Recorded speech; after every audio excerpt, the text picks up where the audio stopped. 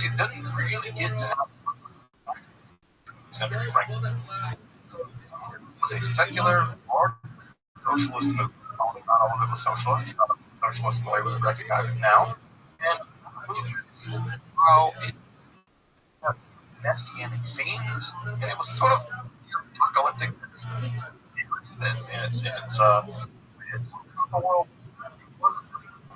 Kabbalah. If you read language, Zionists, you will see a lot of redemption language, a lot of language that is from the Kabbalah, although I think it's mostly through social aspects, right? So, I mean, that's more clear almost never influenced by Kabbalah. Although, I think that there is some and some to Zionism because of sort of social osmosis, because of Jews and the race of part of it was that it's completely wrong. Religious world rejected Zionism. The religious world still that Zionism is a toxic ideology that is harmful to Palestinians, and it is blasphemous, straight up heresy. So it's early, and even very early on, even the Reform movement, they rejected Zionism. So even at the very far was start.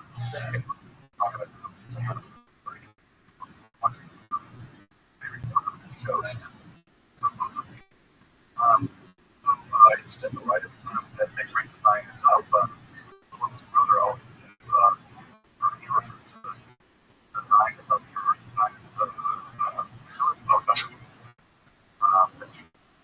One called Schumann. And so this is the bit developer and response to never became religious until much later. I can never say that anyway, one until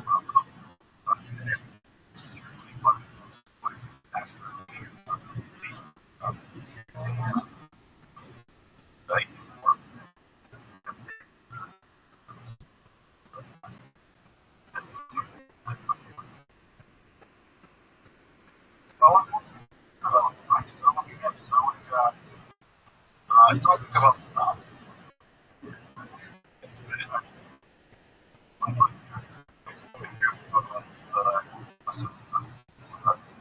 I want to talk about here. Also have a huge role in the cult of the Bible. The Bible was alchemy, and what you get are people like simply and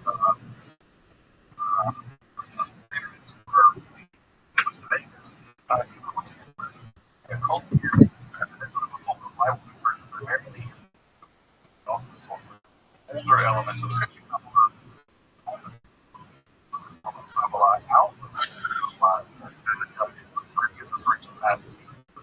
Kabbalah, and this is a completely non-Jewish version of the Kabbalah, primarily for Asian. You're going to go back to the elements of Renaissance, magic, and then that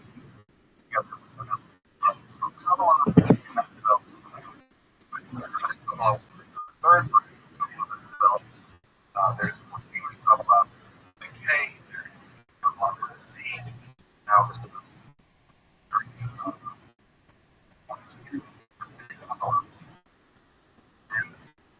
these ones are Kabbalah. So tonight, Kabbalah non-Jewish where this take place. Out there,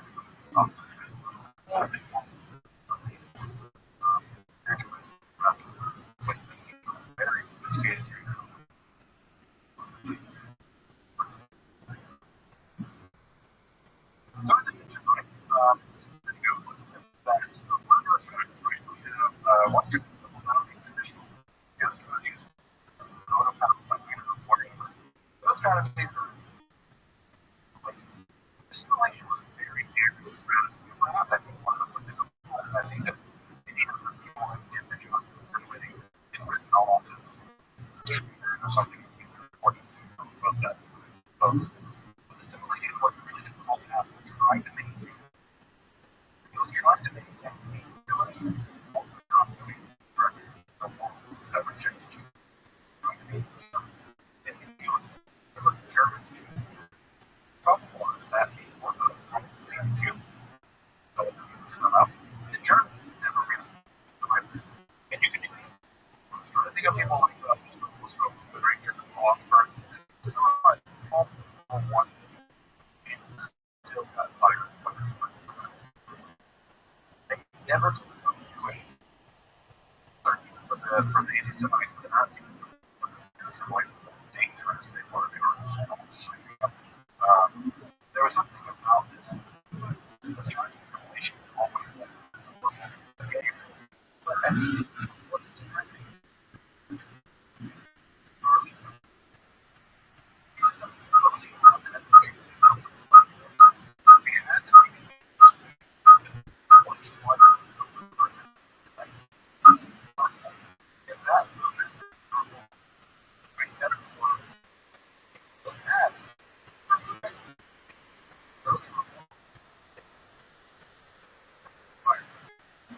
the organ. If you've ever been to a classical Shabbat, Sunday morning, all kinds of stuff. That's what they do.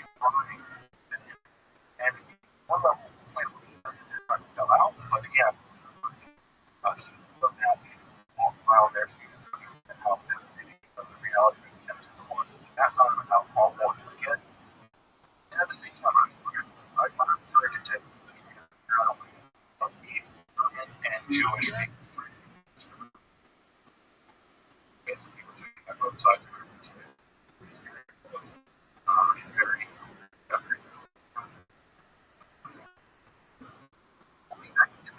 part of what had to justify the liability, justify us as a theologian, not to be heard in partly of theology in the 19th century.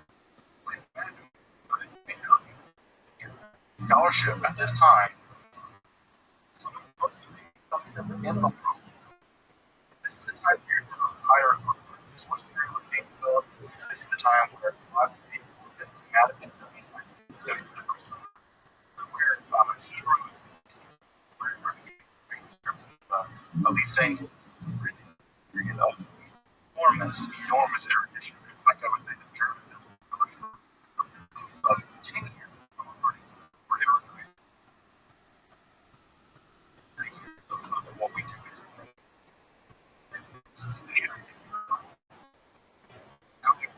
you had the whole Bible in general.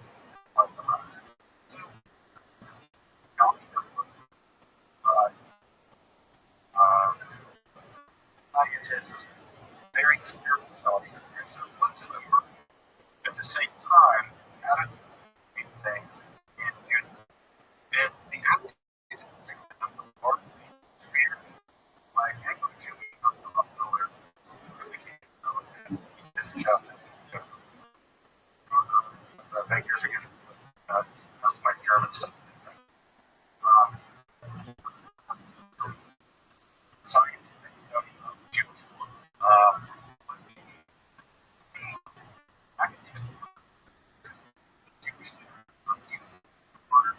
that's how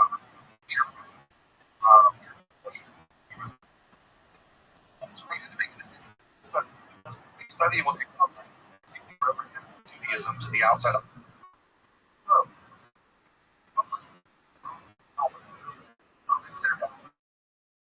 they focus from one highly systematic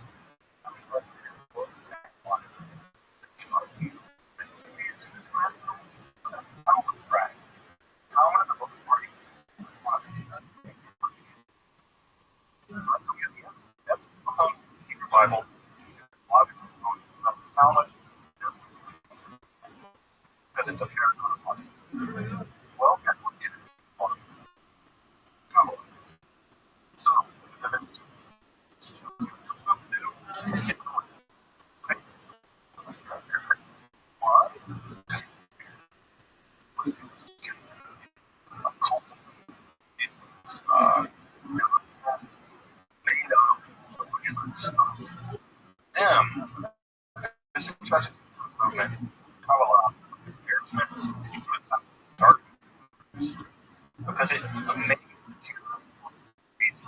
If you've been thinking to yourself, God, that's nuts. Well, it does sound nuts. Imagine a bunch of Jewish scholars being like, yes, Judy, we believe God, reality. That's not going to fly. Right? It's going to reinforce everything about rational sacrifice. Believe in God. This chapter is going to how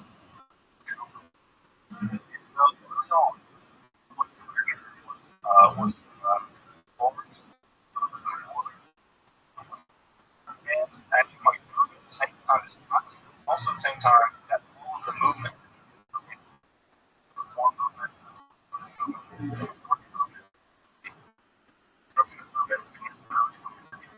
all modern Orthodox movements, not all of them look level of this, and they base their union some level on being pumped out. Yet, adding to reform. And guess what?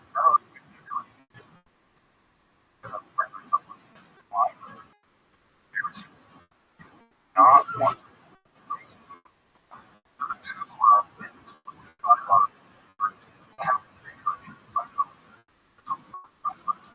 It's sidelined.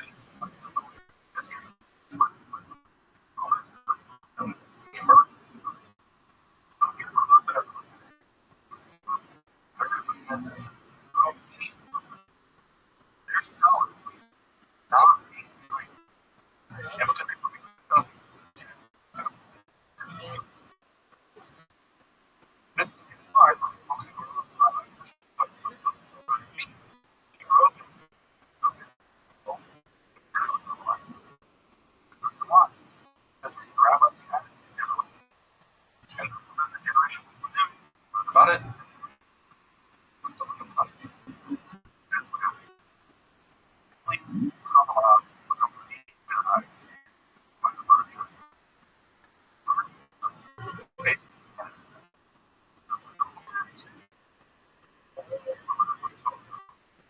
Basically goes back. Tell me you're lucky. That's the reason why. You'll never receive. Even to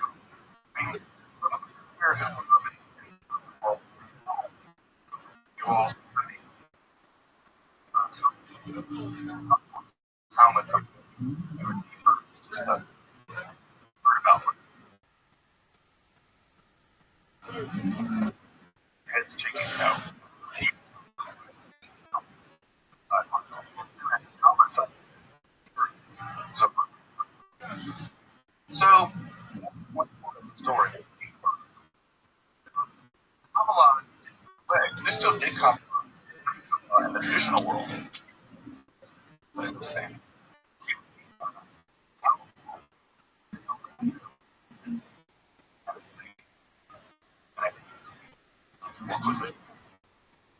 course, the other thing that happens inside the way to avoid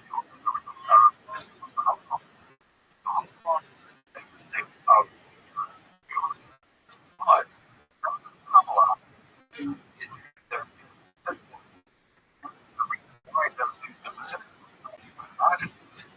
Jews live basically in dressed very pious, like Jews.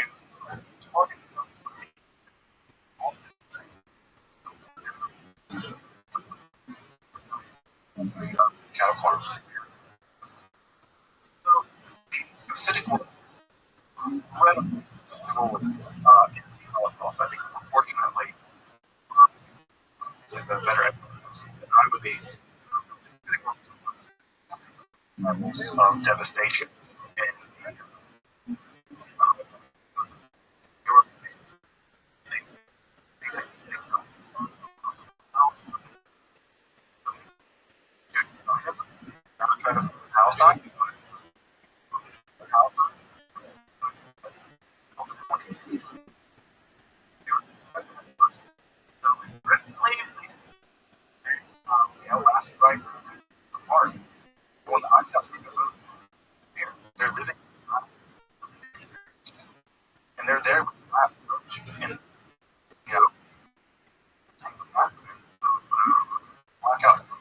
got the group to do the deed, basically eliminating an entire and show.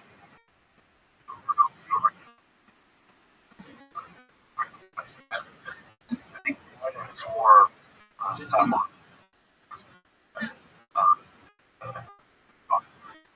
devastating apocalyptic story. No, I don't want this time. I think it's that they're the ones giving by the word like them out. Like them out. It was a devastating. Luckily, they were still doing kind of they were still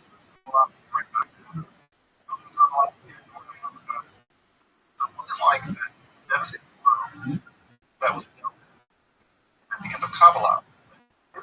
To say that very important symbol of Kabbalah,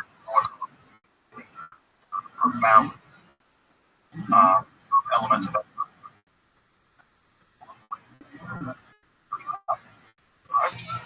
Then they were from America.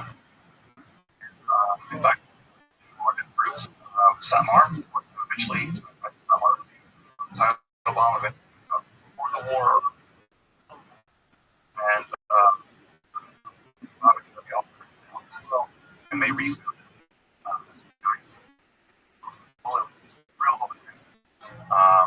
which is a part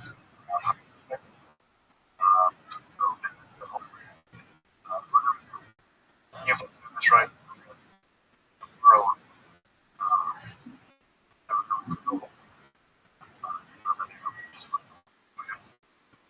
So rebound, it's all rebound. All of we have rebound. Rebound plays we have young show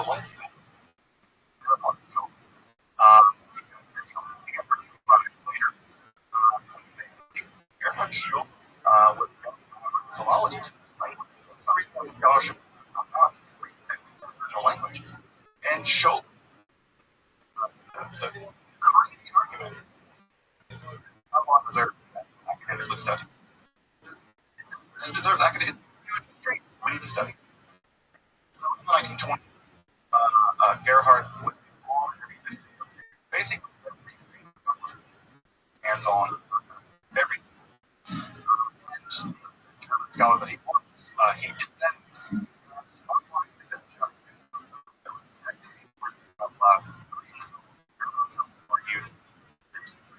That there simply was no Judaism without Kabbalah. Couldn't imagine Judaism without it. Judaism or Kabbalah was just as important in history of Judaism as anything else. Over the time that Kabbalah and when Sholem, who was already a scholar at the time, was to speak logical. He was allowed to do justification for speaking was that right? Narishkeit ist Narishkeit, aber was? Nonsense is nonsense. Science. Kabbalah is nonsense. Kabbalah is science. It's words.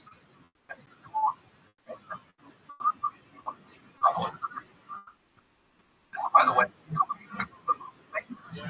secular, not secular.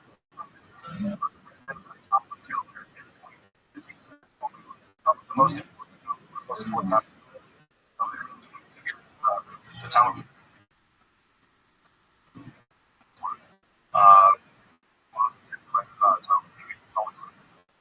That's how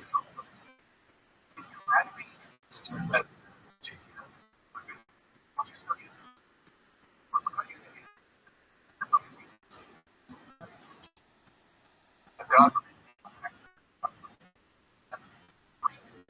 So children really had to walk up, not really far enough over time to get legitimate, like, unimaginable now. And zooming, but someone that like that, and luckily, scholar, and he showed them all with our students, students, it's like, you know, folks who have gone themselves leading scholars, his people also perfectly willing to criticize them and folks like our important so, right, you leave the lights and all kinds of this. But for us, my mind, right, and so the act of is have a lot of acting of a lot. And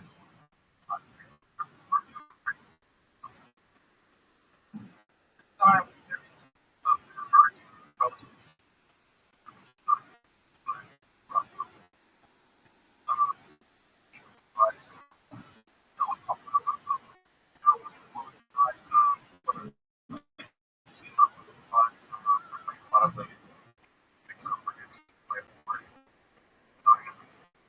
um,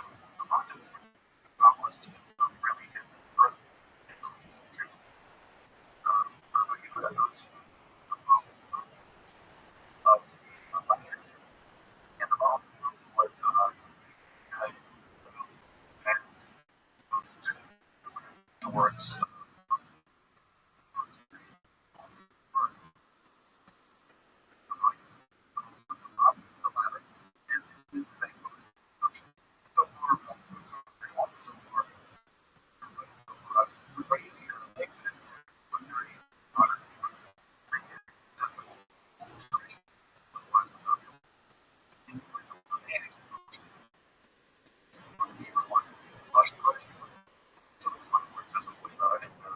money. So,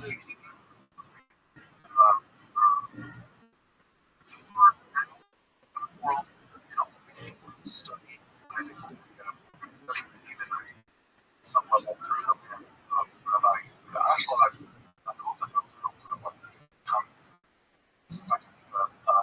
that's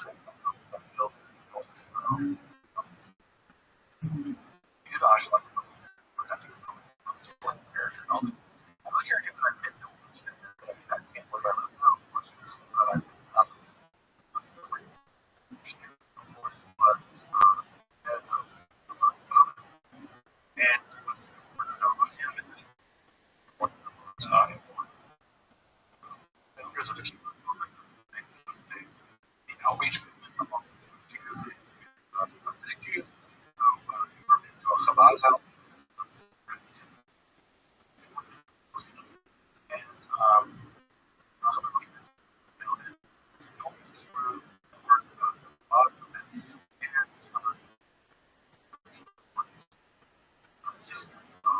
and Judy, really important thing.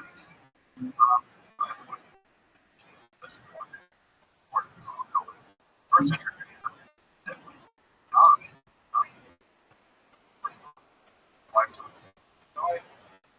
died,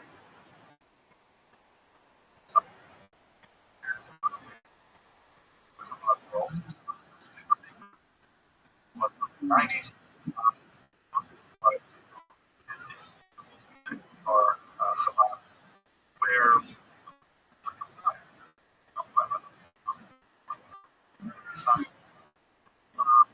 so I have so and I studied at the Yeshiva. I believed that he was not only not dead, but that he had been taken to heaven somehow body, and that he was going to return. And he said that it really returned by Jews.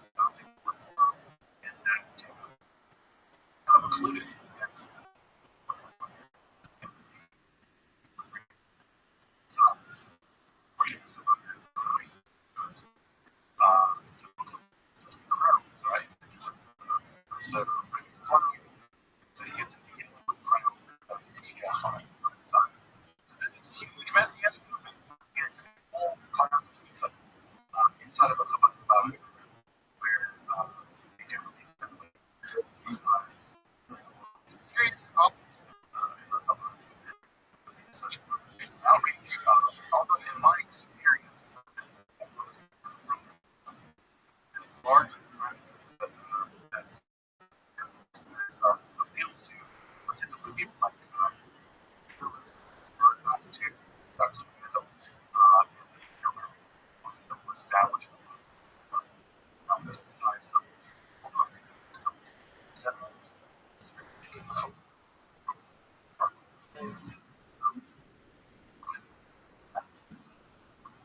which is hanging out with you.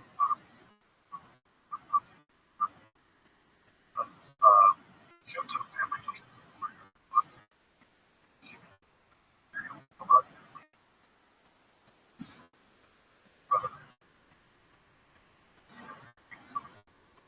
but they always say we're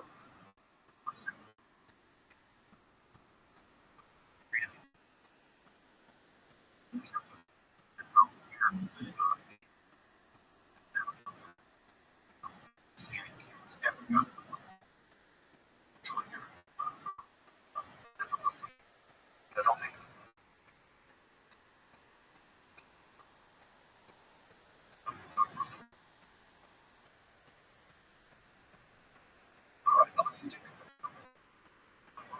the rise of music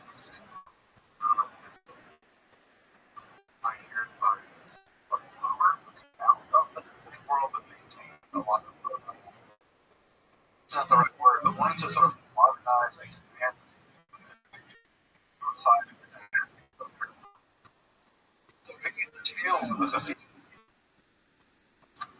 probably ported it and then poured into the Rothschild world and the conservative world, especially in the world most recently, sort of the 1970s, and stuff like that. And so it's in that one that we have what is called extraordinarily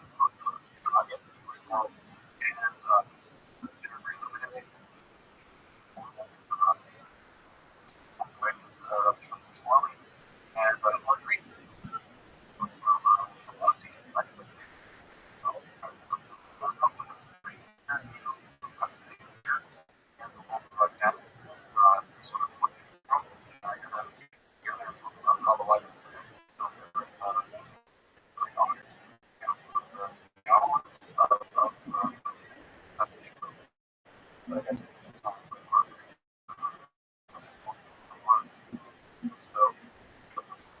it's alive and well.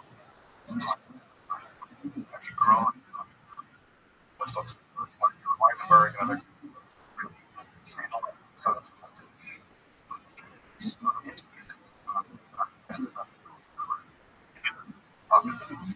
The last thing I want you to this is the thing I mentioned. Sorry, what's culture come on? Criticism, but whatever. It's a legit form of a lot of much anything else. But how much is out there that's all over the world is franchise have a lot that is tailored toward celebrity or not celebrity that anyways but make Madonna and Britney Spears Britney Spears is pretty some kind of too. I don't know. Whatever sense I listen to. I think she's from Mississippi. I think state. So bringing them back. So with Britney Spears and Madonna also not a lot of pretty profound way. I think it's a very Madonna is quit doing some party but they're doing I think they're right for Bay City. Madonna's for Bay City. So the girls So you have Ghana on to become I believe I'm something more than Judaism. And they're Kabbalah Center. Kabbalah Center is polarizing, controversial, and they've got some people stuff, unsurprisingly. This organization believe that the Kabbalah, in many ways, a lot of culture and other influenced by several ideas.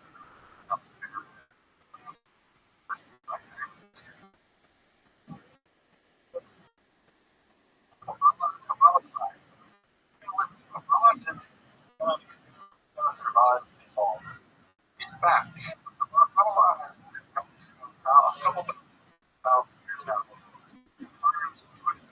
Messiahs, Messiah, I'll say Messiah, a mountain of commentaries, really gone through authentic almost every kind of a philosophy that places on communism or whatever. Not that they don't use it so much, and it's transform and adapt itself. And what I think I'm very glad now living in some level of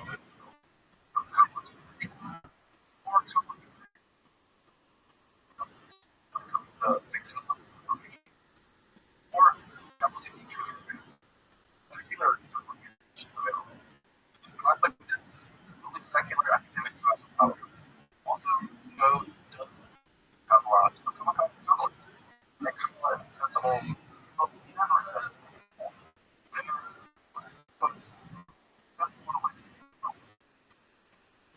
So I say they come outside, come up on the that's really a for the film with its mind. And start the whole way.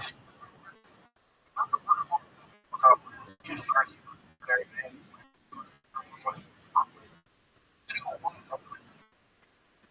They want to get it up. It's there. So much of it. It's hard to environment. Right there, seems to become a lot of what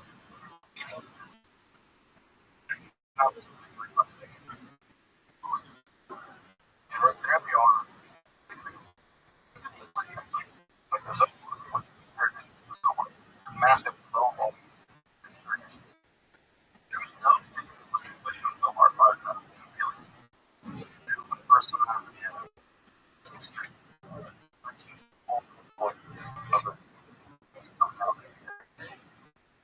So we're living in a age of age for those who want to I'm really happy. I feel really blessed, really grateful that all of you have come on this journey. I feel very lucky that I have the privilege, honor to be able to learn about share what real life is. That there are people interested in what so I just want to thank all of you who have in the past learn a lot together and learn about Kabbalah and learn this strange science fiction. Just and so it's for everyone. For all 14. Whatever. It's really grateful. Thankful. Everyone who's taking the time to Kabbalah with you. Give the opportunity to learn more about Kabbalah. So that's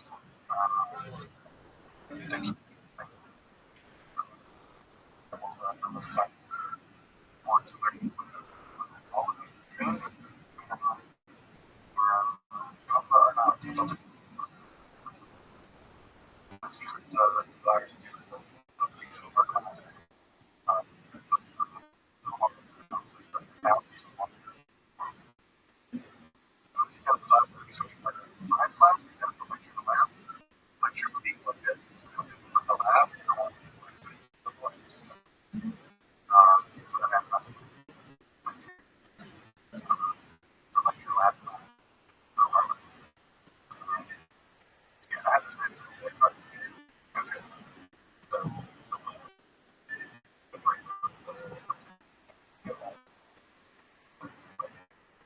again, I was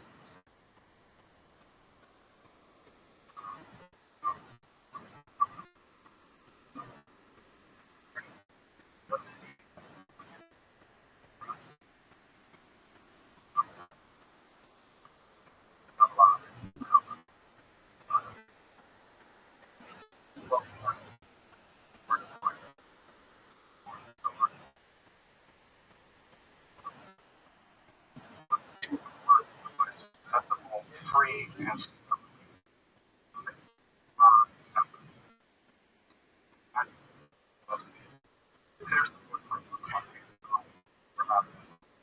donation. Until next time, I'm just what is esoteric. Or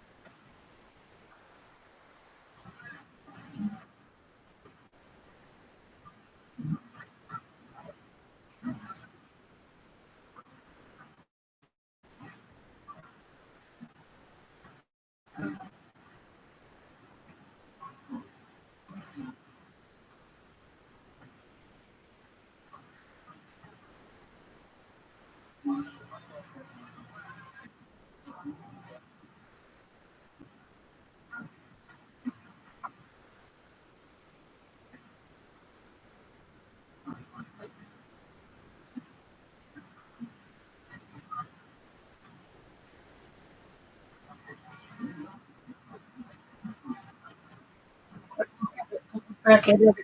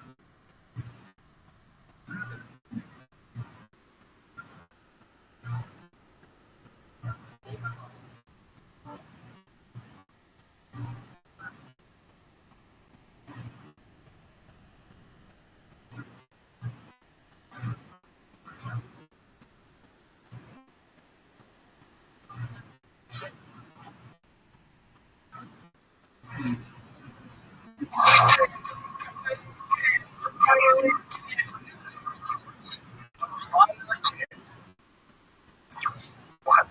I just no, like it's not a penny. It's some kind of a. I thought he said this to me. I walked in with a shirt that says strong, smart fellowship company. I think and I got off and I see him looking at the shirt that says strong. And he goes, "Hey, what's up?" And I just gave me one. I'm like, "I'm not." Walking through the green room, Tony Hinchcliffe, Derek Poston, some other people in the green room. I'm like, "Hey." Rogan goes, "You wearing two shirts for strong?" And does that say strong? I love it. They just start going after him. The shake just starts laughing. He goes, "Man, it's shit on camera." And then he walks out like, "The fuck?" I want to put this on. It's disgusting. Just call him out. If you lose Sydney for about 10 minutes, please. It's a standing like for 2 years. Just cool. It's true. Those are jealous. Great. Yeah. I mean, not to be a dick, but at least I'm there. Yeah, it was a little more. You guys saw it? I've been having fun. But sure. I still got a moderate too. It's fun. I actually like the first time sat and listened to other people's sets. And I'm actually shocked how much you hear the word recorded. We don't hear that. Not for me. No? But it's like, from New York, I don't actually listen up. So we actually sat with them, like, a lot of things that you don't hear. You never hear certain things. Like, you never hear someone's fucking retarded in Los Angeles when I was doing stand-up. Especially, like, it's frowned upon. But it's kind of like, it's another, or like a human. Yeah, it's old school. It's like seeing this situation. Oh, man, that's my shit. It's funny. It's just hard. Yeah. How are the stats? They're great.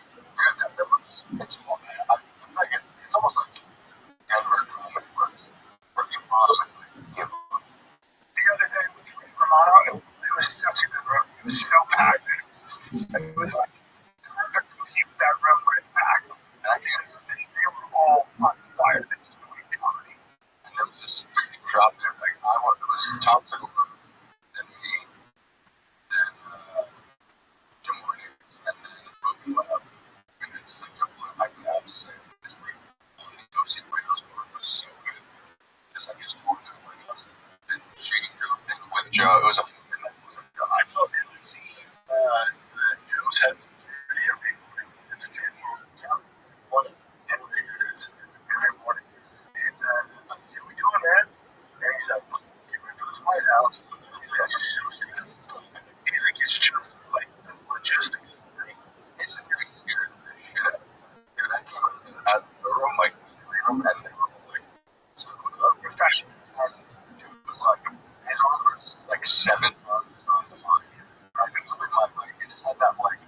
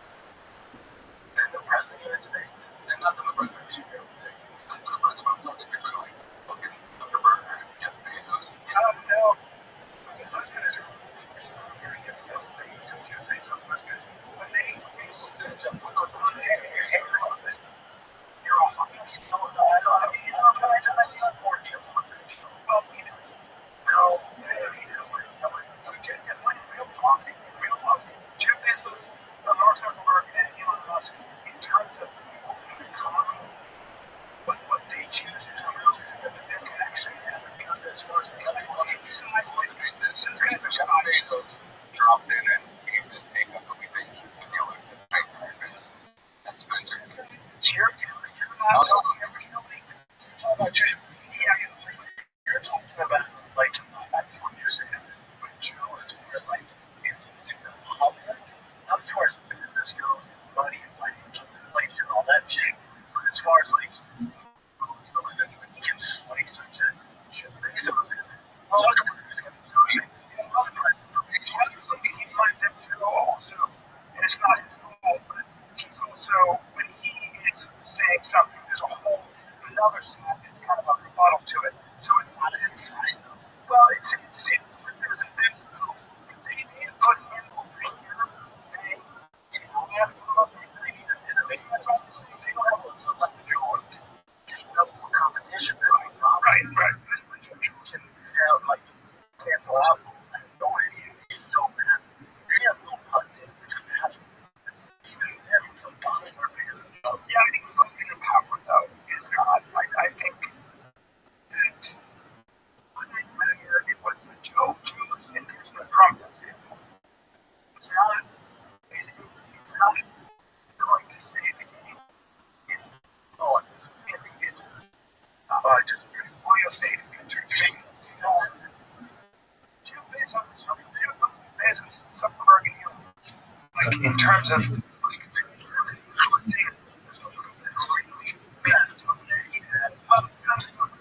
there's a whole strength of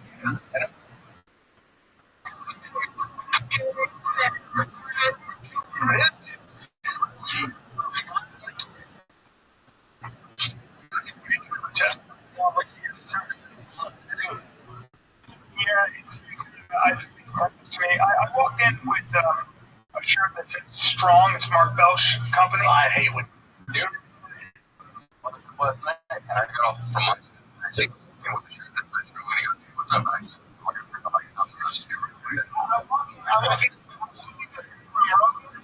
Gillis, some other people I'm like, hey, and you weren't first of all, and as that say strong, and then they just start going after me, and she just starts like this. It's just not counted if you want. How are you, Mr.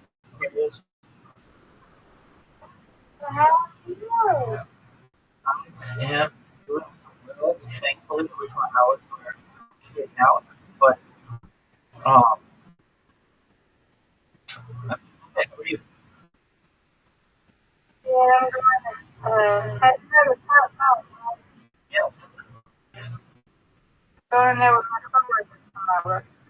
Oh, that's okay.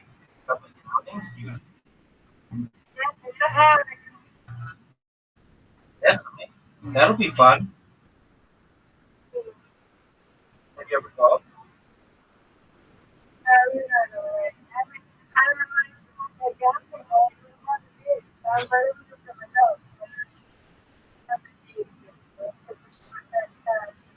Yeah, that'll be fun. Take a few swings.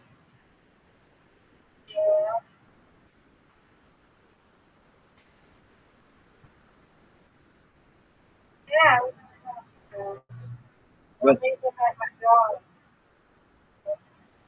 are you guys taking both?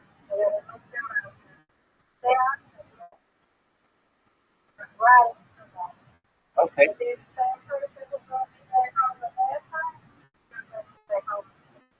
Oh, that's cool.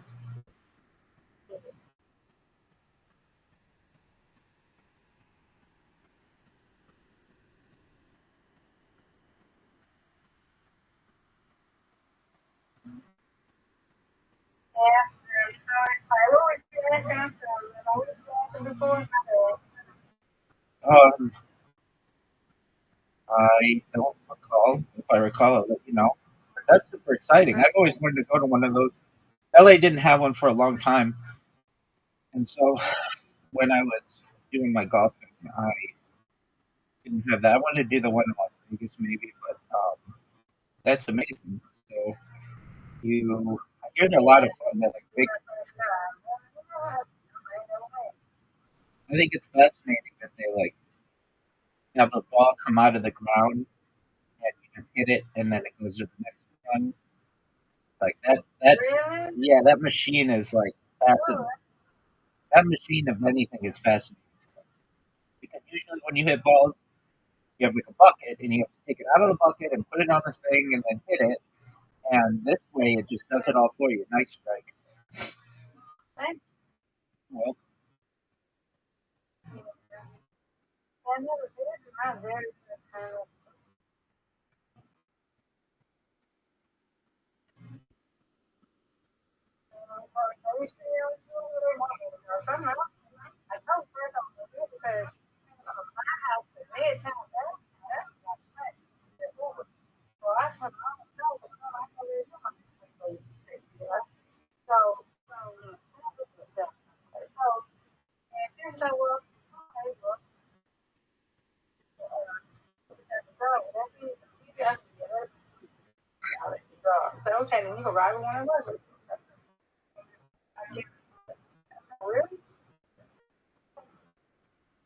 did you said they'll let you clock in? You said, oh no, wait, you get paid to play golf.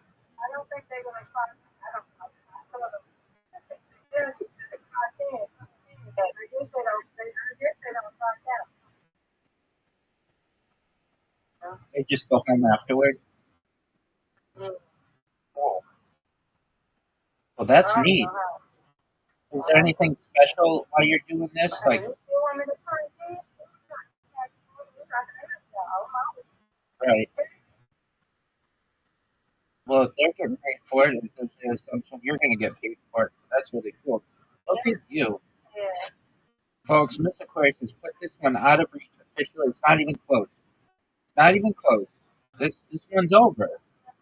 This one is over, folks. Even if I get 3 strikes in a row, I can't win. No, it's over. It's especially over now. It was over before, but it's definitely over now.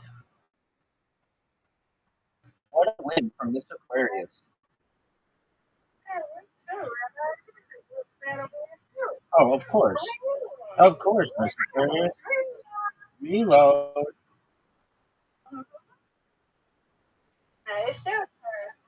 Oh, no doubt. No, no doubt. No doubt. You're going to get these two. Everybody knows it. They shouldn't even make you throw it. I know it. Everybody. So get it. Got it.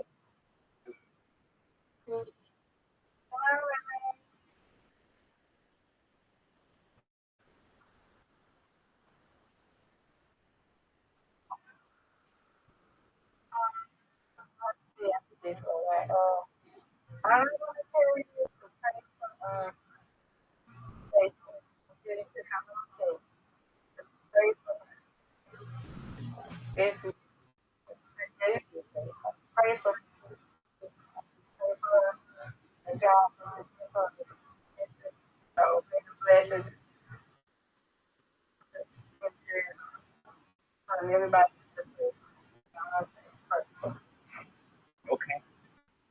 Um, nice.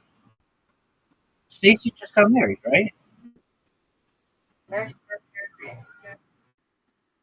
Yeah. She just got back from Bali. Oh, okay.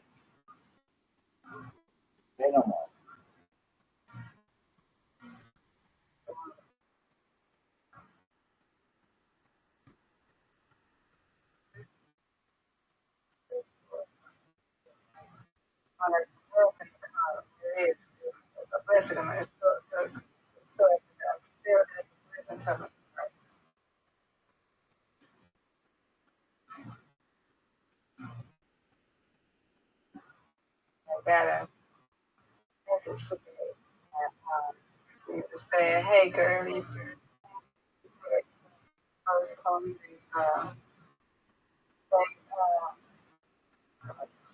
Honeymoon.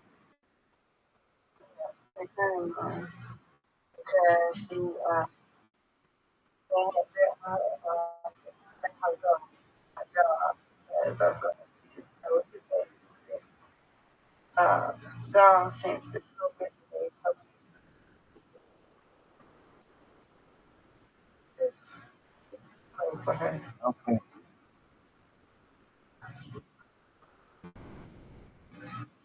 Yeah, that they missed today, but I was just not home. They called eight, some help, really some positive, sending out a positive message to her because I was just, shocked. She told me that, and she said, "You don't even wait too long." Because she did it once. So they just said, "Well, don't wait. Let her be waiting for you to reply to her for a few hours. Reply her within an hour." I said, "Okay." So you know what words I can say. So I can't hold my mind just know it. He loves, my thoughts and prayers are with you. Um, you know, I spoke on the day and I told her, this going through and I love you. And Is everything okay with her husband? again, I did. I just listened to you. If you want, I'll give you a breakdown. You got a message at noon today from Stacy. right. She Oh, but put, now that, I know. I didn't say her husband was Aquarius. I did not hear. I did not say her husband. I'm asking a separate question. We'll hold off on that. And you said that she said yeah, that due to her attendance, that they were letting her go, or that they had let her go, and that but she's that's a big part that I know. But I'm assuming that he's fine. okay. That's all I wanted to know. That's all. I'm assuming that he's fine. I hope he's fine. Yeah. But don't you I go just want to accusing listen me to of what they not said that listening to you, because I did. I had from my phone. Yes, I What was do. it last week? Absolutely. Yeah, on But the 26th. on the Yeah. day she But was supposed to leave. today, yeah. So I was confused. And I'm thinking they just came back or something, Right. you know. So when I looked at the message, I'm like, and I just was lost for words, like, oh my God. And then I said, "Well, you okay?" I said, "Yeah, I'm okay, but, just everything. I know she was, I don't know, but I'm not as confident about power. Like I just said, and I don't know. I don't know. But it's like it's like just that possible focus on what to do. It knows and just how clear for her. Absolutely. What did she And do? What's her career? she was, she was working at the airport as a gate sometimes chicken. Okay.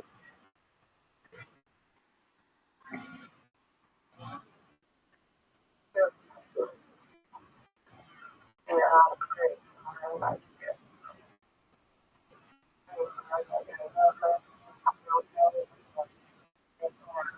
don't know.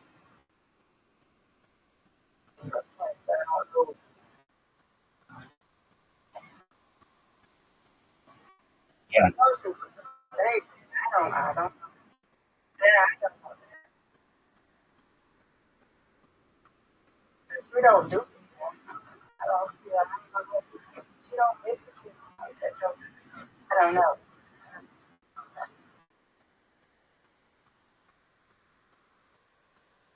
Well, she's I consistent. know there's a place to come, and I Absolutely. know terrible and I know something good.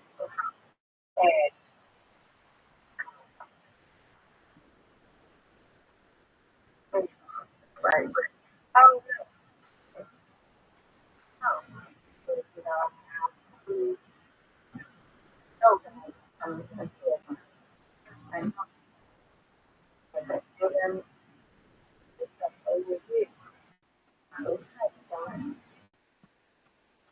God willing. And she asked me to go to, and somebody saw at in the morning from her church. I told her I ain't gonna go to church because her church has food. You know, that's what I go to church. Oh, okay. So I asked Ava to check her church's name. So,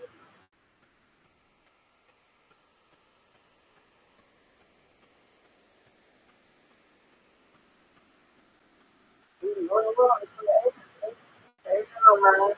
No, Ava don't mind. I pray for every day. I don't wake up like a daddy to pray for.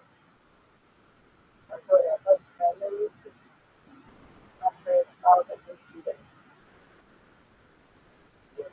it's a blessing to call for sure. It's a blessing.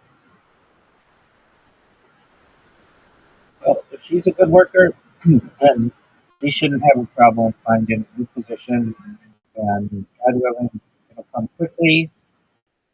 She gets unemployment, so I know that it's just a little bit of a cushion, but uh, that's that's really sad. Um, I don't really have any words.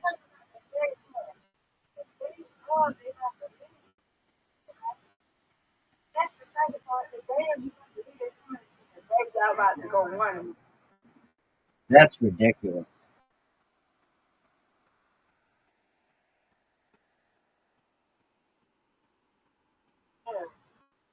That's the start of the paper call. Yeah. This is the guys who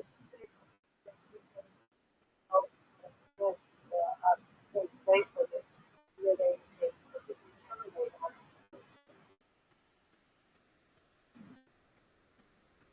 Oh boy.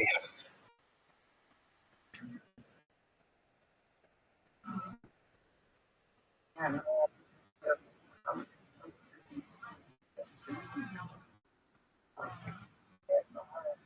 but I don't really say they really don't want to be because I know there's a blessing.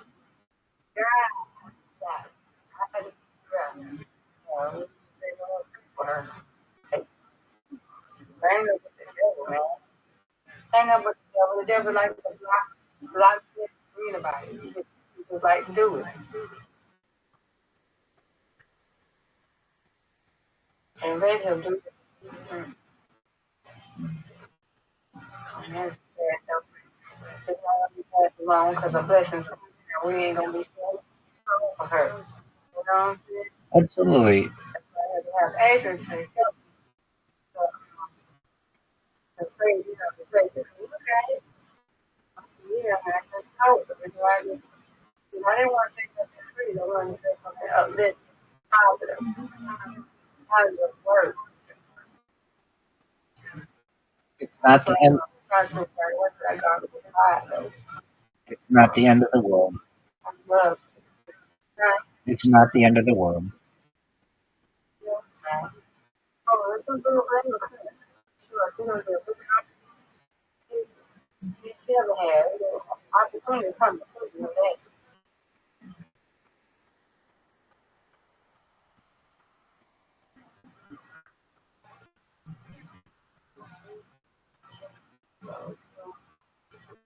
Look up, wow. You just don't know what it is, right? Absolutely, Mr. Pearl. Soon, all right? Absolutely. You're saying we don't know where. You're going to say soon, right? Soon, God willing. soon, soon. I can't say no. I can say, I'm not going to never say that. I'm going to say the best thing comes from. That's what I'm saying. You know, we're just, it's that.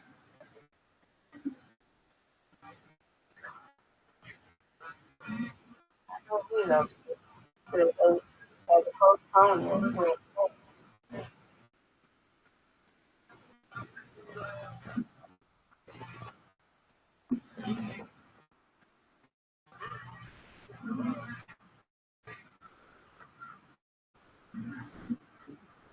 gonna get more.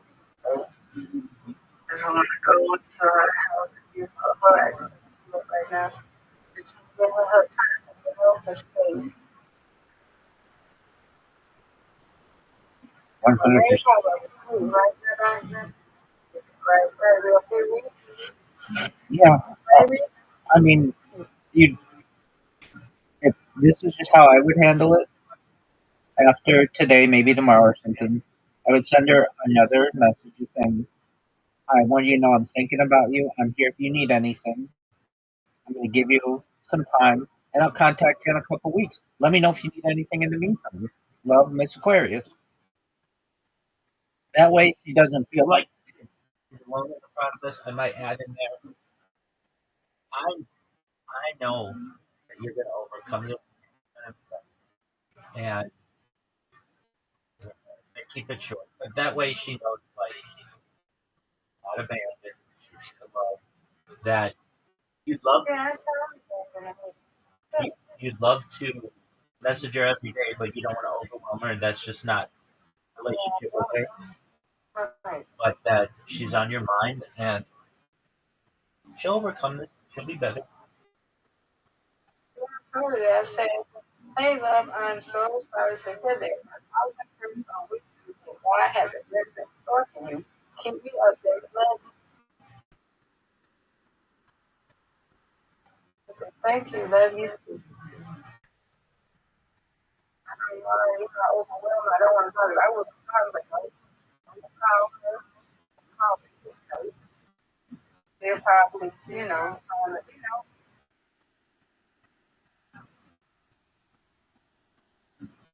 I call them a few days.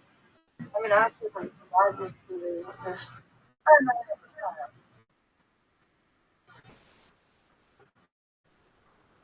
I just try to. She gonna be all right. My sister gonna be okay. You know, you are. I'm really serious. You I appreciate you. So,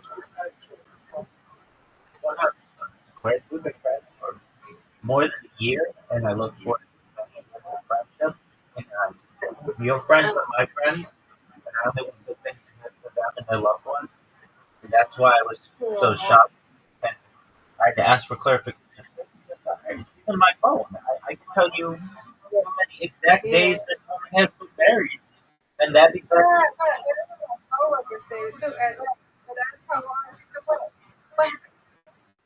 They had a baby. What? What happened? Just because I didn't want to tell you that everybody was doing the I just let her tell her. Oh, just sit back. And then she listened to oh, no. I said, yeah, it is. So, So it's okay. She talked to her and she goes, it could be a lot worse. You could have issues with her husband. She could have had a miscarriage. She could have been diagnosed with something. This is just a job. Jobs are not forever. There's no person in the history of humankind who's ever been in a job forever. They are, by definition, temporary. And she'll get through this.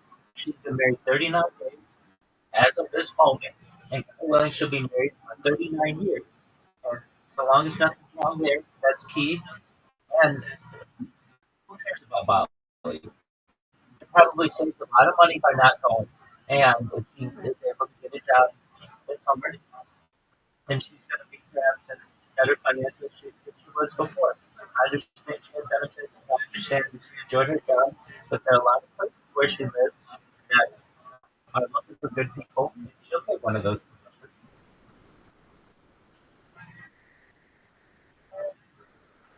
I ain't that to go. It's good there. But, well,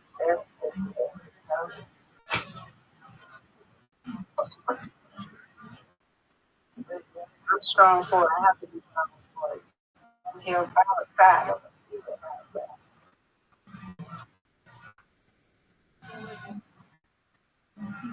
I'm looking by my side. From New Orleans, right?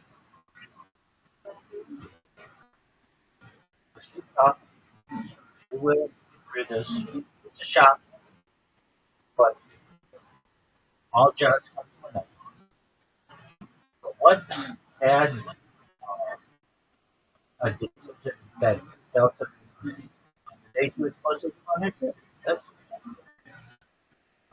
Oh, that is ridiculous.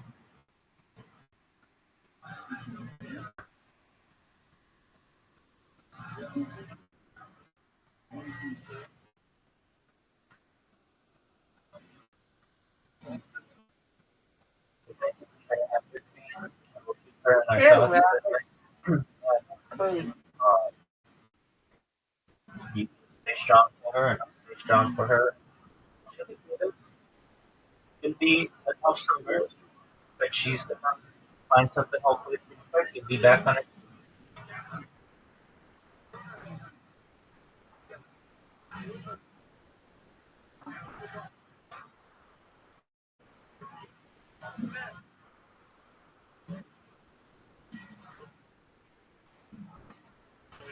Something fishy though, not about her, about what Delta did.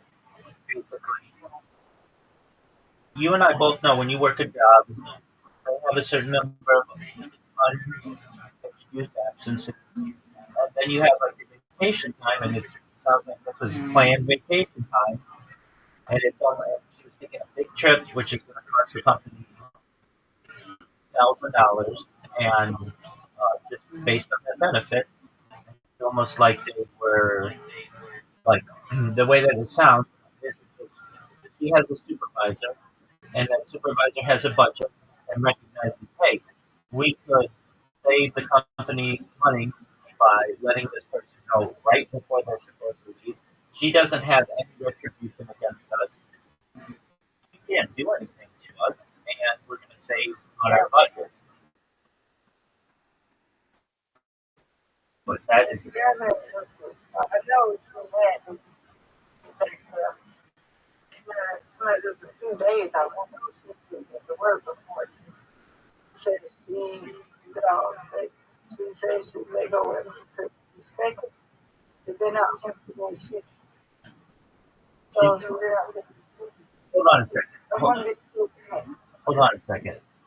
Now you're saying something that's a little different. She's been out since Yeah, May. I said, this is what she said. This Okay. is what she said. She said that she's been out since May 6th. That's what she got somebody on the 26th. Okay. She got married on the 26th of April, Yeah.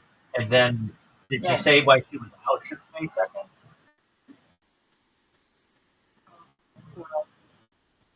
Okay, well that's a little different. Now, no, I'm not saying you're saying I'm not saying you're saying anything. Second. Yeah, she got out second. And she's been out since so I know she's been at work since then. I don't know. I don't know. I talked to her on I don't know. I talked to her it's her on the 20th on her birthday. Oh, what we talked. We talked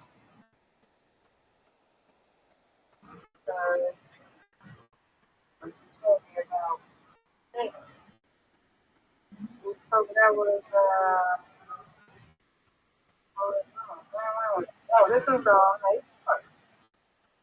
Yeah, this is the night first when I talked to her. And I said, what do y'all mean? She said, we need to go first. And I asked her what she was going to go for.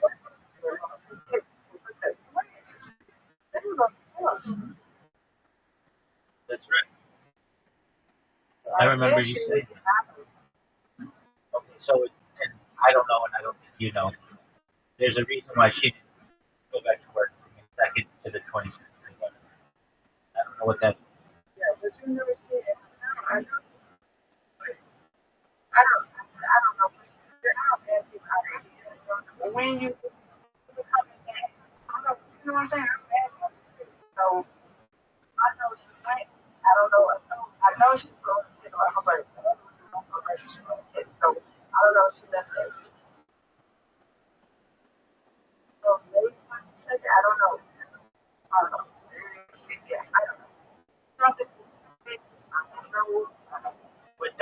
but was it one where you just come in every day, and it wasn't one where they called you to come in, right? No. Okay. Yeah, something happened between the second. This is a dressing day. Man, and I think it's black day. Something happened between I'm the gonna do this right. absolutely. Something happened between the second and the 26th. You and I both don't know. Nothing included in that. So,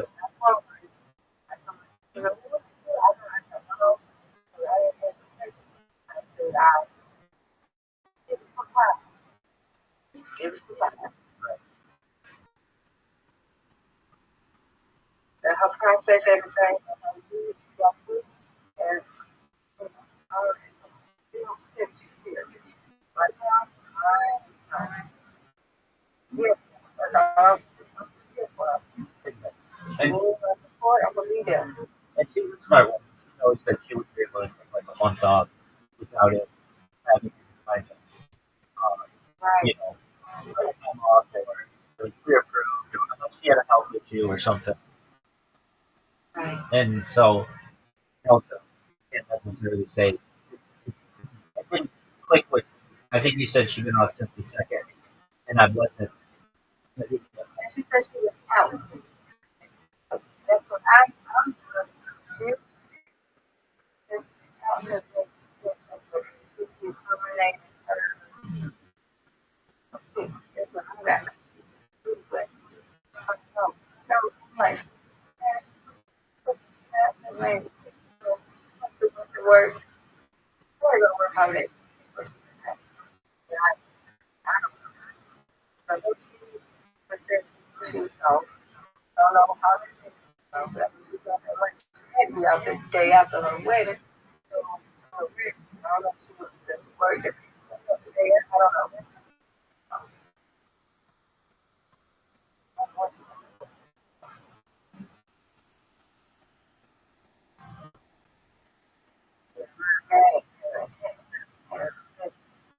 I don't know. No, Even if she took off for her own personal reasons, to get her health or whatever before her honeymoon, I would understand that. I really would. I get it.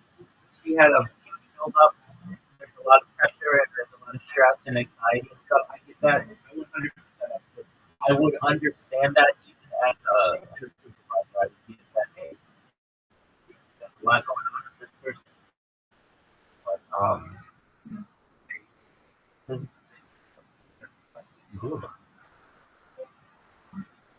hey, look at this.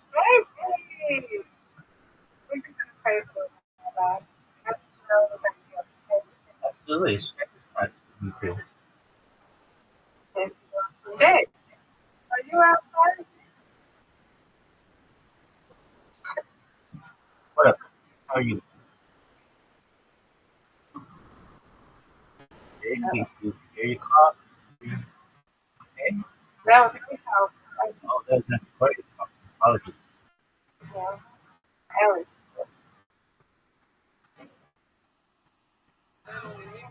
Jay,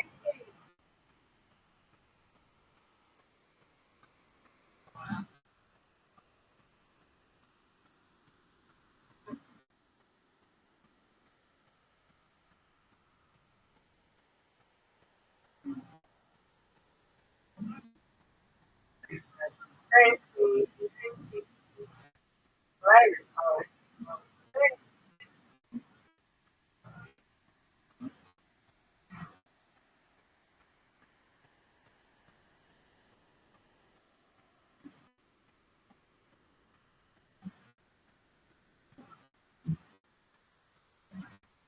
We're getting these messages out. So, You're good. We can hear you now.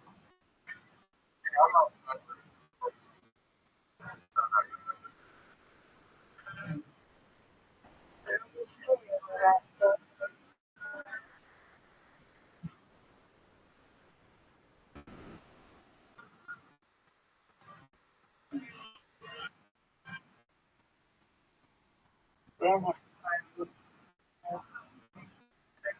we're going to do a payment. So, she gonna be fine.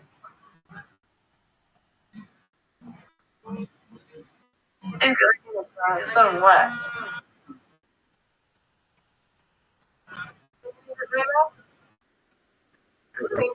Yeah, then the same in the job in the world, you gotta treat getting a job like a job. You gotta spend 8 to 10 hours on it a day.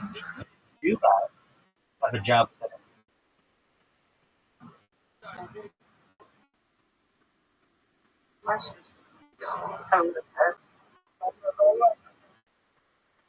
How long was she? How long was she?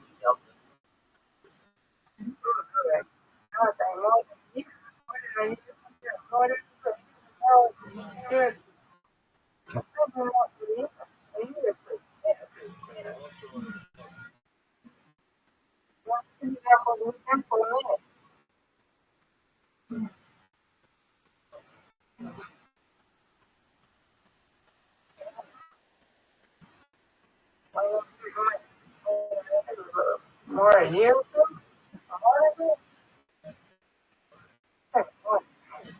Well, it's got there's no need for more than a More year, than yeah. and you've been with your company for at least a year, and you worked with her at Delta. Yeah, I've been in my mind. Oh, you've been at your new job 4 years, and you worked with her at Delta. You worked with her at Delta. Of course, I know that you did surgery. Or my question, did you work with her at Delta?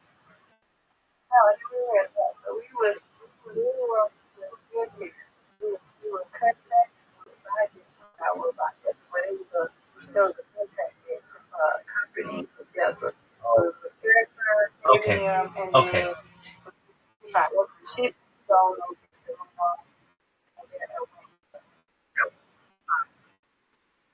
That's really that's what they do. Having at one point, before yes, she was that's maybe. Okay. She's had a couple roles. Yeah, but she did. That's when I was like, okay, I'm ready. I'm so I thought about the rest of the job coach. He's like, here I am. Cool. Is there any way that they can get in touch with your career coach? Hmm. Who knows? But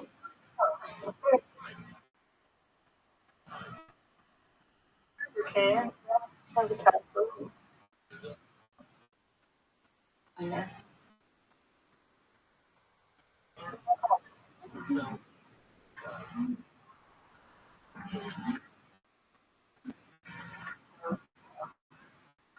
Think of it.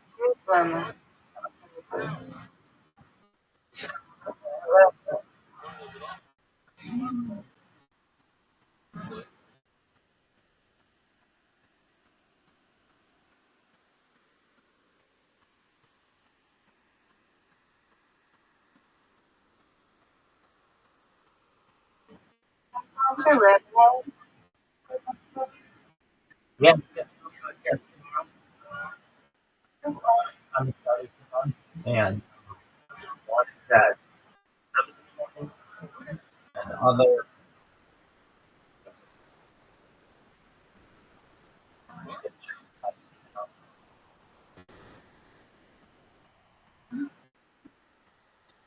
morning.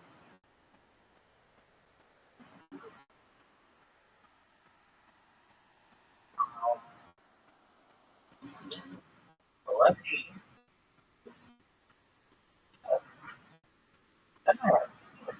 Where?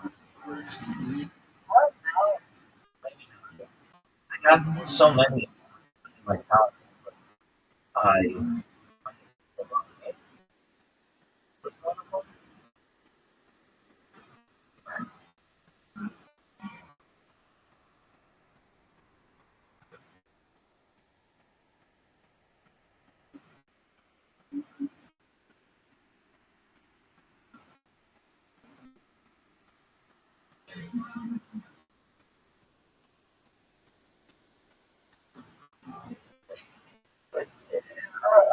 tired.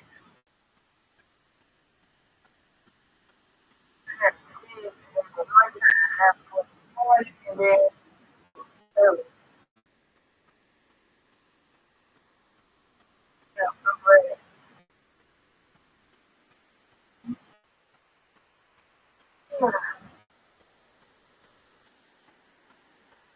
But I can see what I can do.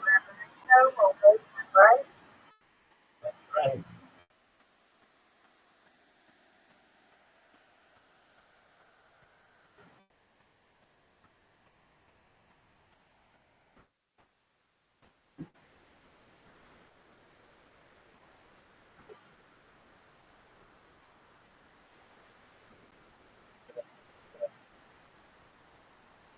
You got 34?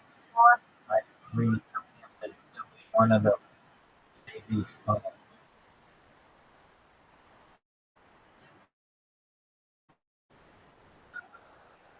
You can do three of them at one time. Some of them, oh,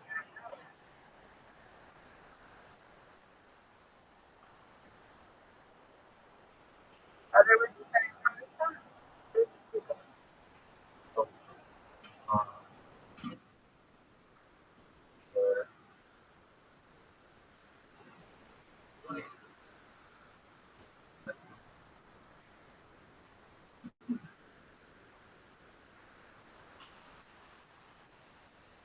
Okay, that goes with the two.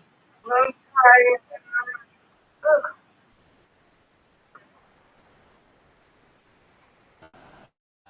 feel God.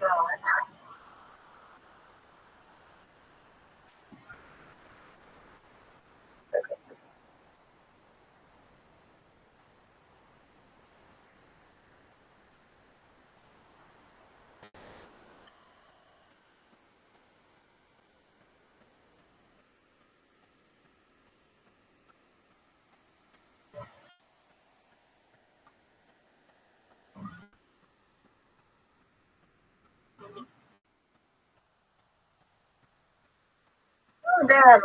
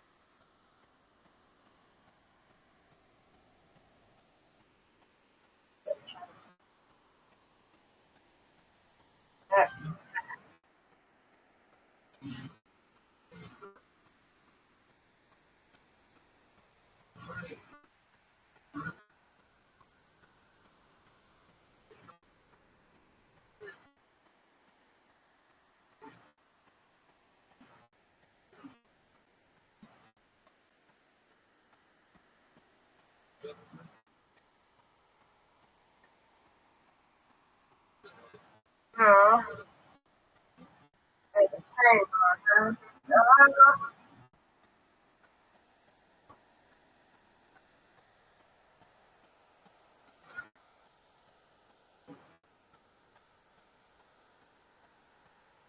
Are they real? Um, oh, no, this,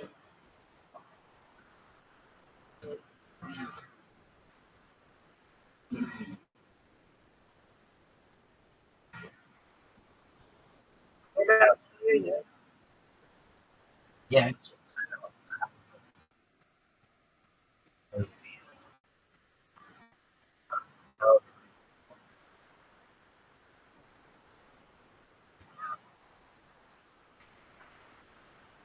That's right. They do. let me try. I'm asking if you can adjust my power.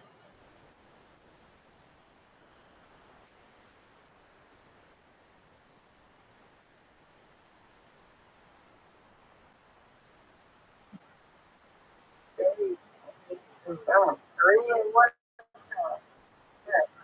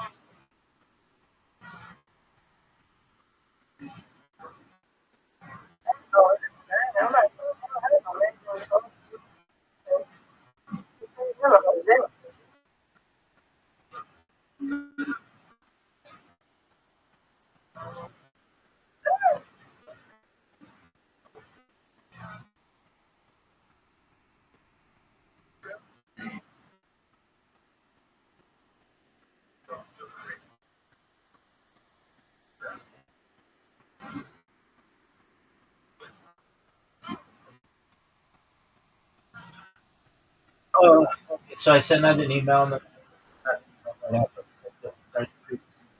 so I only have two tomorrow.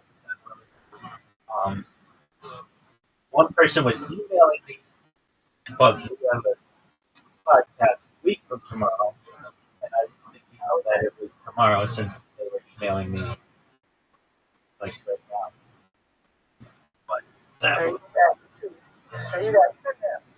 done. You never know, you never know how these things go. So People, you have two tomorrow? yeah. Okay.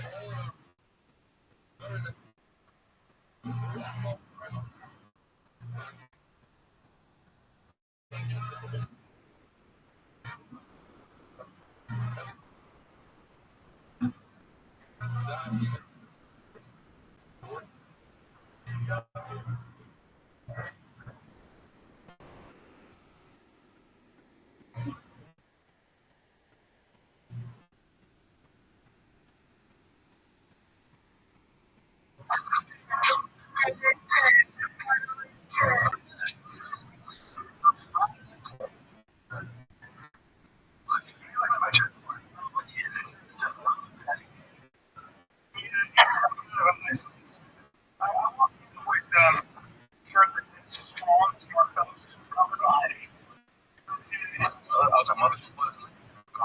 And I see him walking with a shirt that's strong. Hey, what's up? And I just ignored him because I'm not. I was looking at the green room earlier. It was,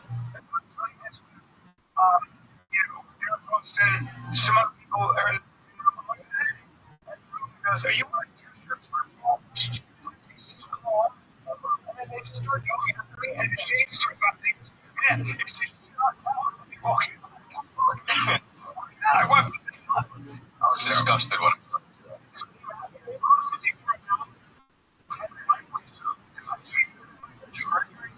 just strong. That's triggering.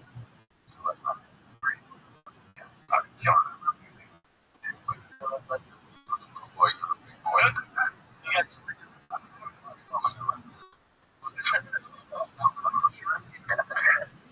I was looking but I was actually like for the first time, I didn't listen to other people's sets.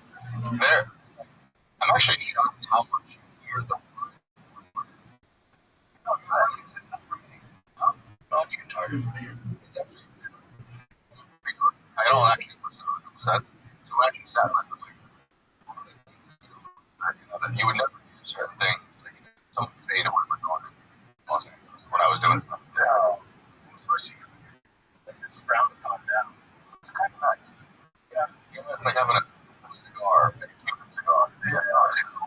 you're not allowed to have it. It's either super.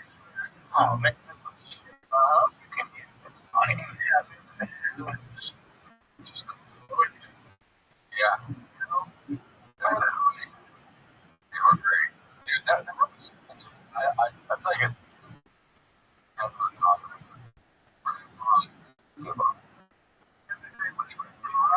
It was such a good group. It was so packed. It was like trying to get the people.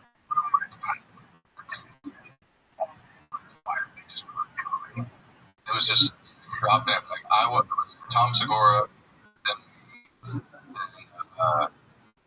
more neighbors, and then Rogan. Rogan had something like yeah, I was sick, but my house party was so good, and just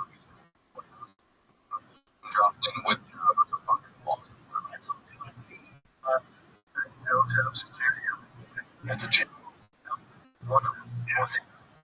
Every morning. And see how we doing, man? And he said, "You're ready for this White House." It's like you're constantly security scared. They do that too now. People pass it up to.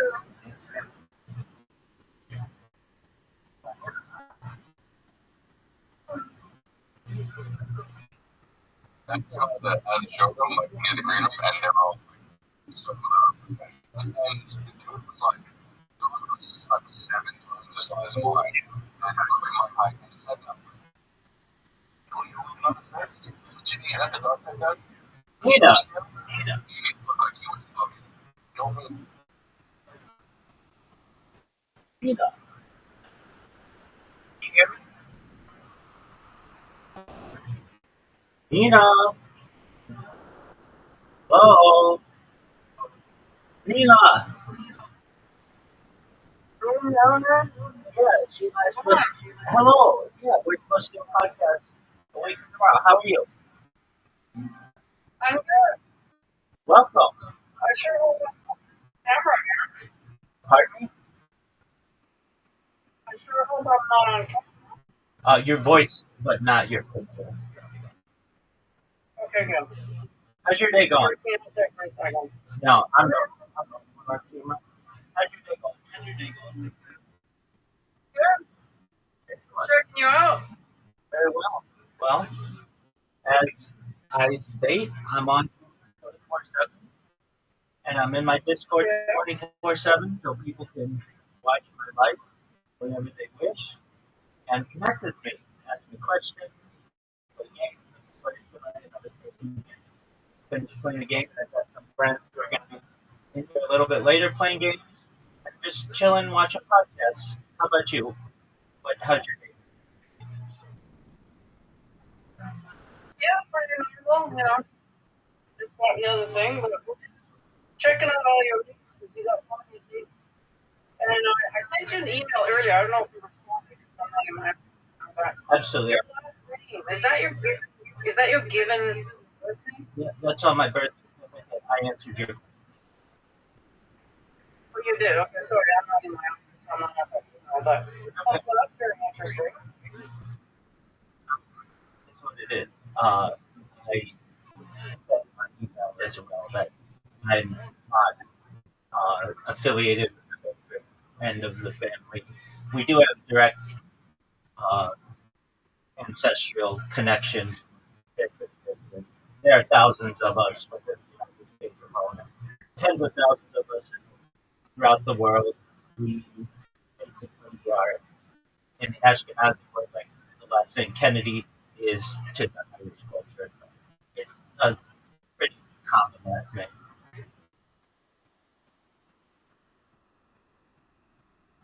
It used to be Rothschild, wasn't it? Before it was Rothschild? Yeah, Rothschild? Red Seal, right. But, Well, yeah. so, Yeah, it's very interesting. All in the world, you know, that name is definitely on the forefront right now. oh, it has And, for like 200 years. you know, most people in that season, or just start to wake up, you know. So, um,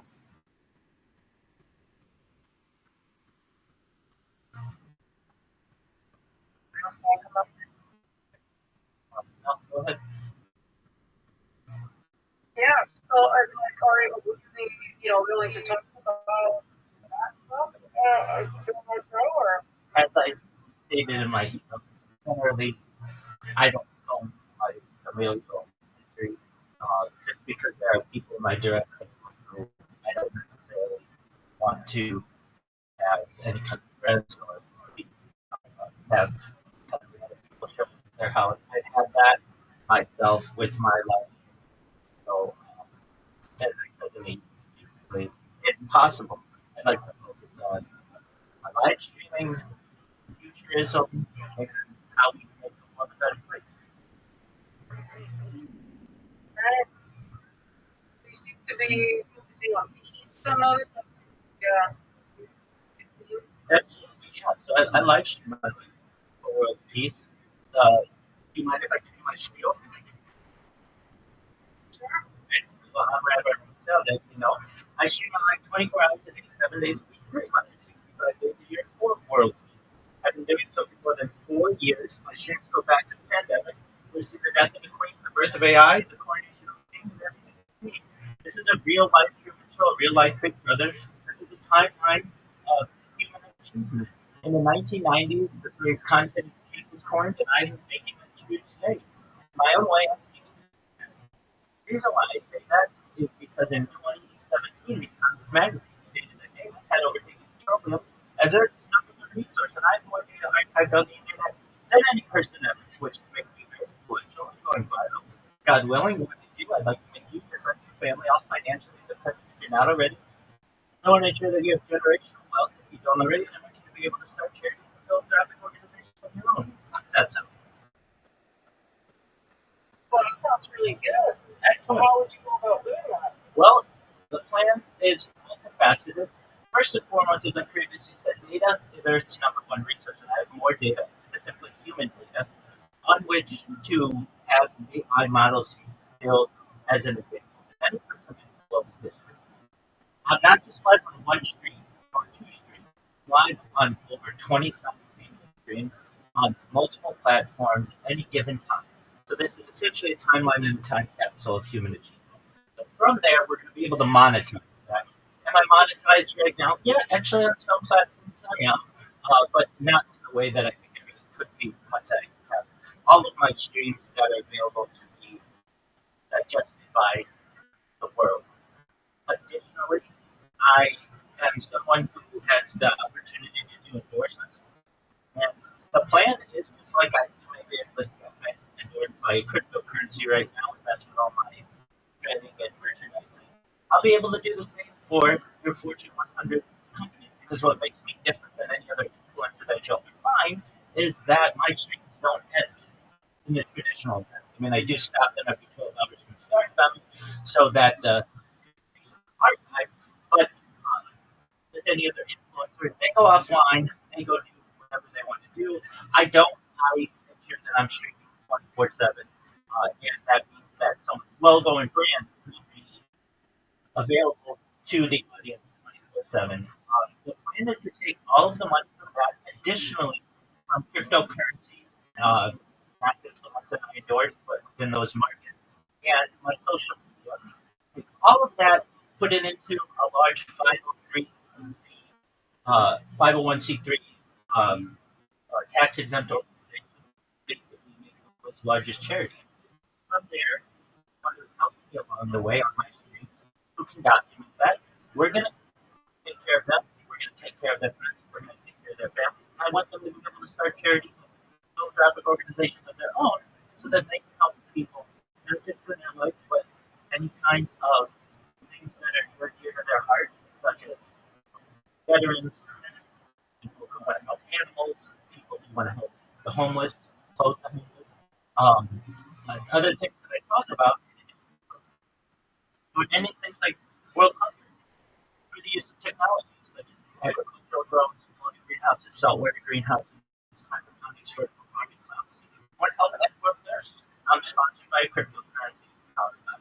When of the things that we do is we build wells and water towers in developing nations such as Nigeria for the benefit of the less fortunate.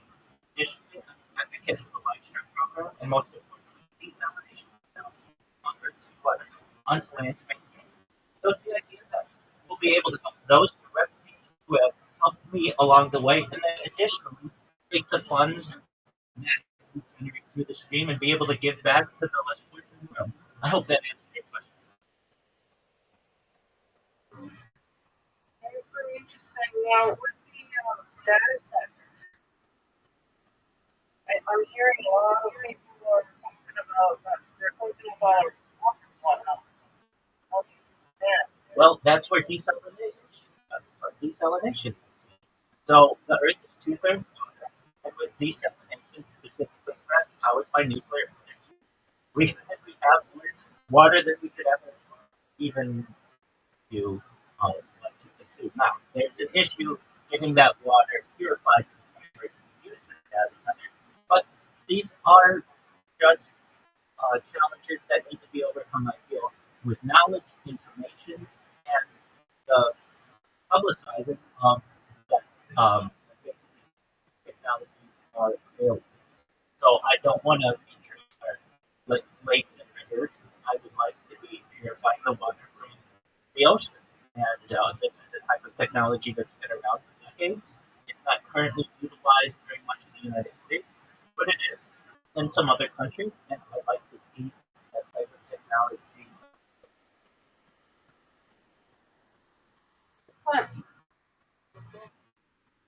So I would think with your name and your family background that you would be able to do something about it. You'd actually be able to go to the people who are funding this, you know? again, as I previously said in my email, I don't have connection to the director. There are thousands of Rothschilds within the United States alone, and they're for a European dynasty that I don't have speed style. So if you think that I can influence everyone in my family, that is a potential, but probably more long term or direct. The people in my family, many are academics, and One in your family that and so on and so forth. That's where the change is going to be made, you know, because we can all sit here and talk about this and talk about that, but none of us are really doing it. You know what I mean? well, I feel I am. I'm influencing the world and my community, and I would like to influence everyone of a certain class, whether they're Rothschild, the Rockefellers, or the House of Windsor, or the House of Saud, whoever it may be, to move in a world where unity and practices about global unification are promoted as opposed to that which divides them. But if you think that I puppet master, I must say that that's normal and generally probably anyone else you're going to be puppet master. And my family, we're generally academic for that.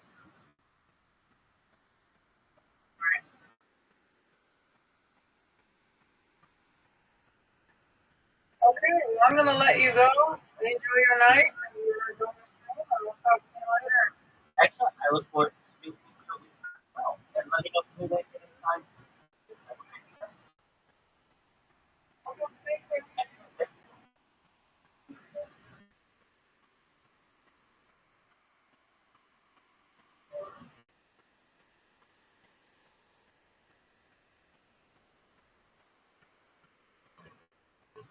In the moment, and I was like,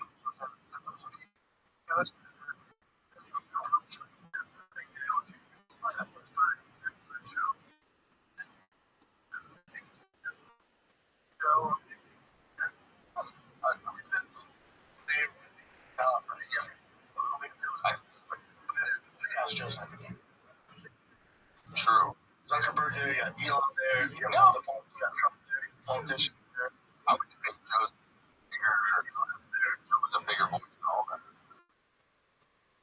President, not that I'm talking if you're fucking so. Yeah, I know. Yes,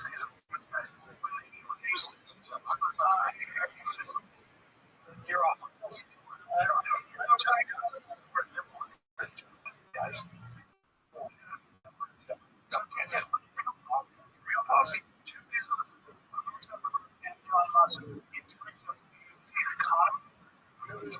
They choose to talk to everything. Actually,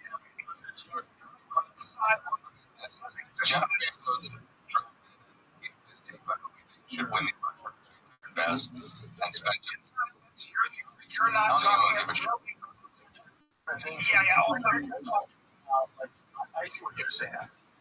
As far as like public, as far as business goes, and that shit. But as far as like doing stuff, get research and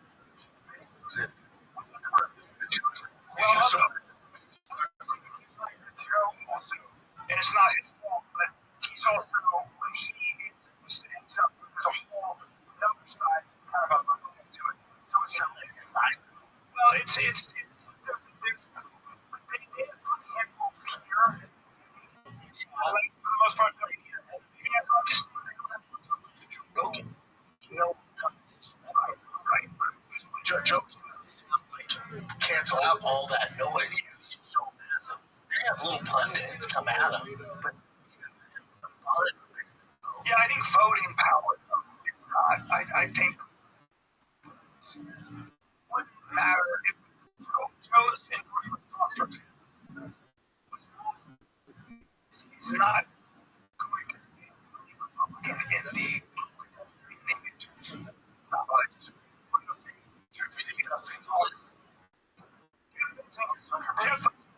Zuckerberg, Elon Musk, like in terms of what I could do.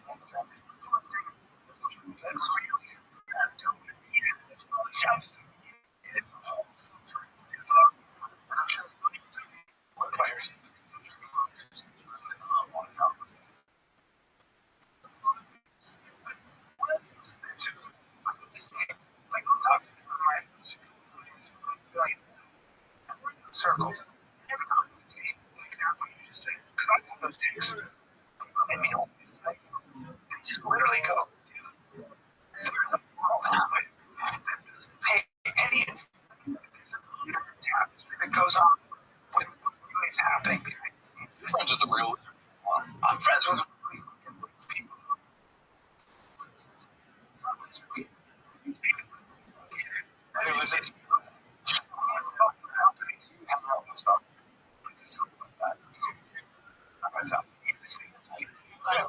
There's two different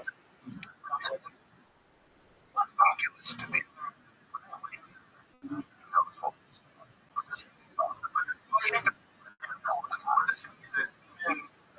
No sways the election.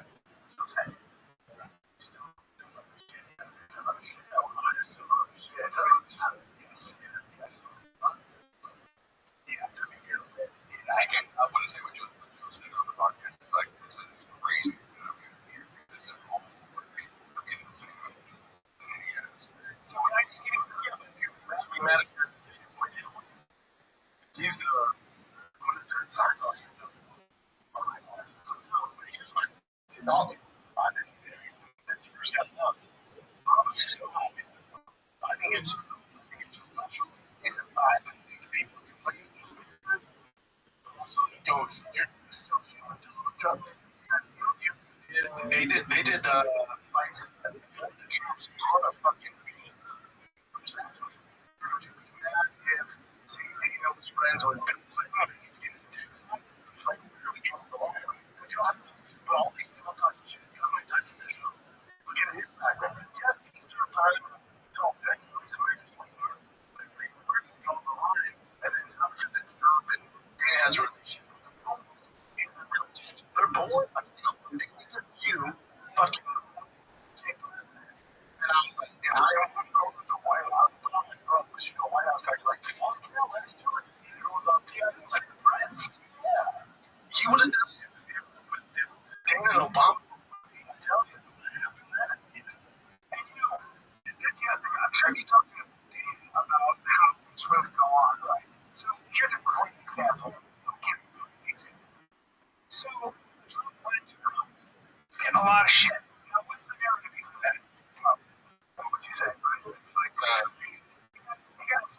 We got to oil on his president's. And for hear people say stuff like this, hear people say Israel's controlling Trump. Right? Now, nobody ever says, nobody ever says how. How would they do that? So, you legend. So, you got Donald Trump.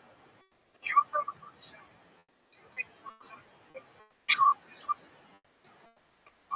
They just have a shot. Let's talk about it. Let's talk about it. Oh, we should be out of Trump. But they're trying to get over to, no, this, you would really listen. Because it's bombing something. It's all those figures that you lose to the white. So, also, it's like, sounds like you can trust and be told what to do by anybody who knows. Anyone, hey,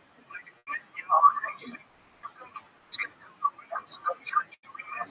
What do you think? It's going to be like, oh, okay, so how did you get to it? I don't know if it was, but how was it going to feel, right?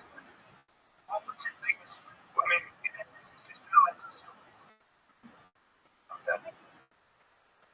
So they do that. Well, they said this president is president. So he's president.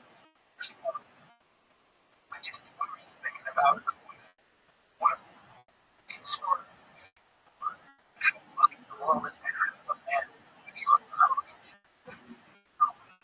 We were just having a conversation about how George W. Bush took out Saddam Hussein. And Barack Obama took out but no one's ever did his head on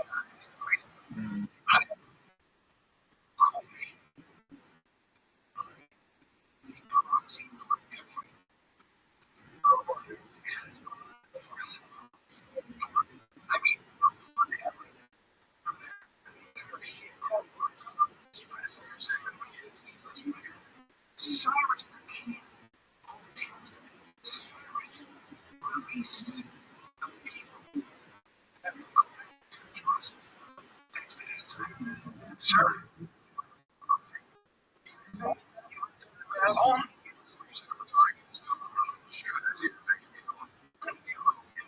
you have the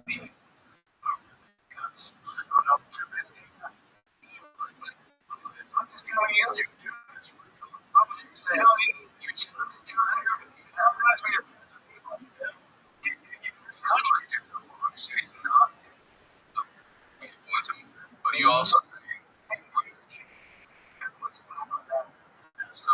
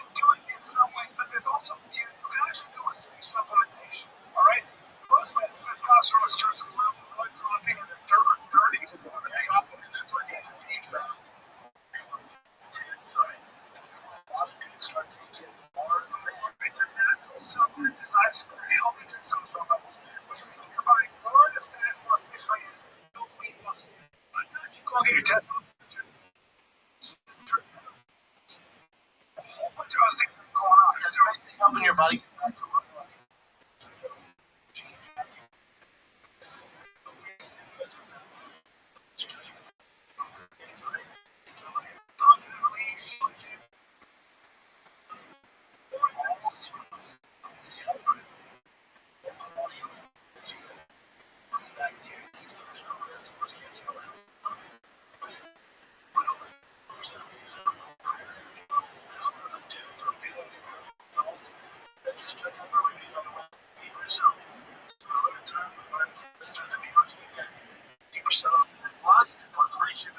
Free Mars.com. You can go to Mars.com for 50% free gifts when you check out. After your purchase, the ask you how you tell me percent. You can go to Mars.com.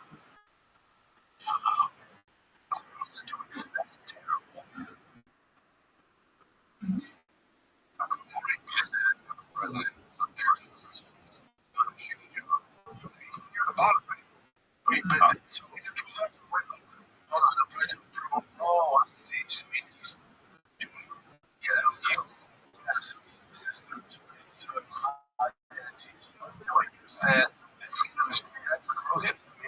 are not voting most of the Republicans. No, it's going to go away. You got the House and Senate. She can't do a thing. And this was the biggest deal there. Now, stocks and oil are low, prices are surging. This is all something. Oh, it's happening. And the Iranians are, they've been around for 5 minutes. They're going to play this game. Good luck. They're like this. The first time after the you got to pay us for barrel. Tax. I'm your brother.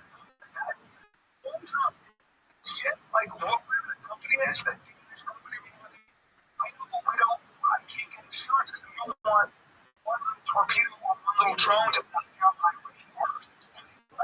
So they're all I don't think safe. Money is no. We're not going to send ground troops out. So they run it, so what are you going to do? You can pick the table. You're going to negotiate with us, and you're going to do what you want to do. You can't do this. It's how it is, bro. But it's just predictable. I listened to a couple of he predicted this, but a couple of times brother, this 218. This was going to happen. And he was amazing.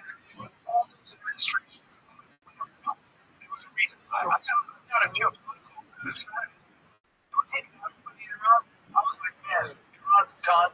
You know, easily manipulated. If you everybody, just everybody do something. Pull this shit off. It would be the most historic thing of all time. Realize. Had no so I was for this turn up. You can't type. One of the things we used to it's been there for 47 years. That's what we need. Yeah. There's a reason that the for 47 years, because sometimes people study so much. They can just cause so much problems. No one wants to know that too. Right. Big mistake. It's not a mistake. Can you do Miles Garrett, the LA Rams? I have a question. Two-time player of the year. He's that Miles Garrett shirt was amazing. He's two.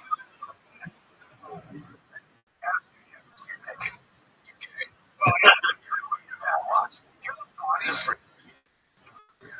It's crazy. How tall is he? How tall is he? 6'6". 70.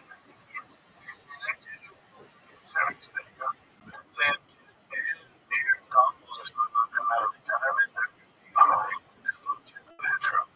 That would be, oh boy.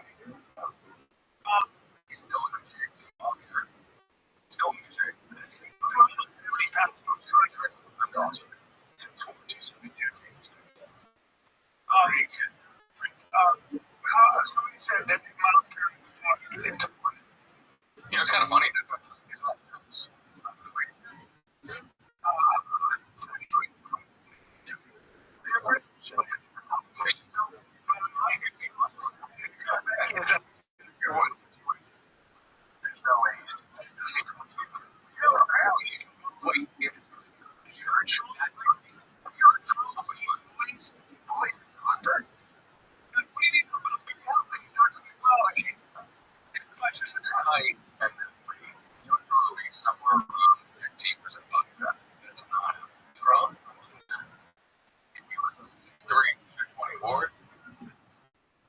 some sort of which isn't true. I think it's yeah, I would agree. What if he's starting? I think he's over that. I mean, he's right.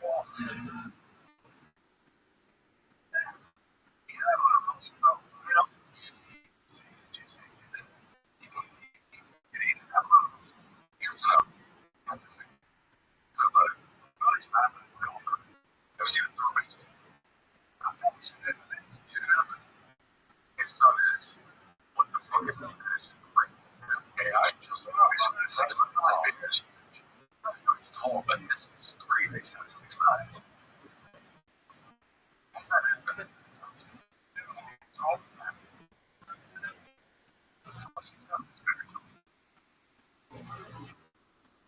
Yeah. He's crushing. But he's also for a reason. Well, like, damn, Erica's 6'5". Erica's 6'5". What? Tall, man. Why you girls are seeing oh, 6'7". Yeah. Come on. Oh, he's like, yeah, he's 6'7". Trump. She's short. He's not. Girl, like an Amber. So it's pretty. Yeah, I'm just saying she's hit. Yeah, so she's saying into those fucking.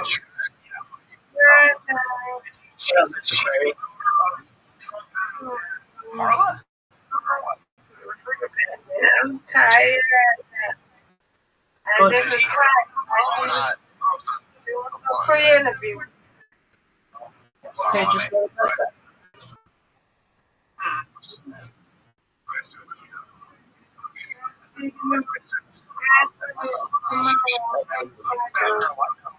Take care.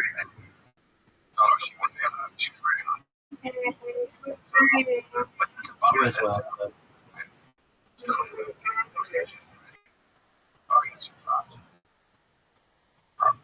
Maybe there's something else.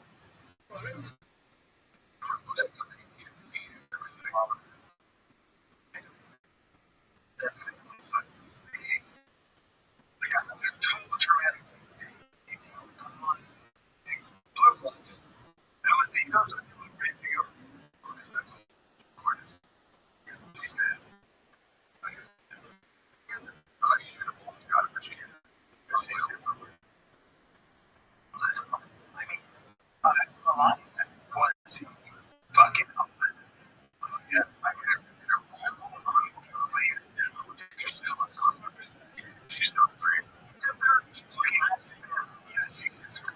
class, speak. They are very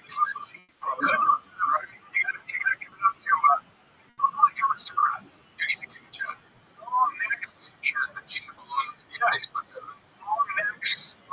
Just, you know, that quality noses. That's weird. What do you have to see face to face? Is that? Does she look like that girl that Julie looked like? Yeah, eventually.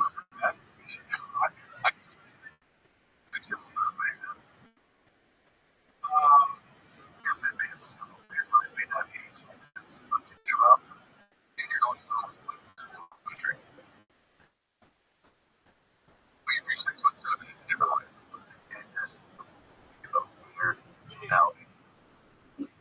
Her husband, soccer guy. Yeah, not Trump. I don't have it. Just jump on the team. There's a video of him playing soccer. Kirby says it's not.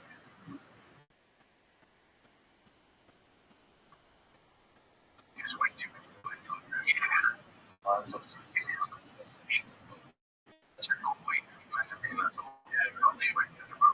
For a long time. Yeah, I think you get to a certain age where no more sports. Oh my God, this was the best place.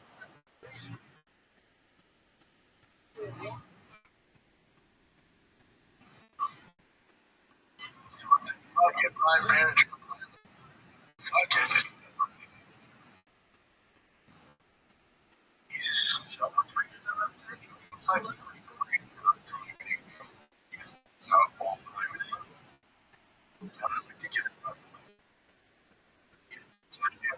Actually, I don't know. So he's so tall.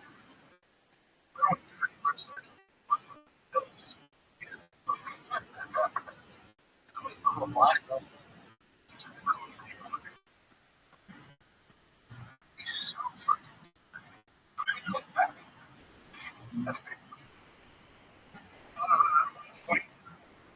So for him to make it with the dance.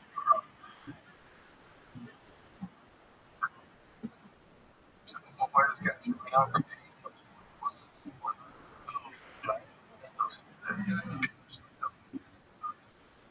I've never seen a person so nice. Never seen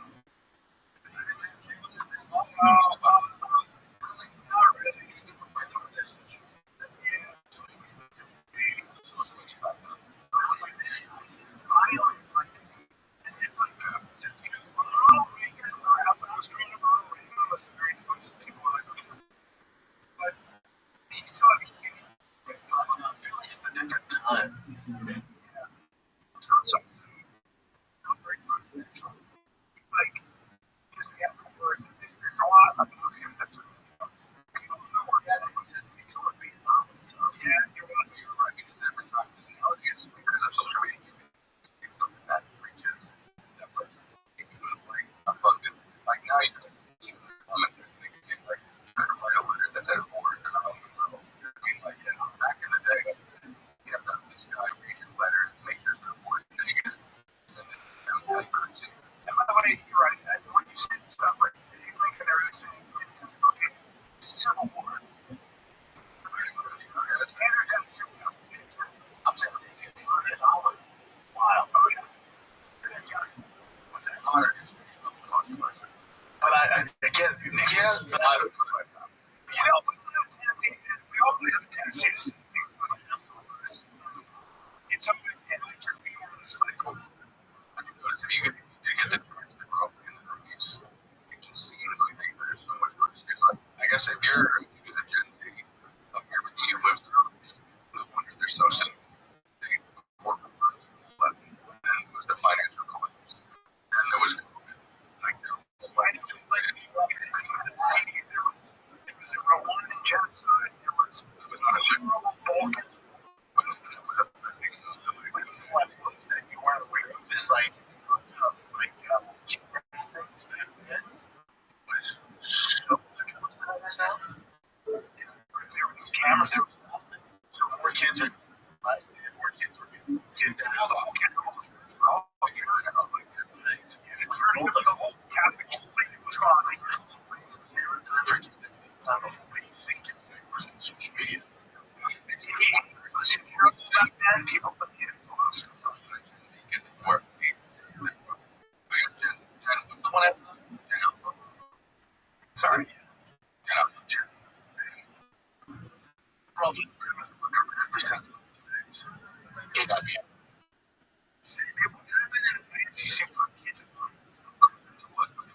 I'm saying this is like, here's the future. This generation, like, if you have to go back and take history class, it's going to be like section of history. So, now I got to go.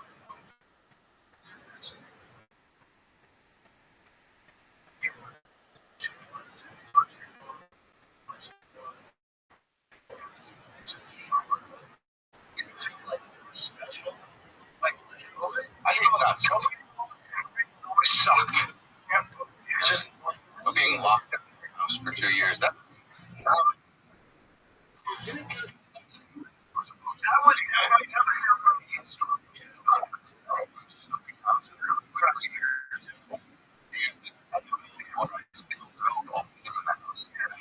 the price.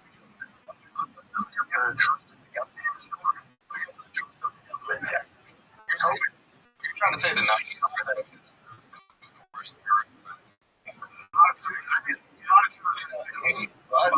perception. A lot of times, shit. What happened? There's also most tired correct. What led up to all that? Hell yeah. What led up to the terrorism in the 2011 was the bombing of London, the bombing of the Tanzanian embassy. Since children in the United States grow up. Yeah, those were the barracks in the United States. Rwanda. So I remember my uncle Skip having to leave. Could not stop crying. What? She was so upset. It's not like he's down in the front line. I was 10. Rock. Iraq. Oh, see, Oklahoma City. It was fucking. Columbine High School. Columbine, yeah, that's on the. That ruined. That ruined. Because they thought it was. Wait. Well, dude, they had some shit.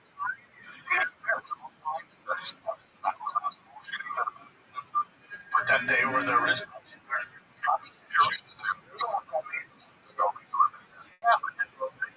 People went, oh shit.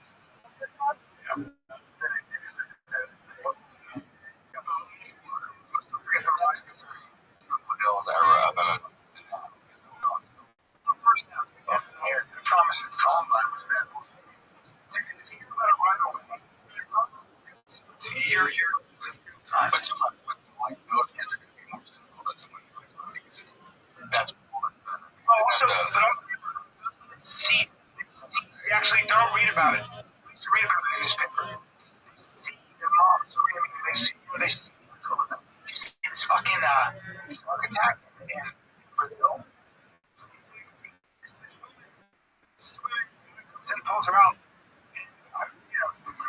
Before she had her fucking leg. Like a break. That shark just took her whole leg. It's like, what? And there's a crazy. You gotta see. I was like, what? Is it not? Yes. It's an angle where you. That's how powerful. Right there. Go on.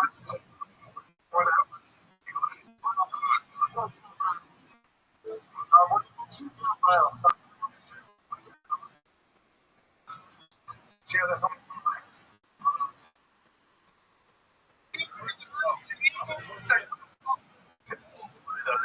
the one I saw was not blurry.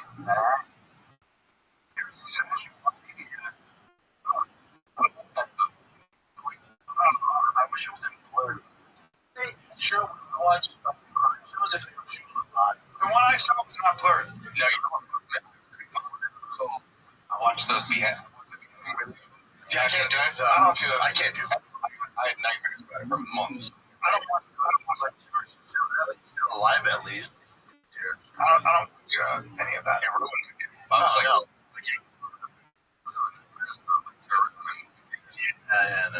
It's awful. If your business communication is a prayer, truly answers customers calling out for the third time. It's time to, well, let's fucking quote. Okay? That's why today's episode is brought to you by QUO.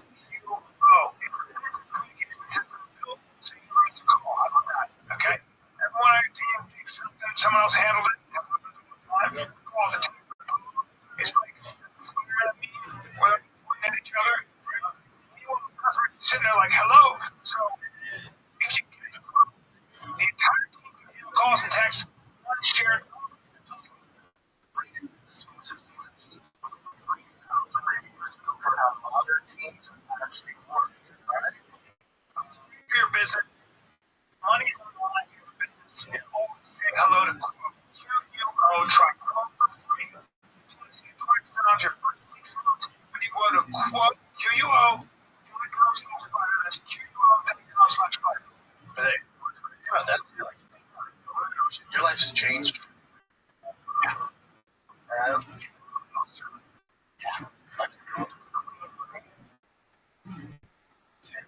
I mean, I tire shark. Tire sharks are those just okay. See their teeth in that mouse. You're like, oh, is it bull shark? They're awful. I'd say well, tiger eyes like good.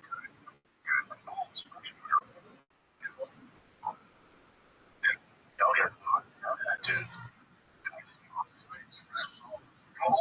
Always tigers.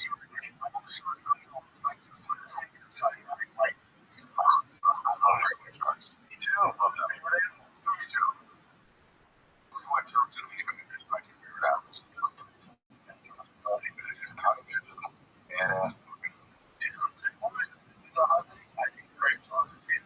You're a one person.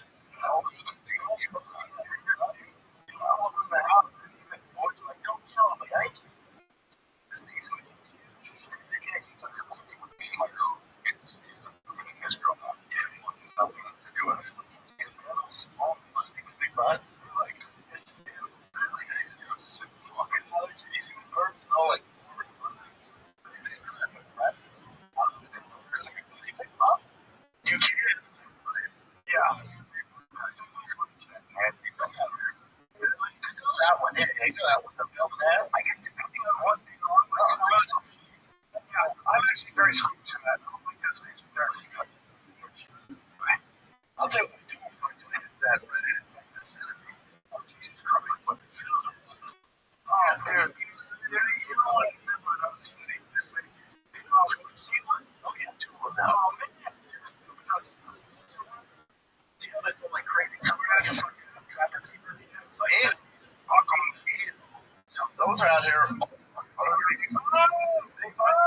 that's not a real. God, I'm telling you, I don't like that thing at all. We've got some monsters. But then Cowdy got bit by one. That motherfucker was ill. Yeah, he said it was so awful. He had no sense of humor about it. Because in my place, Cowdy Peterson is like he's crazy. It's awesome. Fucking yeah. Before he was like, we're making that. Now you're me. That's exactly. You don't get it. You don't want to get you. Does anybody? You ever see him? Got hit by someone I got avoided, but the hardest punch pound for pound in the world. Yeah, right? Shrimp. It's a shrimp. Oh, the glass. Fucking. Dude.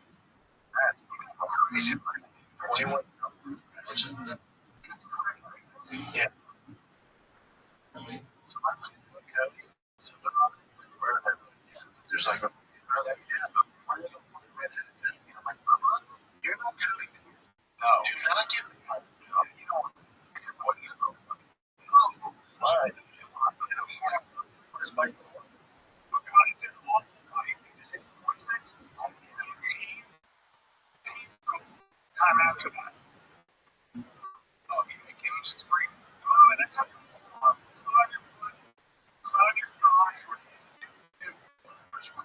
One of these extra bedroom. Chilling and I'm never moving up to the kind of things you don't really have big numbers.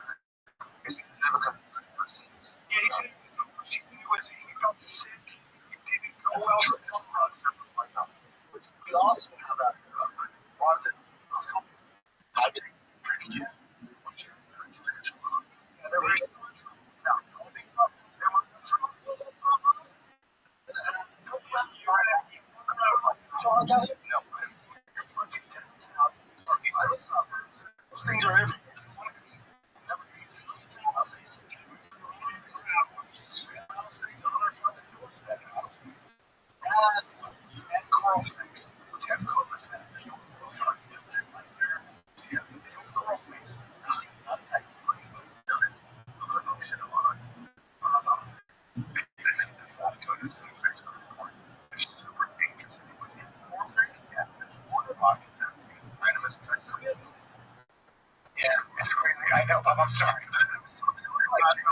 this shit on McDonald's and it sucks. You know what? You're not supposed to you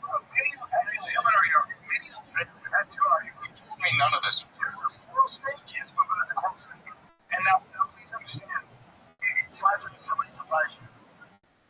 Yeah. And there's poisons. It's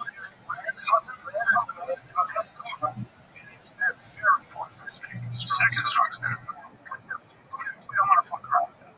You know, I'm not in New York. We're not usually too because we can get them. It's highly toxic. You know what though, in general, like, listen, my kids get bad, but obviously, smokers will keep that problems, and obviously, really being super young at those, 2 years on the 10 pounds, he's gonna be fine, he'll be fine. In general, if you get bit by a rattlesnake, or a coral snake, or the centipede, or the tarantula, you're gonna be okay. It's gonna fucking hurt. We have horror stories, but you need to get an antibiotic. Rattlesnake, yeah, but they have it at the hospital. I think it's the hospital.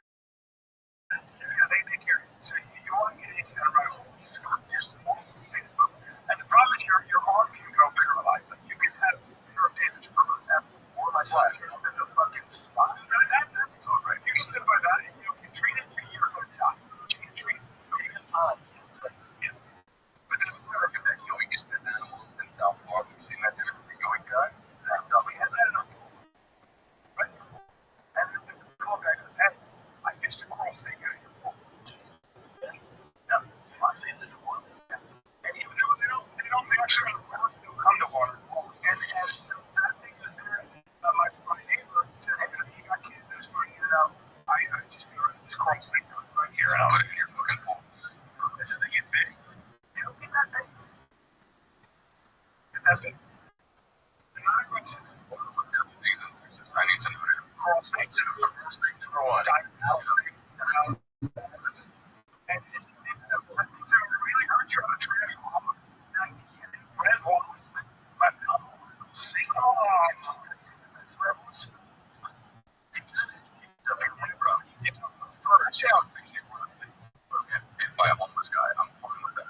That's fine. This is something, you know, we had to do later on. I'm sorry. We have a bunch of work to do. And highly aggressive African honeybee. Cottonmouth. Don't get bit by cottonmouth, please. Don't get bit by cottonmouth. Whoa! Striped bark scorpion. Scorpions that are strong enough to be light. All right? You understand?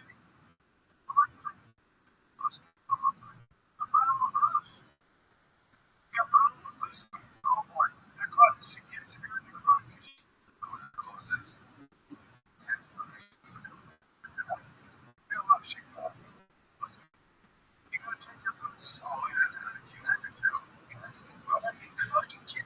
This community touches fucking intense. You don't want to touch that. That's adorable. It's a pussy coming good. It does look like a puss. Look at that right there. It's not fun. It's got loops and everything. So it's tight. I think we're puss. Jesus, look at that. That is awful. Because I believe when it touches you. Oh my god, look at that. No. It's gonna be like it. That's a pretty dog.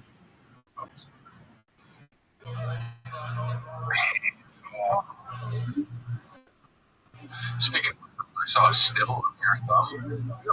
Very interesting. Now you're going to fucking bend that shit backwards. It's just okay. You have to check it out. Yeah. You can do that.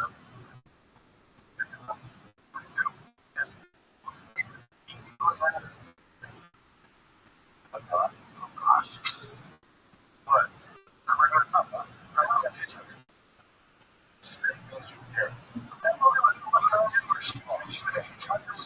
It's gay. She was really hot. It's that movie with Herman where she was a hitchhiker and she had to try. You know what I'm talking about? No, but dude, how about oh wow, what the yeah, it's pretty wild this movie. But I've seen the best horror movies seen in probably the past decade. I'm a horror in back rooms. So back rooms is, back rooms is, that was so. Back rooms, just like typical kind of basically a theory. People have seen this in their dreams, seen this in their meditation. What back rooms look like? It's like one of those places. So they made a whole movie about it, and it's so fucking scary. If you think Hereditary creeps you out, it leaves you with the same creepiness of the whole thing. They made like 50 million. It's as simple as this. Look at our Hollywood movie here. So basically, when you think that you are, I was like, I was like, they don't want the fucks to your brain out. Then you go into the hall, it's a liminal space, and it's fucking like out of that room was where I was. Not back to like during the movie go, am I going fucking crazy? Yeah. What's the concept? Just back rooms exist. So it's just basically supposed to be like your subconscious. In the movie, it's subconscious. In like the original lore, it's basically like going outside of the realm of like women. So some of the background phenomenon is an internet porn that's accidentally glitching out the reality and the vast endless space of empty rooms. So there's killers. And it's also all the entities in weird. Most of the 21-year-old obsession is very about obsession is basically this he's the biggest fucking dork ever, and he has a crush on like girls that he's friends with. Okay. And just the plot is basically like he wants her so bad, and even though she makes it seem obvious that she wants him, he doesn't have to actually go for it. That's what it is. This friendship you gotta do it. Where he cracks this voice thing that she is more like more than anything, and find out that she knows that it's. I don't want to give away too much because if I say too much, it's going to give away too much more. Get what's true. We have to have this out so we can watch that. Keep watching movies. My girl is right here. Movie theater on the iPhone. My girl's right around the corner. So I'm going. This podcast brought to you by Rothschild. Okay? We are in the business of keeping the car on the road. They are very friendly, helpful service, personalized, any from maintenance, repairs, and also the car sections stock either in store or online, so you have to order it near ATM. Even O'Reilly's Auto Parts can test your battery for free in or out of your car. If it needs to be replaced, they'll help you find just the right battery for your vehicle. You find just the right thing for your vehicle. And the professional partner with O'Reilly are your one-stop shop for all things to yourself, and you can find what you need in store or online. Stop by O'Reilly today. Visit O'ReillyAuto.com/fighter. That's O'ReillyAuto.com/fighter. This podcast is brought to you by Rabbi. Shopping for it shouldn't feel like squeezing and selling that case doesn't fit. That's why drivers have enjoyed Progressive's Name Your Price tool for years. With the Name Your Price tool, tell them what you want to pay, and they show you options that fit your budget. No hunting for discounts, trying to calculate rates, and tinkering with coverage is paid. You're picking out your very first policy, or maybe just look for something that works better for you and your family. By the way, simple. See your options, no guesswork, no surprises. See how easy and fun shopping for car insurance can be. Visit Progressive.com and give the price tool a try. Take the stress out of shopping. Find partners that match your way on your terms. Progressive Insurance Company believes price and coverage match included by state law. First, I don't think it was real. Because plenty of transported to another place.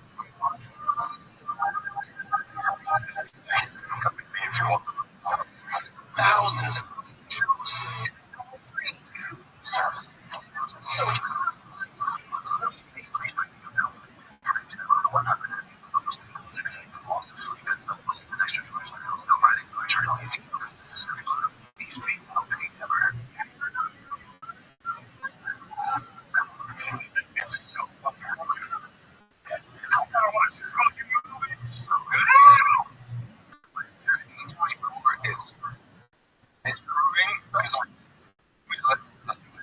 like fucking putting people in low budget movies, that's right. And on the budget, and it's so fucking like I said, the drama and that's great too. It's got this couple, they're about to get married, right for get married. They're all sharing the things they've ever done, and they one person said they want ever talk again. And overnight, everyone does do it, and then I says the worst thing she's ever done. So fucked up. Oh, what is happening? It's called the drama. Yeah, and it's like the way of the might be actually not right. Yeah, I watch things like the leading up to the wedding. Having a deal with what fucking psycho he's a military. And it just becomes the most insane. It's like a drug. That was good. It's good. That was on the movies too. It's good. You guys know that works for Crab?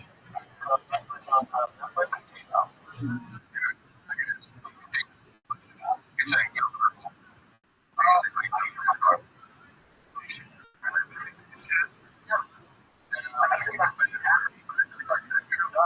that's it, but it's like this girl basically drove with a couple of miles an hour with bring it into a wall. People who killed her boyfriend. She said it was an accident. Car went control. There's evidence of her pre-trial 2 days before. The way she talked to the boyfriend, like she wait, she got fired from. No. Just never looked at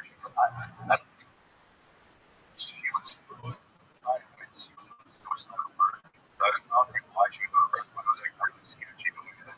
When she thought the cameras were off, the way she started talking to the documentary about it, and the phone call was like, speaking of whatever it is, yeah, language, and she was telling her mom,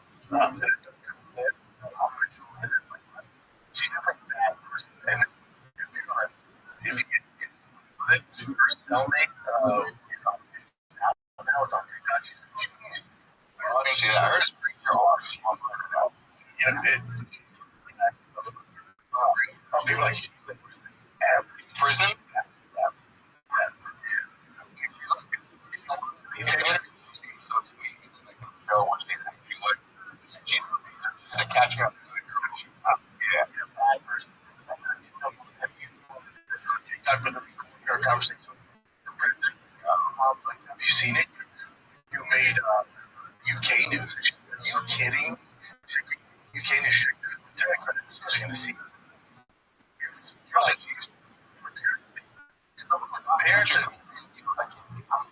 I could go either way with this. So that design to do that once the real one. It's better to on it and watch that. That needs to be done. Most of this for good people and it's fucking awful. Some people believe it or not. Yeah, like how some people do anything for themselves. Watch the documentary on Italian Grace. It's what they think years ago. It's called and they adopted that much. Yeah. She's like, she's doing great. Why? But when they're filling out in this, it's just they want to adopt this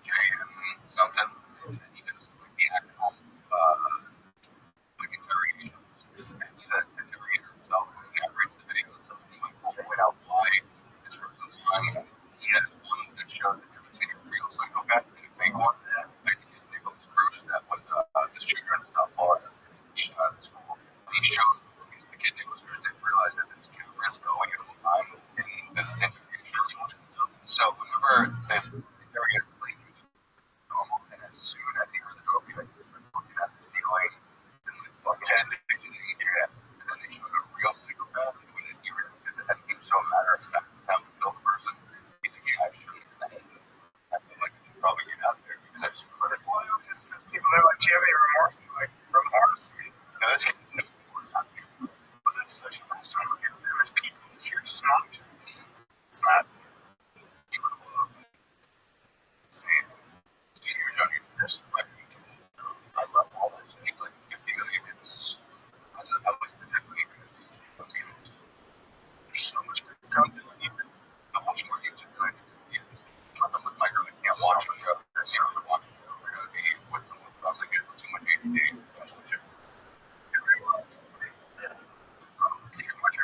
Every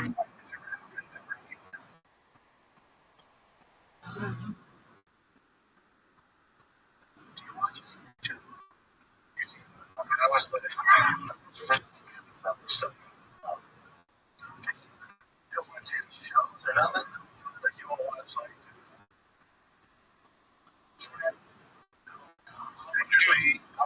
Shows like movies. That's what I told you about weapons. I was like, that's such badass. That's why I love A24 films. Yeah, they do all these like badass films. Anyway, every good show is done now though. There's no more like. What's this? Friends of Friends of right? Yeah, so this is gonna sound so good. Just the first two great. I had a new show, Testament, which is basically the girl's daughter. So good. It's been original anime, so what's it? It's called Onslaught. Yeah, is this what Yes, Alex Berger. It's 8% John, so man. Thinking this time. I love these kind of movies. Super solid type movies. So cool. I'm in. He's gonna have a real role where he's speaking English. The crazy thing is like Alex. You know when an MMA person goes into a movie, they're like a little clip, a little something. Alex is like the main evil character. You guys think whatever. I'm putting all my money on Silicon. If Silicon's not doing it, it never works out for a familiar with history. Usually a red flag. It's really hard to keep that level of intensity. Have you guys done movies? I haven't seen to this fight though. Also, if that's being shot now, that means he shot this fucking year. No, more than that. Yeah, so he's right. So what should be up there? Well, it is a red band, but there's also for it. There's a lot of states. There's a red band. You get one or two famous, rich, and like, okay. My family's even worse than that. You see, there's a curse. There's a things go. The show. Izzy posted on the UFC covering it and just his shoulder as he's getting up to. Once this chick's is about to be paid, issue about is about to get paid like one of the greatest sponsors, right? It's under investment 1.1 billion partners with the 10-year leading shoes. I've never heard about that on this brand because it was in the great store around. The deal is tied to brand growth and revenue. Value higher over time. That's also might be the prediction. Like I don't know if he's guaranteed 1.19, right? No, I think that is his minimum chance. This is a Chinese company. Yeah. So I looked it up. I guess Dwayne Wade was the first person to do this shooting with them, like in 2017. Like 60 mil, around 60 million. And this is what Steph Curry's getting paid. So the shoes. This is kind of what they. This would be Dwayne Wade one. Would you wear those? Wade. Kids are crazy shoes. They're like wow. That's why you like metal ball shoes are like the biggest thing. They're like Jordans. All the kids wear real different crazy colors. And a Rick and Morty go on that. Like they're like wow. Yeah, I like them too. They're just like the cleats are loud now. The shoes are loud. Like bright greens and bright oranges. Like nothing, just chill these days.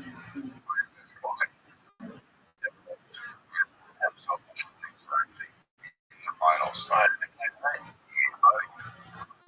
could give two fucks about NBA basketball. I don't give a shit. It's my least favorite sport, but it's sweet.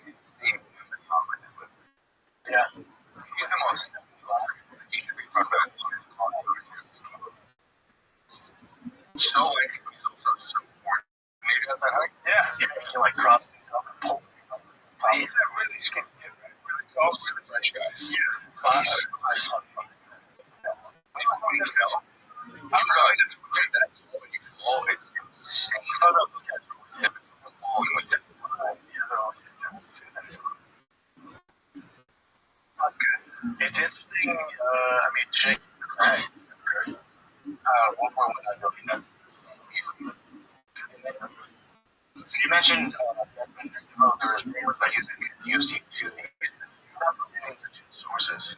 Yeah, so it's not confirmed, but so I guess I looked this up too. Say he was on live stream. He said that if it's true that he's not going to the UFC. Yeah, he said it. He says he won't pull out. Yeah, he says if I'm not going. Also, just not trusting an Instagram or just spelled before. Yeah, I don't think it is. I just saw the way they did research this. It's like different every single time, but this is apparently like it's supposed to be. Bro. Bro, a lot of people. I really just wonder what how much is that kid making a year? All the money. How's he making so much money? He's the biggest streamer in the world. Like him and Speed are two of the biggest streamers in the world. Really? Yeah. What's it about them that's so popular? I don't know. He was part of the Andrew Tate thing when Tate was popping off. He would do a lot of streams and he was a big jump start. And that's something, right? Shit, how much does he make some streaming? He's got to do something though. Here's the boxing events. Brian, like, what makes him stick out? But Speed is super talented. He's actually so athletic. Yeah, he's a beast. He's actual training. Yeah. I bet you it's probably. He also said like the amount of money they put in to get that stuff is also a lot as well, right? I don't know how to look at it, right? You can see why I should see. You watch I should see like I get what it's about. I'm not saying I don't get that. Like they know what makes him so special. He's just like that guy at I see where it's like they just did the challenge rap. So I don't think it's a first to do it. They either kind of very early on, but and they were probably a certain kind of intelligence, a kind of I just have a thing. There's an authenticity. You got Kevin Hart's and Jersey sleeping over someone's house when I'm bringing like just a computer. Yeah, like a slumber party coming to someone's house as usual stream. And people just go on. How many times this Armin's room been on Beta Rosa stream? And they'll get to pour years going to their board. Like that's what you get people to see to get hyped now. It's the main thing because it's an unscripted interaction. And I still understand younger kids want more real. They don't want dude. They don't want it's just this the way. That's why. And I get that it's almost like a podcast. Oh, this is not the mainstream. Yeah, and then the one that's not yeah, they're on podcasts to produce them. Yeah, they want to see you in public. They want to see how you react in public. Like that kid from the videos on just walking around, talking to people's girlfriends, and just getting a crazy amount of money. And I thought I could do that. Do that. Live streaming stuff basically. I just can't. Now, what are you going to start streaming? Job show? Yeah, that's what you said. Yeah. Come over. Yeah, exactly. Let's go. Yeah, I didn't get to look at the show. They won't go from this one. Let's say it's just subscribe to YouTube. Oh, yeah, so it's leading up to the UFC White House, which is on a Sunday. We're doing a live stream on Tuesday. It's going to be the boy YouTube, so it's on Tuesday and then on Friday. We haven't talked about that, so I'm trying to think because it's for membership only, right?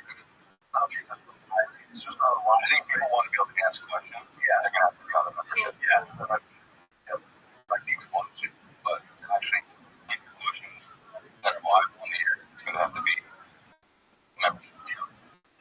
So there's now a picture for the right? But he goes up down and fight. So this is today's fucking social media. That's why there's so much hate for it. So athletes like his wife gun shy or something like that. We should find that. So I said, it's just not too much money. We're going to keep making this messages and comments. You see that just down for some reason. Paper, after Saturday, last time Phillies.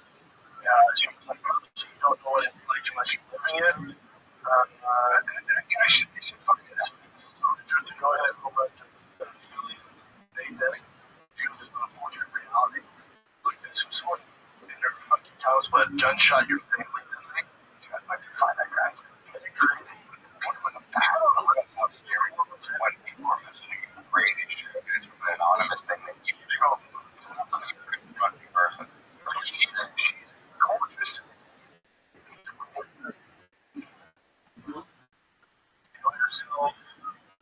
Kill yourself like crazy. But she's the one getting it? Yeah. The fuck is she never fed the family? Pieces of shit. Scumbags. I don't get it, man. Yeah, I'm just saying. Those are the gentle people who lose money. That's the biggest thing that yes. Freaking out. I'm not talking about specials coming out on Netflix. Dude, time showing. Like the promo. So genius. I'll just look right.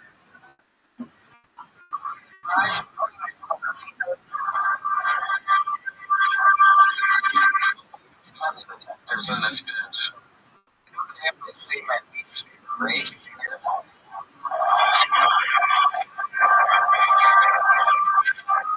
Made fun of blacks, Latinos, the whites, Indians. Shits. I'd imagine if I were sitting in the room right now, I bought a ticket to a Tony Angelo show, I'd probably be thinking to myself, Tony, where are those Jew-Jokes? And now I'm the ambassador to Puerto Rico. That's fucking awesome. What you said? Yeah. Yeah, he's great with stuff. He's great. Alright, so P. Diddy has a sex tape out that just got, I guess, just not released. I think we'll take it. See that now. What is it? Wait, would you watch it? Diddy has a sex tape out. Oh, yeah. Obviously, what's in this product? You want to wait. It's not having the job on it. It's a sex tape with yes. So it's 50 cents an act. P. Diddy and another girl. No, it was like a 4-star. Main thing about this. He said that Danny's the one that usually just oiled up. He himself was just all oiled up. And then the biggest thing is like, I guess he wanted to do a little bit, but then let the other guy finish off because he didn't really have like a very small win. Yeah, he sits around 3 inches. So 50 cents found out he was in 6 plus this, even though that's his mother's, his kid's mother. If you go with a small dick, it's tough. There's so much recognition. It's very interesting. It is very interesting, and you can see a little clip. It's already looked up stuff. Just later on, it's on exit stuff. So she put a statement out, I'll link it up, right? So they tried to blackmail her and put it money. She was like, no. So like, yeah, when it releases, you have any comment? She's like, this is so fun. I feel terrible for her. That's what she said. She's like, yeah, I wish I never did it. I feel terrible for her. Is she cool and all that? Yeah. He did it. So he said, like, dude, I want her. He just, it's such a pop. She was doing it for her man. And the video gets out. It's she like scripted it.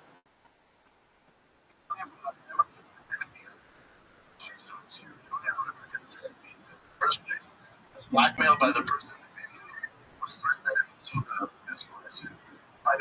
about lump sum of money that they would leave on the web. Once I get this person that you sold this tape to a giant media outlet, like I'll leave and say that I have to add each element before the release. First time I ever painted in my life was a media coverage stuff. They were just revenge porn and extortion scheme. They backed off from broadcasting. But they're probably releasing it. And I wasn't saying anything. I think years later it came back to me again. So eventually got released. I was so interested. Yeah, so I was interested. So I was looking at it because it's extortion or black belt attention. And yeah, and that's like, shut it down. It's like, shut it down. There's no doubt. So really nice thing.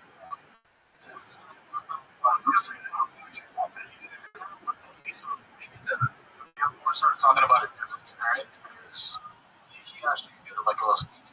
So it must be someone else. This guy's like, being pretty mean or small sense. This is one of the more stars. They like me first.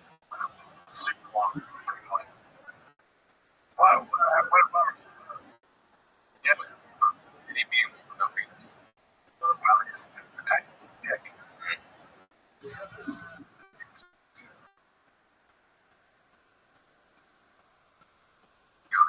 Are you there? I don't know. I'm looking at this one.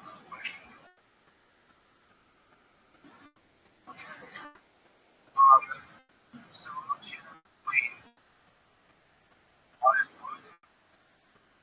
See, this is show like this Bluetooth thing or whatever was Bluetooth. So we saw it on.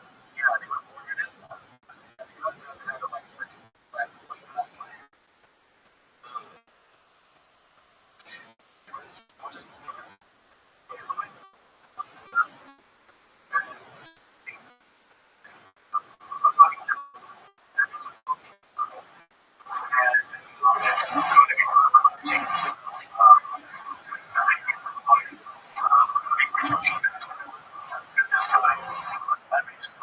oh my god. Yeah, something like that. And they still turn the phone. Read it that way. Imagine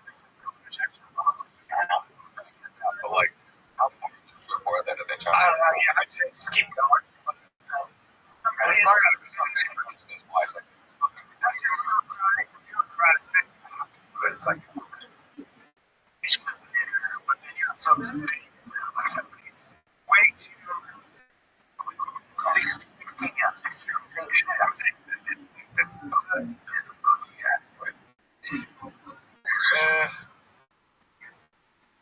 Timor has been on time. Yes.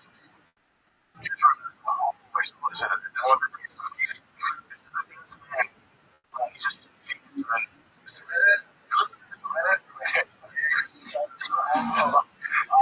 Bad. You see like how this all plays out. Sometimes love looks like sitting inside after a long day. Sometimes it looks like laughing. I love still talking. The priest does not give up the fuck. Sometimes it looks like you. Hey, I messed up. Hey, I messed up.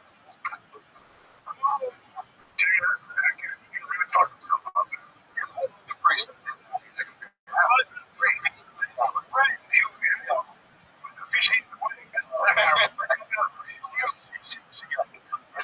Keep going. Has water and food.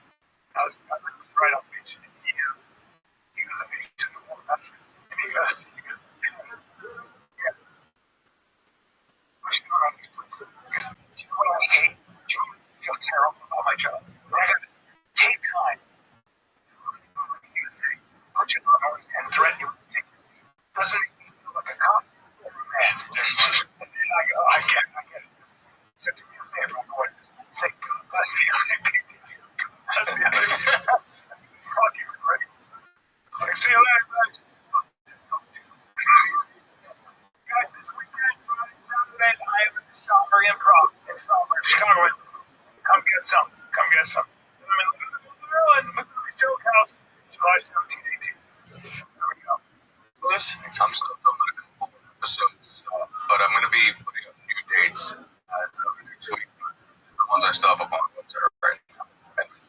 It's a mess. Yeah. Well, there you go, fellas. Breakdown live streaming Tuesday and Friday. I'll have details for you. I'll post it on my social media as well, so you can all tune in leading up to the UFC White House next Sunday. I can't freaking wait. My kids, just about kids. Right up.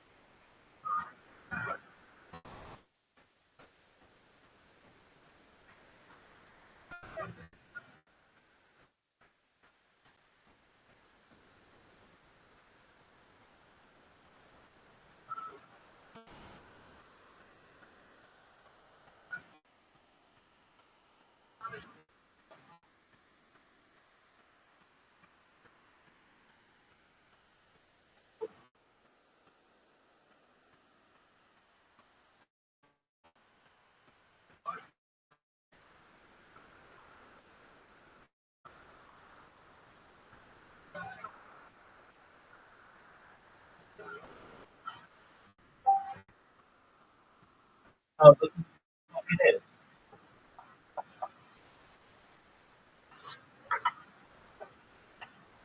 Look who the fuck it is.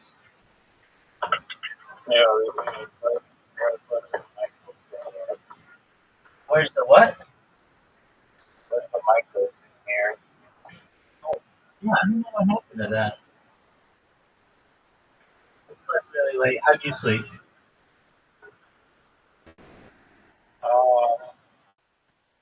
I don't know. Not too.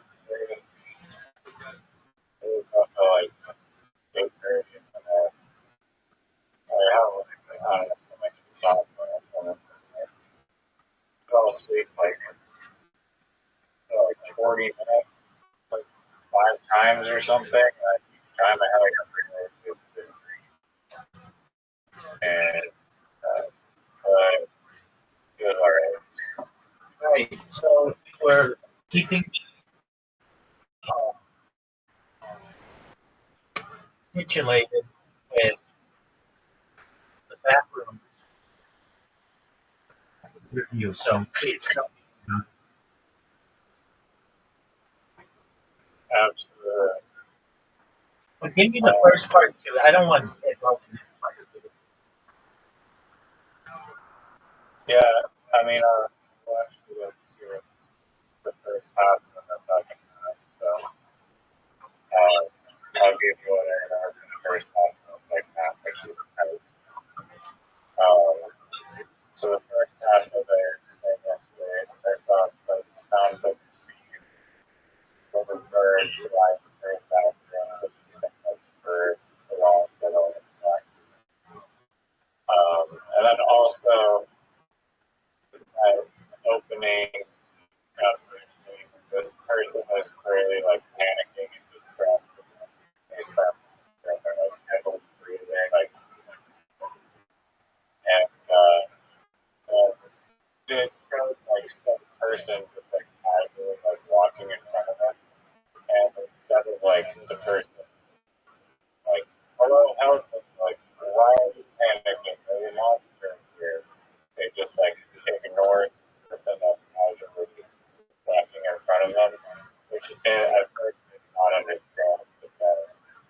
But later on in the movie, the video that is the people that were in the background weren't actual people, and that was, or they were people, but they're not really. I don't know. And that is like another kind of tick in the movie, which was revealed in like the second half.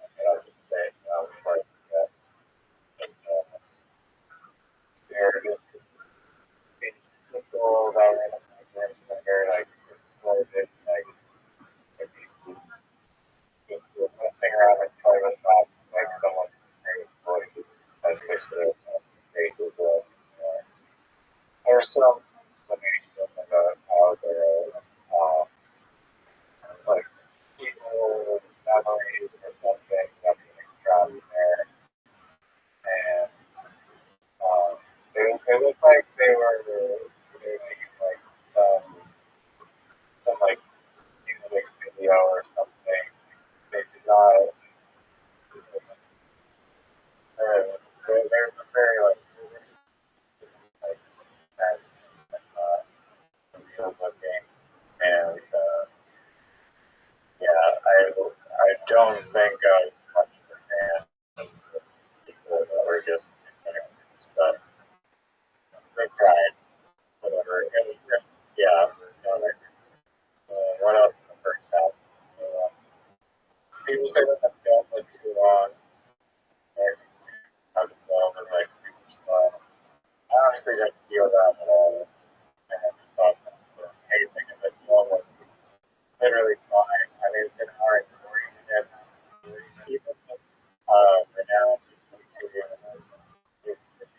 Jeremy Johns, I bet it was for like an hour and a half. That's 10 minutes. That's 10 minutes, right? It's talking about 10 minutes. Jeremy Johns is You said the movie's an hour and 40 minutes, and this guy should have said that Jeremy Johnson said it should have been an hour and 30 minutes. It's like an hour and 48 minutes. Like it's not 18 minutes. Okay. And, but I honestly I didn't think that it was much. Like it didn't seem to me that there was like a lot of unnecessary scenes at all. Like, I really didn't feel like there were any unnecessary stuff that just cut out. People trying more to agree with they should have been more more like context and I think that more for the I didn't have a problem with the music. I said Penguin X Hero has 18 million subscribers on YouTube. Very famous. So talking about the background, the pacing was slow and but people now like the creators on their phones like TikTok brain and like have no attention span to like watch the movie and have directors basically like cater to this modern audience with like their attention span. Didn't we say that like within the last 2 weeks? I said the same thing. I got it. Um, yeah, I think that's saying that, but I don't know. I feel like there's like a huge aspect to that, like a slow build and tension building, and not just making everything into a condensed TikTok reel. Like there's a lot of value to using time wisely, if that makes sense. And yeah, I mean, I think like there's probably a decent adoption of information in this particular instance of the fact I do not have a problem with pacing personally. I think other things do have a problem with pacing of the movie.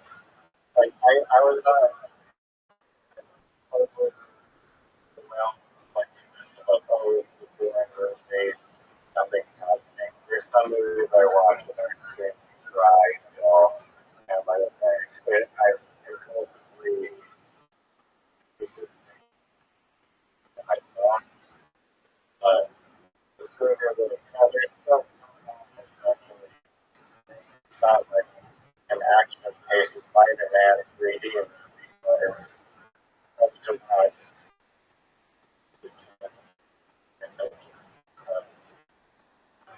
yeah.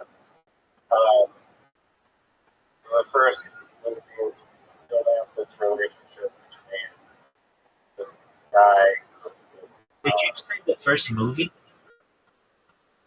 Sorry, the first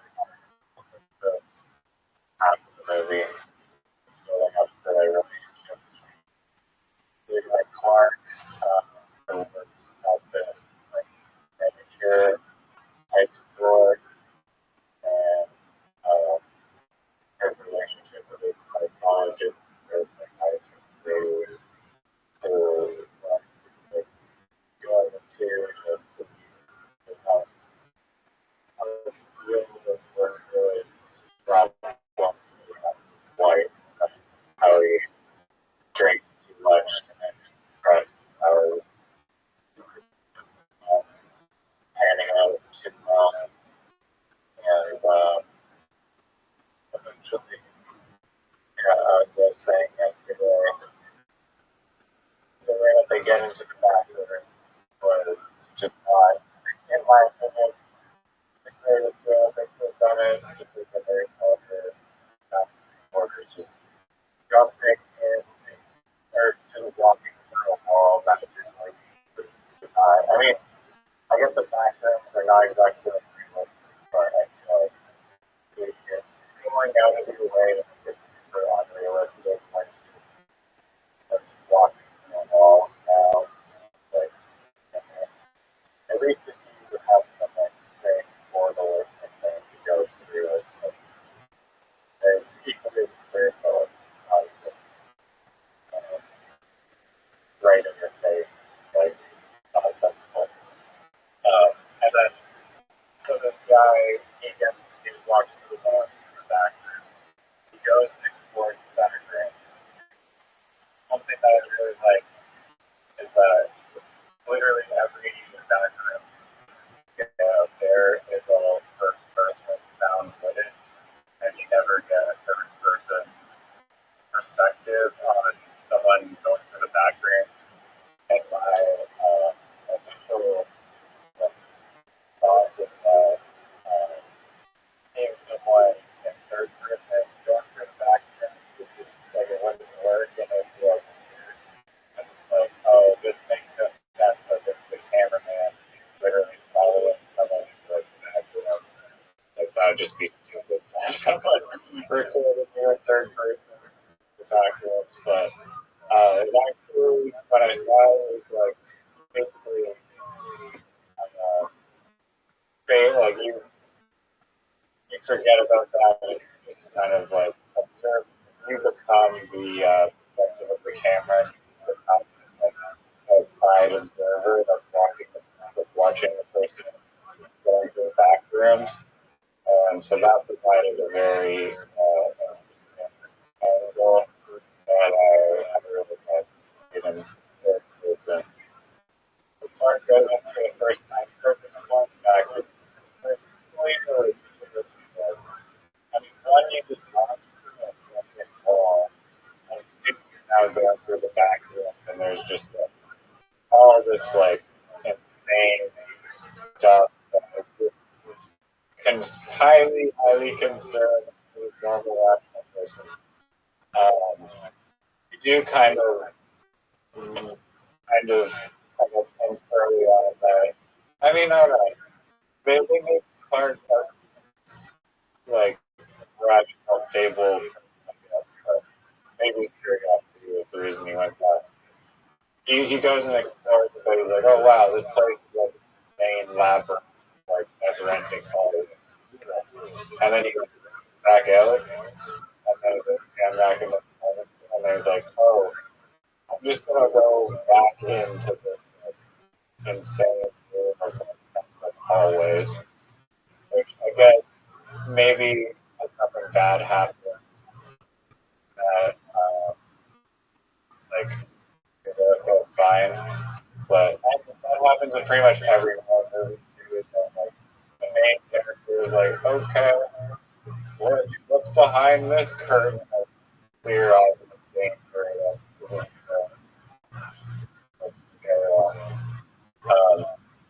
he also, in that very first time we read it, finds himself like filled with these floppy disks that are like backgrounds, like recordings and footages of like supposedly other really good travel tour background. So he, I thought he was going to take out the name tag because there's a name tag in that duffel bag, and there was a psychologist who was like questioning whether he was like saying it on as like evidence of game selling, but he didn't do that, and he didn't even take any like those lists that were in that duffel bag and try to examine it or try to put it in a cool thing that he didn't like do. Start doing this tapes and then stuff. But yeah, I guess it's like great idea. Yeah, I guess we have an employee at the store goes to their house and say, okay, you guys are coming to me. Bring the camcorder. So they bring the camcorder. It's like they throw in a guy that he brings. The guy is like a whatever bro to not afraid of the girls that why are we here? It's dangerous. Why are we here? And they're like, kind of like cliche like character ways that are female. Like I thought it was like over the nameless premise of like how hard the problem, but probably not as following as much as like the girl that like they really just walked in on the other side. Like, oh, and then one thing that was definitely, in my opinion, needed more film to explain how they were made of is like the three of them walking in the room, and then the very next scene, for whatever reason, they're in some random place in the background that they had not taken something on. There's the bed, which they don't show us attached to anything. We assume it's like down, I guess, to the fold. There's a giant blue rope that's like 100 feet at least of a thick rope, and the rope is connected to the bed and also attached to the explorer guy that Mark had back in. And then there's like this kind of little tunnel thing that goes down and all the road there. We're gonna love it down here, going down there, and then it goes down, and going down against the road, like 90 there, that it's not there anymore. And then it sounds like okay, there's all pretty, nothing else. Basically, it smells like crap. And it goes down the up the hole, that's 55 degrees back, from there up, and they get to like the top, and they say, okay, I'm now up. And then this also seemed like that's like a continuity error because they lower him down in the road. Like it's acting like I don't know, whatever like that rock I think the maneuver is where you're lowering someone down the road. It's like you lower someone down the road and then you pull them up, bring the person up the road, then you're also dragging them up with you. But there's not a bunch of excess rope that is behind the person that you're driving up. I don't know if that makes sense to you or not based on that explanation, but yeah, they drag this guy up in the hallway, but by the road, like he's at the end of the road, which means that there's not a bunch of rope that's just there for him. It's attached around his waist, the end of the road. They go up to the kind of like feeling tingling in my bed. And then he starts getting told by some like mysterious creature in the hallway that they don't know or see. And then they're all saying they are being hit by the wrist that literally was touched and there's nothing like it really just did not make sense. This road was literally touched his waist for a while. And then he like very cliche is like pull down and he tucked away by a monster and never show him again in the rest of the movie. And then the female fan club gets like down and they are the female are obsessed with again. And then of course because the video camera is on with one camera but as any rational human would just take up the video camera and not be panicked just together filming stuff like two people just running away from a monster. Yeah. And then that's where I had to get first and I understand that I have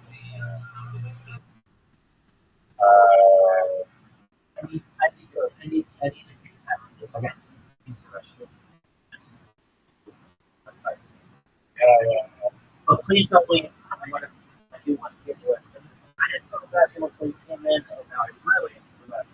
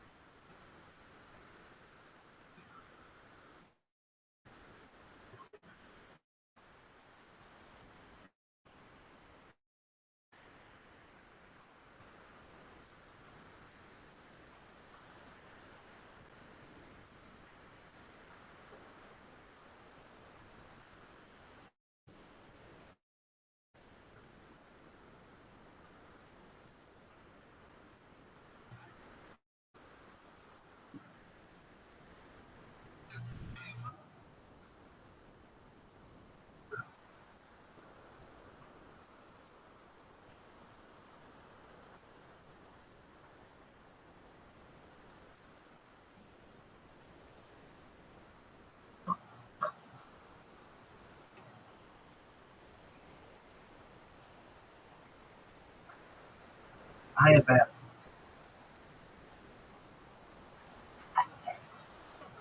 Okay, so you told me the first part. Last thing was like the girl died, or they don't show her again, and the camera's on the floor, and then somebody picks up the camera.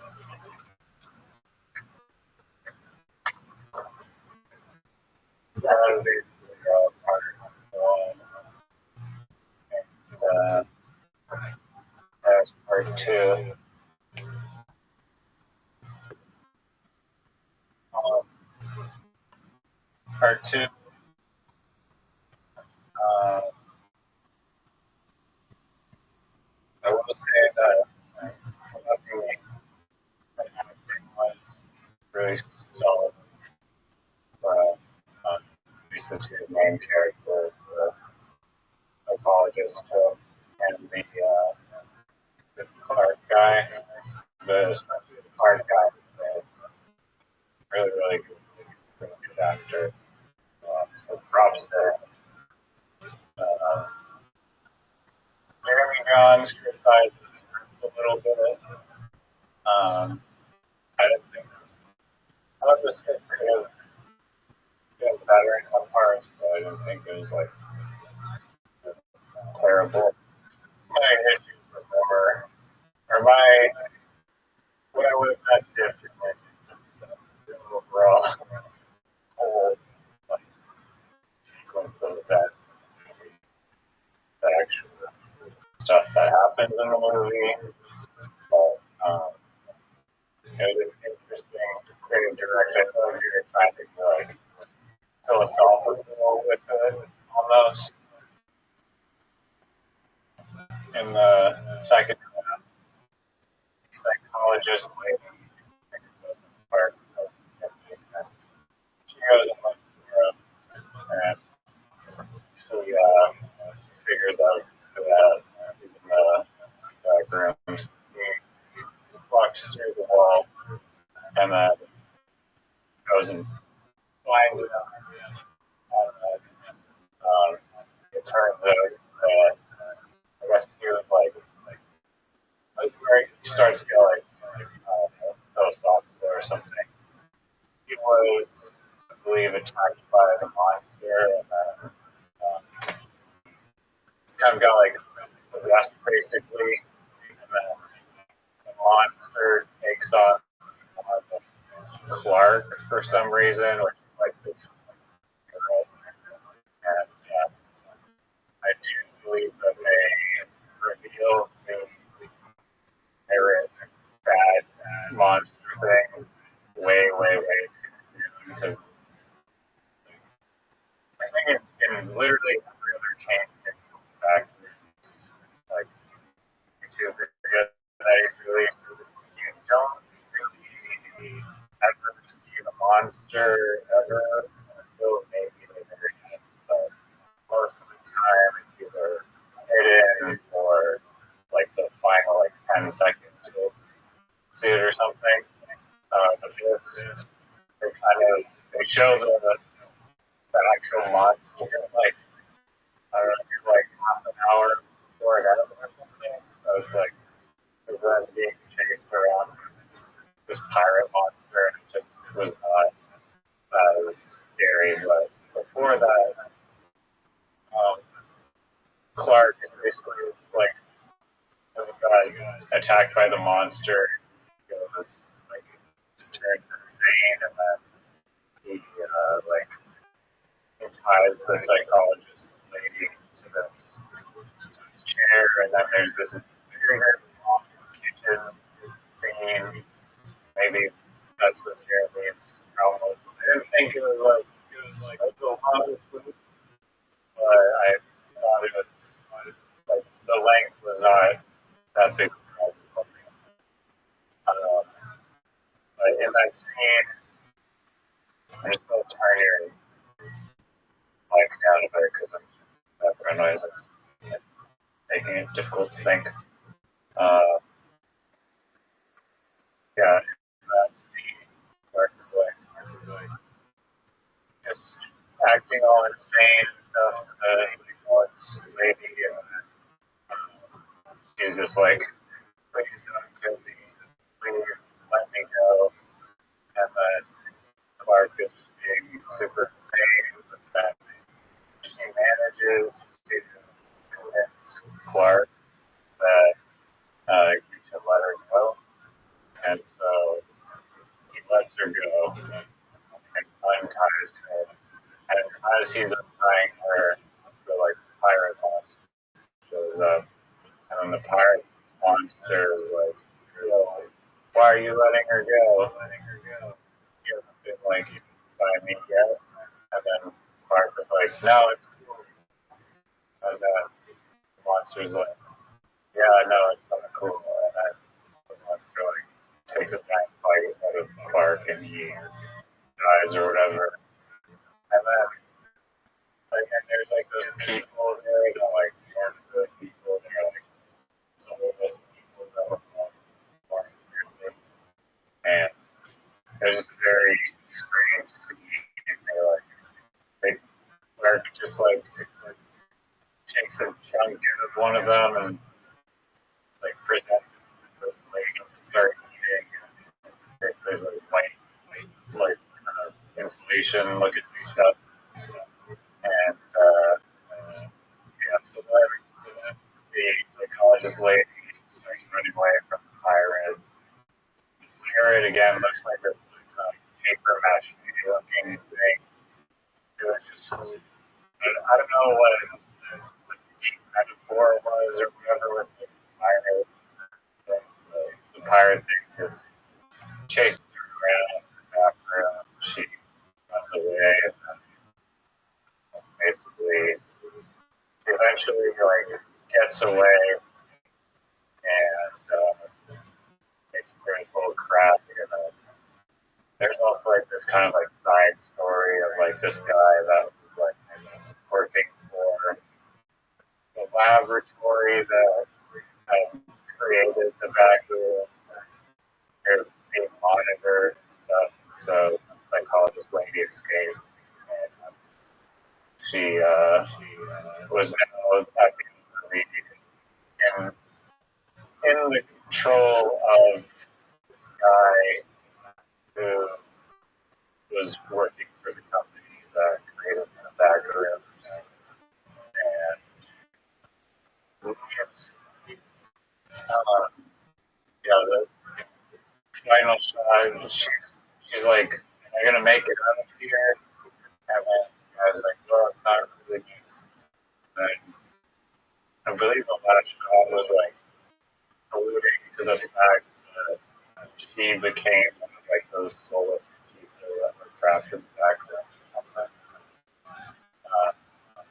It was a strange movie. It was kind of interesting.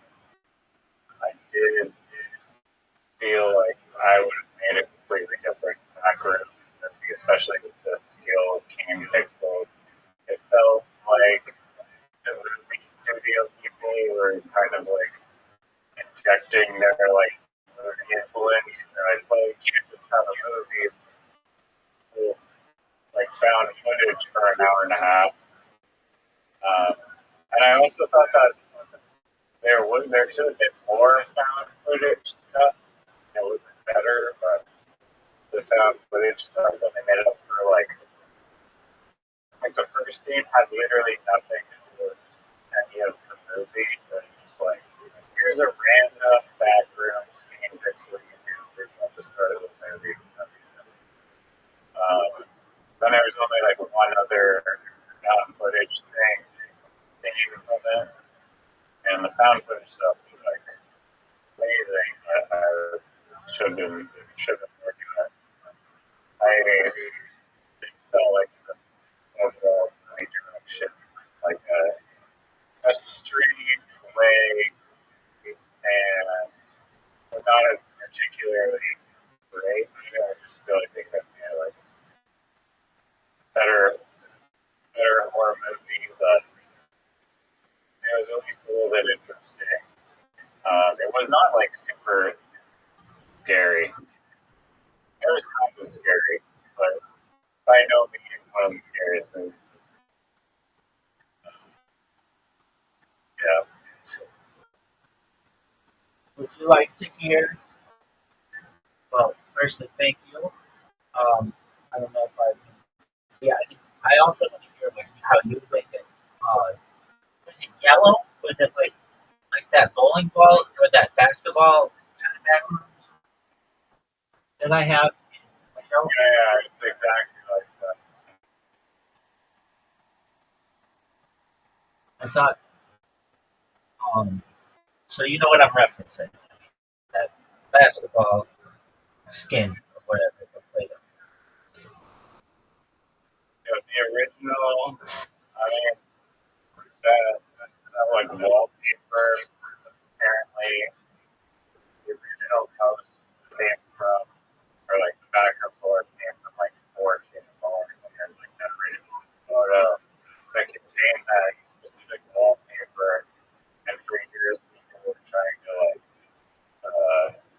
figure out where the hell that original photo came from. Apparently, well, like found the original source of it, and it was like some mattress store that was like having a sale or something. And they took this like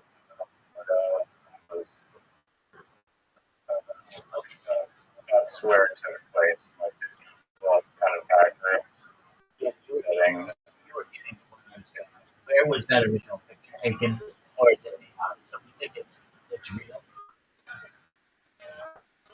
Yeah, I watched the other thing came from a mattress store in Ohio or something. That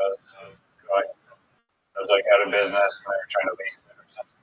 And is it yellow wallpaper or is it just a yellow print? Do you know? You might cut out after yellow wallpaper. Just the other option. Yellow wallpaper or yellow light?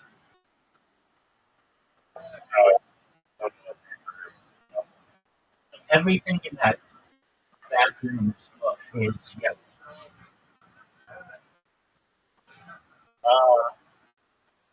The carpet appears yellow, but so yeah, I guess yes, but I don't. If anything, like the walls are definitely yellow.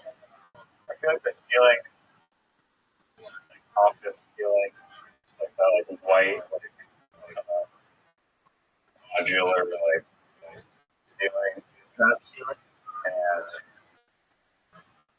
and that's maybe what he's called. I don't know. That is what it's called. But it comes in like those like little like rectangles or whatever. And then yeah, the carpet maybe like beige or something. Yeah, like the lighting. I don't know. It's wallpapers yellow. Okay, and now tell me how would you have used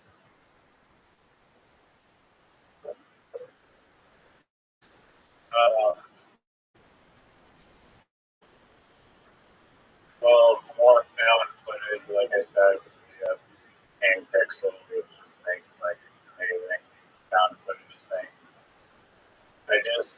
The plot is a little bit gathered and disassociated.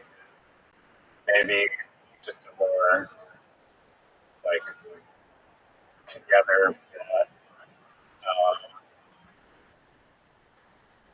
top of my head, it's hard to answer that because if I was making a movie, I would just like let it come to me. But it definitely make it more scarier and less strange. It felt like, I mean, I watched this movie like super long ago, so my memory might be off. But do you know the horror movie called Yeah, with Morgan Brad Freeman? Pitt. Or maybe Brad Pitt and I think it's Morgan Freeman. Brad Pitt and Morgan. It's Brad Pitt and Morgan Freeman. Yeah. So you know what I'm talking about. Yeah. Yeah, the movie seemed like kind of like weird, like a little bit like Seven. There's like this like really, I can only remember like vaguely with one scene in Seven. There's just like really like weird to me. So I just kind of got vibes like that. Like, you know, the characters seem like they would have been in like some music video or like all like paper mache and like that. I think other people on the internet have said there's like almost like these like background purists and they like critique the background videos. Like the backrooms are already kind of inherently horrifying enough to the point where you don't need to add very monsters in it. Like it's scary enough being in like an endless landscape that you can't escape. And, yeah. But if I was making this movie, I did have concept for a liminal movie, and the basic plot was like, okay, these people go and yeah, they go into like this like haunted or like this abandoned church, like Louisiana, like churches that are like white with like a bunch of pink chips like vines growing on it. They go down to like the basement. There's like a jump scene, jump scare. Sorry, like a bat or something. They go to like the basement. They go through like the basement like door, and then they go and they like enter the back rooms, and they're like, there's like two of them or whatever, or maybe just like one person. And they're like, oh, where the fuck is this crazy big like office space that makes no sense? And like the door just like slammed shut behind them. Another like jump scare. And they're like, oh shit, we're like trapped. This thing's locked. Okay, we're now trapped. We're gonna go explore. And they go explore like just like a little tiny bit, and then they find like this walkie-talkie, and then like there's someone at the other end of like the walkie-talkie. Like they pick up the walkie-talkie and they're like, hello, anyone there? And I like don't hear anything for a little bit, and they keep walking around and they're like, hello, anyone there? And then like they hear like the voice and it just like is escalating that, or like she sounds normal, but she's like really like the evil predator in that movie. And she's like, hello, help me, like, screaming, help me. I don't know where I am, help me. Are you found in this shitty place too that has no way to escape? Well, come help me. Let's beat up. Let's beat up. We'll help you or something. And then they try to like, beat up with her. And then she's like, oh, have you seen my husband? I'm like, I haven't. What happened to my husband? And I was there. And then she's like, oh no, I'm by this place. I'm at the place with like the wallpaper and the carpet. Please find me. And then when you're going to be sitting, I keep walking. Oh shit. Dead body, tons of blood. Oh shit, was your husband wearing like a plaid shirt? Like, yeah. And oh, he's dead. What the fuck? And she's like, oh my god, that's terrible. Totally wasn't me who did that.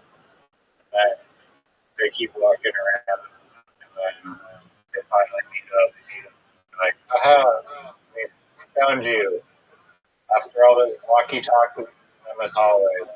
It's like, yeah, well, thanks for coming. Now I'm going to slice you into pieces. That's the movie. Would have been a million times better than shit that you know, 100 movies somewhere. Yeah.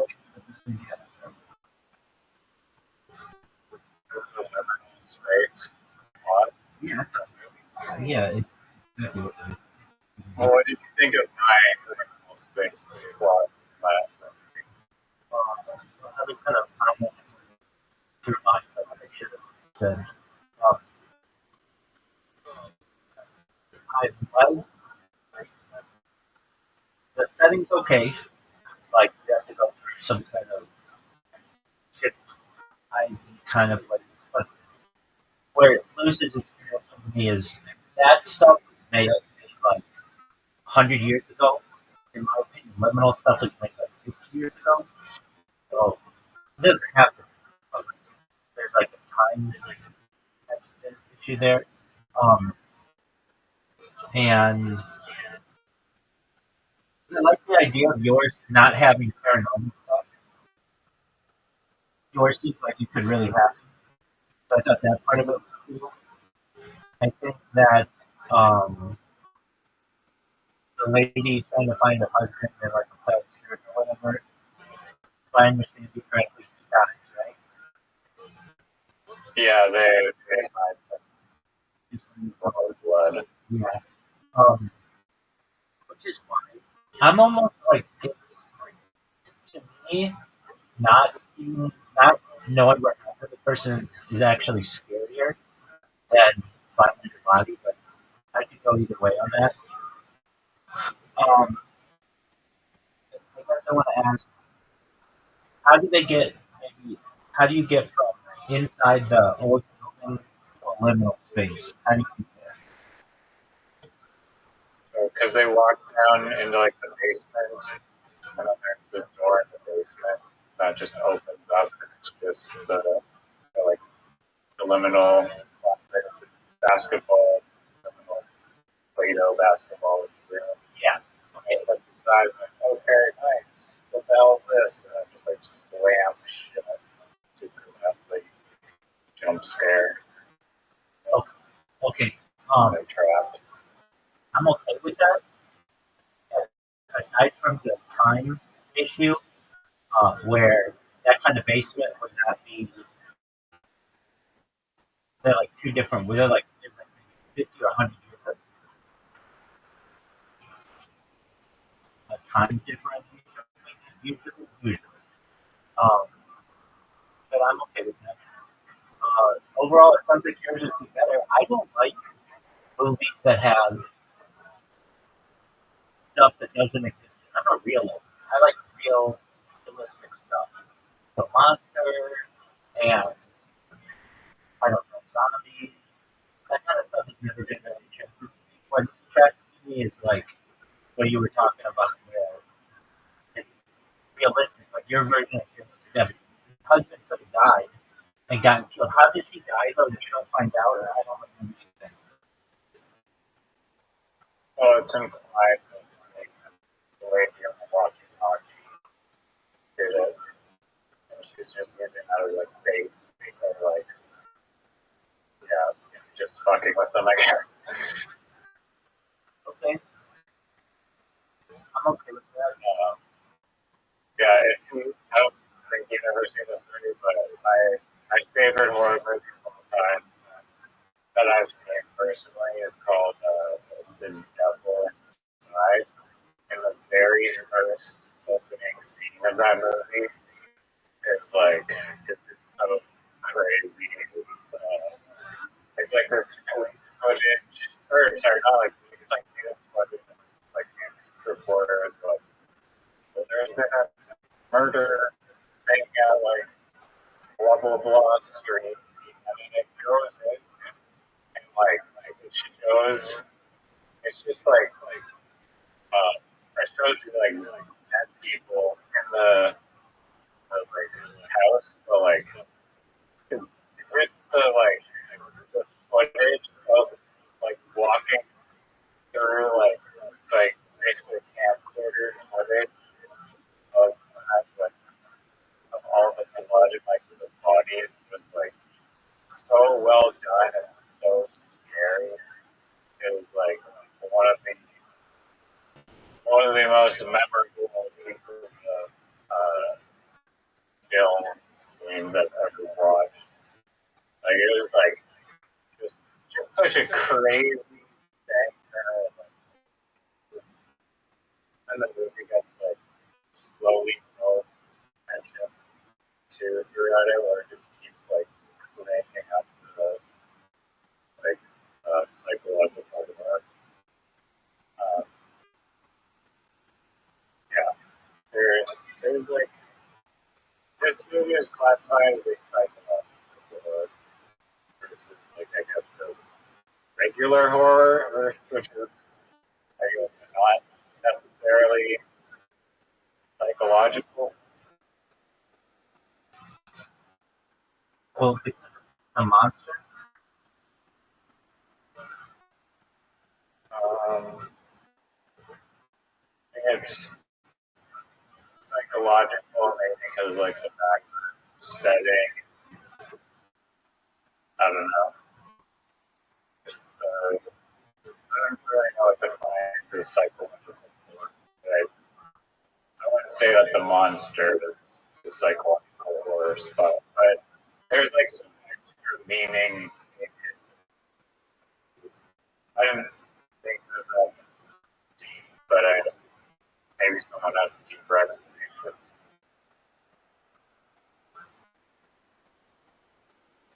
To me, the scariest, I don't know what to say, the scariest,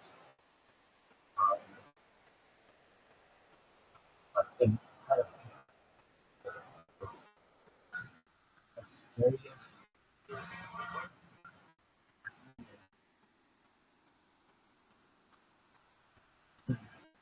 A mirror or something like that.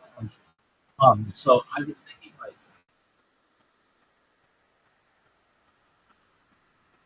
however, the location is very nice. But it could just be. I was thinking remember I'm sure you remember that Rhode Island Mall where the guys are sleeping or whatever. Yeah. So it's kind of sort of just like that where you get some people who want to do some work and there have been rumors about this mall that it was way over budget. Nobody knew why it was so over budget. The reason why you have to say that is because there's, there's a lot more going on at this location than on the surface. And the characters, I don't care who they are, I don't know, 6 people, 12 people, they go exploring one night after the place closes. And in a similar way, how you were they just go through a door. They just go through a door and they walk through and they're oh, what's going on in here? And it could be dark, it could be they only have a flashlight or whatever. But they start going a couple rooms in, and then one of them's I'm scared. Let's turn around. And then people are oh, come on, let's keep going. They're no, I'm scared. Let's turn around. So they keep going a little more, and then they all start to get the same scare. And they can't, they start to make their way back with a flashlight, but they can't find the door, which they can't. And they're looking all around. They spend 5 or 10 minutes trying to find something. Then boom, somebody finds one of those things that turn on the power, a big circuit breaker thing, and boom, all the lights go on in place. And it's the yellow basketball players. Don't know where they are or how they got there. And then it becomes an adventure to try to get out of it. But it's big. further they go to try to find the original door, the deeper they get into this maze. Then you can take it from there. But I almost think that Urban Explorer, well, there's that.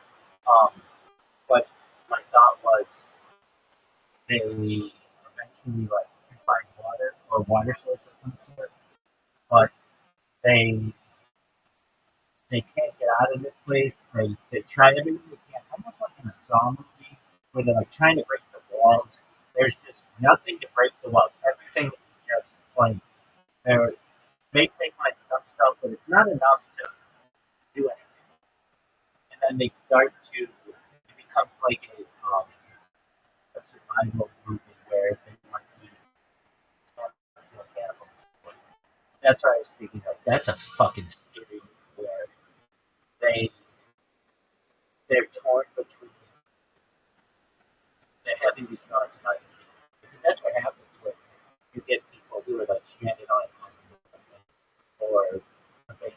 It seems like pointless though, because I always see a guy maybe another eating this person Yeah, I mean that's what ends up happening.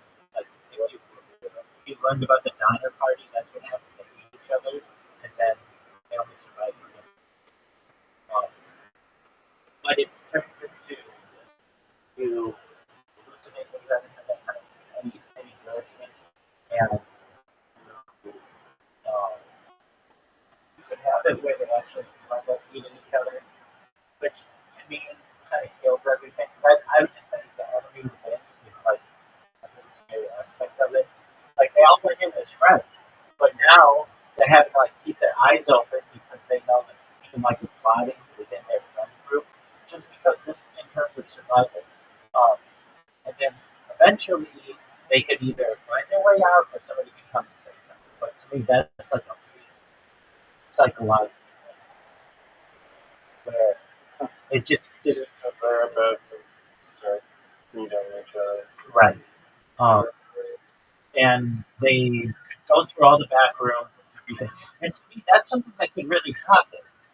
Like you could have urban explorers get into one area, it's dark, they don't know exactly how they got in there. They find the light, and then everything turns on, but they don't know. They're all turned around. And basically, the further and further they go, um, the more they get lost. Um, I don't know. One time I was small, I was in a hospital, and uh, I forget, I was maybe my family was visiting another in the hospital, and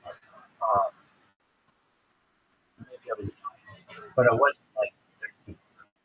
And I told my parents it was getting late, and like 3 hours were over, and I told my parents that I wanted to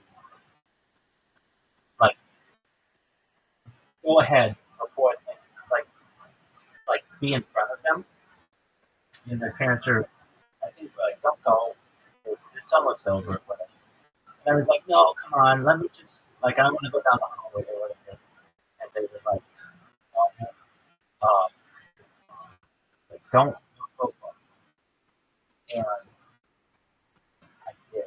I got very turned around in this hospital to a point where I got lost. And it was after closing hours. And I remember going to see the person who was in the hospital and they were asleep and I couldn't find any nurses. It was like I couldn't get any help. And I was walking all around this hospital. Finally, after maybe 30 or 40 minutes, um, made it to the where my parents were waiting for me, and I got in trouble. And but I just remember thinking the scariest part of that was not that somebody was chasing me, it was like that I couldn't find that. Anyway, this reminded me of that. And how to get turned around and what it was, hospital generating noise and stuff does not. Some have some have reverb stuff. As I recall, there was not stuff. I didn't. And in the same way, in a yeah, the maze aspect of it is really cool. The idea of somebody hunting you, killing you there, to me, loses like, like they were just waiting there for like months or weeks or years for some random person to just perhaps maybe just come in. So I don't like that aspect of it too much. Um, but yeah, anyway, that's just my version of it. And Well, I mean, some people say that like time basically like stands still there, so you don't require water. It's just in like this like, space time where everything is all warm. I don't like that part of it. I like it to be real. And that's just how it has to be, right? Uh, During Tom Hanks. But I watched it a little bit.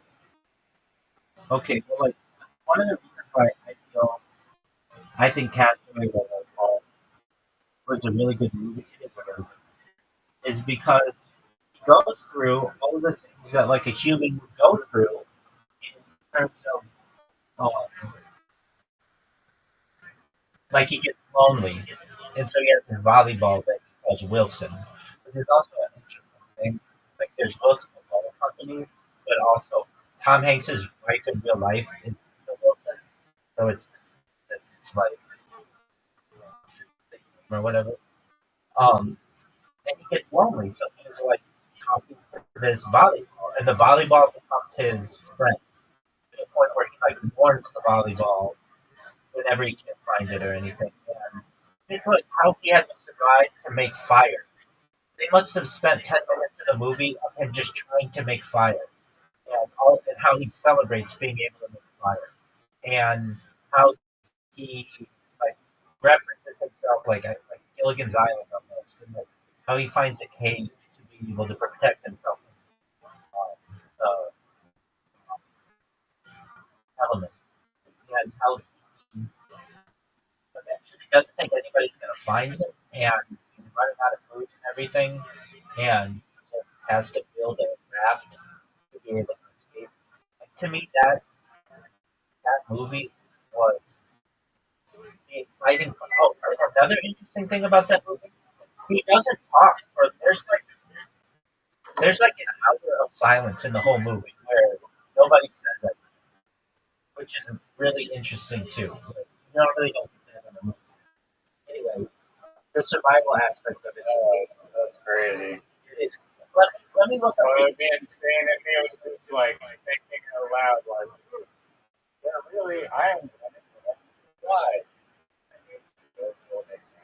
He does that to some extent, but let me see. It's some kind of like interesting part in the movie Castaway. How much of a period of silence is there where there's no dialogue?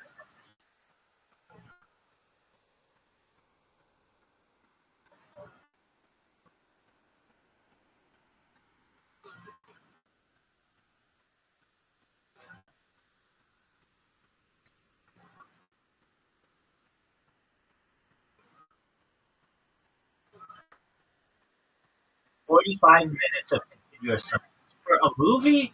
Isn't that ridiculous? That's there's no dialogue or music. Well, what's he doing? Just trying to like he's like trying to make fire, and like I think the silence is broken when he makes fire because he like celebrates. He's like screaming. He's so So he's just trying. It's a good. oh, It's not boring. no, it's not. It's why Tom Hanks. Um, it was very popular around the time of the TV show Survivor. So it's like this. If you were stranded on a tropical island. What would you do? How would you survive? It is not boring at all. I haven't seen every Tom Hanks movie, but I mean, I'm sure you've seen a lot of Tom Hanks movies. He doesn't miss on many movies. There, he has like his agent uh, called, like he's got a clause that says a lot of actors have this, but it's like a no audition clause. Basically, offer only. It's called offer only. So basically, if you want Tom Cruise in a movie, he doesn't go to an audition. You make him an offer. He reads it, and if he likes it, then he automatically gets the job. Other people have to audition, but he's at the level where it's just offer only. And only not a huge amount of actors have probably less than 1%. So he has his team read through these scripts and anything that he thinks is going to be big, he does. And he did Castaway. He had like 6 movies in a row that were just like, yo, what was Tom Hanks' run in like the mid '90s and early 2000s? He said he did, but he just had a lot of fun. And if you include Toy Story, he had so it's called the Golden Decade, 1990s, 2000. So he did Sleepless in Seattle, he did Philadelphia, where he won his first Academy Award for Best Actor. He did Forrest Gump, where he got a second consecutive Oscar. He did Apollo 13 and Toy Story, both of which were giant movies. He did Saving Private Ryan in 1998, 1999, another giant movie. You've Got Mail, giant movie, underrated movie. It's a phenomenal movie. I loved it. My family loved it. The Green Mile he did in 1999, which is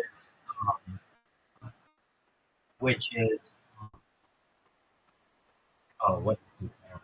One of what's his name? Escaping me.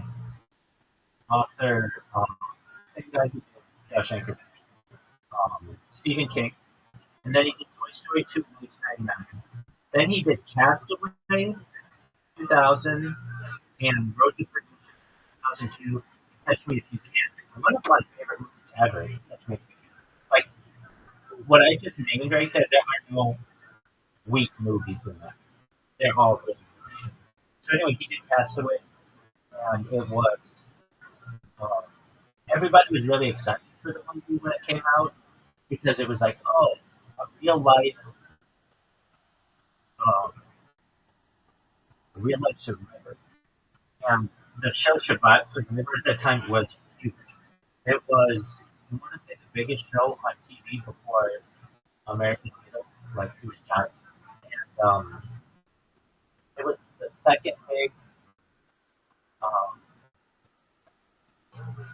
second big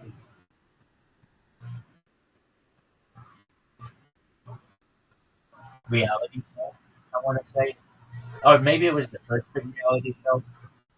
Um, CBS came out with Survivor and Big Brother, and those two shows were like game changers. But I want to say it was like the Real World on MTV and Road Rules. Those are cool in terms of reality shows. Survivor was definitely different. When Survivor came out, it was a cultural phenomenon, and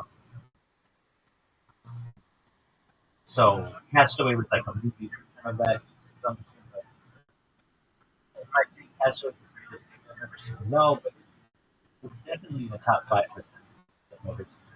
And another thing about Castaway, the stuff is about brand placement or product placement.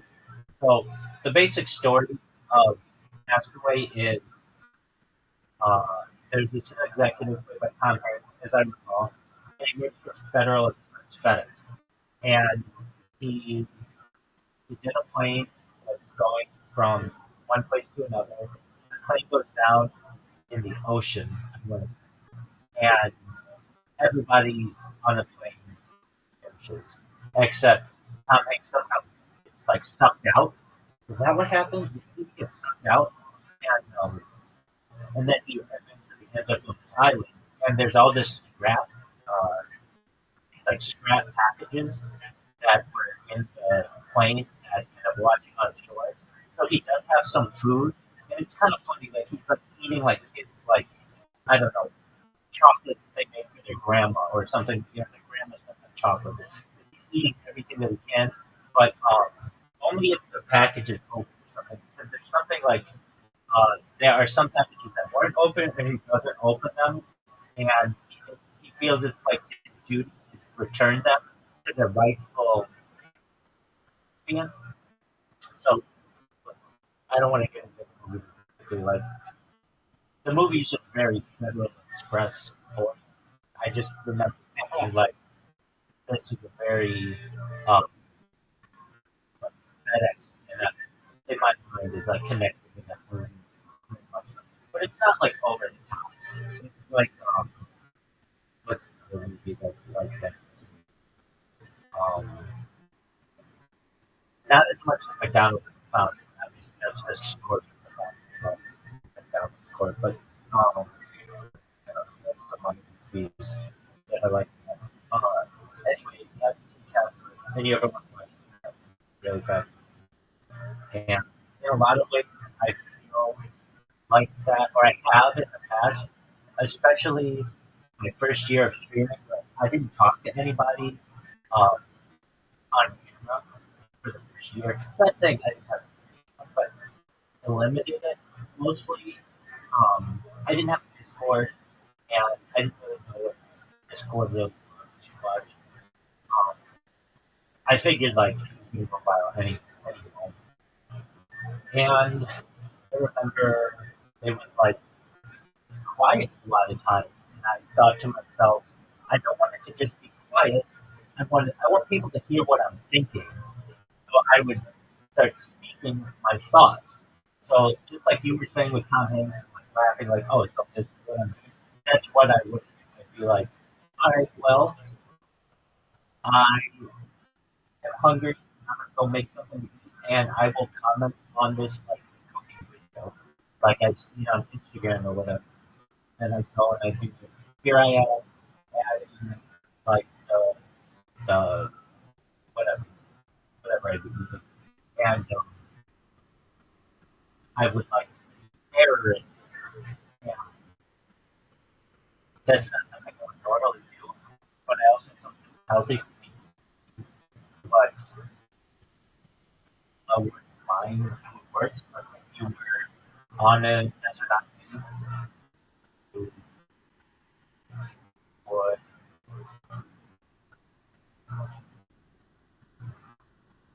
talk things. Well, I shouldn't say that. You wouldn't talk things out, but since I was on camera, it felt the obligation. I would say it quite often on the street. Normally, I wouldn't be talking out loud like this, but if I don't, then this is just going to be 8 hours of me like, being quiet, and I don't want it to be. I want people to know what I'm experiencing or what I'm thinking. When I first did the stream, it was very, um, it was more psychological and biological because I just wasn't interacting. I would interact with people in my house, but I wouldn't interact with people on the stream. So um, it was much more like um, it was much more inward, um, in introspective of just the. So when people watch this, I didn't know this. People watch it in like reverse order. They'll watch it from like the ending and then work their way back to the beginning. And I always thought that would be very interesting part of it too. Like um, we've never had a movie. I guess have we had a movie like that? Maybe some like Tarantino flicks or something where you see the end. Oh, have you ever seen? You're not a big Seinfeld fan, but the second to last Seinfeld is Mike now. Second to last Seinfeld considered by many people to be the worst Seinfeld episode ever. Um, Normally, an episode of Seinfeld, with the exception of like part um, episode that they did when they visited California, they basically never moved outside the tri-state area, meaning Connecticut, New York, Long Island, kind of, and New Jersey. I don't think they never really went outside. However, the second to last Seinfeld, they end up, and it just starts in there. It's like, what? They never, ever. They had like one shot of a character, Elaine, when she was pregnant. Like, she couldn't be on set. She was in like Italy. But aside from that, they never ventured out of it was all like within this microcosm. But the second to last episode starts in India. And the entire episode is shot backward. So you see like how the characters got it. And I think my show will be a lot like that. Anyway, I've been talking for a long time, so you should seek I really want to see that episode. you should. You absolutely should. It's really it's like you know It sucks just because it's all backwards. yeah, it's very artistic and most Seinfeld episodes are not like that at all. And people didn't get it at first, but I think in the future people will think it's the best episode because it is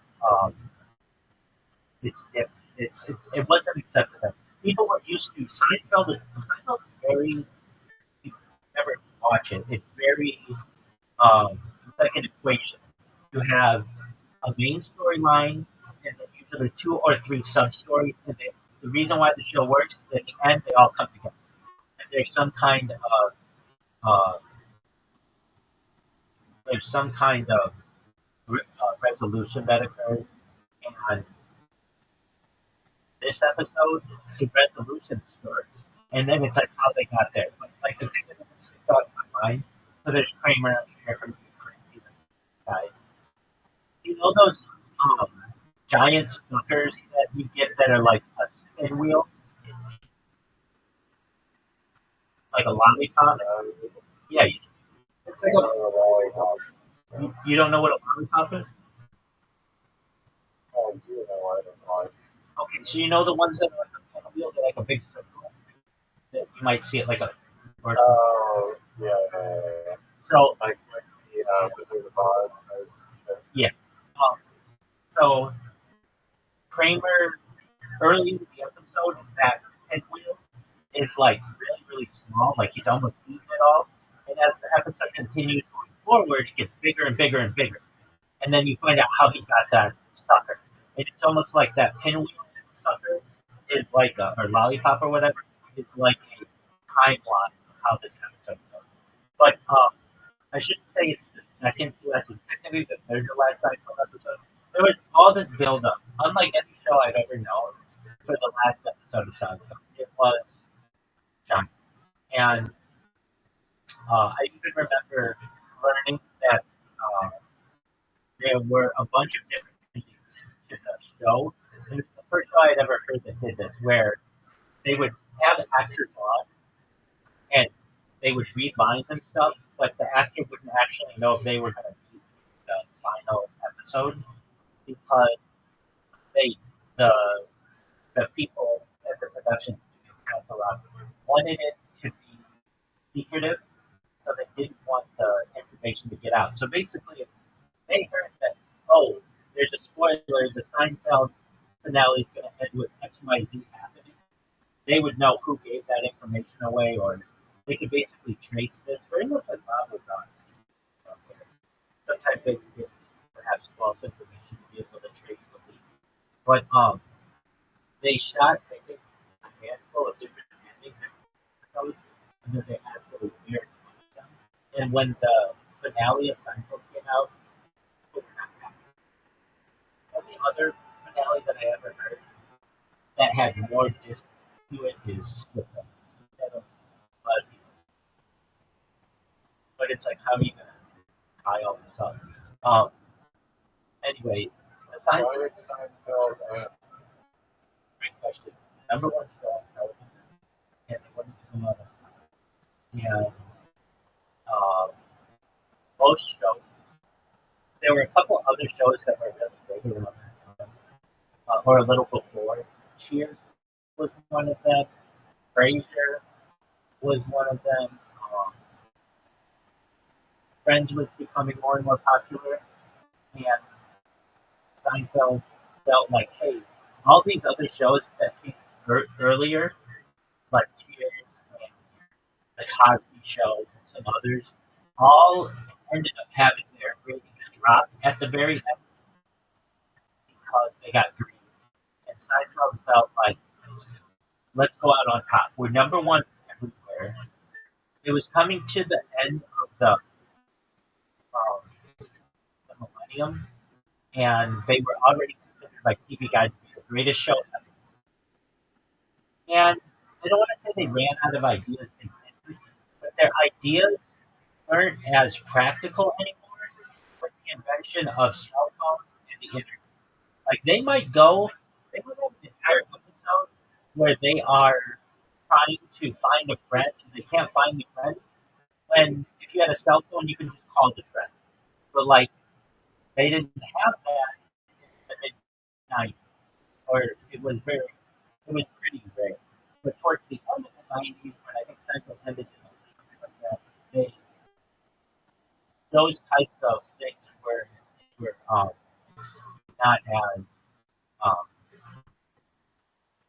those kinds of like storylines that they have where And trying to find a piece of information. exactly 100%. That's exactly right. And there was just none of that.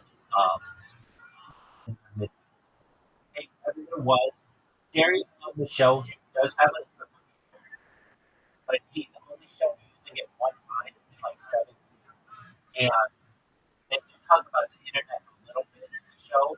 It's a very interesting show though because the earlier seasons they don't have any idea about the internet, and at the end, the last seasons they do talk about it a little bit of the internet, and like, but it's all like a joke. Like, they'll have a really old man say, "I gotta get on that internet." Like they talk about it like it's a like a place where you go as a resort or something. Not like, oh, just Google it. But there's none of that.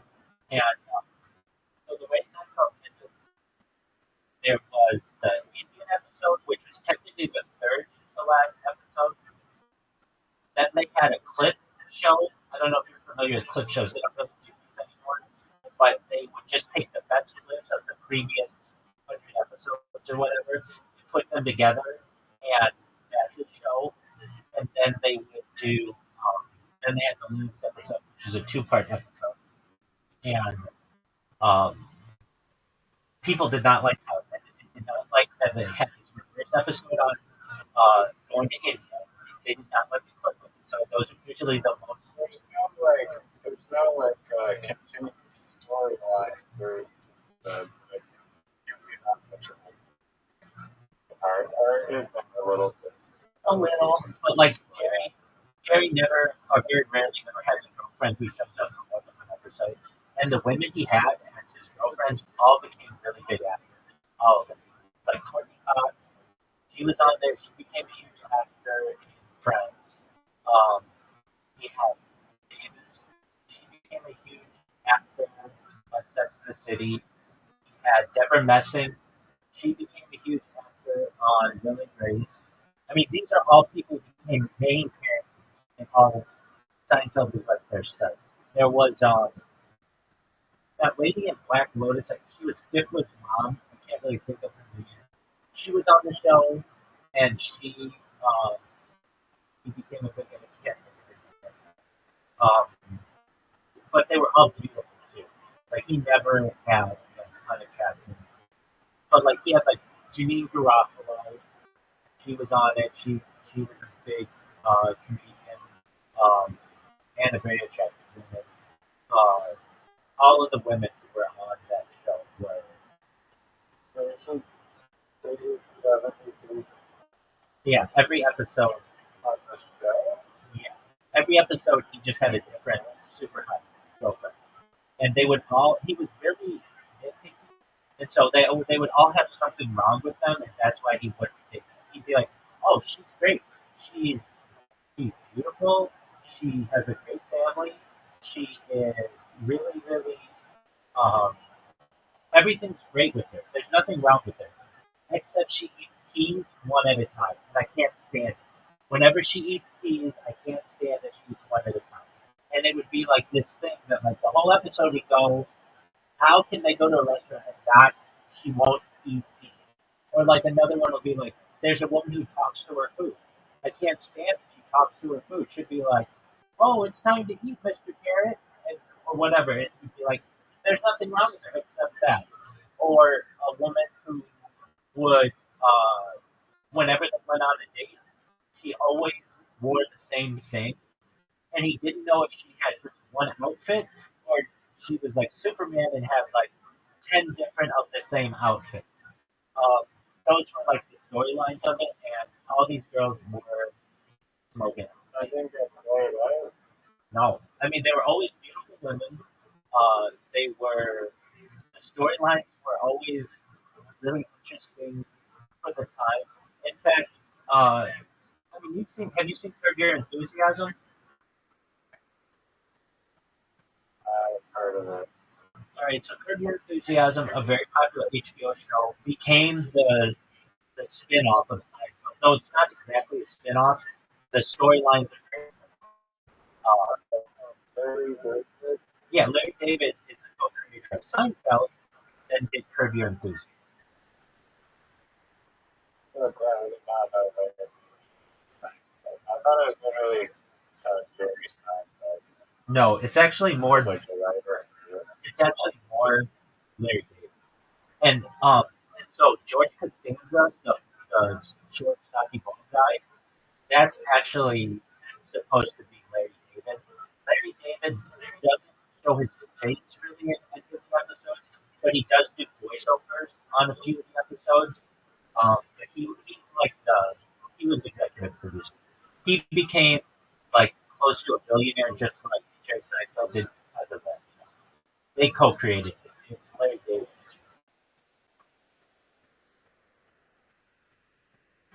Huh. Very interesting show. Yeah. Um, and it was played so much. I mean, it's still played in LA on a nightly on some random channels. It was played on all the bigger channels throughout the United States syndication to the point where it was just like I can name Steinfeld has become to millennials, Generation X, like um, I don't know like how maybe Gen Z how to like Stranger Things or something like that, but they don't even have that Stranger Things the way people like. There are Seinfeldisms that they just became. No one had heard these phrases before, but now they're become okay. So here's one: double dipping a chip, like when you want chips and salsa, and you take a chip and you dip it in the chip and you take a bite and then you put the chip back in. If it's a public plate, you don't do that. But nobody had ever talked about that. And double dipping a chip became like that's a Seinfeld issue. But and there are books that are published about this too. What else? I mean, there are a lot. What are others? Um, let me just look up real quick. Seinfeld isms, like things, phrases that are derived from Seinfeld. I think there's a Wikipedia page too. So double dipping the chip, a close talker. No one had ever talked about people who talk too closely to another person. Like it was never on television ever. We didn't have reality TV or like TikTok videos. Like no one had ever talked about the distance that you talk to another person. You think that was a Jerry Seinfeld also? I think it was a Larry David. Or Larry David. Yeah, all this stuff is genetic. I don't want to say all of it, but a lot. Um, Shrinkage, like when you're in cold water and you're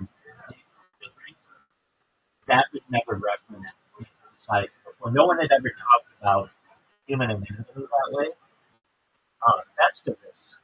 Festivus is an entire holiday that's celebrated by hundreds of thousands, if not millions of people throughout the world every year, and it all comes to it from a Seinfeld episode. Um, Regifting, like the idea of somebody gives you a gift, and then you give that gift to someone else. No one had ever talked about that before. But there were a lot of like phrases that entered the lexicon or the vocabulary um, of and is one of them. Nobody talked about a woman and like really strong. Um, Yada yada yada. that's a big one. So that's common within specifically Ashkenazi Jewish homes, but it was never you never really saw um, Yiddish being used on television like that. Um, Shit's people. So the idea that Jewish men are attracted to non-Jewish women, a shitza, another Yiddish term, was never put on television before. Other things that they would do, like that were just different that we never saw. Uh, oh, in terms of candy or like product placement. Product placement was really big, and they didn't really do this previously. Like shows didn't do product placement, but I can just tell you these off the top of my head: Juji Fruit, Junior Mint, Heads. Those are all. Those are all entire episodes about just candy. Um, what else? Um, like in terms of brands, there's Kenny Rogers Roasters, which is like a failed mid '90s attempt of a country western singer to take on KFC and Boston Market and other things. There's um, Saab, there's um, Porsche, there's like just lots of that. Like just off the top of my head, what other things? I don't want to look, but I will. Seinfeld episodes about commercial products, like as Fuji Fruits.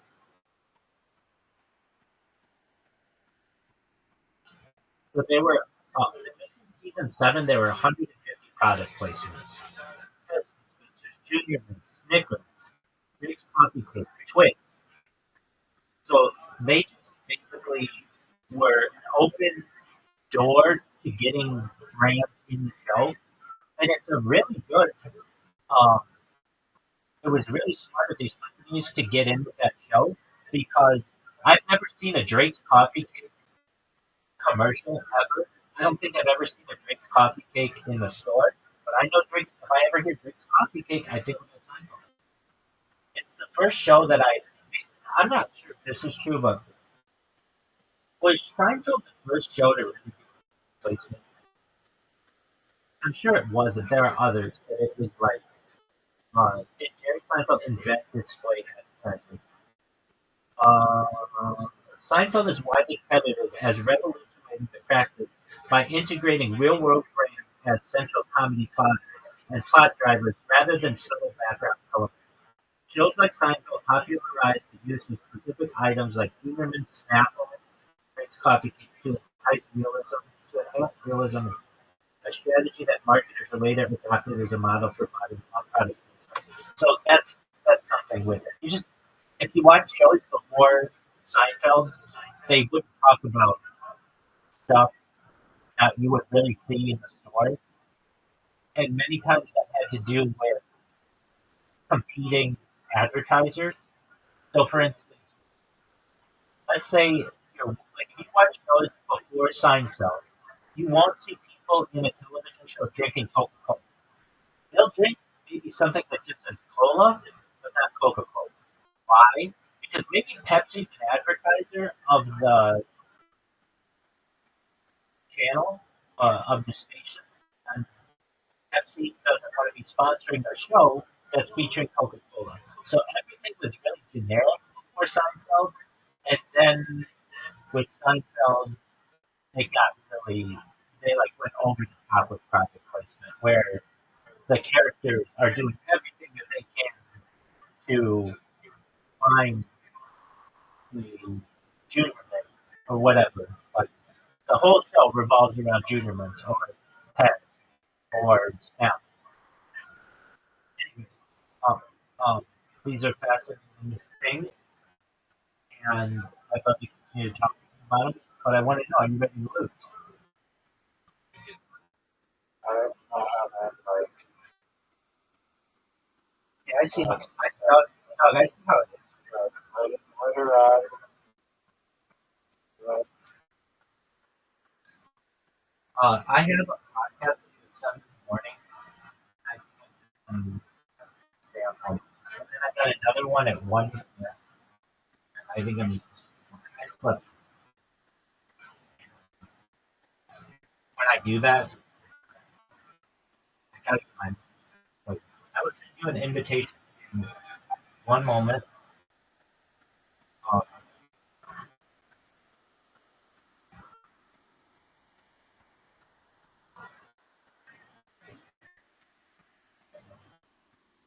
what are your favorite TV shows?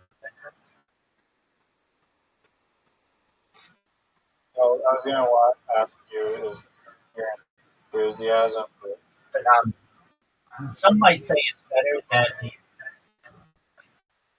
and um, I don't know if I'd go that far, but they actually on one of the Curb Your Enthusiasm, they did like a Seinfeld reunion, and they called it the closest you're ever going to get to a Seinfeld reunion. Is the name of the episode. People have been wanting there to be a Seinfeld reunion since it went off the air. They haven't done one, mainly because I think the actors feel like, why touch perfection? Maybe it's not really a perfect show, but a lot of people consider it to be a perfect show. And it the other actors have made money doing other things, but um, they all made a lot of money. And the um, but, but there is one episode of Curb Your Enthusiasm that is Jerry Seinfeld, Jason Alexander, Michael Richards, and Julia Dreyfus, and it's amazing. It was like seeing Seinfeld in 2010 or something, and the episode is something like George invents an app, becomes like a millionaire or a billionaire. And one of the things, George is always trying to get money, and he becomes a billionaire or a millionaire by inventing an app that allows you to find available public toilets in New York City. George in one episode knew where all the great toilets were in New York City, and this app would allow you to find them. And there's like Curb Your Enthusiasm? yeah,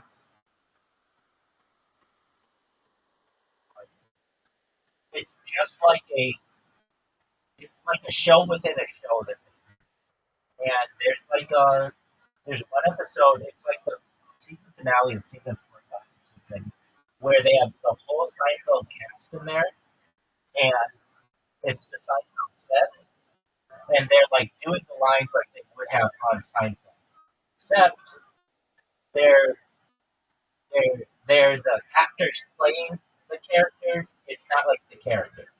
Meaning, Jerry Seinfeld, well, that's a bad example. Jason Alexander plays Jason Alexander on the show, and then plays George Costanza. And but they refer to him once they hit cut or whatever as Jason Alexander because that's his name, or Michael Richards or whatever. Um, Another really interesting thing about Curb Your Enthusiasm that's different than any other show is they do not the the people on it don't memorize their lines. They're basically told the way that the scene is supposed to go, and then it's all improv, which is unlike any show previously. So what does that mean? It'll be like, all right, Larry David has to buy a car, and he's got to negotiate with the car salesman, but they don't give them any lines. So Larry David will say, all right, I want this car. And the car salesman's like, okay, but what about this other car? And Larry David goes, I don't want the other car. I want this car right now. And the other person's like, okay, fine. You want this car. That's great. Larry David's like, all right, so I just write you a check, and then I can just give me the keys, and I leave. They're like, oh, it's not that easy. And then Larry David will be like, why isn't it that easy? And they're like, well, it just isn't. Larry David's like, look, if I go to the store right now, I go to Starbucks and I swipe my debit card, I get the coffee right there. I don't have to go and sit down with the barista and have a 2 hour conversation about financing. I have the money. I want to pay for it right now. And they're like, well, it just doesn't work that way. You have to understand, sir, that there are warranties and it's like, I don't want the warranty. I don't want it. Right now, with this warranty, boom, I don't want it. So that should cut down 45 minutes of our discussion. What more do you need? And they're like, well, you have to understand that there are other packages that we can add to this. And Larry David's like, I don't want the other packages. I want this car right now. And they're like, well, you have to understand, Mr. David, that this car is just the showroom version of it. We have to actually order the car for you. He's like, I don't want you to order it. I want that one. There's one right here. And they'll be like, well, you have to understand that there are some things that we have to do to the car before we can have you take it. We want to make sure that it's tuned up for you and everything because it's been sitting in the showroom for a few weeks now. He's like, look, I don't want any of that. Literally, how much is it? And they'll be like, $25,000. Be like, I'm going to write you a check right now for $25,000. You can call the bank, you can check it, do whatever you want. I'm going to take this car, and I want to take this car within the next 5 minutes or I'm leaving. And they're like, well, sir, it just doesn't work that way. He's like, fine, I'm out. And they'll take his check and walk out the door. That's a scene that they'll have. But they won't ever have like like they'll just be like a plot, but they don't have lines. They just have lines, which is a really interesting aspect of the show. Does that make sense how I'm describing? Yeah. Um, Every scene is just different. yeah, exactly. And it's because Larry David doesn't want to have to be memorizing all kinds of scripts. Here's another thing about it that I don't like about the show. I actually don't like this part of the show at all, but it is what it is. Every Have you season, seen the whole thing? except the last season that came out like a week or two ago. Yeah, I binged it on this stream. I also binged Seinfeld on this stream. I binged Sopranos on this. Like basically Game of Thrones, like a bunch of them. But I didn't really pay too much attention. If it was a big show, I wanted it to be a part of this because I feel it's art, and I want all the world's art to be on my stream. And I also want somebody who watches this shit, I don't know, in 10 years or 100 years or whatever, if they're a fan of, I don't know, Home Improvement or Friends or something, they'll get excited to know that I actually watch those shows and it's like a reaction video that we have of it. Um, okay, so here's a really interesting part of Curb Your Enthusiasm that I didn't really get when I first saw it. Uh, Normally, you have a show like Seinfeld or Friends, they have sex, right? Like, it's like you're used to them going to the same place or whatever. Curb Your Enthusiasm, every season they buy a new house, but they don't talk about changing the sex. What do I mean? So, Curb Your Enthusiasm is shot differently than most shows. It's not shot on a soundstage generally. It's shot out in LA. So they may close down and get permitting.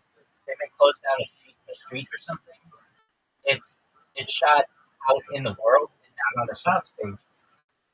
And every season that they do Curb Your Enthusiasm, they end up like renting a house or leasing a house for like 6 months or something. And they're usually these really big, nice houses that you'll see in the Hollywood Hills and stuff. But the neighbors always complain when they're doing the shooting of the show that, hey, you have to shut down our street and we don't like that. You're basically becoming a they're an inconvenience to us, and these are very powerful people. And so what ends up happening is every season the show has to change houses to another house somewhere in LA, and they never talk about it, or maybe they might make a small joke about it, but it's you never get used to like, oh, this is the Curb Your Enthusiasm set because it's just it depends on the season that they're going to have it. And I just have always thought that's interesting because like any show, Sex and the City, Stranger Things, Game of Thrones, even like they have like a set. You're used to like whatever the capsule looks like on the inside. Well, this show is a little different. It's just a different house every time. They don't always explain it, and I don't like that element of it because I get used to the sets of different shows, and they bring comfort to things, and just for whatever. Well, because Curb Your Enthusiasm is shown in such a way that they they can't have that continuity. Dude, Curb Your Enthusiasm actually saved a man's life. Like, how did this happen? So there was a guy who was um, I want to make sure I get the name right. I don't want to tell the story correctly. Curb Your Enthusiasm saved a man's life. Curb Your Enthusiasm saved a man's life.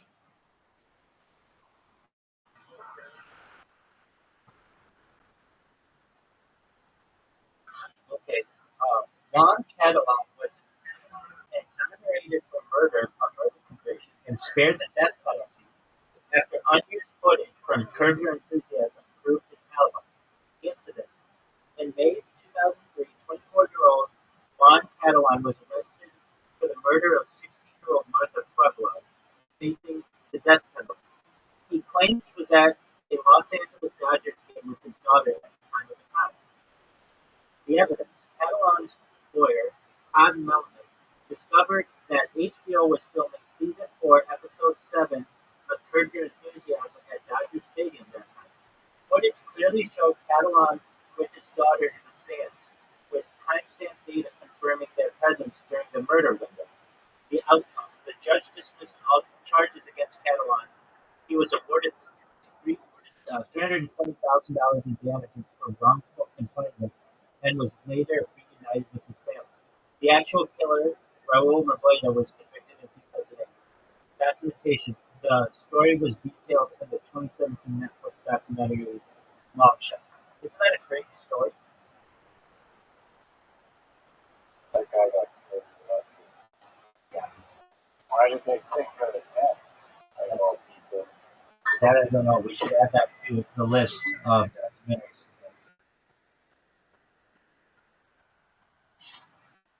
Um, but yeah, so Curb Your Enthusiasm is it's like a different version of Seinfeld, but it's the same kind of humor. There's like a It's written by the Larry cast David. is different. Yeah, the cast, except they have every member of the show on the show. So, like Michael Richards is on a couple episodes, Jason Alexander's on a couple episodes, Jerry Seinfeld's on a couple episodes, and Julia Louis Dreyfus is on more than a couple. She's more of a character in it, but not like a main character. And they, um, they, they all have plots, but it's not Seinfeld. Do you know who Cheryl Hines is? She's the wife of John F. Kennedy, Robert F. Kennedy. Sure. Okay, well she played like second biggest actor.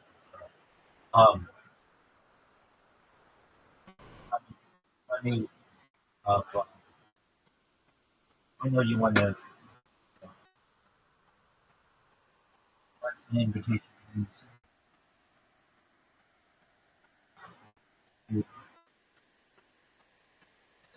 Just stream on a device and it wasn't working for me. I had to go choose something.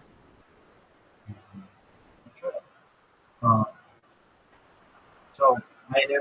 What kind of shows? What are your favorite shows? TV shows or street shows? Oh, oh, it seems like Michael Richards did not like have a lot of significant acting roles, to my knowledge, outside of Seinfeld or after Seinfeld. He did stuff. He did some stuff, but I don't think it was like a main character. Because you got canceled. Man. You don't know about this? Is at the Laugh Factory in like the early 2000s and said the word from camera. Like he was canceled. Are you serious? Oh, dude, he said it like 50 times. Yeah, Like, he was trying. he was. And he said he was doing it for like, that nobody took it that way. And just watch. You have to watch it. You're wondering what happened. Yeah, I haven't seen. Dude, you have to I watch think it. Family Guy did like a guy Yeah, Family Guy did it. Yeah. did a bit on it. Yeah, that's how much in the psyche of the world. Was it like stuff? I think so. Yeah. And here's the thing. This is very early in the digital camera world on the cell phone. It's very early cell phone footage.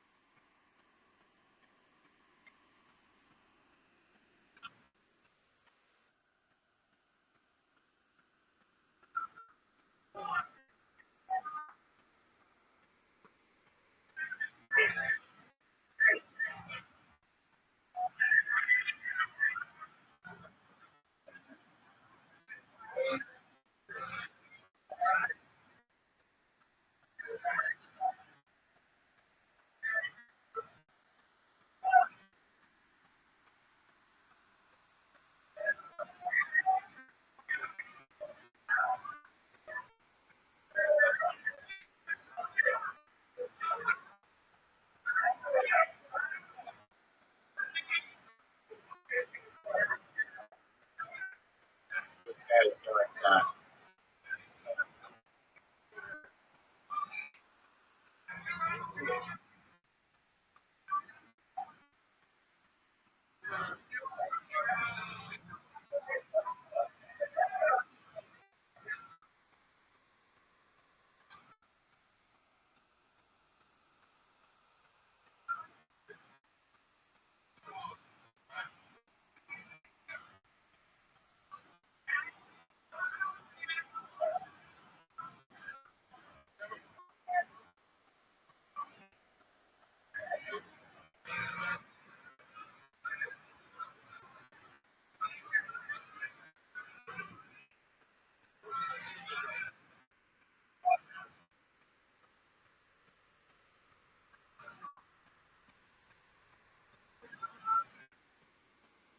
Like, that's really weird. Oh, Jesus. Not really bad stuff. Stage, but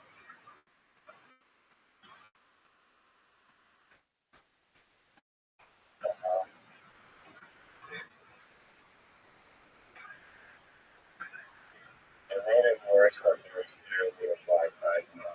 So, you can't see that. One of the comments says, if cell phones didn't exist, that probably wouldn't have been it. And now watch the Family Guy version.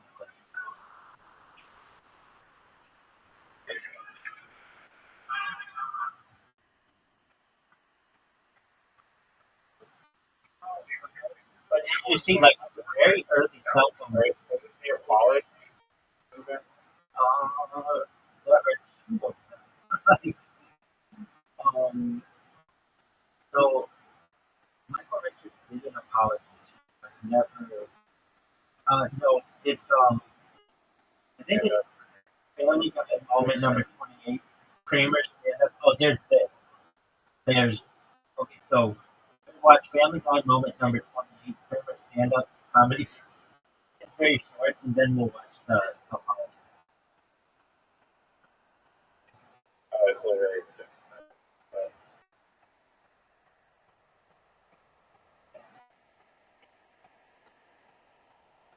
So Oh, I can show them. no. So before, I mean, it would just be briefly. Okay, so I would then go Michael Richards' apology because he went on the Late Show, and then watch the Seinfeld one or the Family Guy one. It's actually pretty long, but he had to do I'll watch the thing I want. yeah he had to do like the whole tour of apologies, and he lost his career on it. However, he's still like one of the most beloved television characters. It's real big. That's such a shame.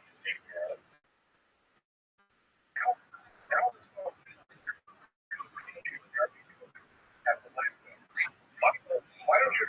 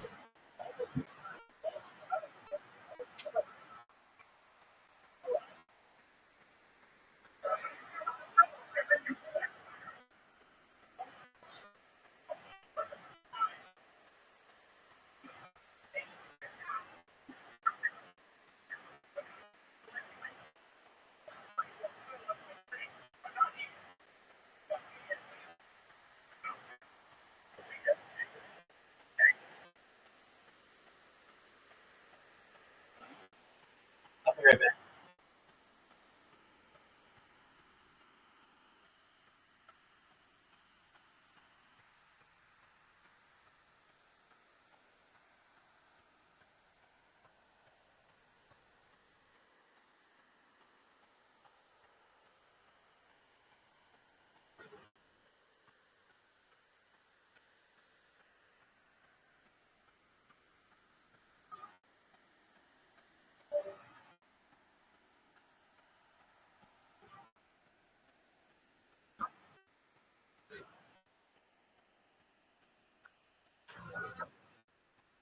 The fact that he said, "Yeah, man, like Michael Richards didn't seem to do anything after Seinfeld," will be seen as absolutely hilarious to the future. You're just old enough to remember when it was like a huge deal.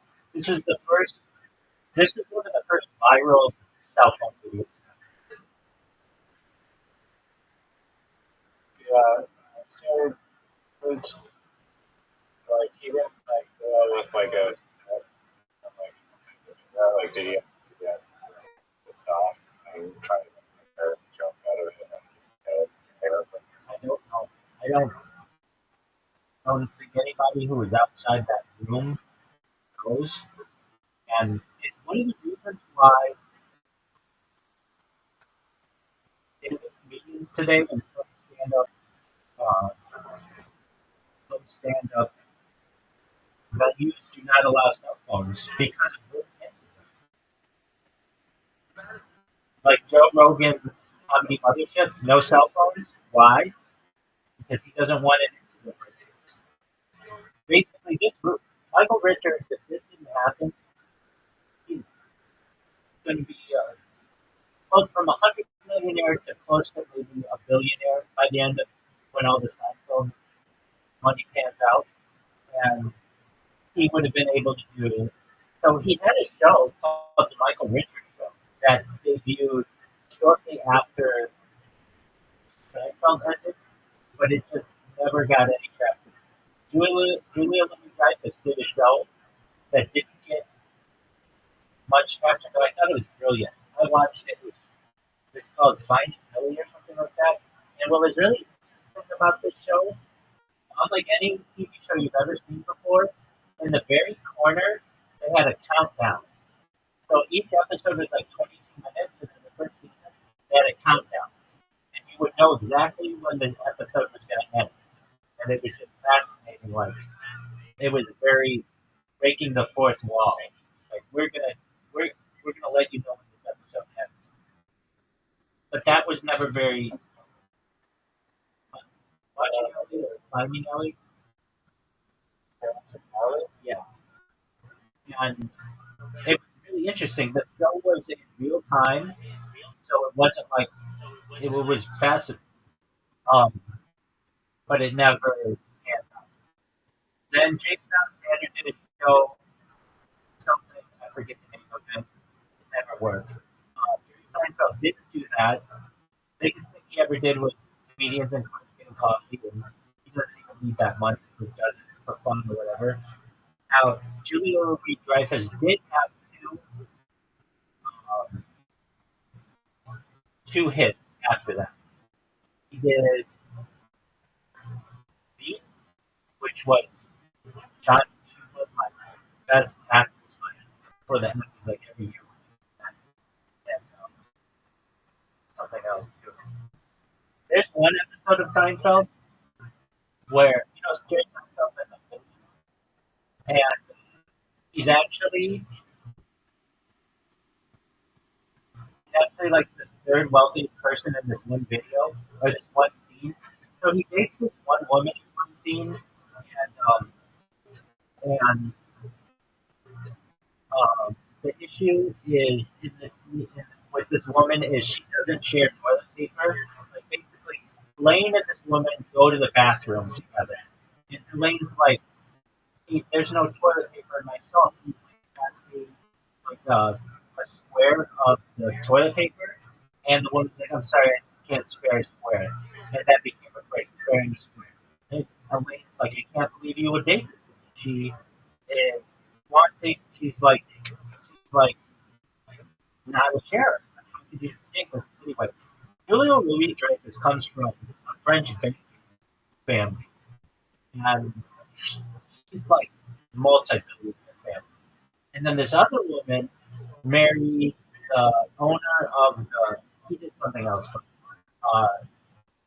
married the owner of the Atlanta Hawks. So basically, there's this one scene where Jerry Seinfeld, who's a billionaire, actually is the poorest person. So, and that's kind of a hilarious thing. Anyway, Michael Richards his career never recovered from that, and still hasn't recovered from it. And he doesn't even do stand up. And um, Jason Alexander ended up doing Broadway. He had a successful Broadway career.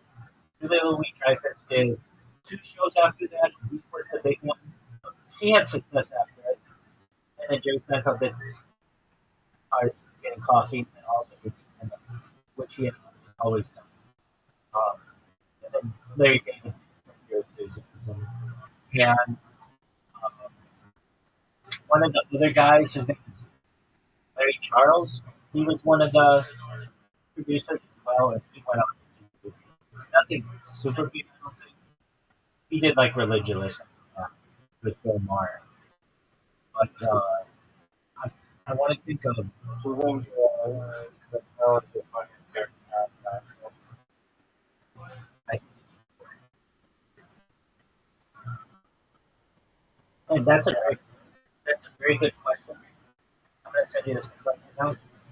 The reason why I say that, I'm in the Seinfeld subreddits, and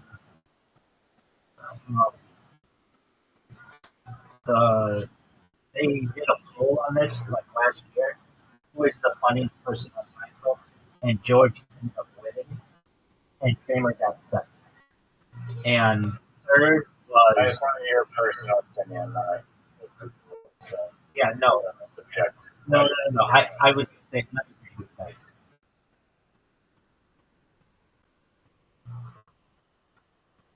To me, George has the most amount of funny lines, and he's the most relatable character from a standpoint, like, I would say relatable, but the most realistic character.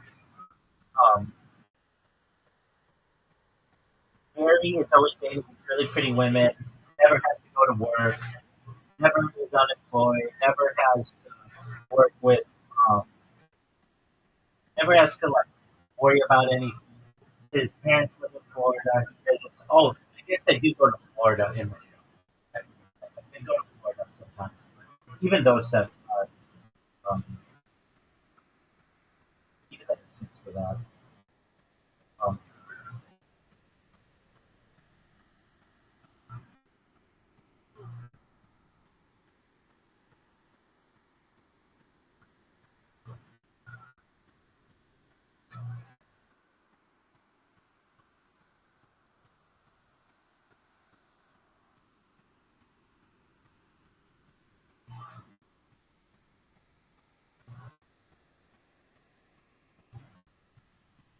um, That's for the,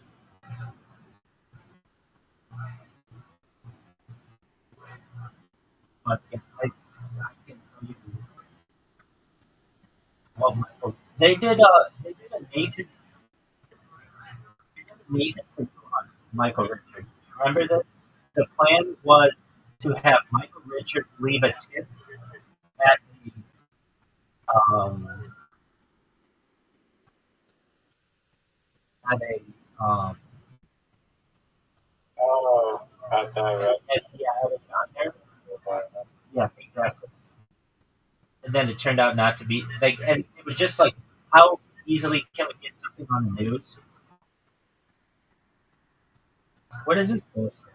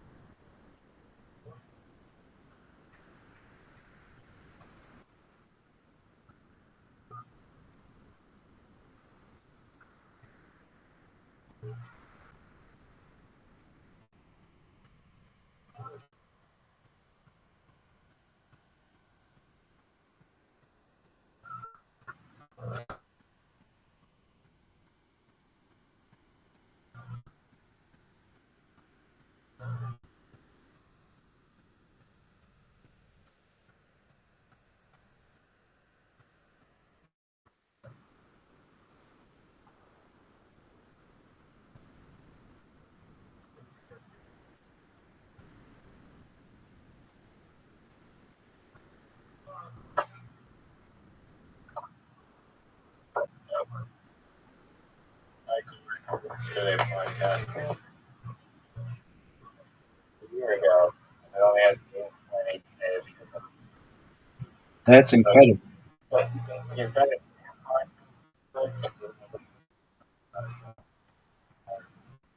He doesn't need to. They made too much money on that show. It made, I think, both Jerry. Where the fans that don't care that he's done the N-word 3 times. He only said it 3 times. Oh, that's good.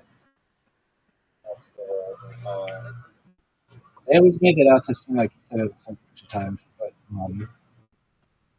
Anyone better than more. there was another woman around that same time, Dr. Laura Schlesinger. She had a huge following on radio, and he, for freedom of speech, she basically said, like, it was something like, why can people of a certain race say the N word, but other people can't? And she ended up saying the N word like N on live radio, and she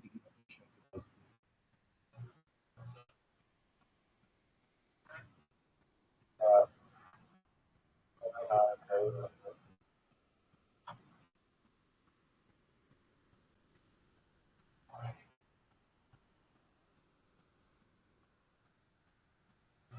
Do you agree with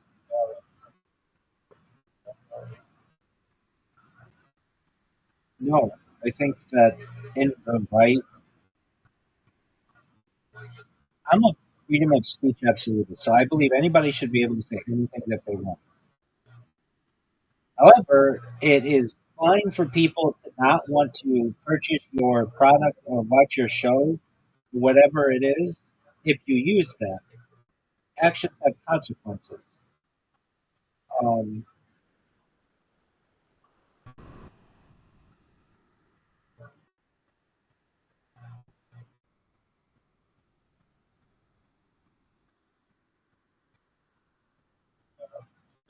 cameras or Michael this right I think he,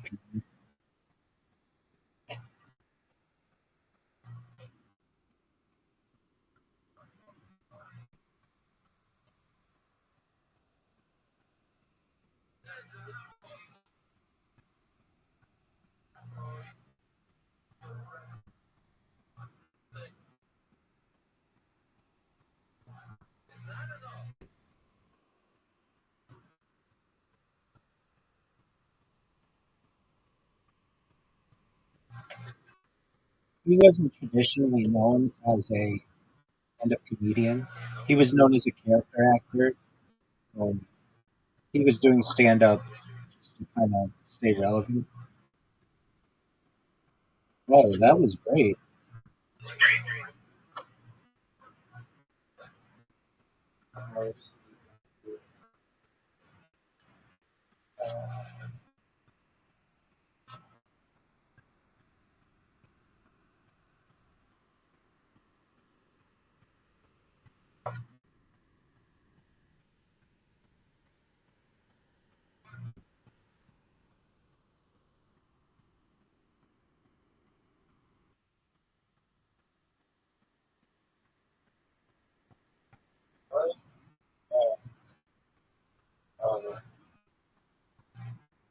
now. Yeah.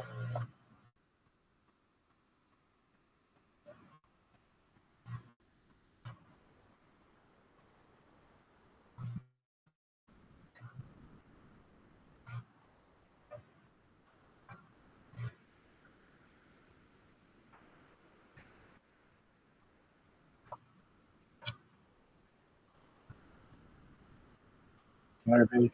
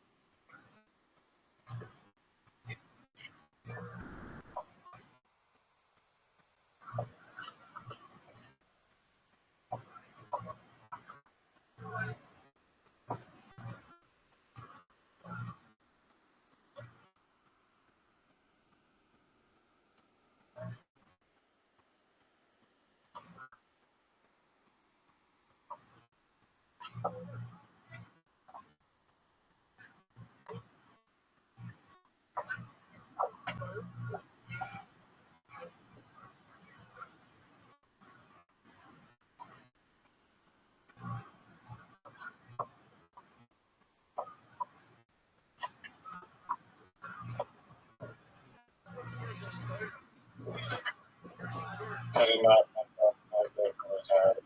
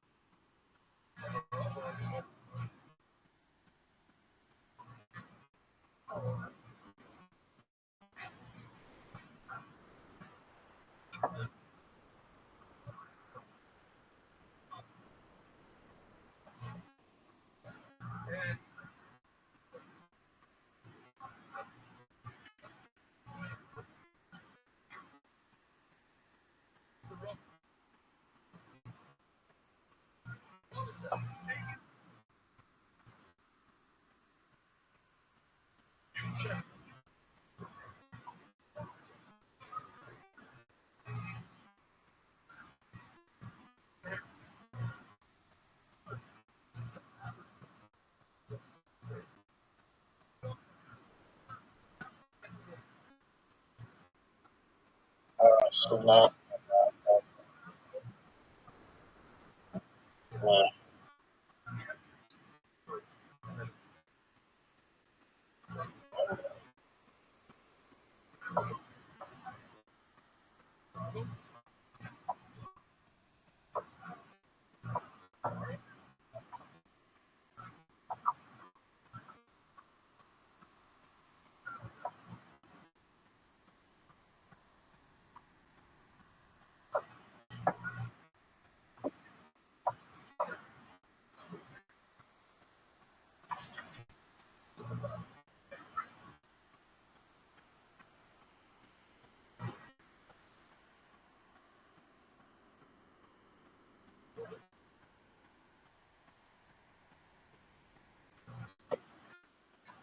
How many things are left?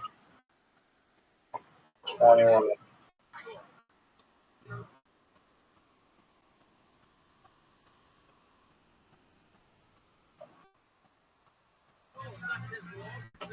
Haha.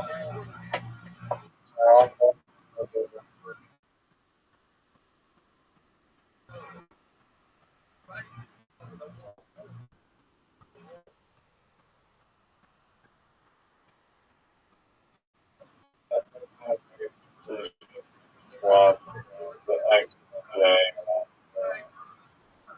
Maybe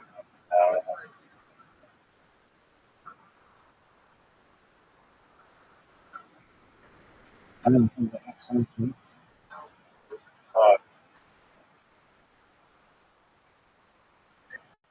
That means it will the Z.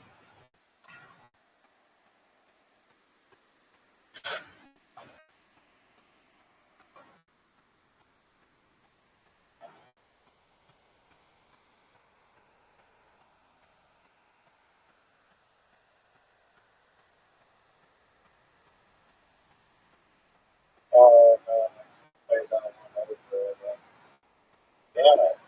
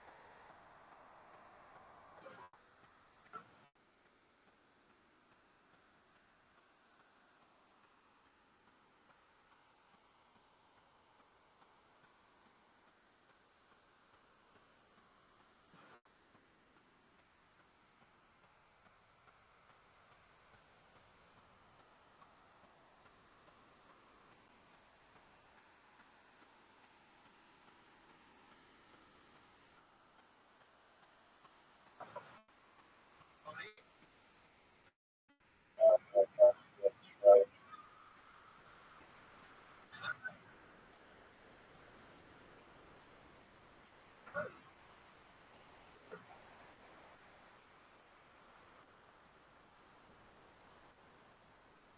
What the fuck? 72? Champ's here. Champ's here.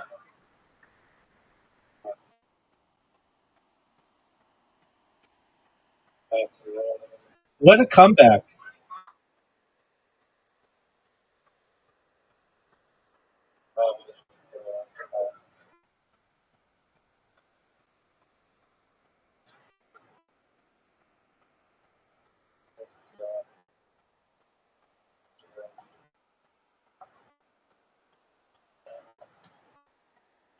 What a comeback!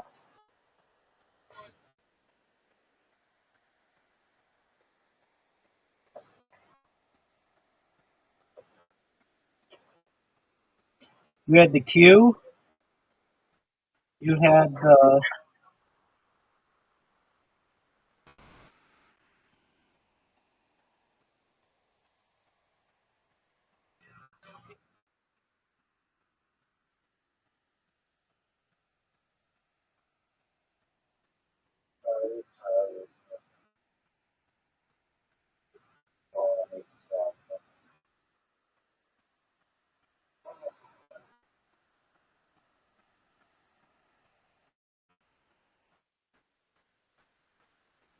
You had the Q.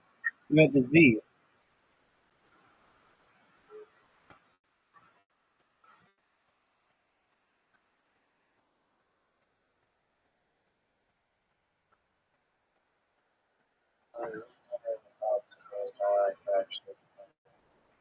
Why didn't you play it on zone with the ONE 2L near Boney and we? Like, that would have been like 20 points. but you could have played it down too. You could have played double 2L. It would have been like 40. You play zone to the right, and then if you have like an A, za, which would have been like 40 points.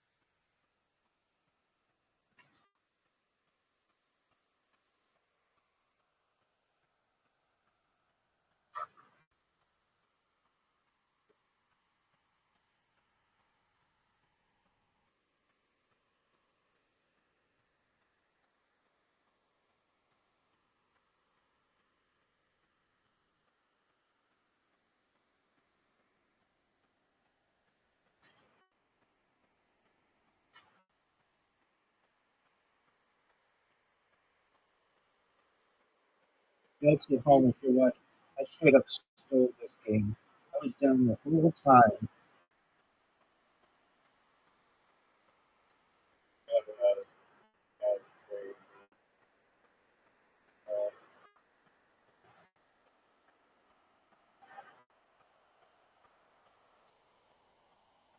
Straight up stole it.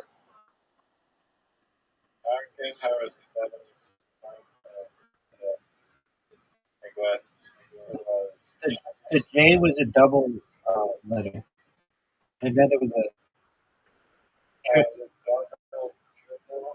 deal.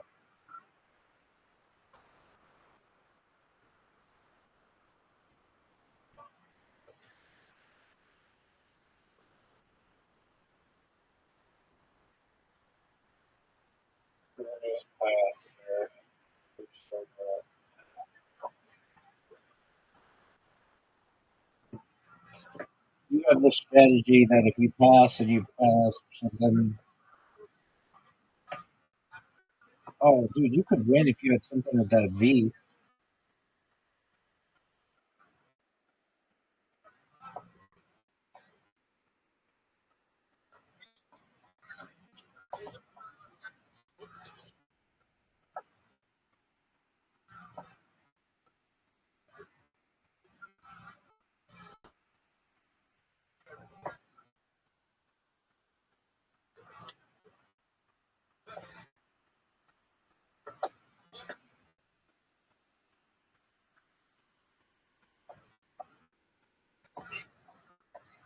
it's like there's two reasons that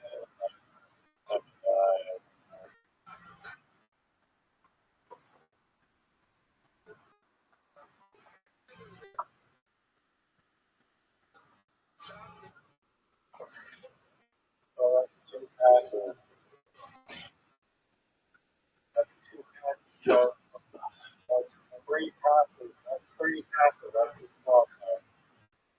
I'm not disqualified. Disqualified for the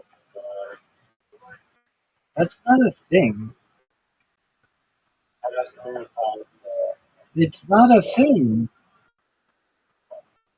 I thought that was Okay, well, you can think whatever you want, but that's not a thing. Folks, if you're watching at home, I straight up stole that game.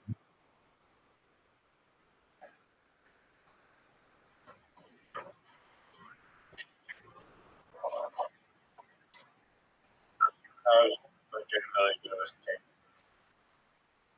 Let me go first without any flops.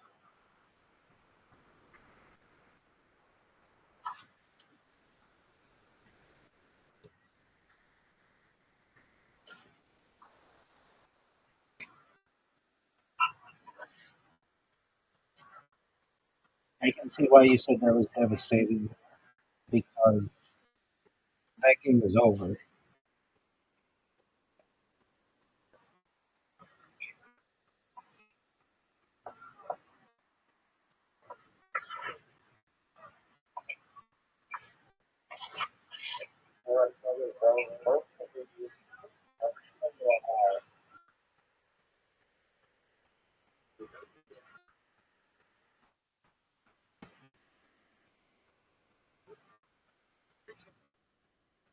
You see Lena the Plug and Adam 22 are divorcing? I hate that I know this knowledge. Yeah. I should tell you what Brendan Schaub's thoughts were on the Backrooms movie. Male with two L's? Yeah, I know. It's like the whole plan. That's not a thing. Of legacy. Yeah, even Google acknowledges the word. Oh, that's garbage.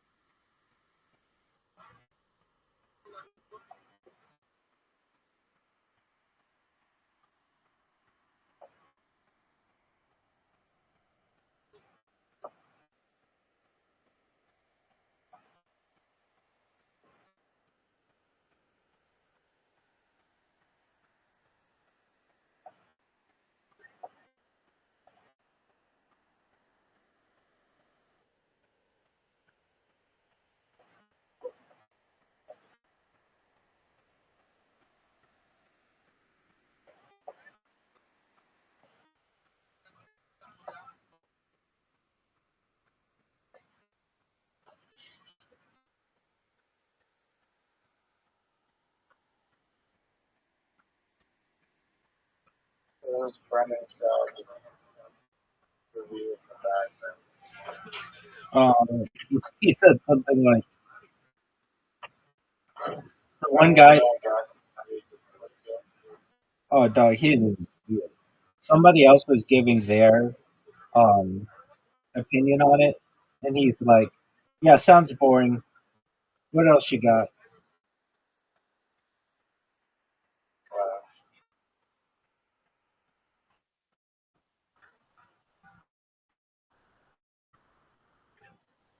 you ever talk about movies? all the time. What are his top I think he likes Forrest Gump, but everybody likes Forrest Gump. Um, that was good.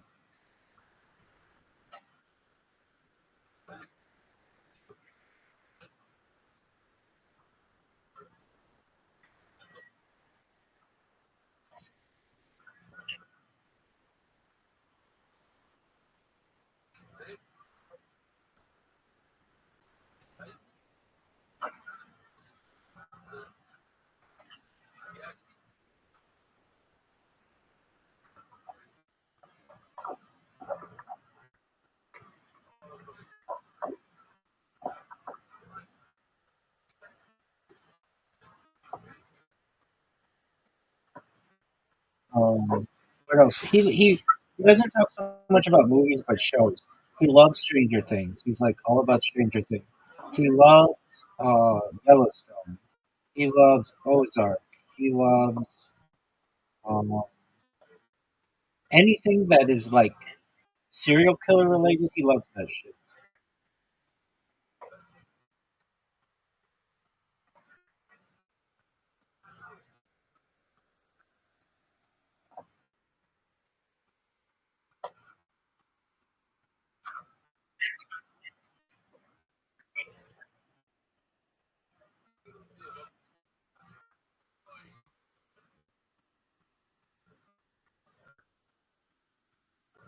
does it affect?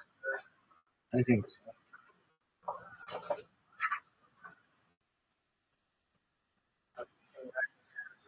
No.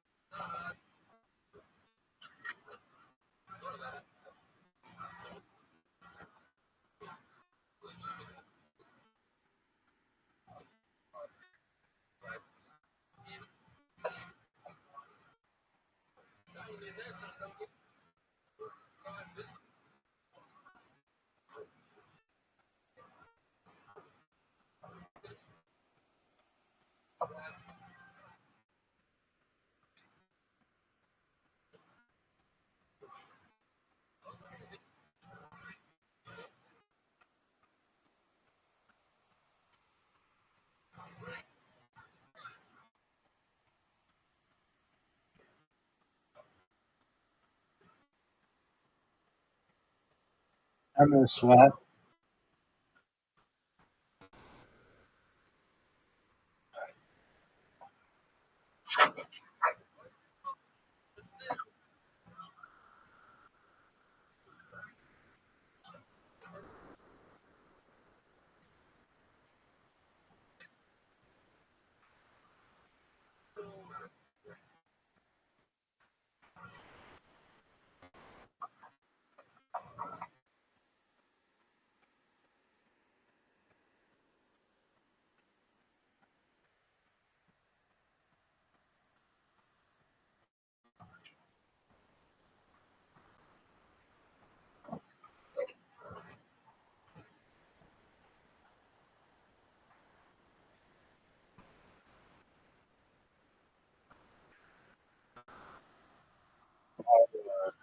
It's not. Don't you worry. Out of work. Not a word is right.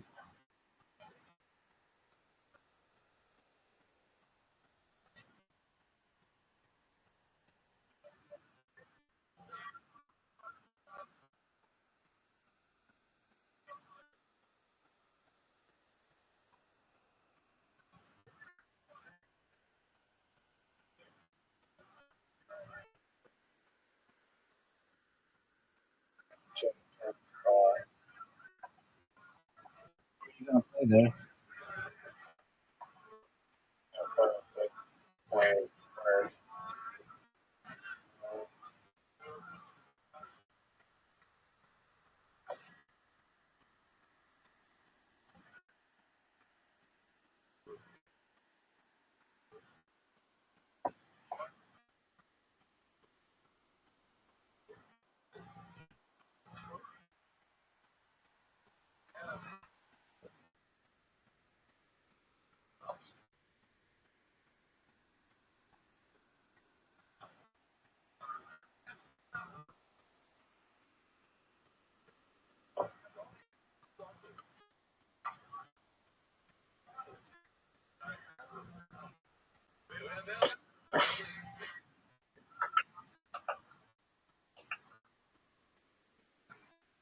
X and X.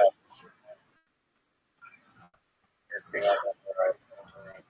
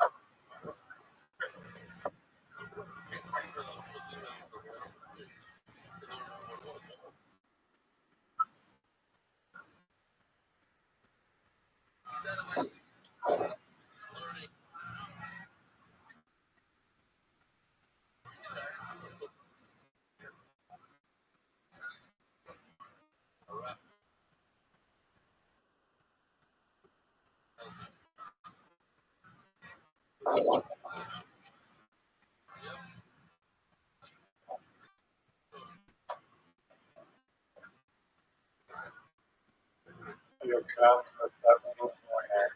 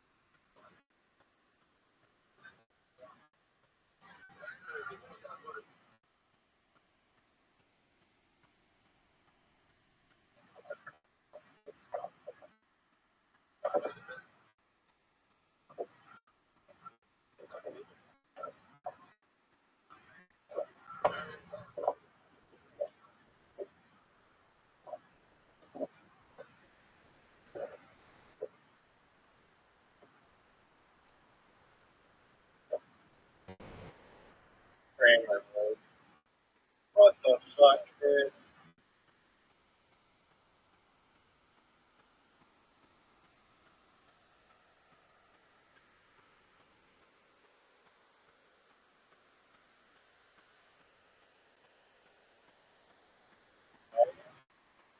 It's Hebrew,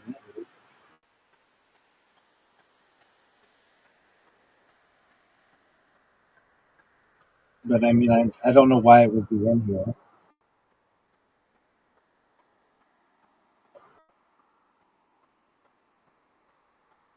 How many letters are remaining?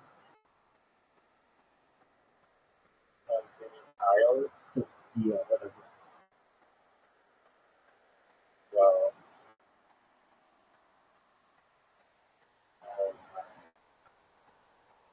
fuck, dude.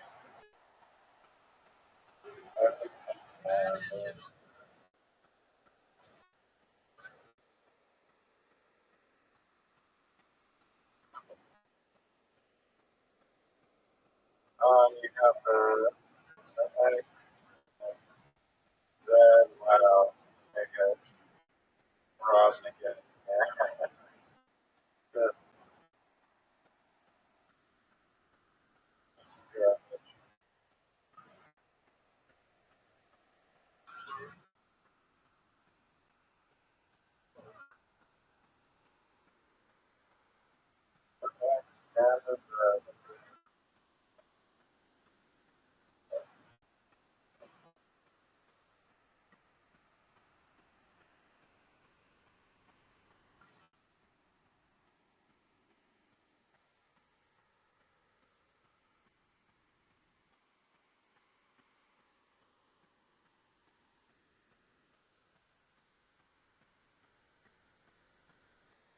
Oh shit!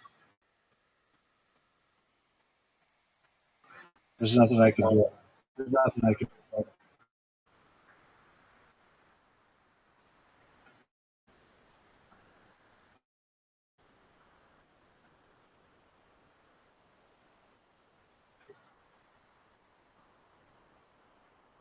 Add door.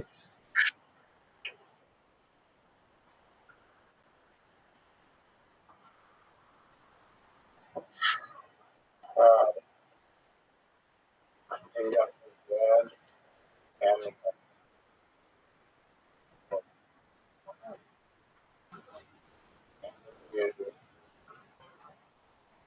I'm a J. Wow, I've been blank. Because I'm right. I was blank. I was black.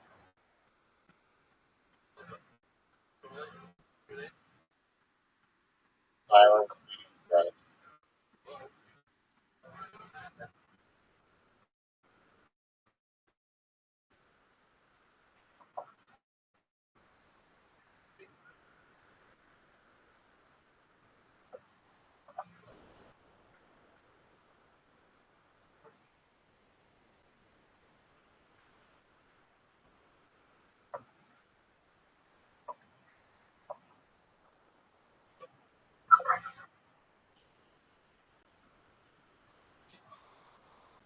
No, no, that is not a book. No,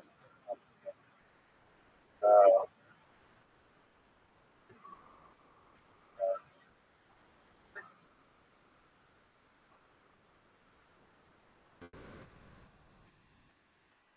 no. I don't think you have this that one. No, no, no. Just rotating the pile.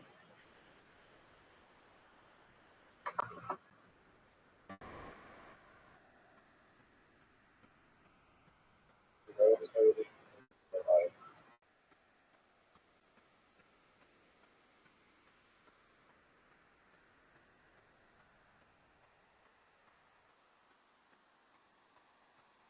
Oh,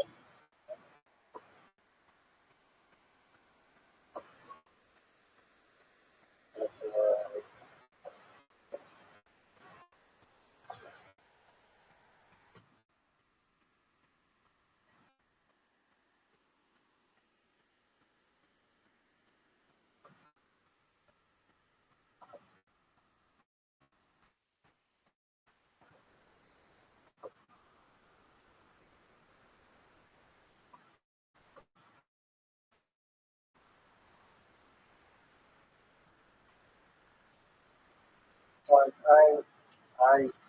I go.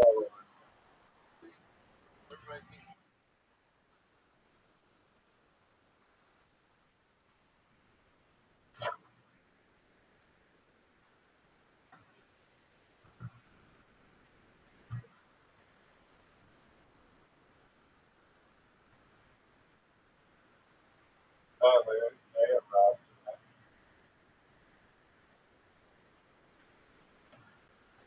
that's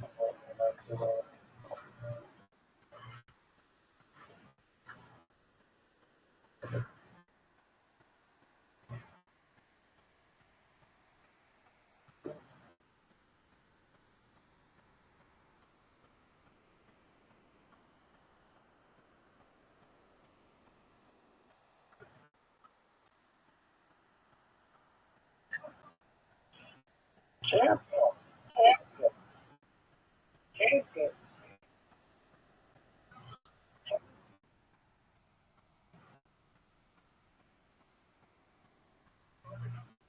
Welcome. Okay. Where that set? Curious where that set is. Like,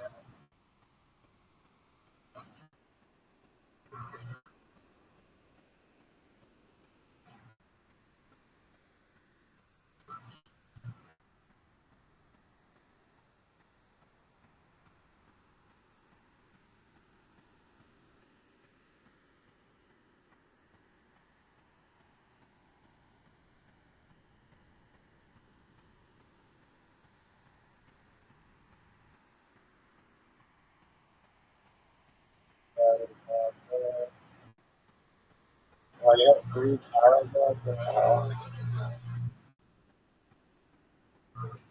many of you have left?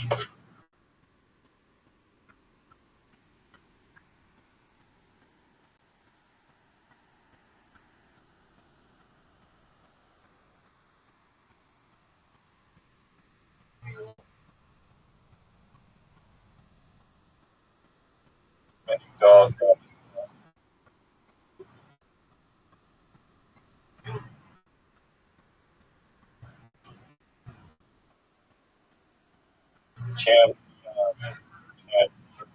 Oh no, is that right there? Are you fucking serious? This might be the greatest comeback in the history of the game, folks. This might be the greatest comeback in the history of this game, folks. Folks, folks. This may be the greatest championship comeback in the history of this game, folks. This may be the greatest championship comeback in the history of the game. Folks, this may be the greatest championship comeback in the history of this game. Folks, this may be the greatest comeback in the history of this game. Folks, this may be the greatest championship comeback in the history of this game. Folks, this may be the greatest championship comeback in the history of this game. Folks, this may be the greatest championship comeback in the history of this game. The champ's here! The champ's here! The champ's here! The champ's here! What up, Zoo? You came in at the perfect time. One of the, if not the greatest comebacks, not just in the history of literati, not just in the history of Scrabble, not just in the history of board games, not just in the history of gaming, not just in the history of sports, but in the history of the world. Welcome.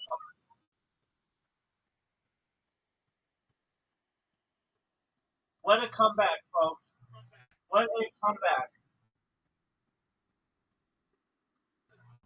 He has a set, and a blank tile. The Q, the J, and the X. And one, baby. What a joke. Winners What a win. joke. Winners win. What do you want me to do about it? Great. Folks, if you're watching at home, this motherfucker was using my strategies in celebration. They're, Bingo. they're celebratory strategies. Yo, Zoo. Yeah, ready to go. Put up another thing like after this. Right? Take what, 2 minutes? Wait a minute. No, it does not take 10 minutes. That's a guy. Riser's pissed. I can hear it in his voice. He had two. What are you feeding? Are you in chocolate? He had 2 games stolen from him. He doesn't even want to discuss it anymore. Straight up stolen. Frying up. Straight up stolen, folks.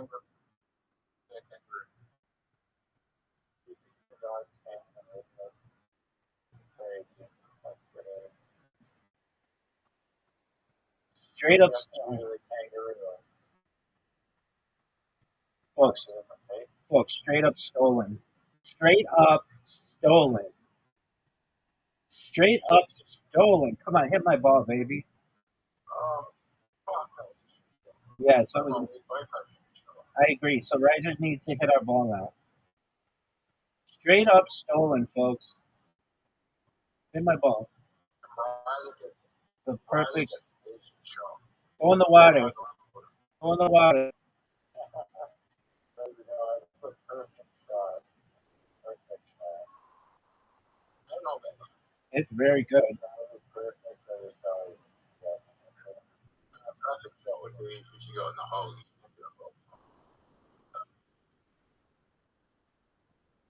I think you could bump me in. Straight up stolen, folks. Straight up stolen. This motherfucker was up like 100 points on me. Straight up stolen. You don't have the balls. Are you fucking serious? I was trying to bump around the tree. Oh wait, I went last. I could really. And now you're gonna give us. I get to my generosity.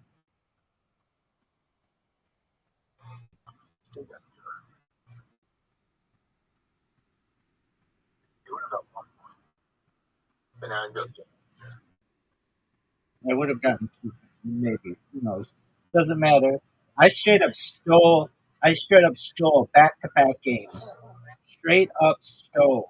Wasn't even close.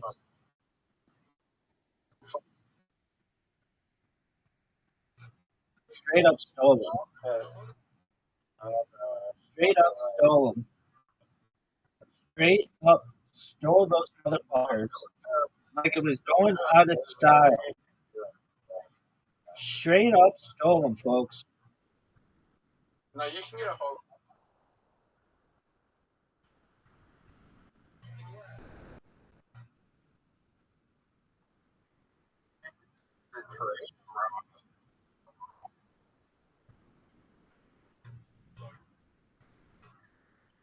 Just Told you. I still move the ball. Easy hole in one.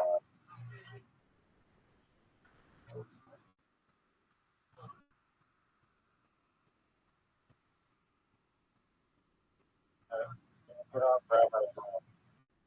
Oh, it's Rather straight in. Straight in.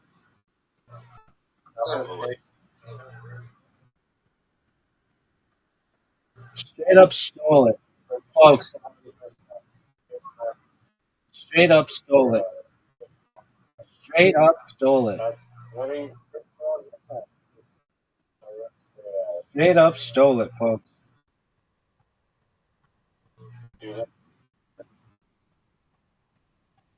yeah, but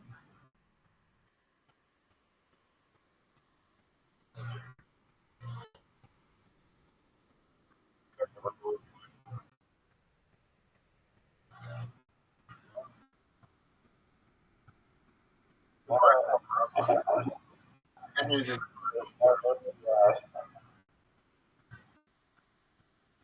oh, you just don't pressure. Just the pressure. It's not okay.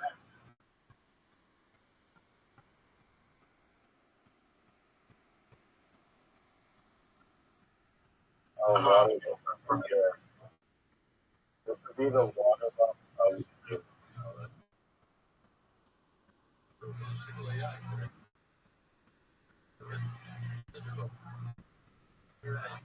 Oh, you go.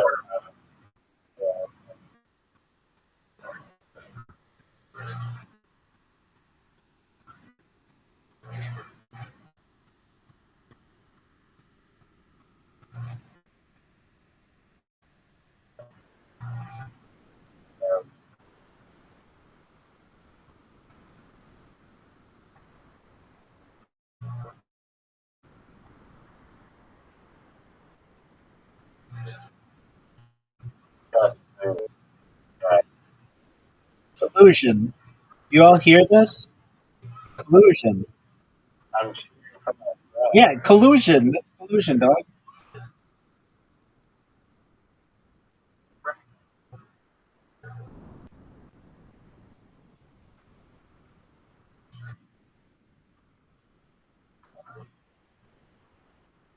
Bro. Oh, it's there. Rabbi, you know the next one football company is on SBS. What's that? Everybody knows that. Are you gonna watch it? Dog, I'm gonna watch every fucking second of it.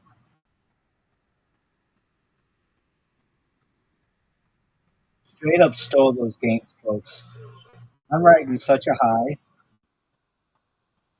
When I put that one with the Z and the blank tile, and I saw it was 719, I just knew I had fucking stole it. Straight up stole it.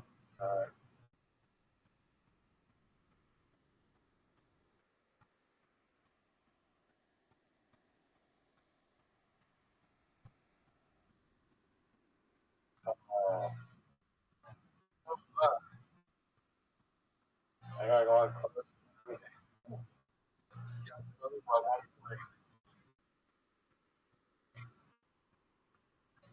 Oh, fuck.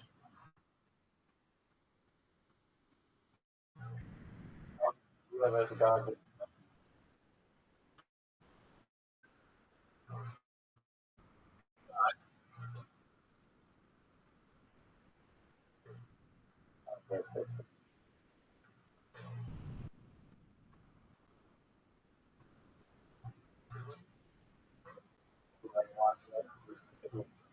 So, Collusion.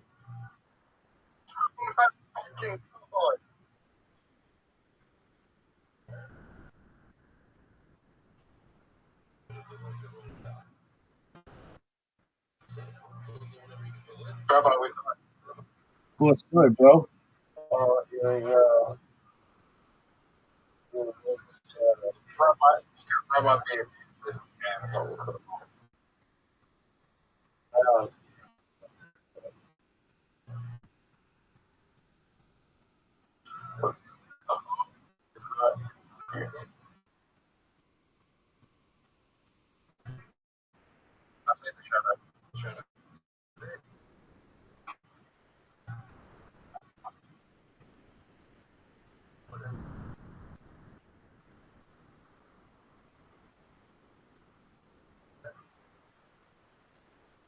I was done with her. Alright.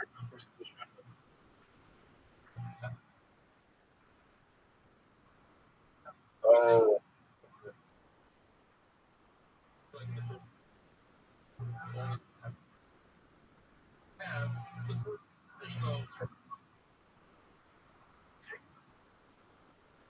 I'm in the best position. Easily. Oh, God said I was almost not. Alright. Rabbi's not able to.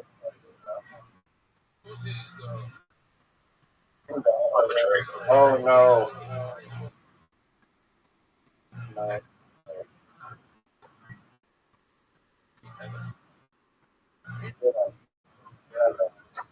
Fucked us. Thank you.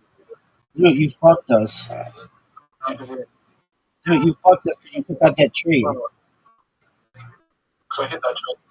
Yeah, I would have made it anyway. you wouldn't have made it. Collusion. Dude, go take your dog out. I'm still basking. Straight up, back to back. Unreal. Fucking unreal.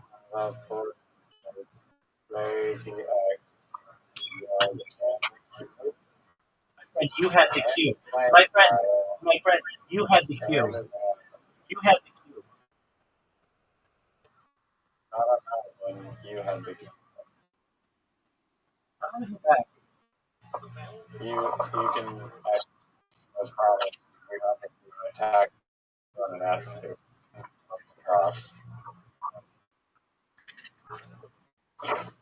right.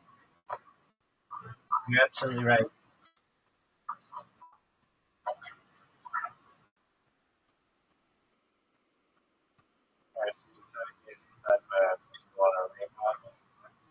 I mean, literally takes a while. Just, just taking out his dog, or whatever, beating him or whatever. Mancala, I just want to bask. You know what it is to bask?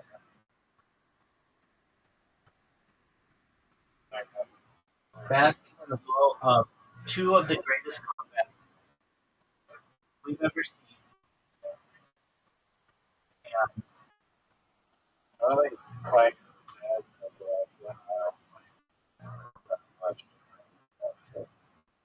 I got it.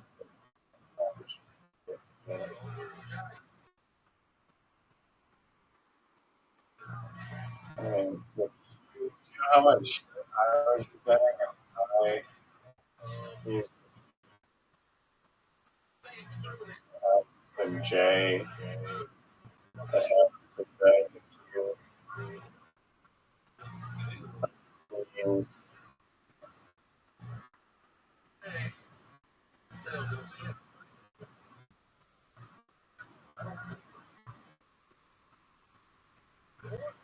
I know this doesn't matter to you, but Rumble just introduced shorts. Growing as a platform dog, So now I'm like 5 years behind.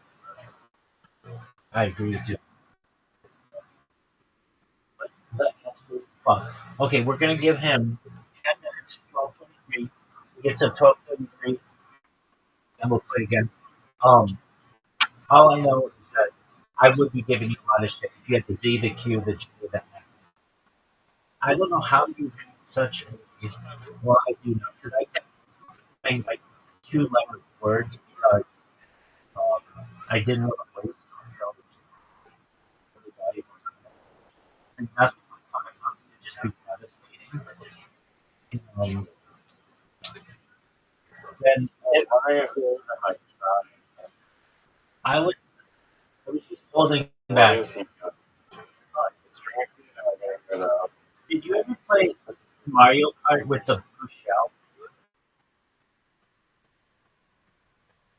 Maybe. Okay, so in Mario Kart, not the original, but like the later version, there are at least three kinds of shells. There's the green shell that just fires forward. There's the red shell, which is like a heat-seeking missile.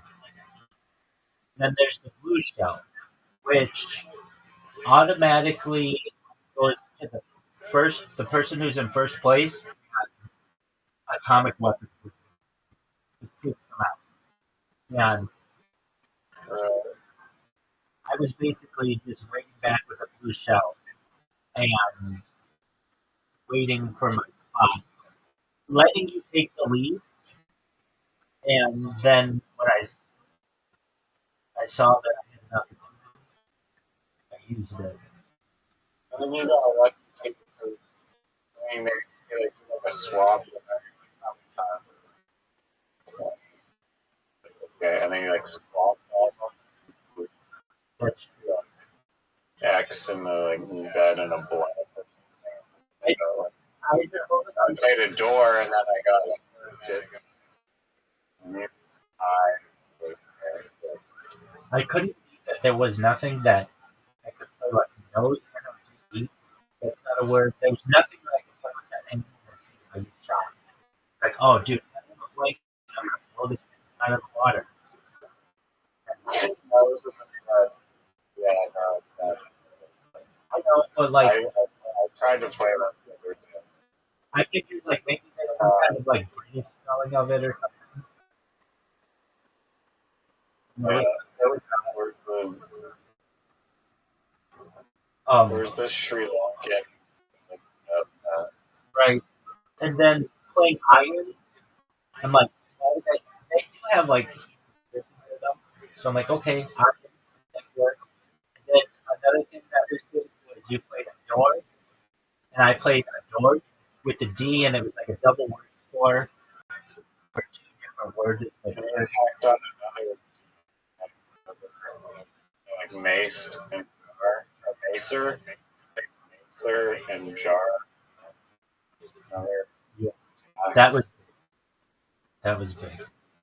All right, do you want to play mini golf? I'm watching Real Harem. Okay, mini golf. I'm going to send you. No. You're done? Harem. Oh. I could lose 50 games in a row cam right now, and it would not take away the joy that I experienced from uh, a big comeback, two back-to-back comeback wins. It's one thing if you just blow someone out. It's another thing if the other person is celebrating using your celebrations and you end up winning, and then you get to use your celebrations. That's beautiful. Yeah, I back doing it. I'm a champion. Oh fuck! No, I go. The champs here, bum bum bum. Champs here. After this game, I want you to just quickly YouTube Muhammad Ali, the champ is here, so you know what I'm talking about. Oh, dude, we both.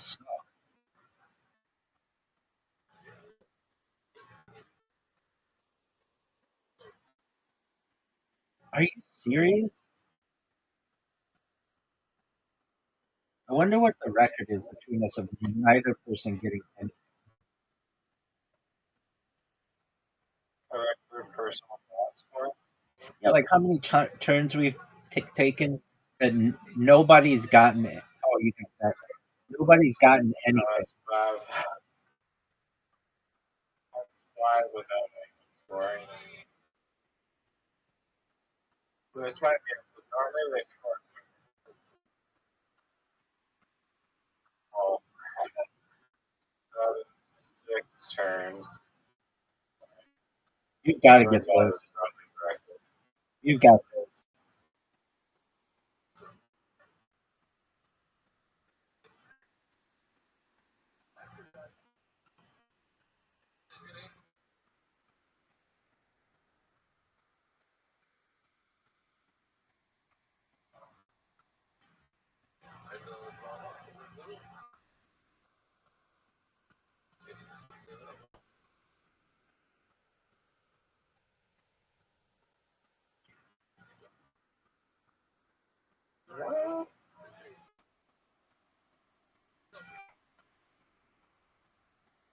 Dude, I still don't have a good shot.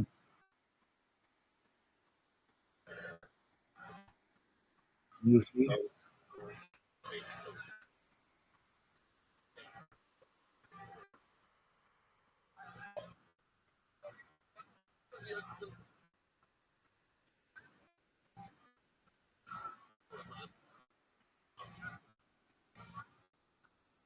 You have such a big like grouping right there.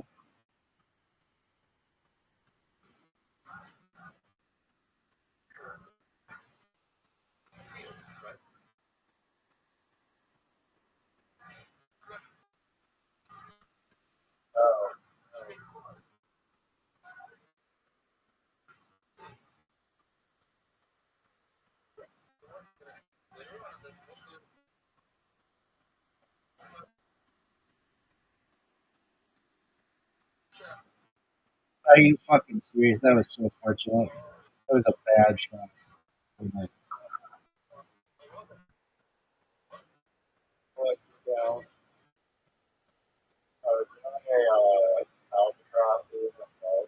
yeah, there are different definitions, but it's generally a hole in two and a part five.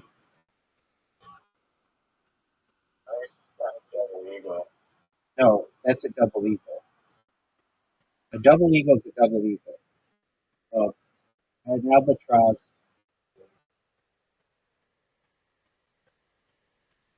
and it would be the cross. Hold on. One under is a birdie.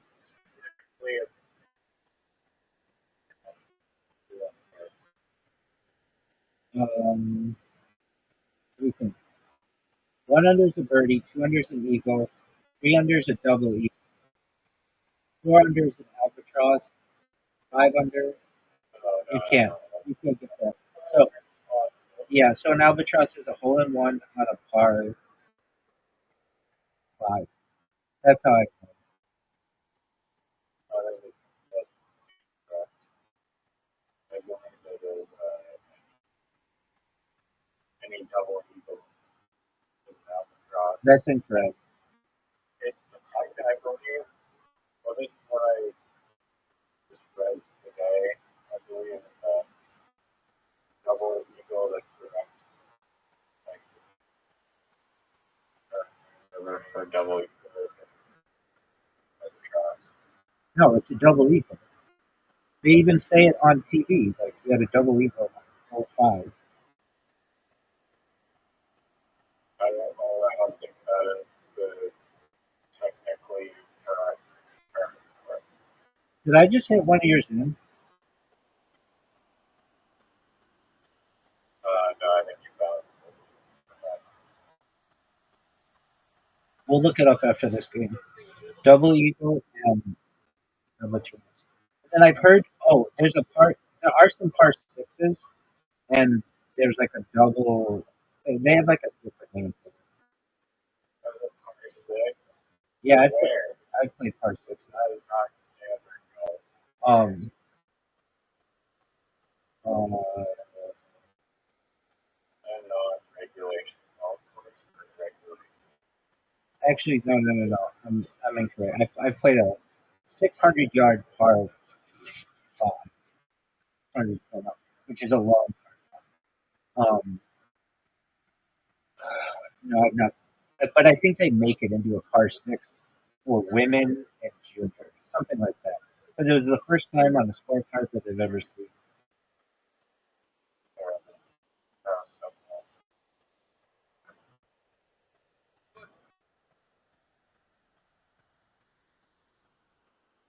Okay, this is a tough shot.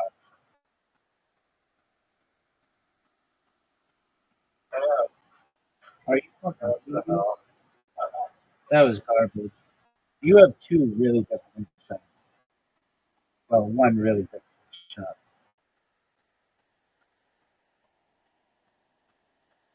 Yeah. All those.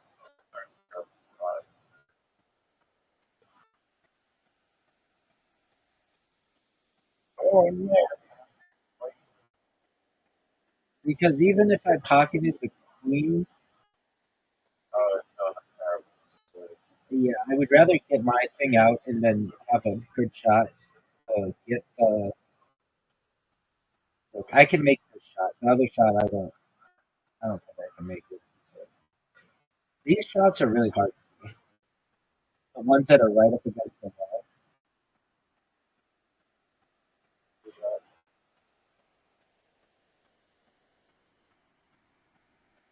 This would be pretty new for you.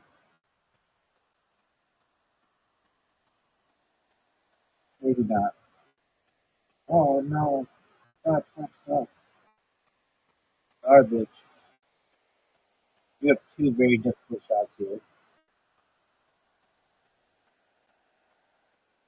Oh, that was almost beautiful.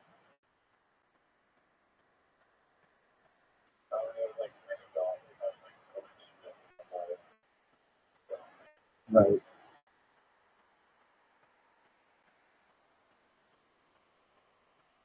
Over, baby. Okay, so we're going to use Wikipedia as our decider on this because I've looked this up before. Albatross Bowl. I think it's a hole in one on a par five.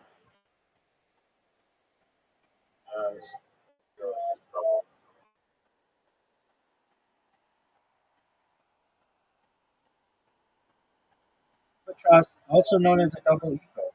Apologies.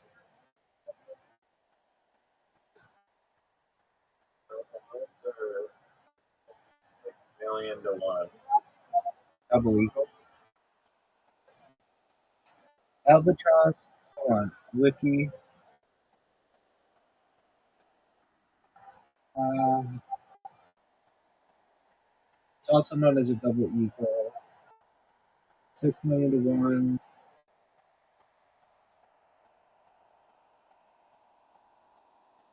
Jeff Maggart is the only player to have recorded multiple albatrosses in major championships.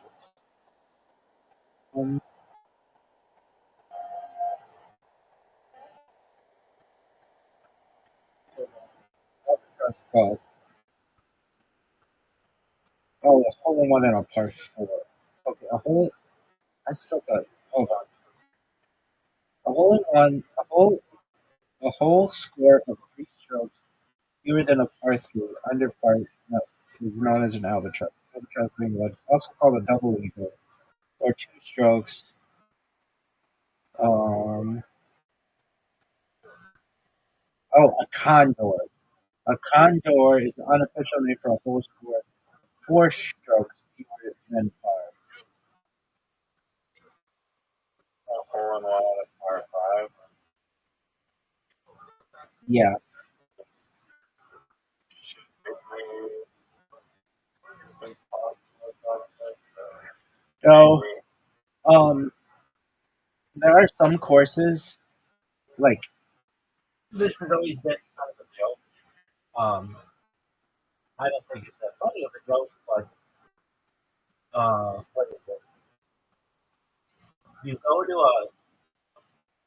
a guy who plays golf a lot, and you tell his wife, I bet your wife can hit the ball a lot. And the guy will be like, yeah, my wife's never played golf before. You say, no, I bet she can hit the ball 1 mile. And he'd be like, look, she's never played before, and the longest drive I've ever had is 295 yards. I don't know what you're talking about. She can't hit the ball a mile. And you say, I will bet you a round of golf that your wife can hit the ball a mile. Okay, I'll bet you a round of golf or whatever. When you take her to the Grand Canyon, you have her hit the ball off the side, and it will travel a mile vertically, and then she wins the bet. Because it's 1 mile from the top of the Grand Canyon to the bottom. So you just need a Grand Canyon nearby. Yeah, exactly. So maybe you got somebody something, but that's always been like an old joke. I just went this course with a friend. Oh, you were saying, Can I say something? yeah, absolutely. I drive back from Pennsylvania to California, and then stopped in Colorado. Oh yeah, we're gonna stay in Colorado, but then because he had some crazy gun charge or whatever, he can rent Colorado, even though he really didn't do anything, and someone stole his gun. So he can rent in Colorado, so they can drive his sister in Colorado. I was like, Couldn't rent what? you should stop. Like a place to live. Oh, okay. So his sister in Colorado was like, yo, on your way back to California, you should stop by the Grand Canyon. It's like a 4-hour ride. No, I don't know. I was talking about the Grand Canyon. I'm like, damn, that would be a sick place to just take the fucking yourself to get off into there. I don't know if people have done that before, but probably frowned upon and or illegal. Yeah, definitely illegal. So it'd be fun. It's considered literally. Is that criminal offense? As I previously told you, I used to just get off of elevated cliffs. I don't think any of my balls actually made it. They very well could have, but they very well might not have. Okay, so you were saying, how could you get a hole in one on a par 5 or par 6 or whatever? Dog legs are the way to do it. So you can have a hole that basically doubles back, and if you can hit it over the tree, then it's possible. And some guy in California A hole in one on a par six, theoretically called an ostrich, but it's never been recorded. So and then I would go from there to other birds larger than an ostrich. Probably by not. weight, no. It's crazy. Oh wait, I thought there was a. Oh no, there's like some really cursed dinosaur bird that I've seen photos of from like the Congo or whatever. I think Joe Rogan may have mentioned it before. You mean know what I'm talking about? the biggest bird of all time? Yeah. It's got these weird, like, arms. It looks like a haunted pelican or something. Yeah. Okay, so I was playing with it. I used to play a lot of junior golf, and this was like in the mid '90s. Times were good. You could, um, my friend and I would play in a league, and after the league was done, we would go into the clubhouse, not clubhouse, watch like TV, and then um, we would go play another round, and we would only play like 9 holes in the first round, and maybe like but sometimes we would play like 27, 36 holes in a day. It's like to the point like get like bad calluses and stuff. Anyway, I'm playing with my friend, and he approaches the fourth hole of his course, and he had some adults ahead of us, but they were like how would I describe this? They weren't like super. This is like this is the first time. And they weren't like this was like a country club. So we play country clubs. This was not one of the times, and we guys. I don't know necessarily if they were like I don't know 4 of them, and maybe they were we were like 10 or 11, and they were like their early 20s, and there's this hole that basically is flat for the first 100 yards, and then it goes downhill pretty drastically, and then the hole is maybe 50 yards, and so it's like 150 yards hard, but it's like all downhill after.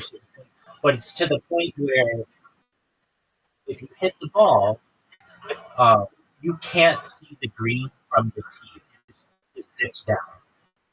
And I hit the ball wherever. My friend hits the ball. And uh, what we didn't recognize was that the people who were ahead of us were still on the green. And I saw my friend's ball veering a little bit to the right. And then uh, and then like the guys, so to be able to tell us that we could, like, they start like waving the flag or something like that. Like so, if you took the flag out of the pin and waved it, you could see just the very top of it from the tee, and you know that you could go. So anyway, my friend and I are going. I hit my ball, and it approaches the green or whatever, and we're looking for my friend's ball, and we're looking, and we're looking, and we're looking, and we're looking, and we can't find the ball. And I go to look in the hole, and I see it's his ball. And I'm like, no way, dude. Were you playing like a Titleist or whatever? He's like, yeah, Titleist 3 or something like that. I'm like, your ball is in the hole. And he's like, I hit a hole in one, I hit a hole in one. And he's going, flipping out.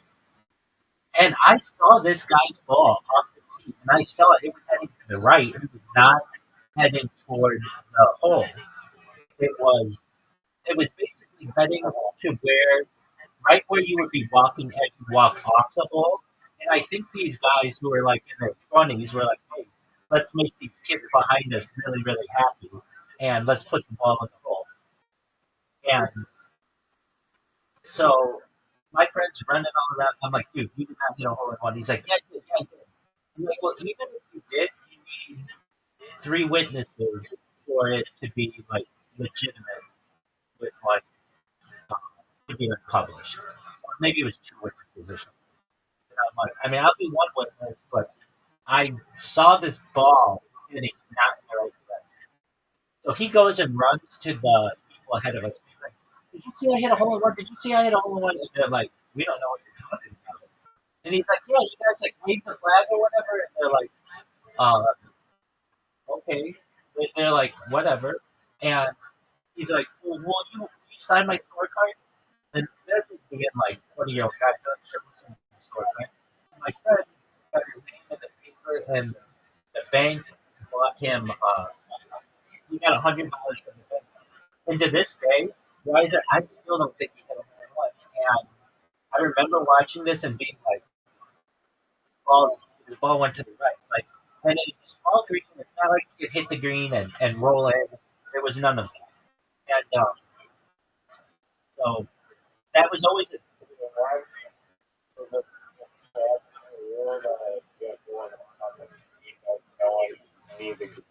You get $100.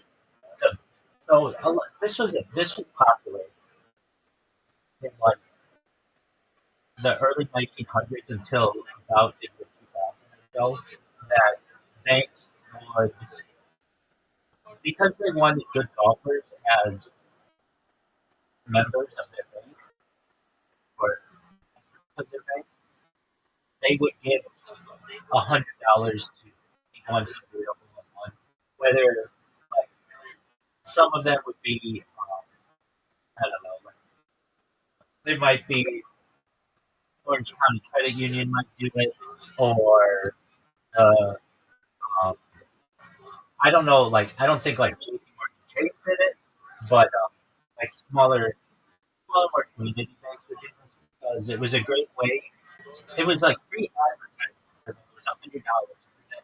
You it would be like in the OC register on this one page, or like like this was just more stuff. Blame their $100. Well, so here's the thing, and I really mean this. People used to have integrity, and they did not do that. That's why you need multiple witnesses or whatever. And people used to have integrity. Yeah, what you're saying is absolutely correct. People would do that now, but people would not do that as much then. And so Really? No one in society would at all. That's for secure. it wasn't like I'm not saying that it wasn't done, but it wasn't done enough to be like a scam. Today, you get people who would hit 9 hole-in-ones in a round and have people sign off on it. But it was not that way.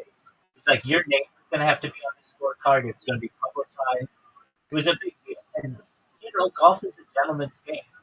And you have to play the ball as it lies and, rubber the green and all of that stuff that they do. And it was just not something that people would do. People have integrity. Now, that changed around 9/11. That was a big thing. There have been super waves of this. We've talked about it previously about people, the hitchhiking thing, and that stopped being popular. People having accountability and stuff. But at least in the 90s, this was still done. And it wasn't like a scam. You could get multiple holes in one. Like, you might be able to take advantage of this once a year. But it was $100, which was a lot of money then to two 10-year-olds or whatever, but it wasn't like a huge amount. But anyway, to this day, I don't think he hit a hole in one. And he, for the life of him, thinks he did. And I really think I saw where this guy's ball was going, and he hit into it. He hit it he hit the ball right where they would have been walking. Like I could see them being like 20-year-old guys, like, hey, let's make these two kids shit behind us and make them think they hit a hole in one. And and then when they ask about it, just play it off like nothing happened. That's exactly what I think happened. But to this, so have I ever seen a hole in one? You didn't ask this question, but I have now with my home runs. Now, here's another one that's interesting to me. And I normally don't play golf. Well, I hit balls by myself, but I wouldn't normally play golf by myself. But one time I did, and I was coming up on like the ninth hole of this course. Yeah, it's a par four, but it's a short par four, and I spanked this ball. I hit like the best drive, like I hit my left hand. And it's another hole that has a blind green. It just goes down really. You can't really see where the green is. And I thought I hit this ball so well that it that I hit it over the hole into the putt, like into the like near the clubhouse. And I was looking for this ball, looking for this ball, and I could not find it. And again, I was by myself, so I didn't have anybody else's eyes on it. And you know, Raja, I never thought to look in the hole, and I didn't.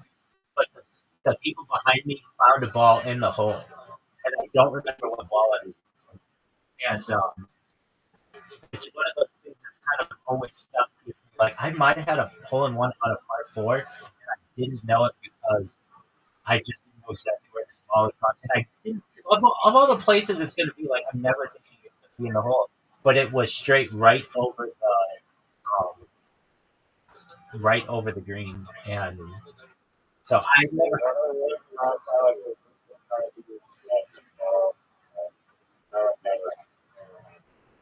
I know, I know it.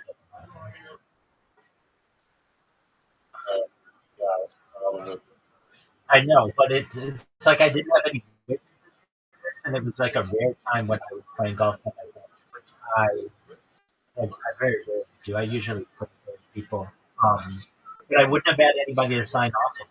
You know, that would have been even if it did go in, I didn't have any witnesses to it. So, what am I going to do? For what, $100? I could care less about that. Just having somebody say that, yeah, he did, and yeah, well, I just felt like it was like, like maybe it was my ball, maybe it was hole of the court, maybe it left it in there or whatever. But and the thing is, I just don't necessarily remember what ball I was playing. I just pulled something out of my pocket, and it might have been a ball I was playing, but I didn't have the money. Like the way we would do it, I think that's most kids. You might go to the course with like your balls, and they might be new balls, but then you're gonna find balls, and you end up playing with those balls. And unless you're playing with someone directly, you don't really necessarily always keep track of what ball you have if you have a bunch of balls. I today, if I'm playing, I know what balls I play. I buy new balls. I'll buy the balls at the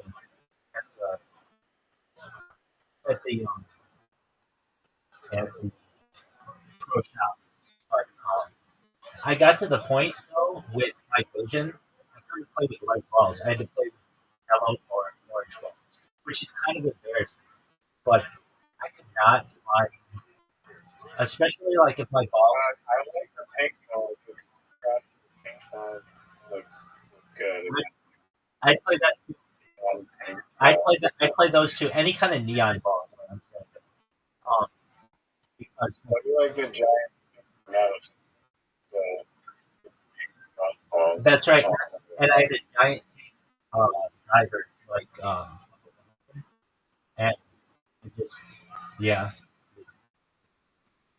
I played in the golf tournaments where my vision was really starting to fail, and I don't say like I'm blind, but to the point where I could not see where the ball was going. And I bought this driver on like Alibaba or something. It was supposed to be the biggest driver, the biggest headed driver you could buy. And I also bought. I had like new Titleist uh, irons, and um, I bought like a bunch of chippers, like a bunch of kitchen wedges and stuff. I knew I had. I think you could have 14 clubs in your bag, something like that. And I knew I had like 15 clubs. And I'm like, I'm gonna play with 15 clubs, and I want to see if anybody fucking calls me out. Shit.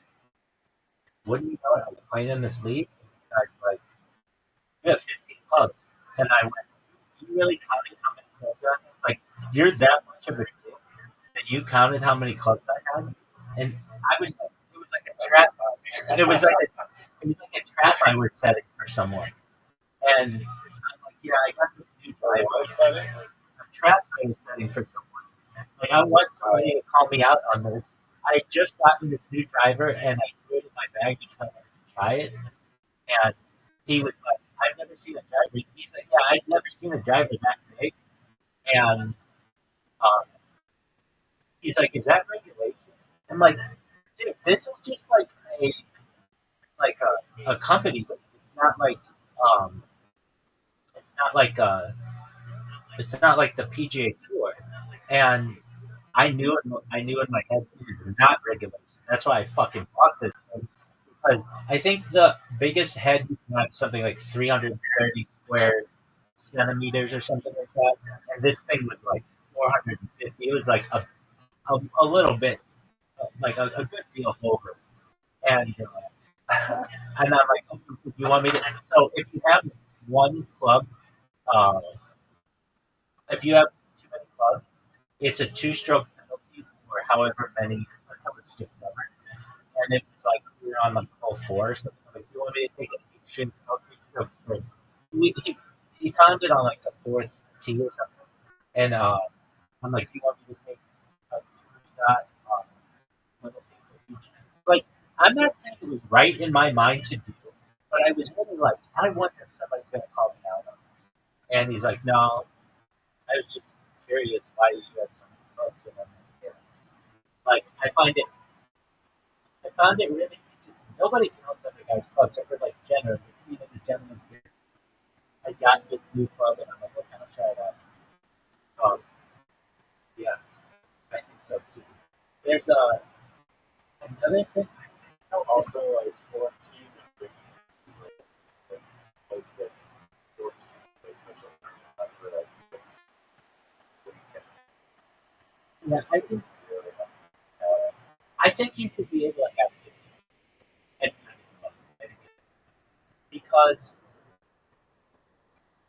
it makes the game more fun. I got points for 16. I'm fine with that. I'm fine with that. I would say 20 is fine. It's more money for the club manufacturers, so they'll be. You get pushback from the PGA and stuff, but it's not like your bag can't hold it. Um, your bag could probably hold 30 clubs if you most bags and like a tour bag could hold a lot of clubs too. I was always trying to find like gadget clubs, like things to give me an advantage. Little close, exactly.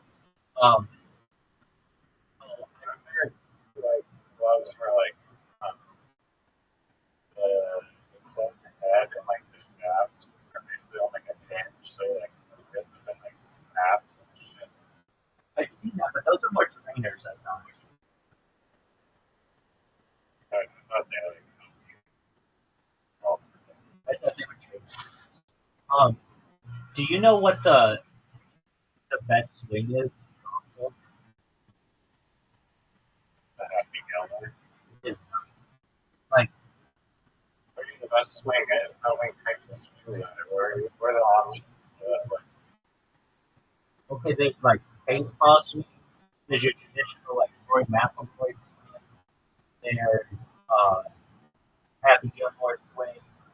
There's Stevie Armstrong. There's there's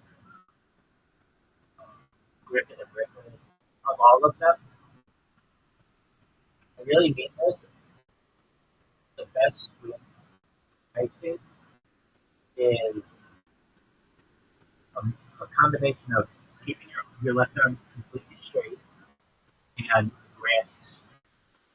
And the reason why I say that, if you ever look at like uh, the guys who play on the tour, fairways and regulation is like a really and yeah, these guys are like with 380 yards or whatever. That's really great. But under most conditions, you don't have to hit the ball that far. Um, but non-PGA or non-major conditions, and a 200-yard granny swing with a 180-yard wood, if you can do it accurately, will get you on the green in two just about every time. The thing of what I'm saying is you want to sacrifice the accuracy time, and then one on your two putts from there. Um, and you don't have to have a really good short game. You just have to have. What I'm saying is, if you can get really accurate with your drives and your long irons and long woods, or and short woods, I guess, you don't really need that good of a short game now. And that's great in strategy, but you're always going to have it where the ball uh, falls off the, like skips across the green or something like that. So you will need a short game.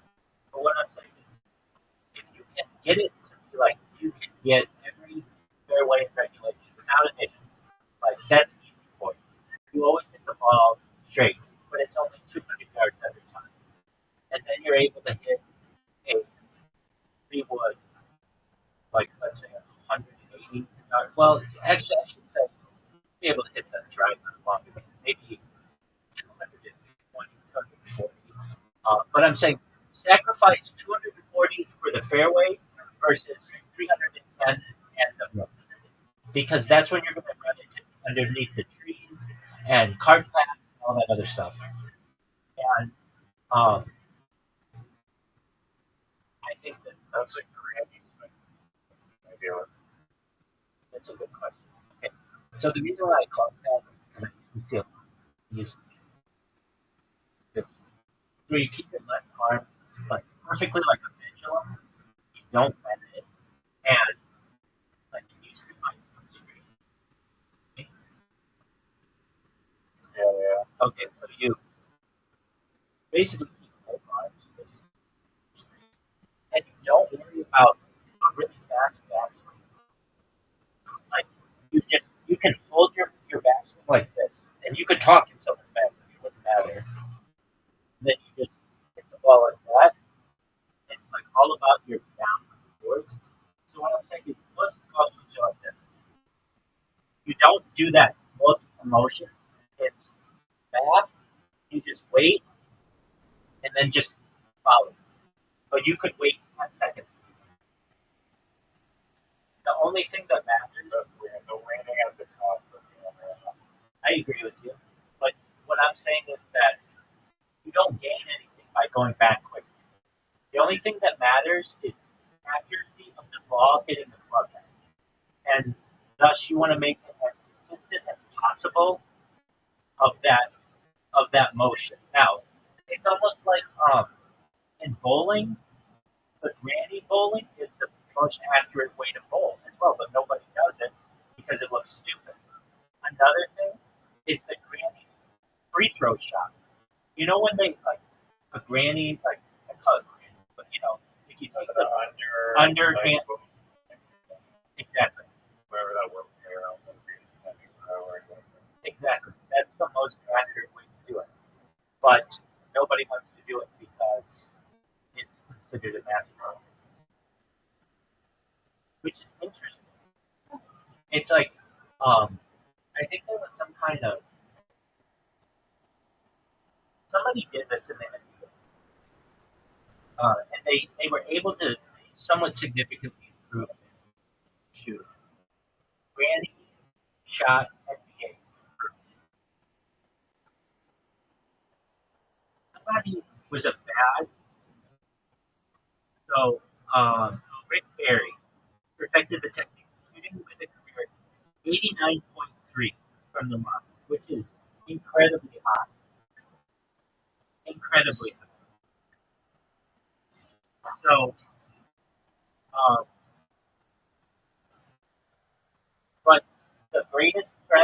greatest basketball player of all time, Will Chamberlain, he was so good right there. From a standstill, he could dunk from the free throw line. He did not need a running start. So he could just, the free throw line, he was a 7-foot man, and he could just take a really big jump and dunk for his free throws. So they had to make that illegal, or else he would score every time. And he was able to improve his.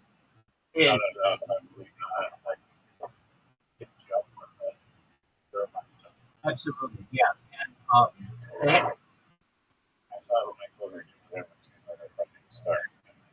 would, but Will Chamberlain is 6 inches taller than Michael Jordan. Yeah. So if you don't believe it, then why did they change the rule? Because it's in the books why they changed the rule. Because Will Chamberlain rule changed dunking from free throw line. So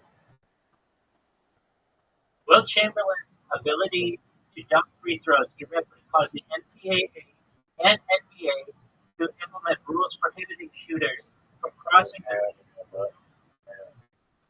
What did you say?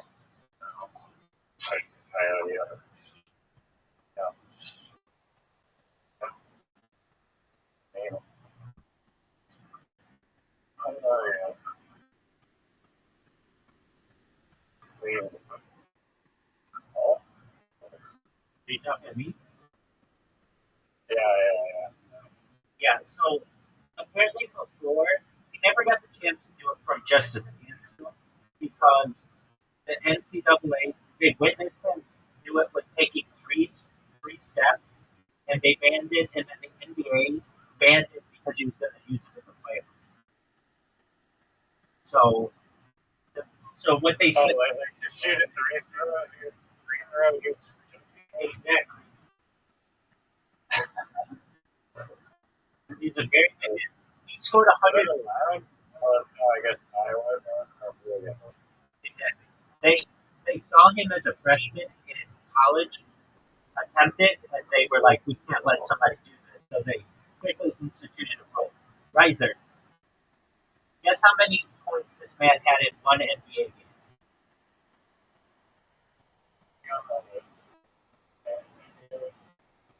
No. Will Chamberlain was in the 19.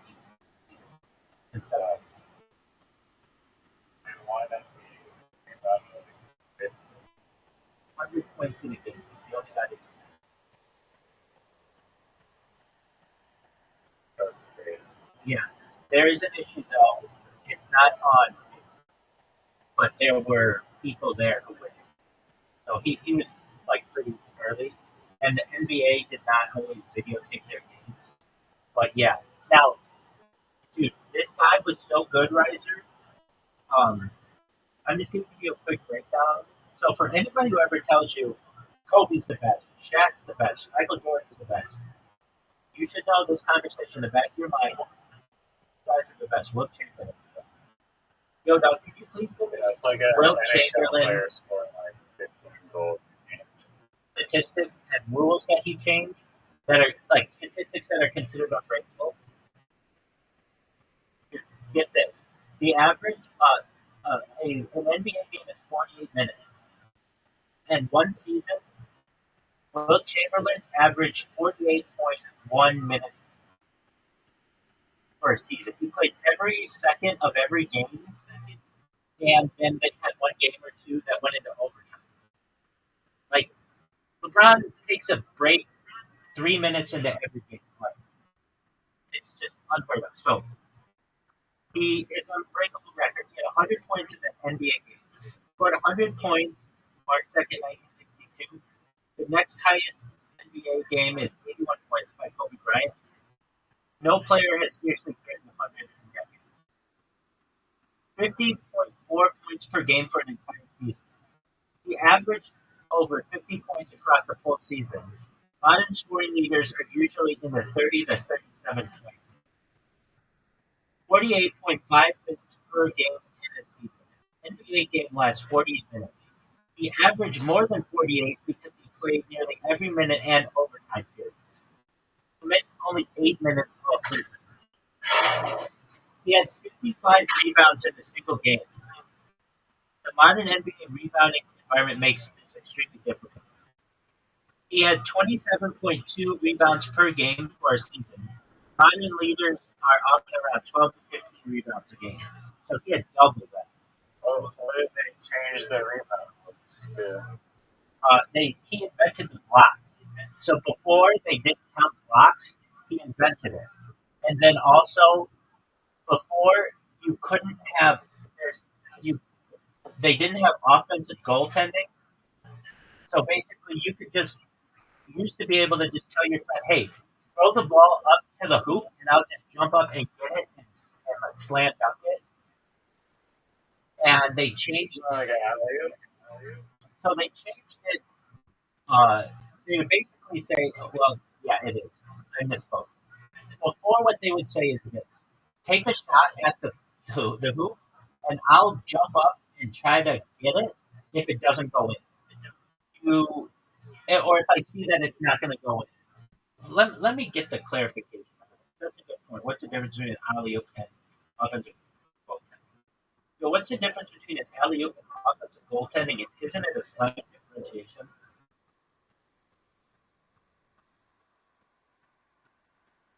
The core difference lies in the intent and classification of the ball. An alley-oop is a legal pass where the offensive player catches and dunks the ball before it touches the rim, whereas offensive goaltending or basket interference is a violation that occurs when the offensive player touches the ball while it is above the cylinder, the imaginary ring extending upward from the rim, and has a reasonable chance to score.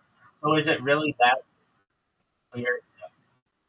Um, While referees often allow alley-oops that technically meet the criteria for goaltending to preserve the flow of the game, the rules state there is no difference in the violation itself.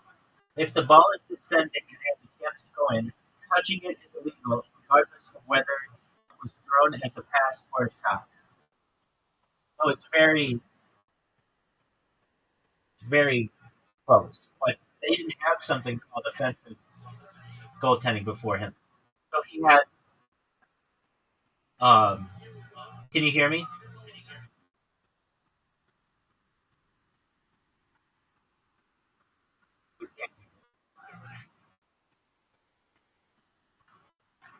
Can you hear me?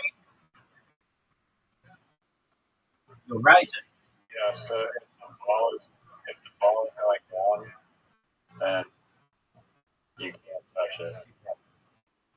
But not before him. He That's not before he changed the rule.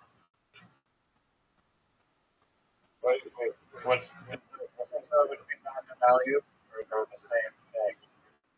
Uh, But the refs, it's like weird. It's like it's a violation. The refs won't call it a violation. That's exactly right. Yeah, one of them is, are you passing the ball to the guy? The other is, are you trying to make this as a shot and your teammate sees that it's going to bounce out or something and then puts it back in? But it's very close. So he had 7 straight scoring titles, meaning nobody in the league scored more points than him in 7 straight years. He had 11 rebounding titles. He averaged 22.9 rebounds for his entire career. He scored 4,000 points in a season. He had 45 consecutive games with at least 30 points. He recorded 65 points or more 15 times. He played every minute of every game for nearly an entire season. So here are the rules that were changed because of it. One of my favorite is he used to score on the inbound. Okay, so imagine like you play basketball. You know when you inbound the ball underneath the hoop? I don't know what inbounding is. Okay, so do you know where the hoop is? Imagine there is someone who has passes the ball onto the court from out of bounds. Do you know what I'm talking about? Yeah. Okay, so this guy used to just jump from out of bounds and dunk the ball from underneath the rim.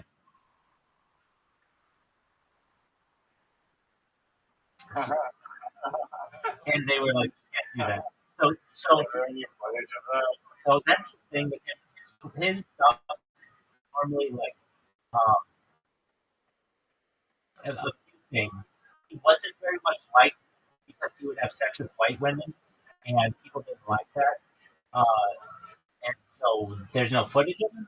Well, basically, he was kind of seen as the bad boy in basketball, and a lot of his games was fairly game productive.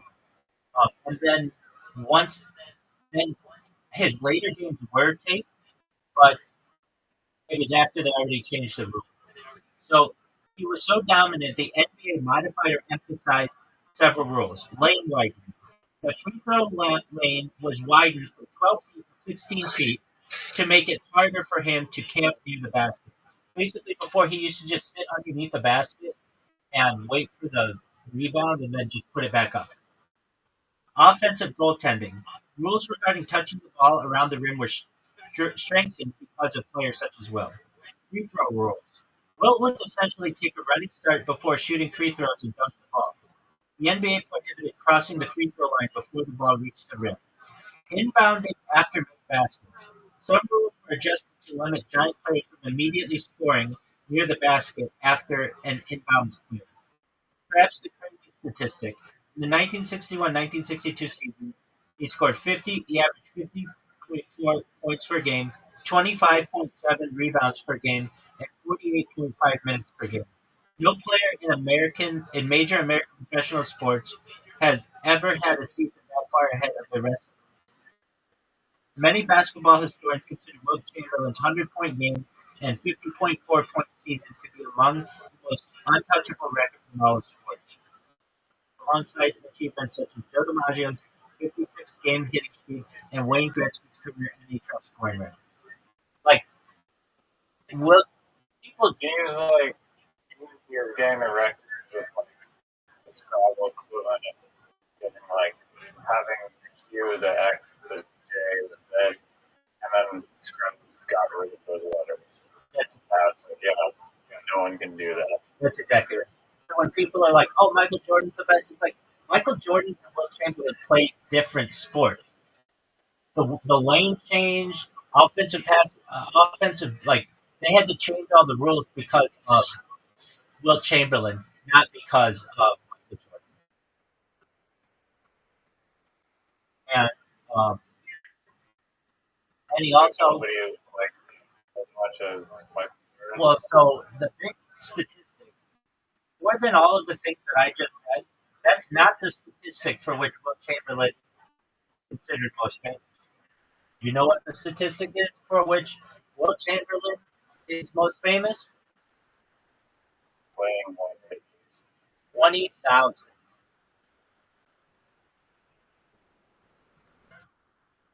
Yeah, I heard him mention this like a couple days ago on a podcast. Yeah, but let me clarify. At least something about how some guy was trying to tap that. Yeah, let me clarify though. And so that's, if you do it out, it's like 2 women per day for like 50 years or something. Here's the thing though, and I would speak up on behalf of Will Chamberlain because he called them encounters. And what does that mean? He would say that I think in his book, that I had 20,000 encounters with women. Something like that. What counts as an encounter? Meeting a Starbucks barista, does that count as an encounter? Perhaps. I mean, depends how you define encounters. And he did not want to be known for that number. He was. He eventually had this beautiful house in Bel Air. He called it Urus Maximus or Urus. Oh, it means giant bear in Greek. Um, and he had like everything in his house was like fur and Urs Major. We call it Urs Major, which is Latin for large. I could be wrong. No, it is Urs Major. You know that. Uh, Ursa Major. It's Latin for great, and um, it was the name of his house. And like basically, he was like you know how we watched the OJ thing, and OJ had that quote, "I'm not black, I'm OJ." Well, Will Chamberlain was OJ before OJ.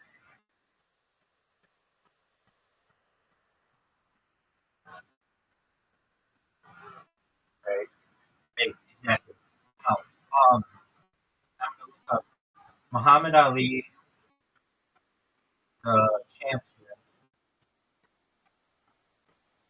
I think it's from the Rumble in the Jungle. The champ is here. The champ is here. Uh,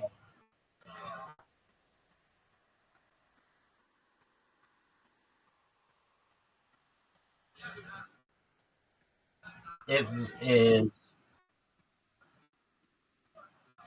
It was before Muhammad Ali was going to fight George Foreman. Champ is here is an iconic declaration associated with boxing legend Muhammad Ali. It serves as both a literal announcement of his presence and a metaphorical statement of his dominance and status as the greatest athlete of his generation. The phrase encapsulates Ali's persona as the people's champion, representing not just the boxing prowess, but his culture to articulate freedom and stance on freedom of the world. The most famous instance of the chant occurred in 1974 in the Rumble in the Jungle against George Foreman. In a legendary scene, Ali interrupted Foreman's training session entire, jumping into the ring and chanting, "Champ is here," to psychologically unsettle his opponent. This moment highlighted Ali's strategy of using psychological warfare and showmanship alongside his physical skills. And that's what I do to you in Roddy. I use psychological warfare and showmanship alongside my mental skill. Alongside getting to X head on one go. Are you ready to play? Are you ready to play again? We don't have the balls.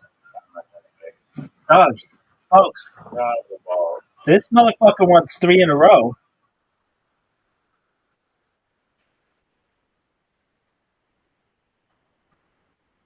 I like how Zoo is like, yeah, 10 minutes.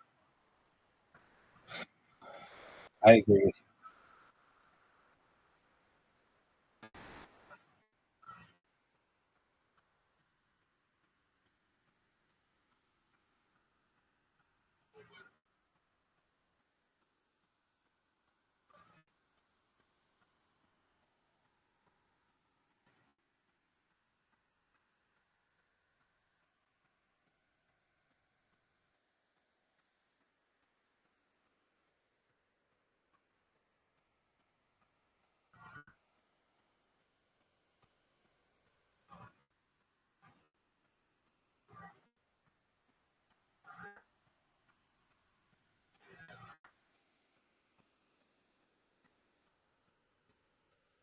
you. And Yeah. we have a, You want a definition? yeah, yes, please. I'd like to know the depth. I think in some Christian churches, it's like a period of time around like Ash Wednesday or something till their celebration of things like known as I think Lent. Yeah, that is.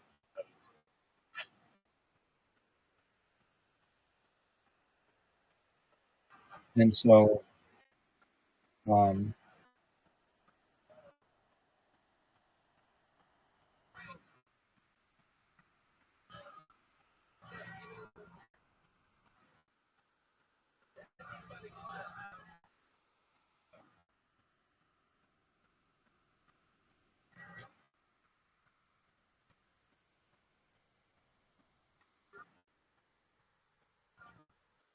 Oh, can I have that back? I can't believe it didn't look like that. Thank you.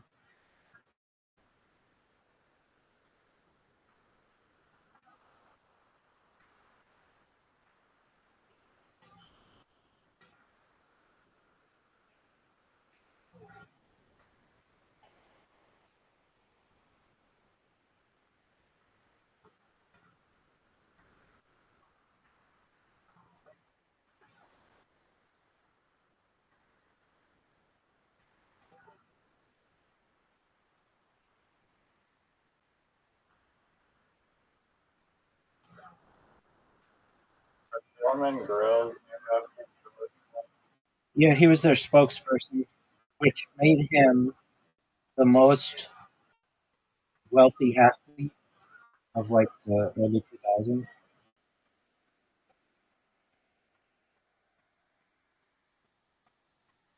Why didn't they go with Muhammad Ali? He didn't want to do it. By that time, Muhammad Ali had Parkinson's disease really badly and couldn't speak, but George Foreman was like still able to speak. But somebody turned that down. I forget who, and it cost them like huge amounts of money. No,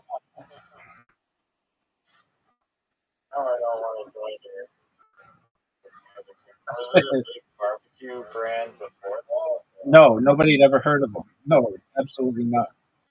And it became like it made George Foreman like $120 million a year.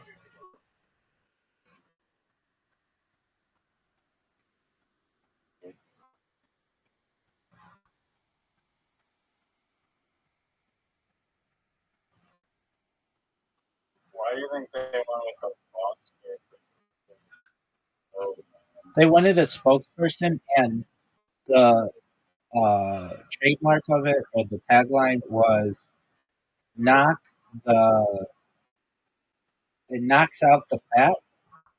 Like basically, this was a grill that had a little tray, and you could see the fat of your burgers like dropping down into it, and it was really good. I never had one. I don't know anybody who had one, but I would see it on TV that it was like a tabletop grill. And if you had an apartment or a small kitchen and you wanted to grill and you couldn't grill outside, then the way to grill.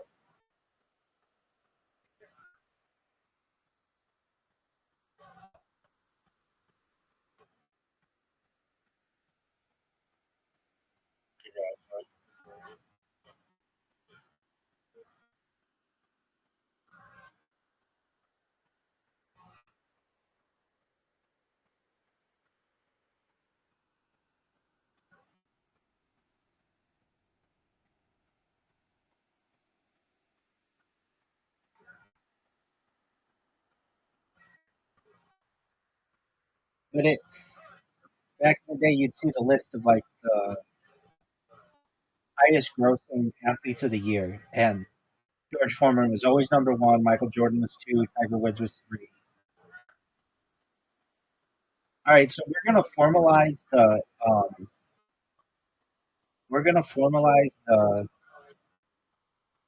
golf birds now. So one under is birdie, two under is eagle, three under is albatross, four under is condor, five under is ostrich.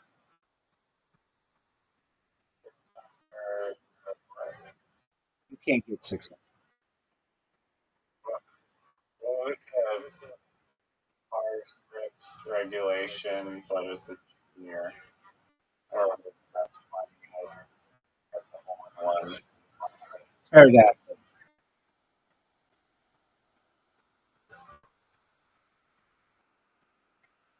I guess. I think it'd be interesting if there was like holes that were like 2,000 yards long. I did too, but I don't think we'll see it because courses are not getting that long anymore because real estate is so expensive. So there is a really interesting tax loophole that happened, which is why the tax loophole in the United States at least is Something like normally there are property taxes, but golf courses are exempt because of some fishiness that country clubs had influence on in like the 1970s or something.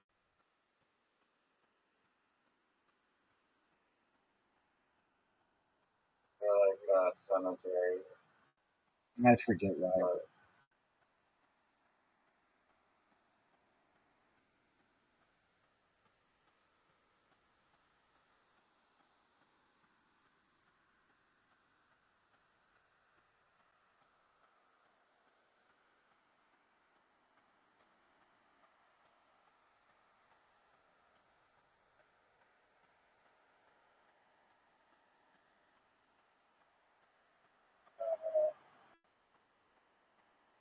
Gene Enorm? Dude, that's some bullshit.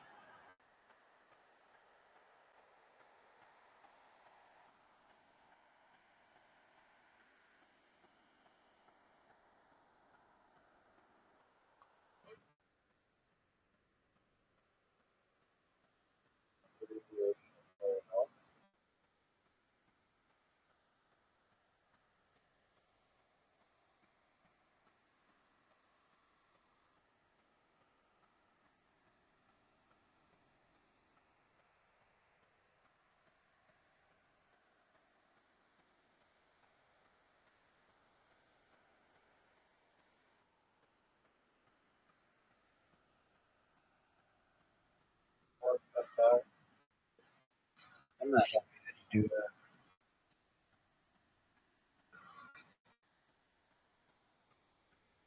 I don't know how that works to like freaking place.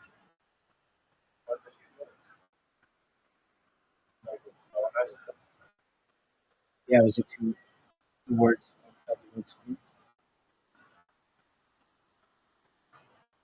Raj? Oh, yeah, I'll tell you that. I talked to Dude, that's not, I know what that is, and that's not a fucking word.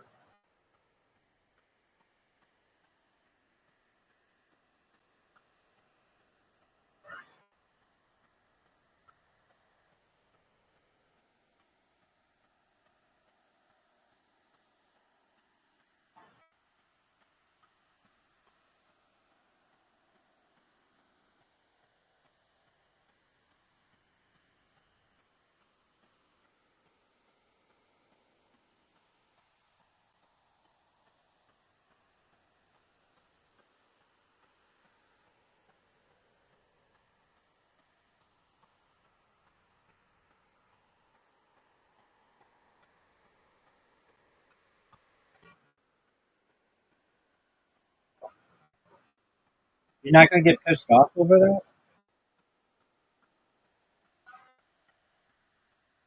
54 miles.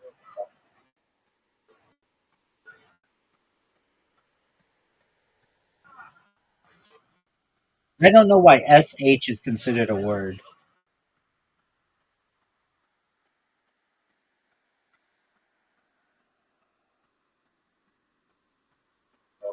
Yeah, no, that's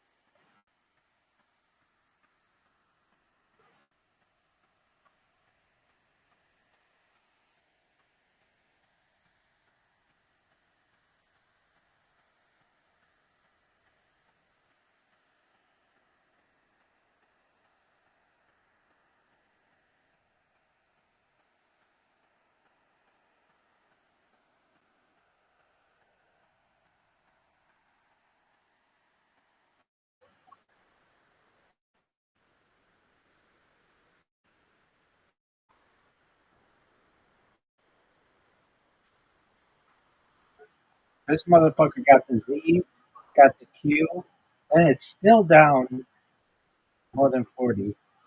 It's incredible to me how that happens. And they have one blank. Like sometimes you just get everything, not you, but just in general. You have the J, and you've used the J twice, and it's still like not that great because the other person just has some really good plays.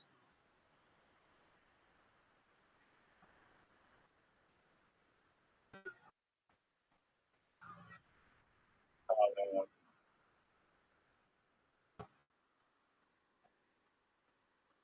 okay, let's play this.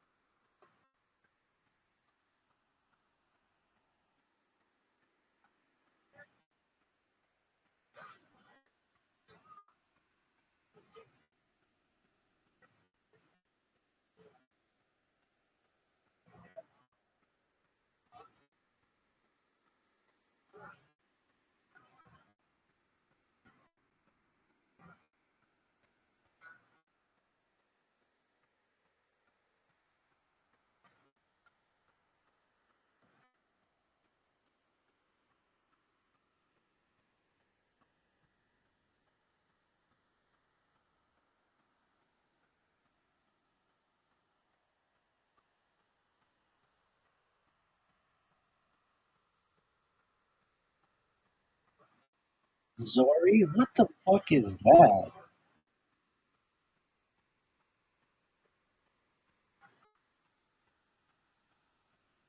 It's the one.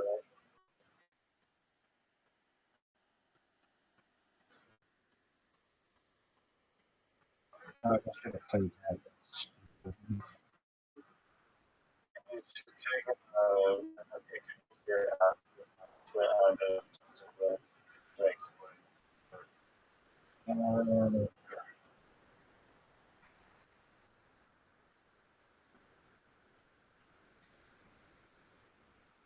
Dory, a type of flat-thonged Japanese sandal, and with like strong cloth leather for rubble. Rubble?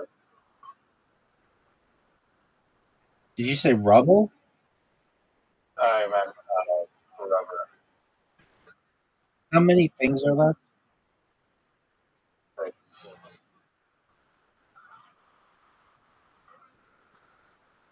I might need. Okay.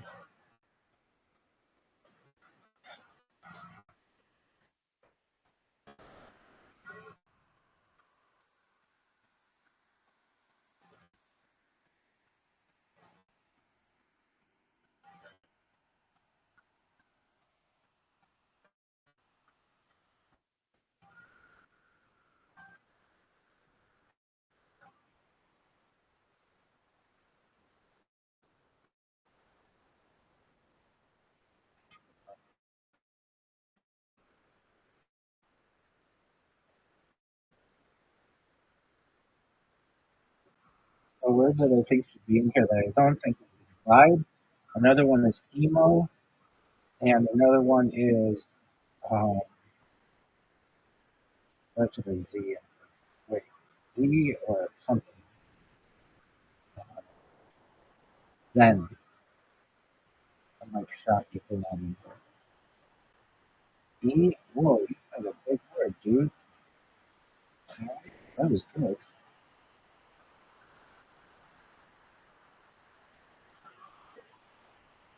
well, there's just anything else how they can do it.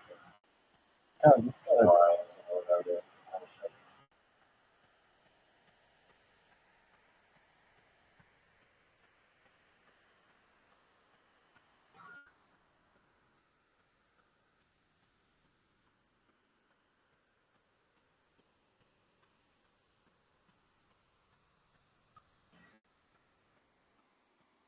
How many things are left?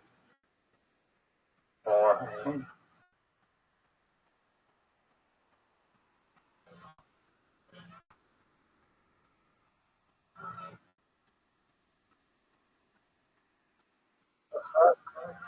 experience.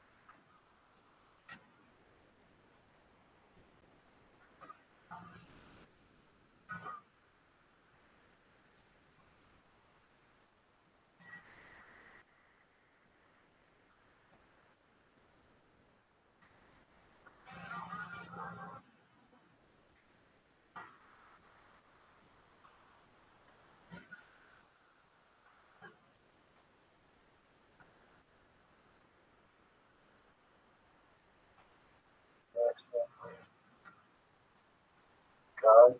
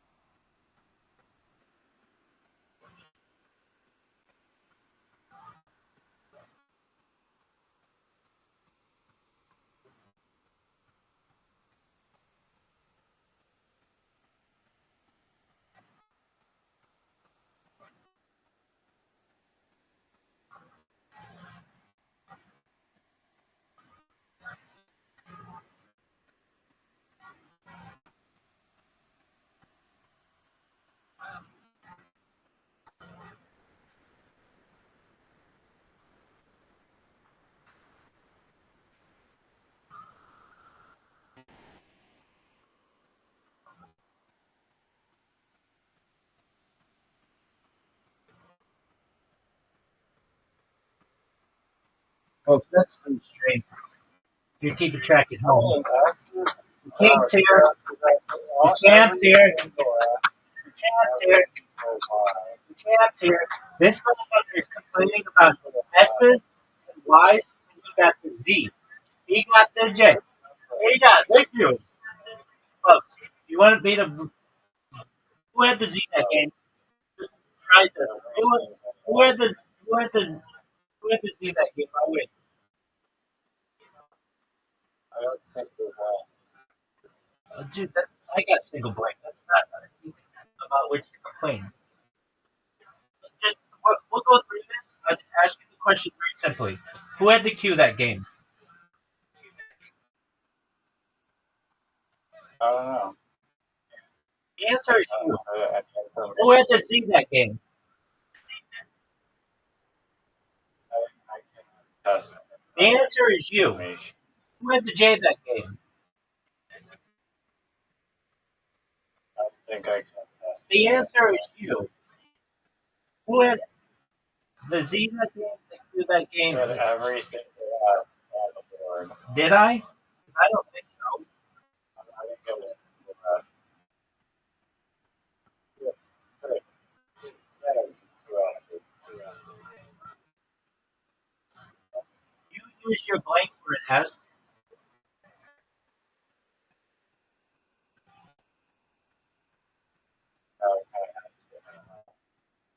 You don't have to. That's what I want to hear. All right, hold on. You gotta take over. Hold on. The champ is here. The champ is here.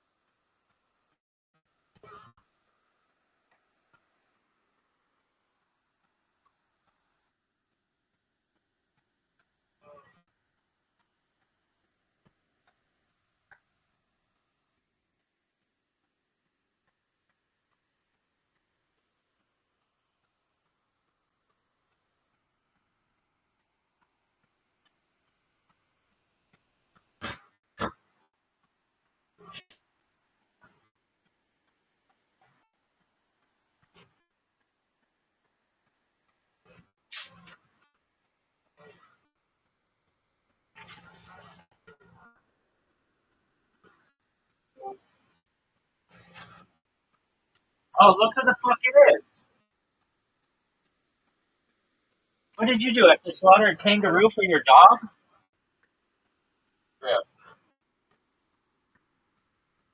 Hey, Rabbi. What up, baby? You train on the anesthesia. I'm looking at that. You doing it, or some saying you, some saying you doing it. So I train on the anesthesia. That's probably what Under which I've been, I don't recall. Anesthesia under which I've been, I don't recall. But I'm sure some people do.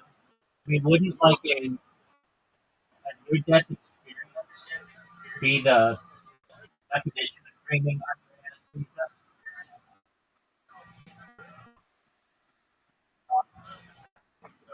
every time I've done it under, it's like, just, just like wake up, get smacked in the face by a black hole. I had a dream last time out in Tulsa. I had gaps. I had a dream. Guess how many games of Literati I've won in a row? I'll wait.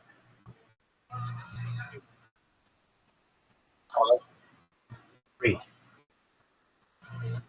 Okay.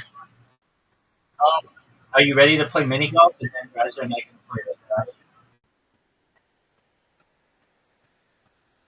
Yes. All right. What do you score? What do you get in challenge? You have a chance. You have a chance?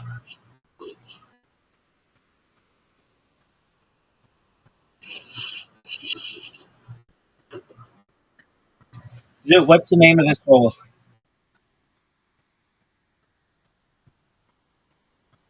Zoot, what is the name of this hole?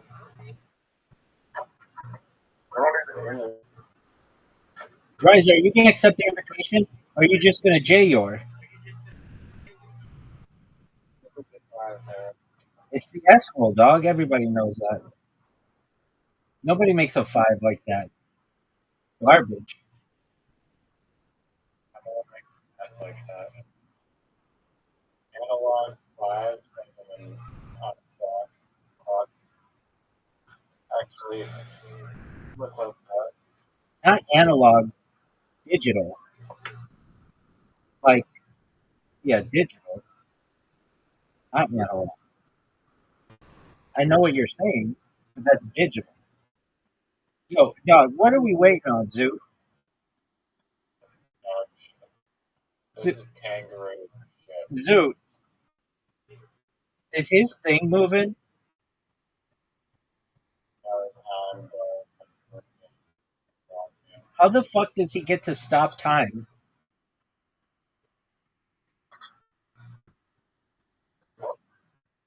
Zoot, you're like paying off the president of Plato. What a dumbass looking shot. oh my god.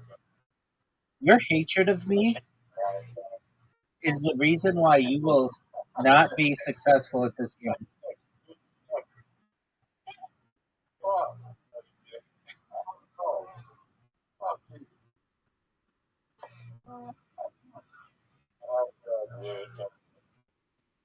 Folks, do you hear the collusion? Do you all hear the collusion? Well,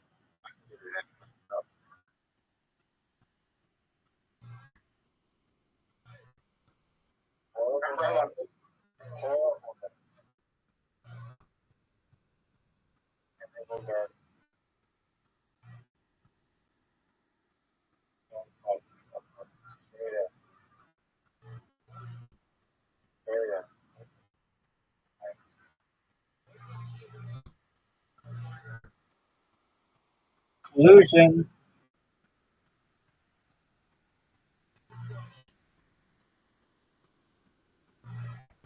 Collusion.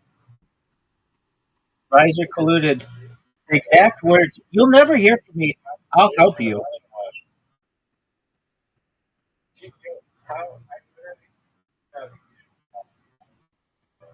And then you said, don't worry, Stu. I will help you. That's an exact quote, son. Dude, come on, man. You're using this fucking time machine to pause time.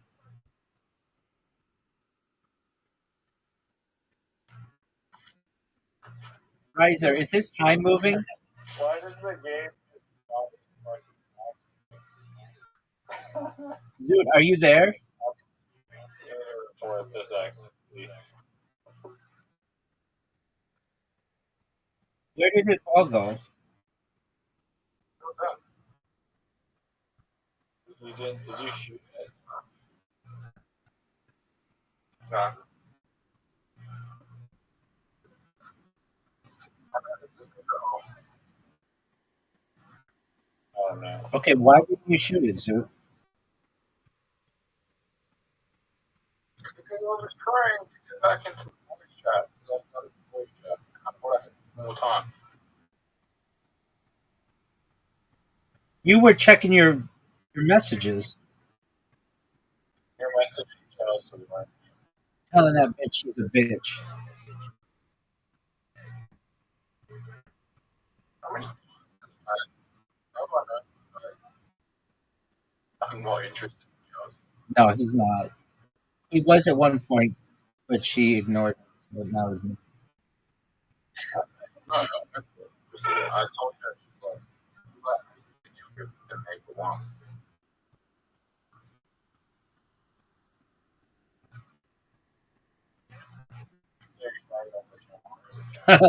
Come on, Zoo, make this. Oh, Zoom. Great.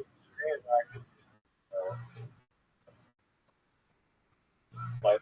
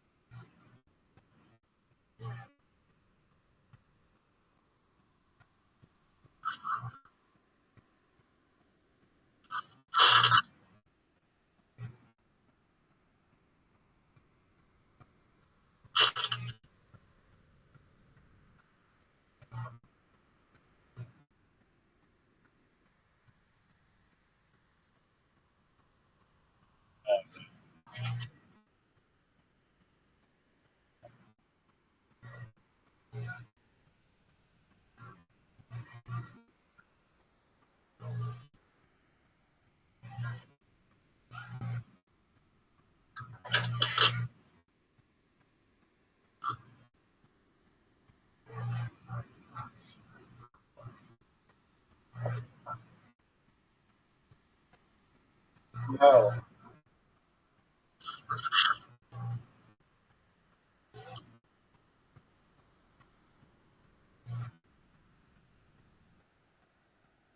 Why doesn't Zoo shoot it at the hole? Like, it's too far to the right, dog. Okay. I mean, you made it, but that's not always a good thing. Do what you just did, son. Well, that's real bad.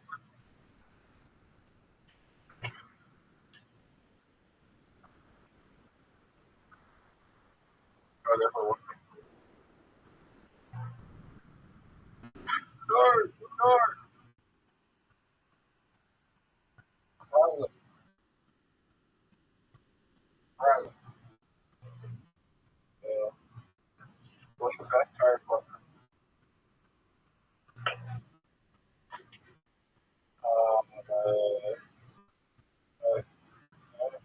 Oh, fuck.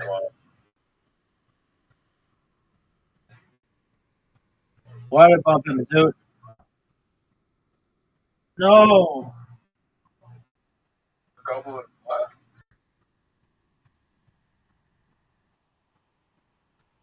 You left double and what? So the one where they're like competition. I don't know. That's the double and what? Then yeah, maybe not. Riser, why did you have such a shitty shot? This is the last I distracted rush person.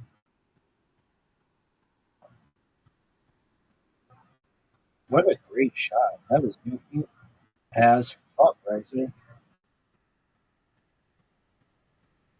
I Stop. don't know much for that.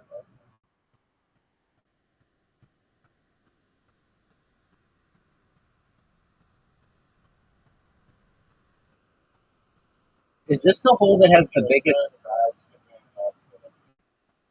Is this the hole that? Is this the hole that has the biggest sand trap on it?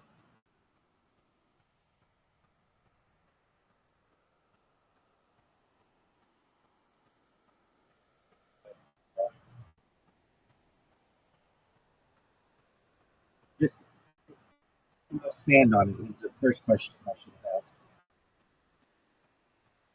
asked.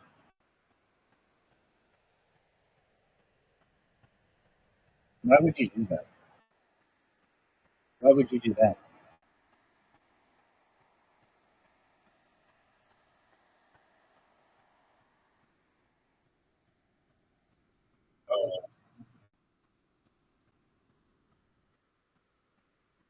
Are you serious? What the fuck? Riser, did you like my shot? That was so fucking Riser, did you like my shot? upsetting. Riser, did you like my shot? Uh, It's over, babies.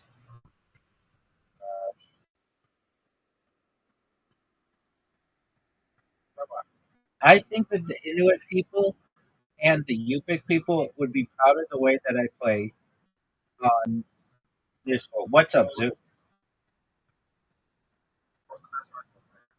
No, I'm the wrong person to ask about that stuff. Um, I haven't seen them all, so I'm the wrong person. I think I've only watched like 1/3 of the first. Maybe I watched them all on the stream, but I didn't pay attention. So I think I watched. I guess I would say the first one's my favorite because it's. But that's where they get like. No, that would be the last one.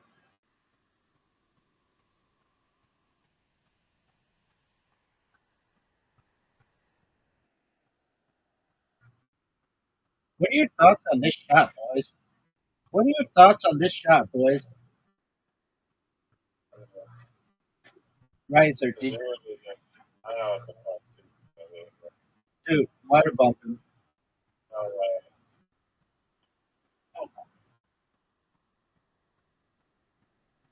I just talked to them.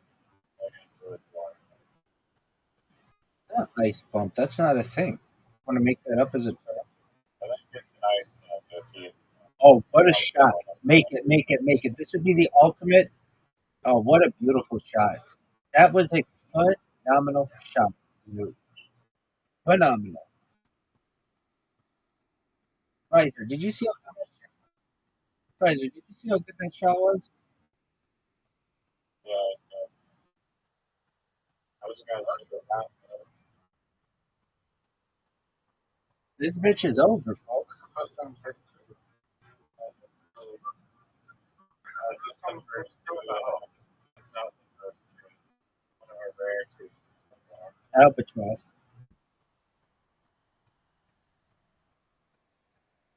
I mean, that was four at the time. It was a condo.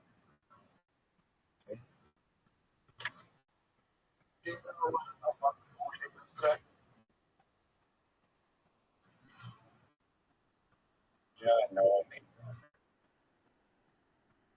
Just kidding. Were you playing with Play-Doh? Have I just the zoo? The cards were rigged, and everybody. That was it. Zoot, Zoot refused to play bullshit on anybody. Zoot refused to play bullshit on anybody and just held all his bullets to the end when nobody could basically call bullshit on him. Yeah, that's how you play with it. I know, that's how I played it too. So, Yeah, why did I lose? I called bullshit on somebody who I had to call bullshit on them or something, or and I got like 38 cards, and I was kind of SOL after that.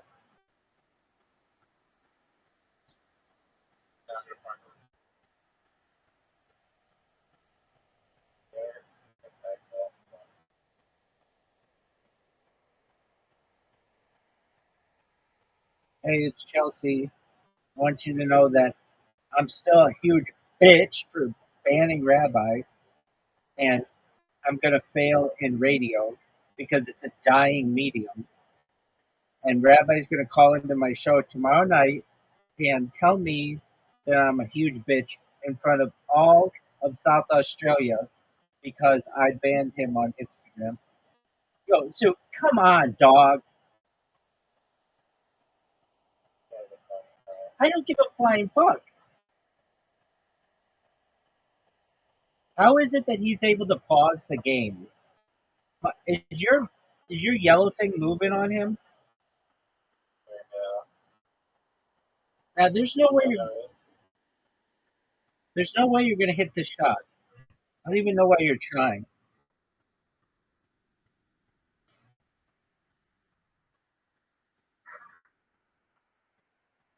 Oh, nice. We got to make a phone call. You think he just quit? Wife, disconnected. No, he just closed it. He's done. His icon is so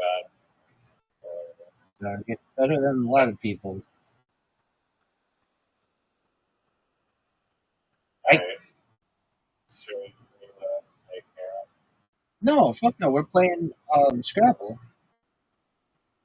I would make you guys see. No, no, no, no. You already said that you were gonna play. I didn't say that. You're full of shit, dog. You already said it.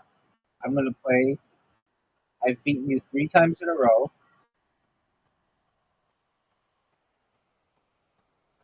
Okay, leave the game.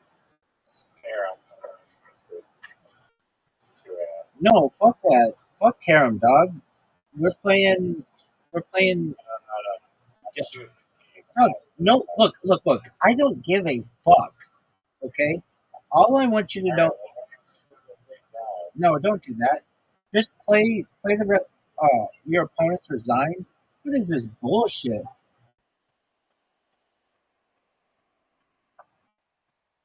What are we doing, Riser?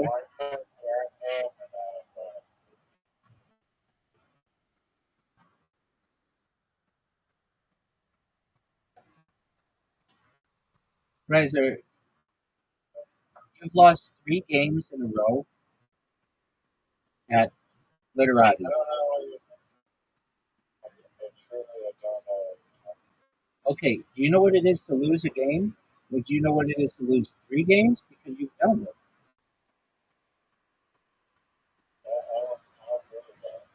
I mean, I'm not telling you what you have to believe. I'm stating facts, dog. Oh, what a bullshit shot.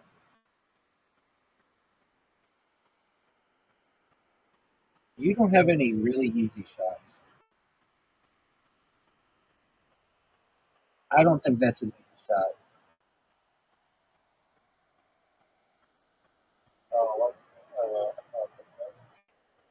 That's iCarly. That's iCarly physics. I'm telling you right now, that's iCarly physics. And you didn't even know iCarly physics were a thing. You knew that iCarly logic was a thing because that's what you used many times in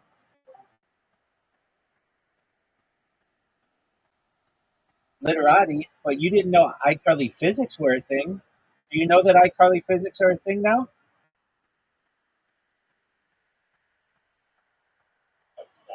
I'm winning 4-1. We're probably gonna sink Yeah, because of iCarly physics, dog. There's nothing that I can do about it. I play under Newtonian physics, and you play under iCarly physics. iCarly physics, dog. Lucy Snorbush knows either. This is iCarly physics. Oh, that was, that was yeah, devastatingly bad, dog.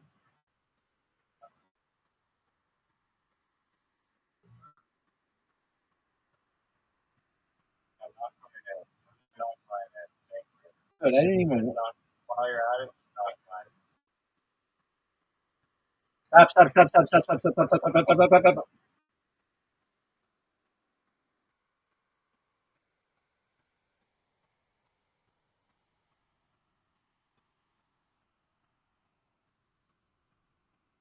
I have like 6 weeks of shots in industry. Weird Turkish couple working.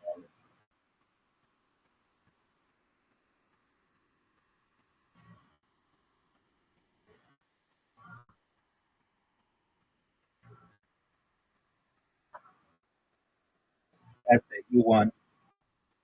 I'm letting you win. I'm giving you this win. Why would you do that? One of the wildest things I've ever seen.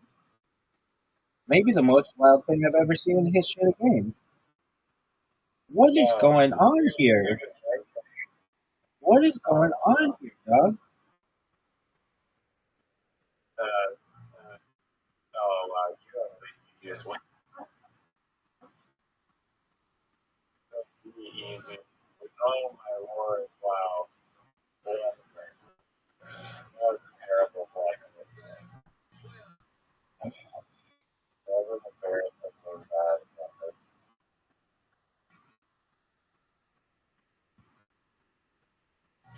I don't know if she's very heavy. Oh, your character. Go, Stop. baby. Stop. Go, baby. Garbage.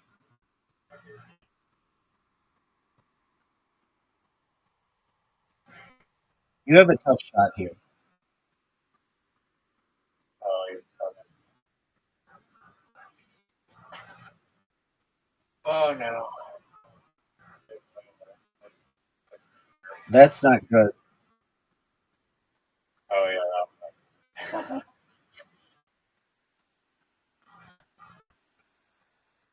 Devastating. Oh no.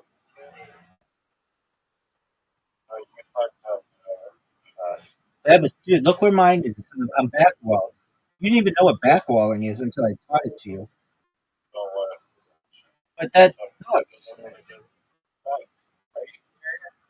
That did nothing for you. No, I got the skill of being able to shoot in that incredible shot.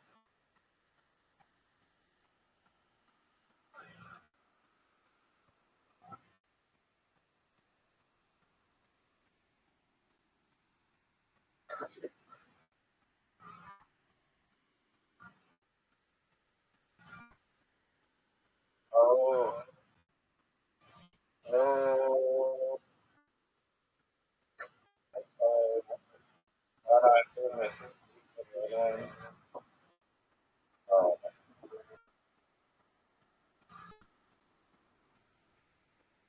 Fuck this game.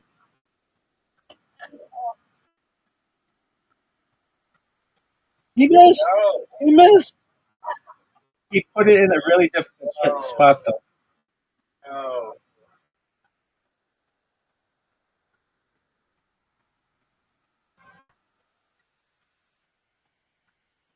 You have to move here. But,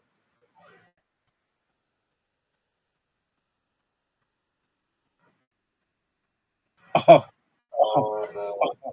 Stay right there.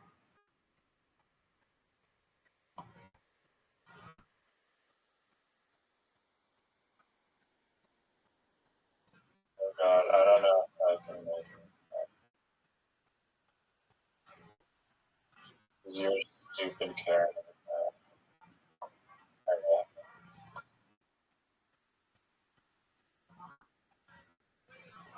Hey, hey,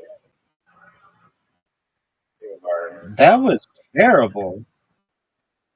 Too hard. I've never tried that. Stop, stop, stop, stop, stop, stop.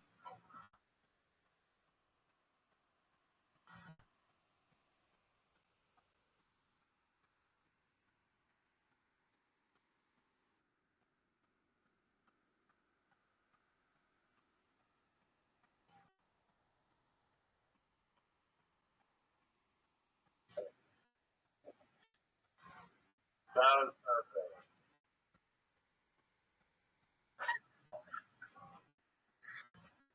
Oh no.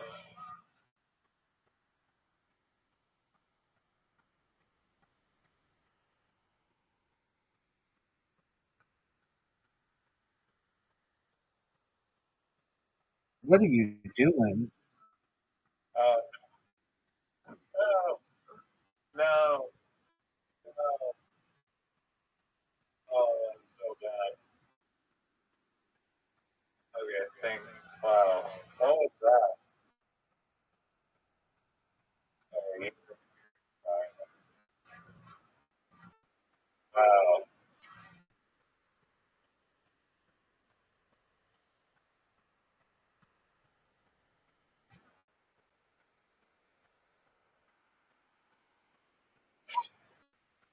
Actual jazz players do gold.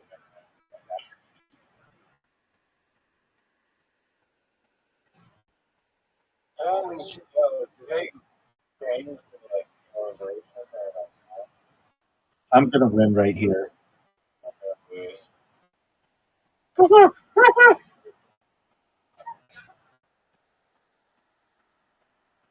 This is the worst. Finish ever. That This game's rigged. was iCarly physics, dog. iCarly physics. iCarly physics. that was like Are you ready for your literati invitation? Then you go to sleep. I've got a podcast to be on in 5 hours, and another one to be on in 12 hours. how many inputs did your bot instead of did you have people on? Um,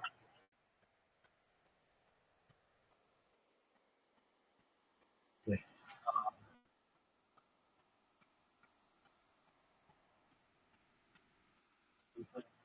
my 60 today. You have 60 people. No, I misspoke.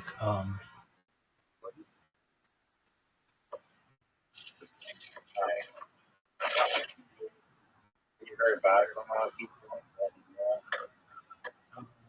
Yeah, like some people, like there's some family issues and they want to do it. Um, we got two tomorrow.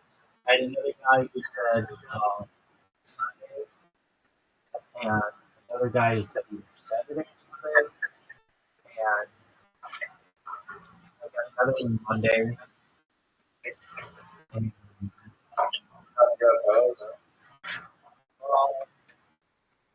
well, I don't really know what's on, and I learned. I just kind of do my thing and then talk about futurism. Uh, I don't know why futurism is considered paranormal, but some of the technology not mainstream, which is interesting. Um,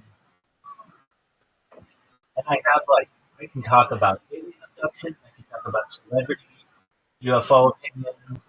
I can talk about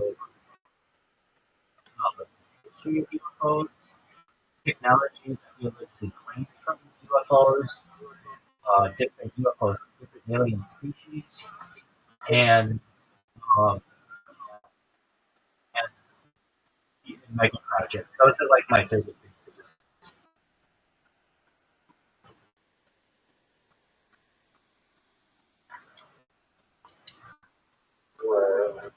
All right, so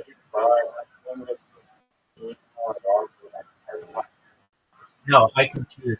So basically, I type in things like UFO, alien, paranormal, uh, Area 51, and get all those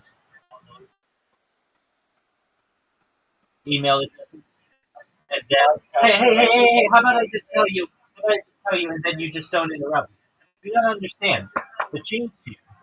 So then, basically, these are on a certain amount of topics, and then I have just a form email that I send out to them, But then I can do YouTubers and Instagrammers and all kinds of social media people, and I can send out a different email, and then I can do science and AI and futurology and that kind of futurism, and I can do that kind of. So basically, I can choose the topic. They know what kind of emails it's collecting, and then I can send out the email based on the topic. Now, what were you saying? UFO, in podcast and Spotify. Oh, like tens of thousands, but I think that Spotify only publishes 1,000 of them. Anyone can publish their like podcast. Yeah, but they're not all available on to my knowledge, on the Spotify website. I think you have to have a certain amount of followers to get on the Spotify search engine. I mean, maybe not. Maybe they have everybody on there. But there are some podcasts that may involve UFOs, but they're just not labeled that way. That's why search descriptions are so important for me to be able to find someone.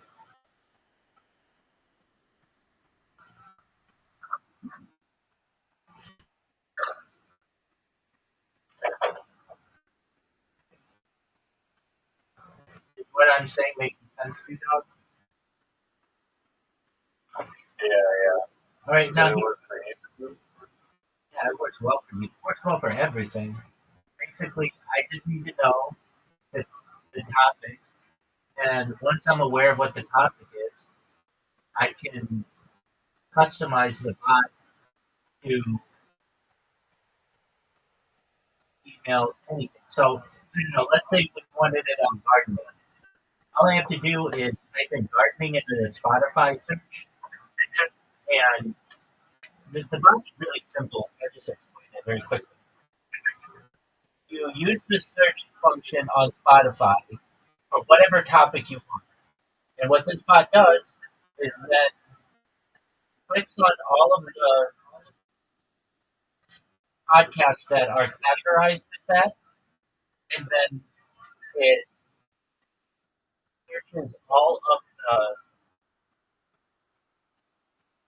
profiles and the descriptions of the podcast and sees if there are any email addresses in there. And if there are, then it puts them in a list. And then after like 10 hours or so, I just have to check the list. And then I remove the duplicates. And it usually gets me like 200 or so email addresses that are perfect. I do have to do a list. Sometimes I have to do a few small changes to the emails. Generally, they're just like a perfect email list. It's one of the most efficient ones. So I have to say this other one that I made yesterday um, that is just creating clips on people is so flipping good. Now I'm pissed off that I did this a year ago.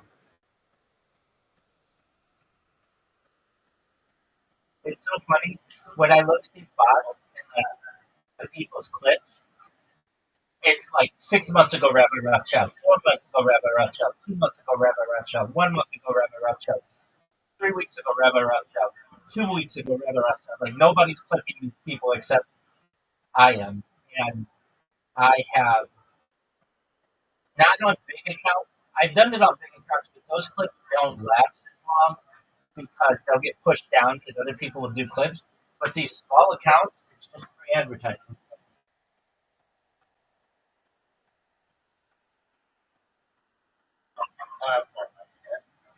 Yeah. So we go. Anybody? I'll do a random test. And it may not be everybody. Like okay, somebody Kaciii.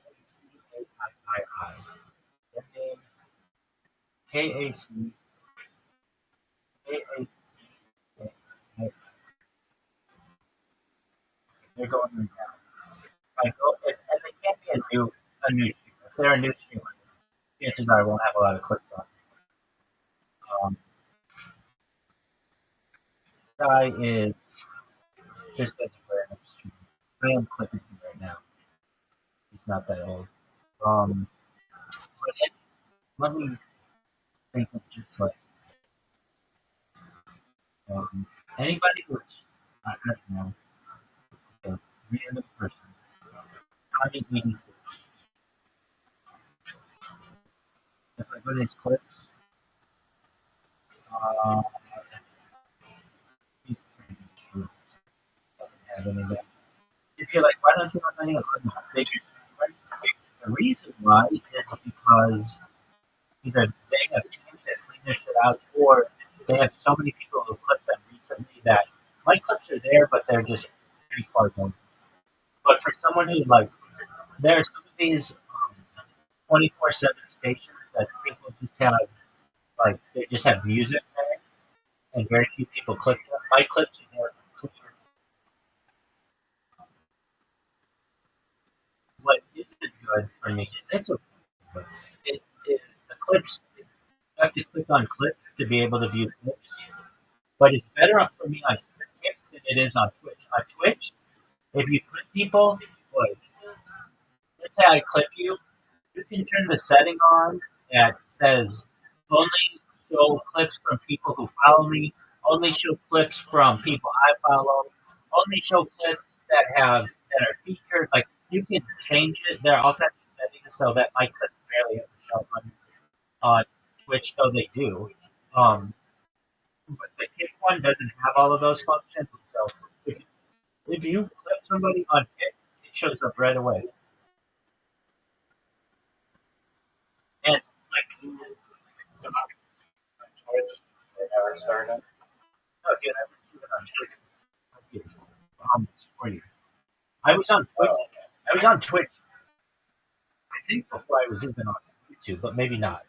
Um, but yeah, I've been on Twitch. And I think you guys fail or a blog which they haven't like No. I don't. I have views about it on Twitch, but no. I have 49,000 followers on Twitch. I don't think I'm on Twitch. what? Are they real followers? Fuck no. I bought them for $100 5 years ago. Actually, I bought 50. I bought 50. And it's gone down. I have like 49,000. But I don't touch that account because whenever some 18-year-old kid comes in here, like, how many followers do you have on Twitch? I'm like 50,000, and they're like, like, yeah, dude, check it out. Look up my. No way! How do you have so many? Dude, I've been trying to get more than 7. I'm like, well, literally, you just buy it. Like, the price for Twitch followers has gone up the last 5 years. Like 5 years ago, Twitch wasn't really. Um, so the price of it has been done. In terms of Kick, though, What's this good blog that you did? Describe like a good blog and you have like years already supposed to be a blog. no. I mean, years ago, or like within the last year, I created a Kick bot, and it works. It works fine, but people don't really like to find my spam on the web to really search out pretty hard. I think it's this bot is very this bot is very efficient. So it does like a clip every minute or so,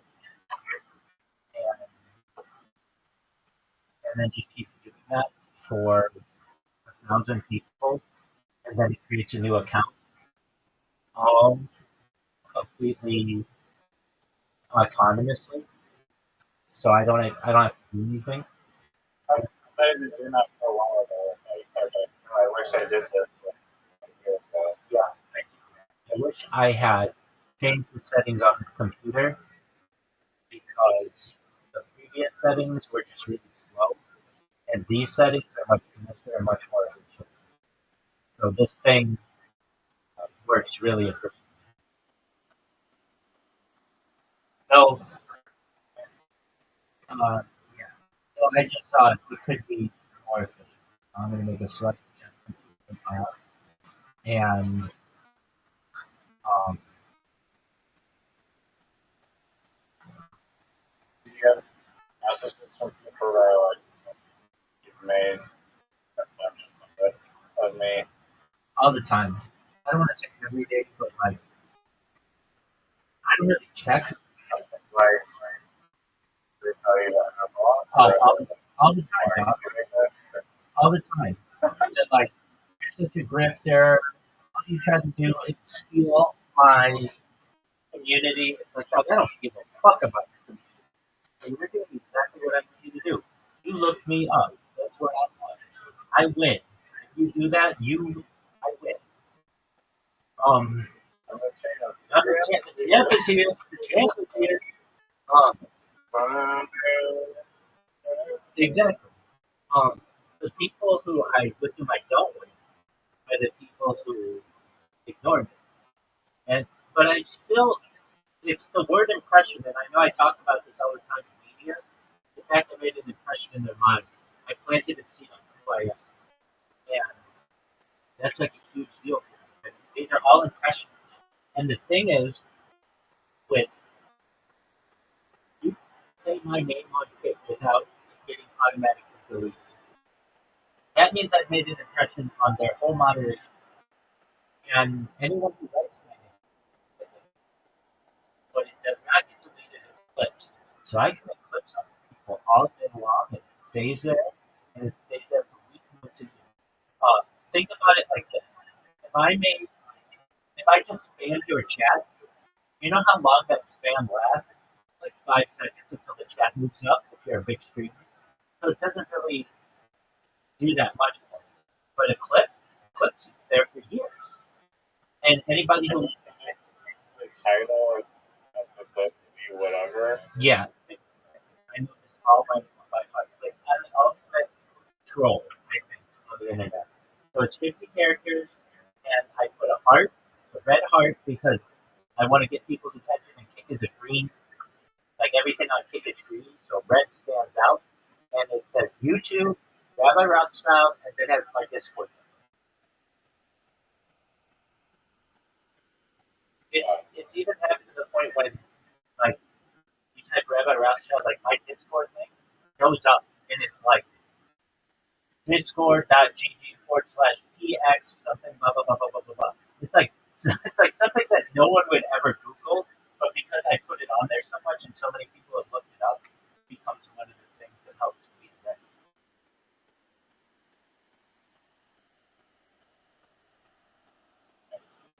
Dog, I'm the ultimate. I'm the champ. I'm gonna do this podcast in 5 hours, 4 hours, and I'm gonna go to the by the way. Then I'm gonna do another one. And I had somebody who I don't know. I don't think I might podcast. I don't know. This woman creeped me out. So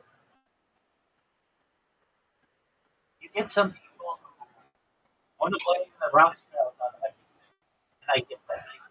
But I'm not a puppet master. There are many people with my last name around the world. And she emailed me today, what's the name on your birth certificate? Like, who emails somebody? And I'm like, or something along those lines. And I'm like, my birth certificate says Michael Israel Rothschild. That's my name. And she's like, well, and then she came in here and she's like,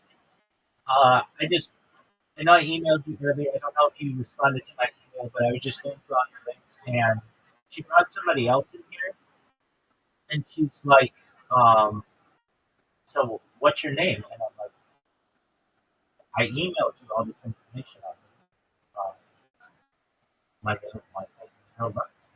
That's on my birth certificate. That's on my California driver's license. That's on my passport. And she's like, oh, okay, well,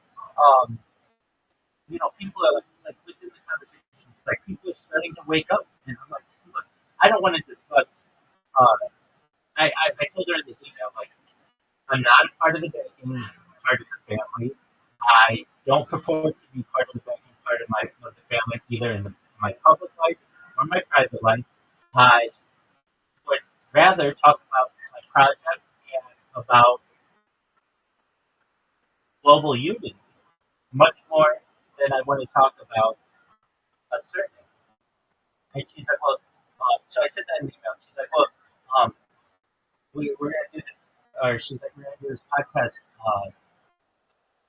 uh, like, can we talk about your family? And I very kindly in the email, and I told her, well, that's not what I want to talk about. I'm not going, I'm not here to go down rabbit holes of history. And if you want to do that, that's fine. There are a lot of people out there who will do that with you, but I'm one of them. And I was like, do you mind if I tell you my spiel? Like, sure. And I go and tell her all the things, you know. And I'm like, that's what I like to talk about. So I, um, I, she brought somebody else in here, and that person was quiet. And it just was, I just got a bad vibe. You know how you get bad vibes from things? Like this was, I was going to go on to the podcast, and she was going to be like, all right, well, why is the world the way that it is because of your family? And I just, again, it's like, Crazy. it's like, Doesn't make sense. and, and here's the thing. There's two places to that. I really like. And I emailed her all the information, and she didn't check her email. She came in here and wanted to talk about those kinds of things anyway. And I just, so I might still do it, but it was like, I just got a creepy vibe from it. Nobody asked somebody on the internet, what's on your birth certificate? Right? Like, that's not a normal question, Yeah. or whatever, what's your birth name or whatever. Like, that just caught me off Well, guard. I mean, maybe because I don't know, it was a little bit of an interesting last name. So I think that you're just like impersonating the banking. And I understand that, and I make it clear that we share a common ancestor. That's as close as it gets. Like, if you know, but, he, and I get that. I get that. But I mean, it's like I already answered your question. You could have just checked your email. I sent you an email that was very polite, and I explained that, like, who I am, what I do, and that she came in. And I get it, but it was almost like um, she wants to turn the conversation to what happened at the Battle of Waterloo 200 years ago. It's like I have nothing to do with that. If you want to talk about the dark areas of the internet and history, go ahead. You can find a lot of people on the internet to do that. I want to talk about the future. I want to talk about technology, and I'd like to talk about my life uh, project. But if that's not attractive to you, then I don't know if this is going to work. I know you want to go to bed, but you were asking, did anybody ask you to be on any other podcast? And yes, this woman invited me. We're supposed to do it a week from tomorrow, but I just got kind of a creepy vibe from that conversation. But I don't necessarily know if I'm going to do that. But I have, before you go, that's something too. I don't want to. I don't know, but like there are. Okay, I think I've asked you this question before, but maybe not. So I'm going to ask you a question after you need to go to bed, and you have to answer as quickly as possible and exactly the way I asked. Okay? Yes or no? Do you still beat your girlfriend? Yes or no? Do you still beat your girlfriend? I need an answer. People, do you see he's not answering the question? Do you see he is avoiding this question? I've never. No. I asked you yes or no. Do you still beat your girlfriend? Yes or no? Do you still beat? Wait. I don't want to. I don't. Yes or no? Look, he will not answer a simple to the audience. Do you see? Riser will not answer a simple yes or no question. Riser, yes or no? Do you still beat your girlfriend? Wait. Do you see that Riser will not answer this question? Do you see that Riser will not answer this question? Riser will not answer yes or no. Very simple question. Do you still beat your girlfriend? Riser does not answer it. Riser, everyone on the audience can see that you either do beat your girlfriend or that you used to beat your girlfriend. Do you understand? That's a gotcha moment. Wait, I get that. But do you get that that's a gotcha moment? No, it's not. If you just say don't answer one question, Wait. I get that. you say answer another question. I get that. I get that. But then you're avoiding the question. And so that makes you look guilty. I'm not avoiding the question. You are. Wait. Quit that.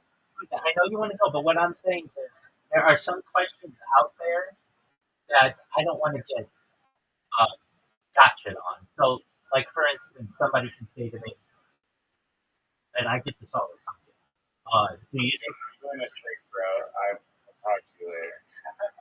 All right. I'm sorry to stop. Peace out, girls. Don't be your girl.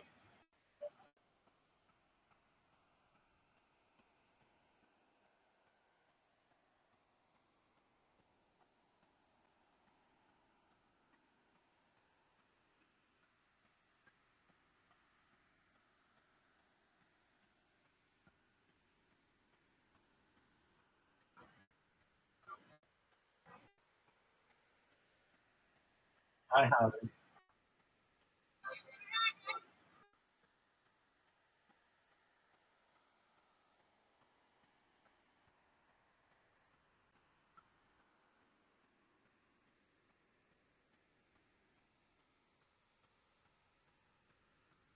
She banned me. She doesn't do OnlyFans.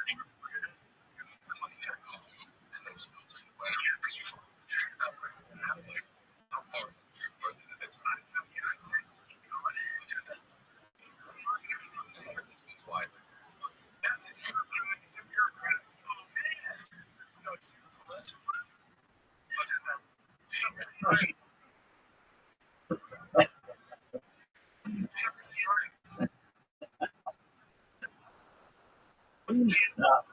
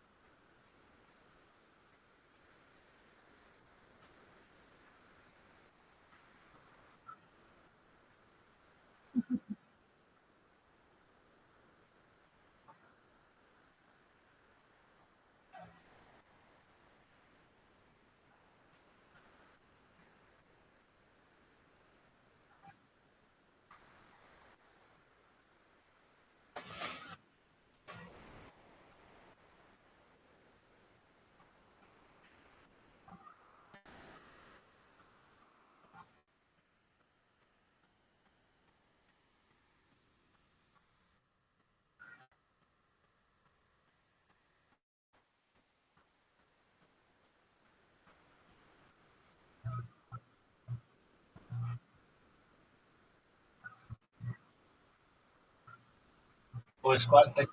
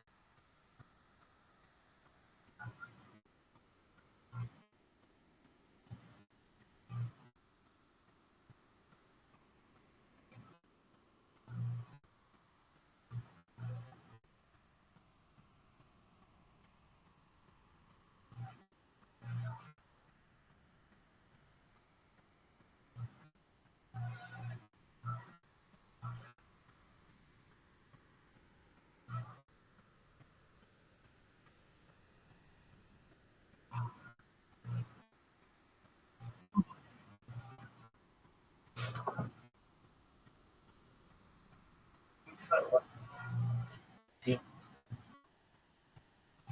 So,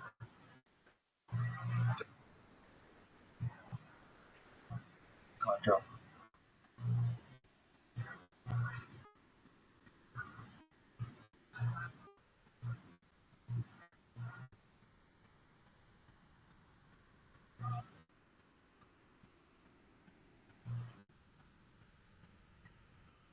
So, if anybody wants to agree this company.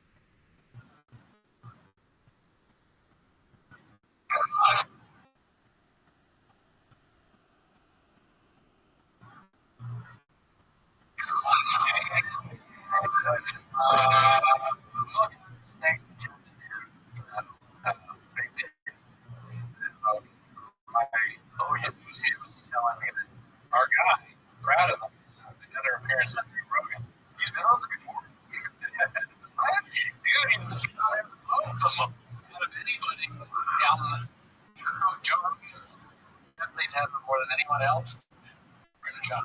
You know, what's interesting about that position is that talk about it for the impact of health on my cousin. Yeah, recording yesterday. Yeah. Why are they releasing it a day after we record? Okay, I don't think Australia has anything to do with it. I'm not going to say some stupid joke about Australia.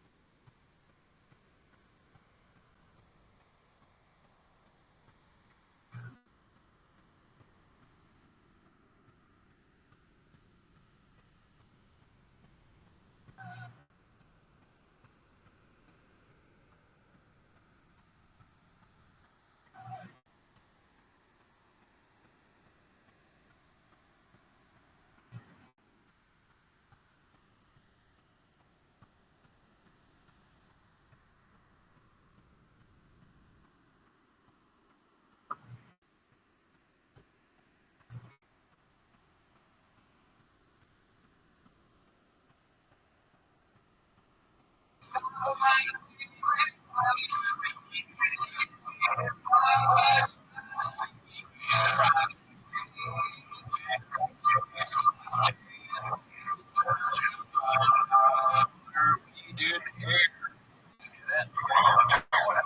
yeah, it's like next one in here.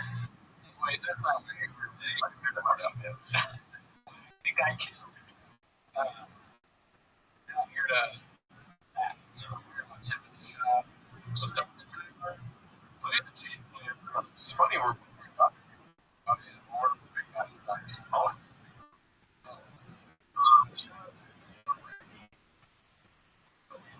So that was it.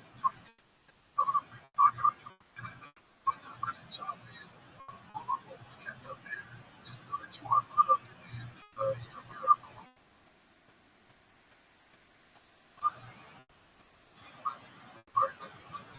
Sometimes we don't have to work.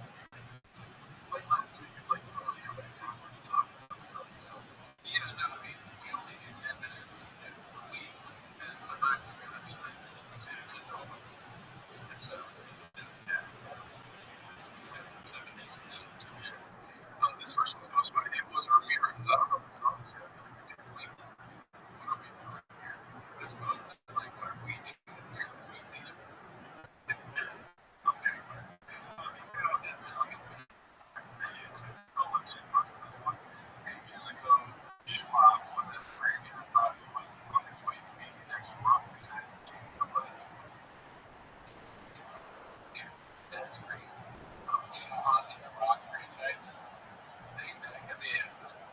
at night to be a chef. And it just like set up Jumanji, Rockets, Gordon Shaw. Oh, Kevin, you're so fucking. He was so short. So you need a cut. You say short, not gay. Oh, was that thing? But crazy. That's magic what she did. Yeah, yeah, just one. Honestly, I did not like it. It was like, what was the point? There was no like climax. Just like a game life type thing. Like, what the fuck? It was kind of. I think the safety sort of lost it after that first movie. They had good time. I really liked it. Mark is pretty good. He's like, I saw the first 15 minutes of your movie. Okay, so he does it probably. This is more. This is longer than 10 minutes of Charlie. I'm just feeling solid. What happens next? Goes to 5, he goes to 33. Hell yeah. I'm 18. Right away. Oh, yeah.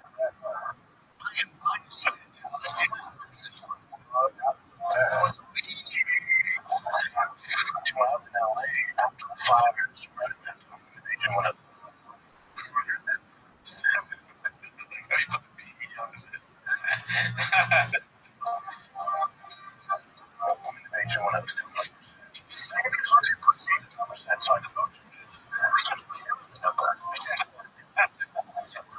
a liar to a liar, or a lie to a liar. So there was 2 home invasions. 2 times 700 is. I'm not gonna do the math. Dude, what are you doing, bro? That's it. That's your drink it. What is from baseball? I see this car. Kids, they major road, like following the side roads. I was thinking, like, I hate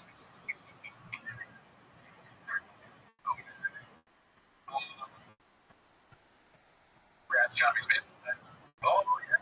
I'm listening. Yeah, it's bad. They're just child.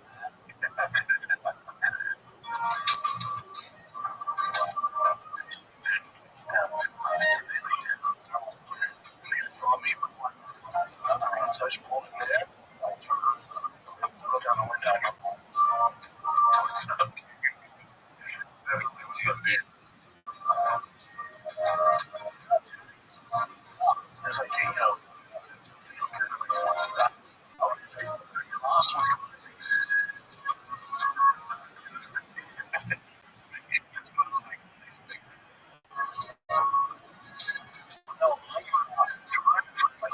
what address? It's like, just give me your address. I'll lead you to that. It's good. I gotta be in this. Have a good night. He's like, yeah. So sorry. I'm waiting for you to leave. Like, I'm waiting for you to leave. He's like, we might just think we're full. He said, you.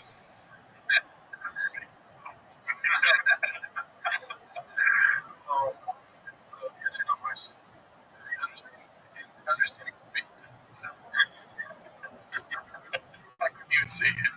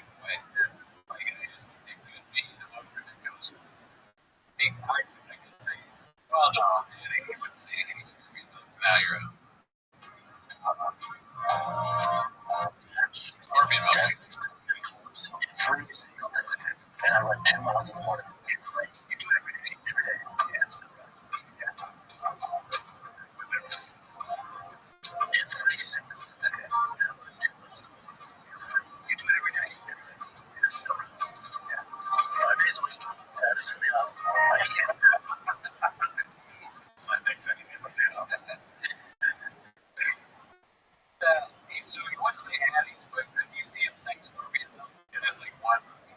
I mean, you do that in there. How much do you do for planning? Amazing it didn't cost some fucking merch there. Yeah, like something that allows him to not take any days off. You want to wait? Oh, dude. Expansions. Yeah. Oh, God. Good thing. No, wait, what? You missed it. He probably fucking won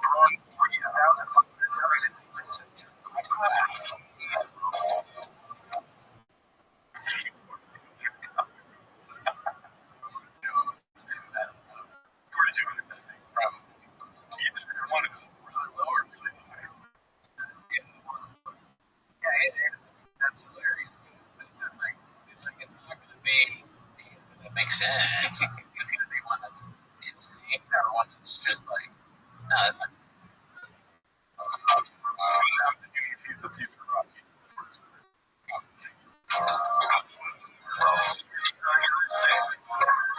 fuck out of here.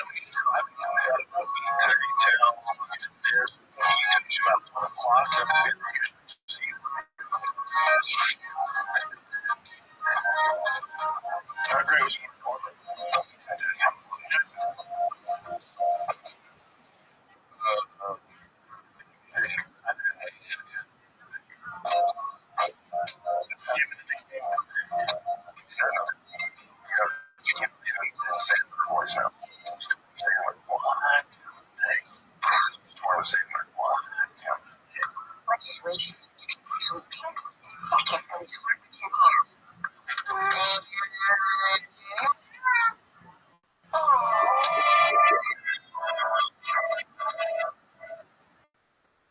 Shout out to him for his dude. It'd be cool to see like this kind of thing could replace somebody with the same universal shop. You know, some movies with the same tours with. I'm just seeing if the sugar we rock better is push on it. I think it's an upgrade for sure. Yeah. Actually, near the rock. This one's posted like nothing. Being able to discover that podcasting out of the store isn't ideal. My studio is a shit show. No, we have internet guys. Freezing. Audio. Shit. It's like, yeah, that's something to unlock, but for the last couple weeks, it's bad. That's fantastic. That's awesome. Awesome.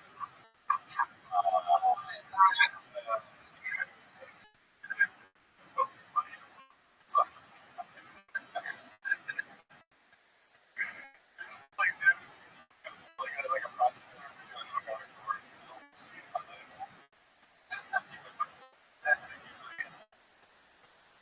the last thing you do is do anything.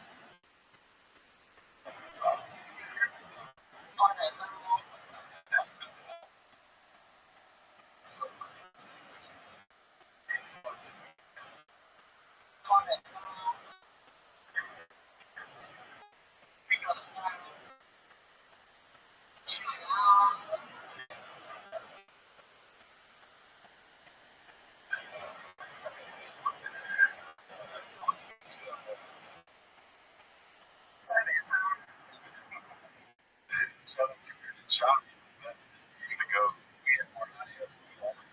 All right, you know, go out and it's funny. We took my Patreon for those last episode. We didn't talk about volleyball. And midway through that we found the part where oh, yeah, I was recording. What happened? Our audio was oh, fuck yeah, I made that crazy noise. Dude, that was really bad. Like, that was to record that part of my ear on the orchestra shit. So it's like,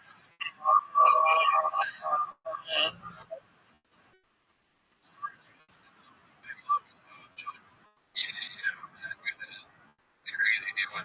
Yeah. I mean, I really like all the show. Like, he doesn't even do something anymore. No, he never talks to us. He was just come to their store. Look at this one, guys. Rabbi, 663. Sometimes they got boinked by the return of that ball. It's a bullet. Did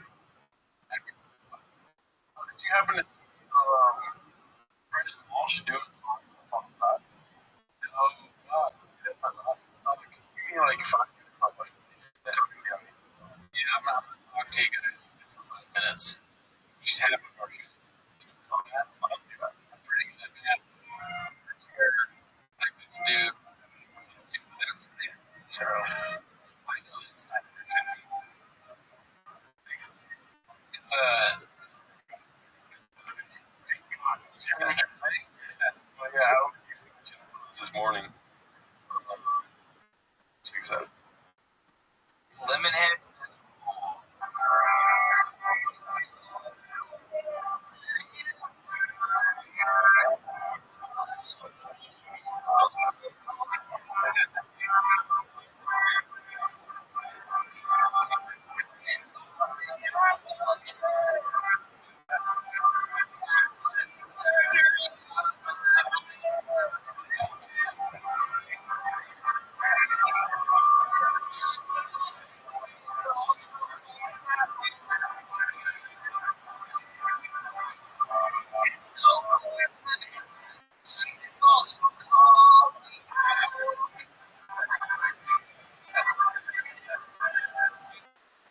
So Brendan Walsh is here with us tonight, everybody. And he's in a new band called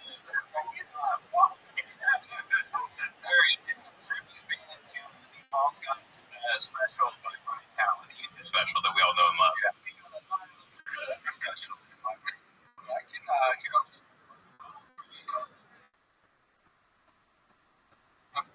standing when I. Well, I didn't do the whole thing. That's why. Okay. Oh, God.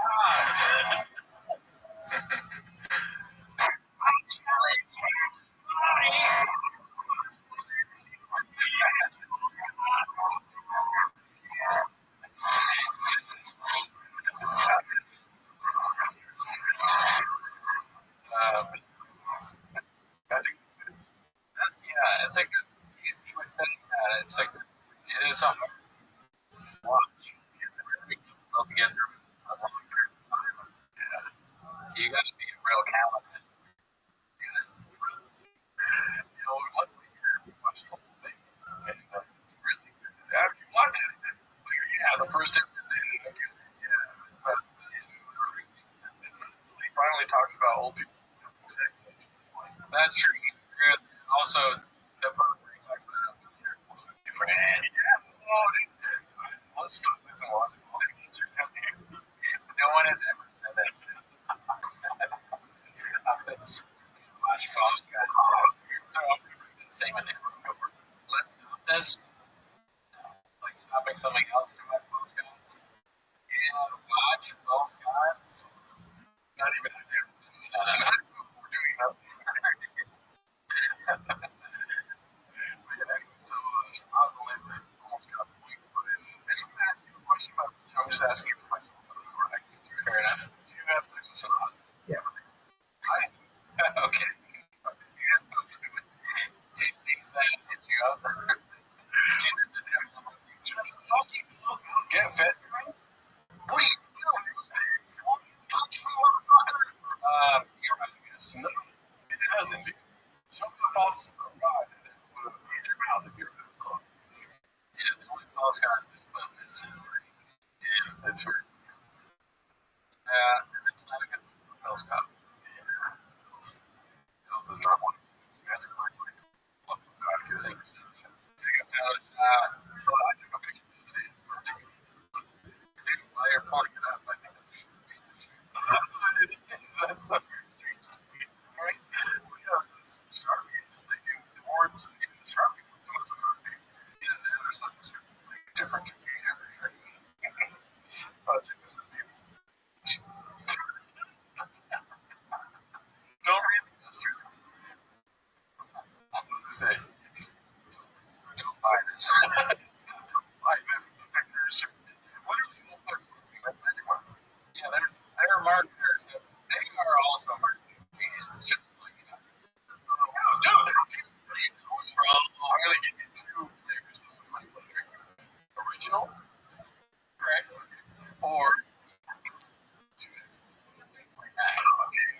it's like being hot. It's not $15. Way. Those are like, what are these gas prices in Los Angeles? Yeah, that's crazy. I don't think everything's oh, sure. Yeah, I mean, they're right. We get magic first. We need to. Get everything. Magic, bro. I mean, my magic. Oh, we just watched this last week. Sunday in the kitchen, so you guys want to with you. I mean, that's fucking Sunday in the kitchen. That's just on the top. Come on. This is you'll do nothing. He's taking celebrated by just told. Thank you. That's love and fair and war. Is the name of this one. 3 days ago. Battering each other. Like towards fraternity, now every fighting has to fire away. Like it's all love and fair. Each other. Fraternity, I'd advocate all love and bring them more into the show. If we're talking about like, the specialties, I go on a tirade about golf. The mic a little. I can't even do that. Oh yeah, yes. When I talk about doctor's visits, this is when you got to be with the fellas.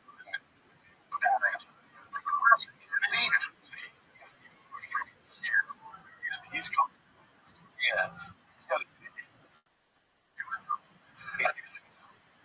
kidnap buddy.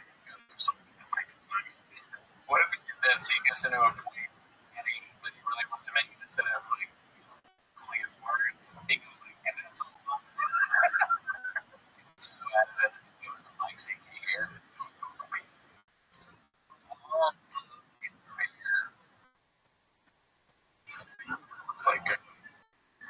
Looks like Brendan. Yeah, he's got the De Niro face going. That's right. He's definitely moisturized. That's key. Yeah, people turn black too. Now, if you fight it's all love and fair. Yeah. Why even say something, dude? Fighting each other, that's. He wants to be deep. He's trying. He's like. Is that what he wants to, say a real, like, he has the aspiration of being a deep thinker, philosopher, king. He doesn't have the ability to do what he can relate to, honestly. I'd like to say something. Sometimes all I can do is something like, right. Or not even that good, honestly. Yeah. Honestly, if he's trying to be a philosopher, he might be my favorite philosopher because his approach to it is he takes quotes somebody made by other people and builds them up. And so really his philosophy is nothing real. Like, I am, therefore I gay. I'm trying so hard to think of something that is as good as all love it or it's impossible.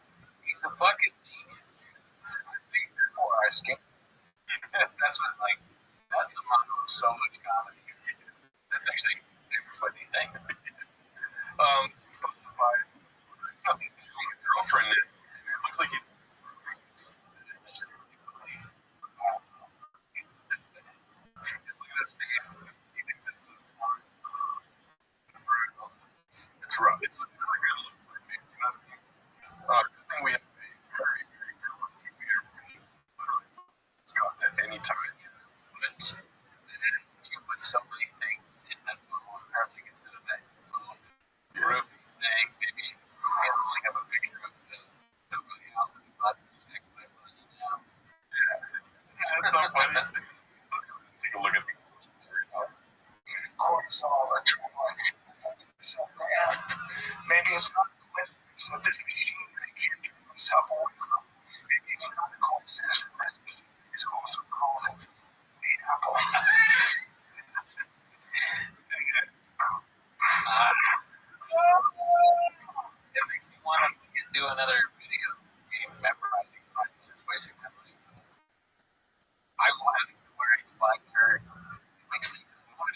listening to.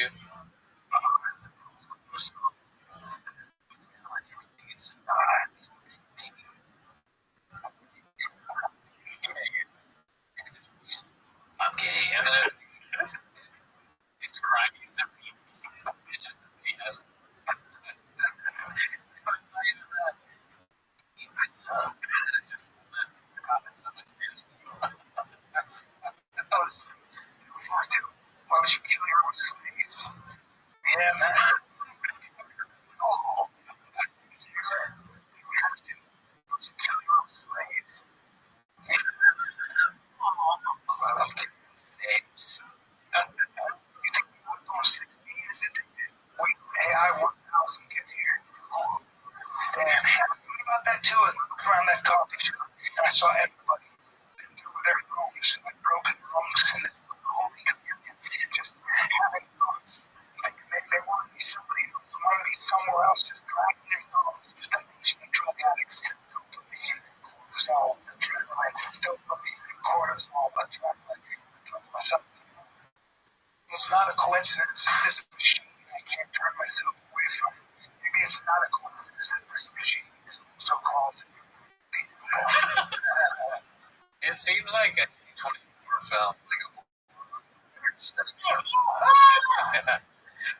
robot, it's just him doing. It would be funny if, but I just we watched like 24 hours. Martin, crazy. Playing the Robin things. Spoiler alert, this is what happens in Pepper. This is the ending of that. This is the ending of that. Not only the ending of this, but also this is the ending of Backrooms, and it's also the ending of Possession. I'm obsessed with this. Trump, dude. Go for it. Yeah, it is.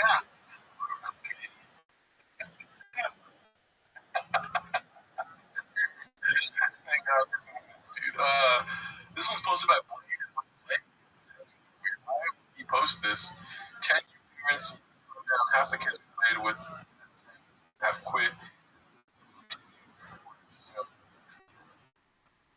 that makes no sense. It's hard to follow up. 10 under parents. Most maybe are 10 most of them. Half the kids we played with and 10 have quit.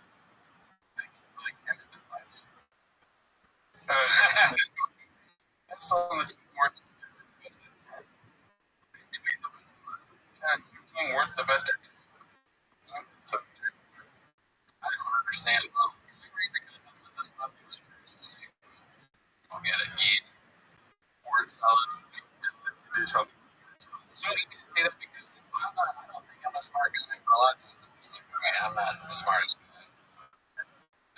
That's the same problem I've had. Thank you, Leg Reed. Leg Reed. I believe many of you just already praying some really good.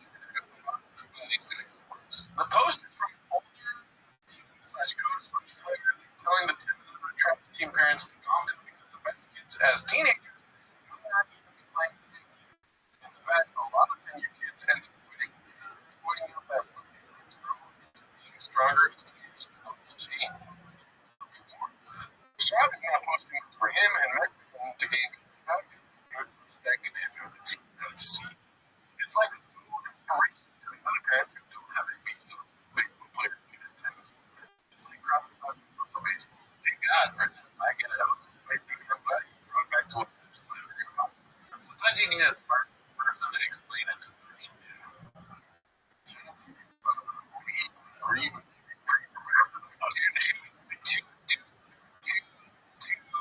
Dumb people. I got there. What was I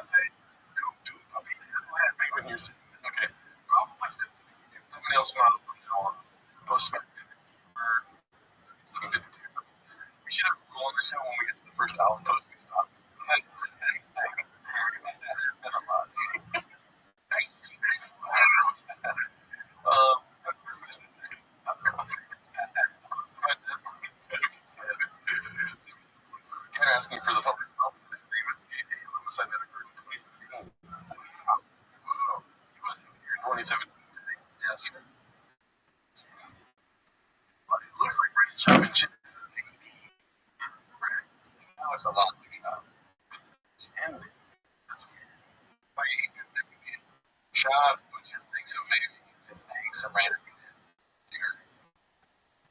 Let's see here. What happened to your birthday month, Joy? Oh, and she's sick again. Was my appropriate 9:30? We will have no comment. Doesn't it feel great? Just doesn't. I feel like month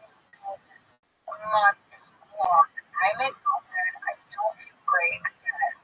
I feel like the throat. It's constant talking. I just never get it.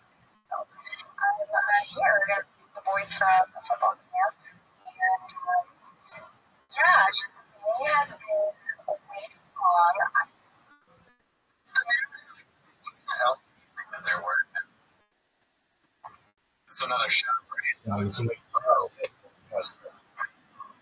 It's like football. It's Los Tigers. Because he had a hand as an LT too. It's some kind of thing that we know you did. Let's see the comments.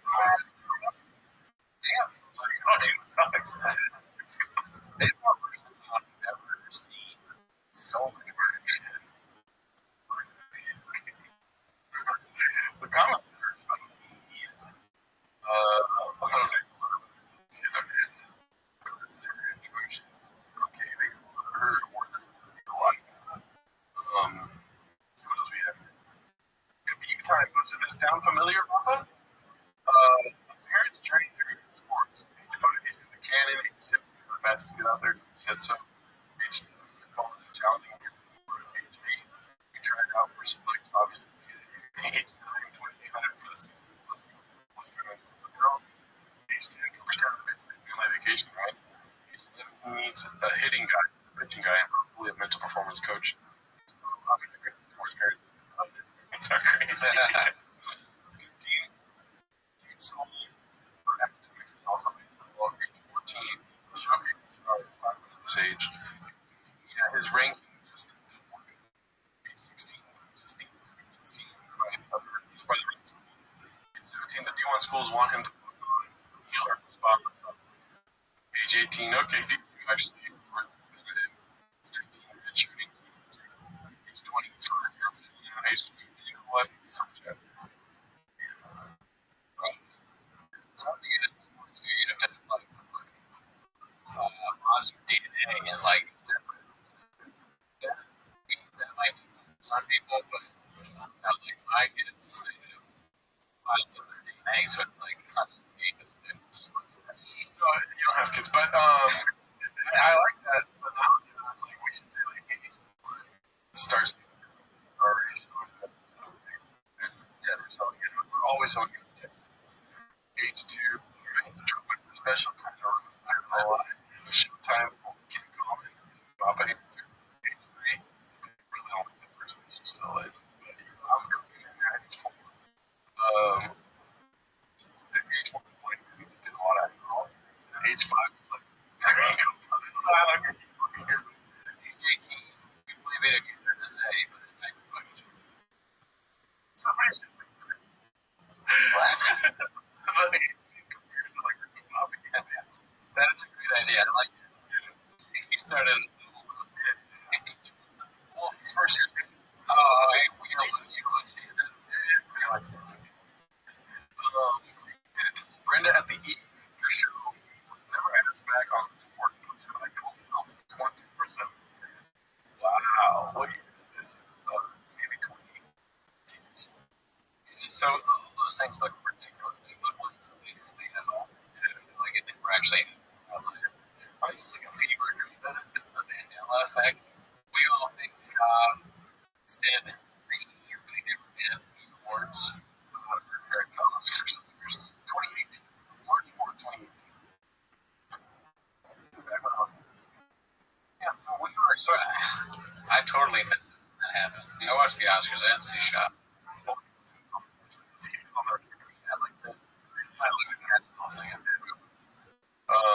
The rumors are true. Posted by another evidence that it's unique. Some comments though about fighting my claims. Yeah, that's what I'm doing, dude. I'm doubling down, dude. That's for sure. Rumors are true. These days.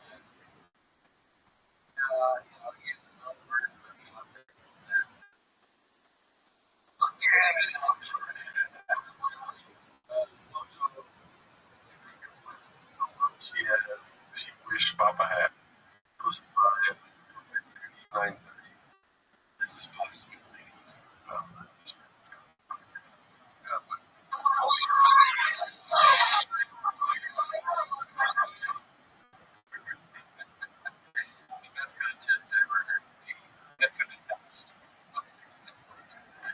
She's like, "Get the apple is gone." Got some rankings. This is great. They're first. Oh shit. They're being a fucking first. Because the rank shows. Because it's like, damn, I'm rich and good. I usually figure myself in the sharp. Well, how is it? I guess when I have verses, so wow, it's like, I don't think I'll find this out already. Oh, this was supposed to be busy middle eight. What's here? Oh, Papa just. Alright, I will. I'll stick a wallet in my ass. A credit card on my head. Or like I have my penis in my credit card between those. That's what's the. Is that what you call it? The opening. I'll have both my next credit card. You can.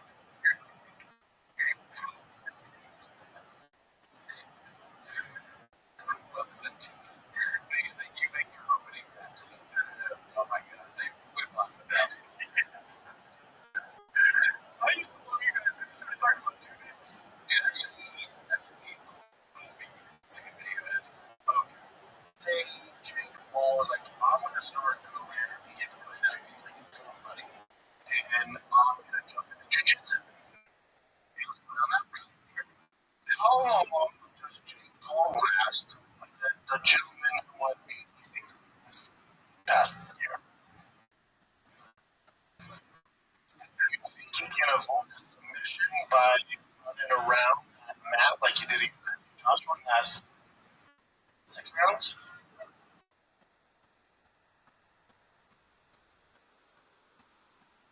I say, I don't know. I say, dog, wait a minute. Still ain't right. Well, I just love this guy, and all he did was just basically to run away. He just seemed to want to engage in the jiu-jitsu. It was very defensive. The cycle called him out on being so defensive. And they said, oh, that's just the chop shoot. Basically, I wanted to shut him down. I didn't want him to tie me up or like, get me the leg lock or whatever. And like bring something that can't compete later in the year. So he was saying that Jake Paul said, I'm glad I can find this. History of our show. This is the first time I get some Brian. This is the second time. Alright, guys. Jake Paul, he gives yourself when I get it wrong. I'm gonna actually just get it wrong on purpose. Maybe I will. Jake Paul said that he's different. Jake Paul was saying that he could do cut it. But it's like, and the shop was saying, how long would he last if he went against the guy that was really good at wrestling jiu-jitsu? The guy that's really good one-time competition in jiu-jitsu. So then he's like, could he just run around and like he did with Joshua and W for 6 rounds? I don't know. So then they played it. Okay. Makes sense. So they took us my son Facebook guys. Okay, so this is what they're doing in the pod. My Mikey 7717. Fascinating. It's actually a lot nicer than what I thought it was. Oh, okay, because this is a video from this show, I guess. Oh. This is space. Just like, looks pretty expensive. It's a storage. Yeah, different storage. Yes. He's the one that this one is the desert. Like this was probably, there's not 6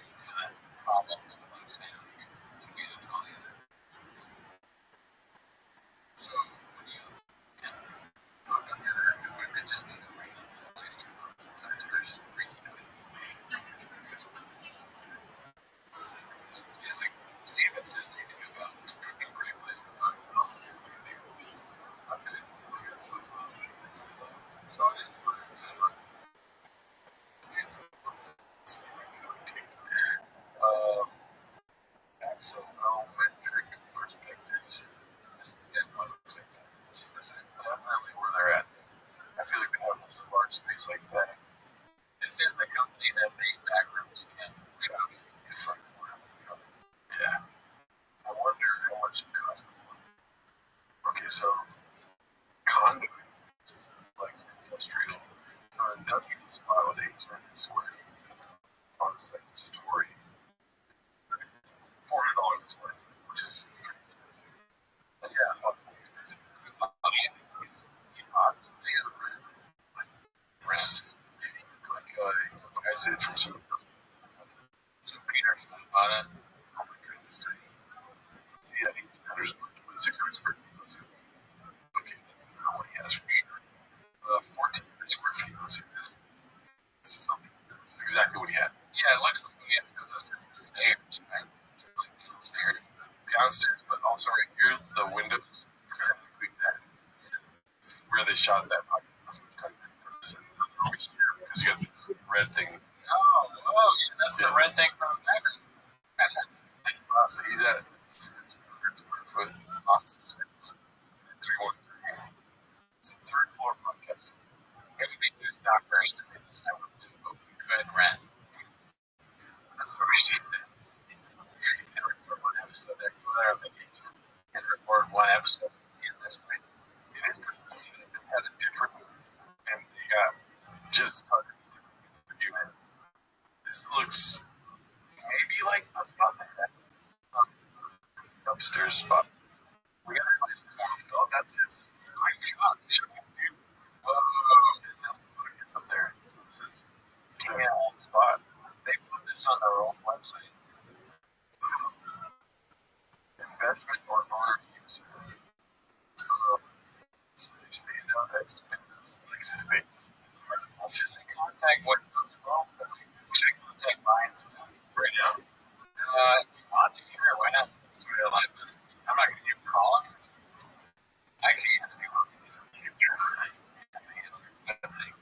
Can you get trouble? It's like live phone calls and prank. I can say it'll be on Patreon. That won't be basic. Looking to it first. If there's comments and stuff, people will be like, yeah, I'll see maybe wound it off. Just like, I wouldn't do this.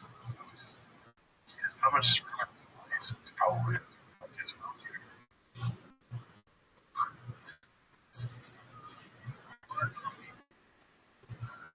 So yeah, this is his spot. Bed, back, no, it's really good. Oh yeah, I forgot bed pack. Some blowers. Oh, it's sick, bro. Dude, you want to see something? I am different. I didn't expect to be this far. Dude, why are they job so much? Yeah, this is the other. So this is the downstairs because they do. That's probably where they have to go to the show at. Shows good shows. They have shows here. That chair is probably where Jim sleeps. Yeah. Look at that. Looks like a chair. You need to tell me great job. Let's see this one. This 1,400 square foot space flex condo is now to a former MMA active against him. Incredibility. Unit exactly the by their tenant. Tenants. Okay. Being able to market demands. Priced at $579,000. This is a turnkey income producing asset with a tenant who fits the X space culture perfectly. The space features a clean, functional layout with a built-in podium, adding character and usability right out of the gate. Ideal for investors looking for a compelling story with cash flow already in place. Creative office, studio, and podcast production all under one roof with the flexibility to evolve alongside the tenants. Oh my god, so like his space is being used by other people? But I don't even know what this means, dude. What does it mean, investor? It's very interesting. Investor. Very interesting. It just sounds like unfortunately it's attached to shops, so everything sounds like a scam. What I'm assuming from my fucking money brain, or these people that's exactly what I think I figured out. Waiting for it. Why the space because it rents it out if you choose. Yes. Yeah. So it's not necessarily a storage unit, but it is like a fucking capitalist commercial way of really creative stuff.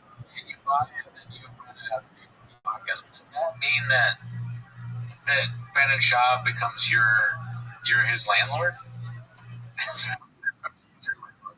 No, you buy it. I'm the landlord. Oh yeah, right. Shaw rents from me now, right? Oh, probably because he's using it, or else he'd get kicked out. Am I wrong? Are you gonna buy it? I think you figured out what's going on before I did, but Yeah. I agree with what you think. I think, like, Melrose Podcast Studios over here, Yes, you exactly. can purchase that room Yeah, and then you rent it out to others. exactly.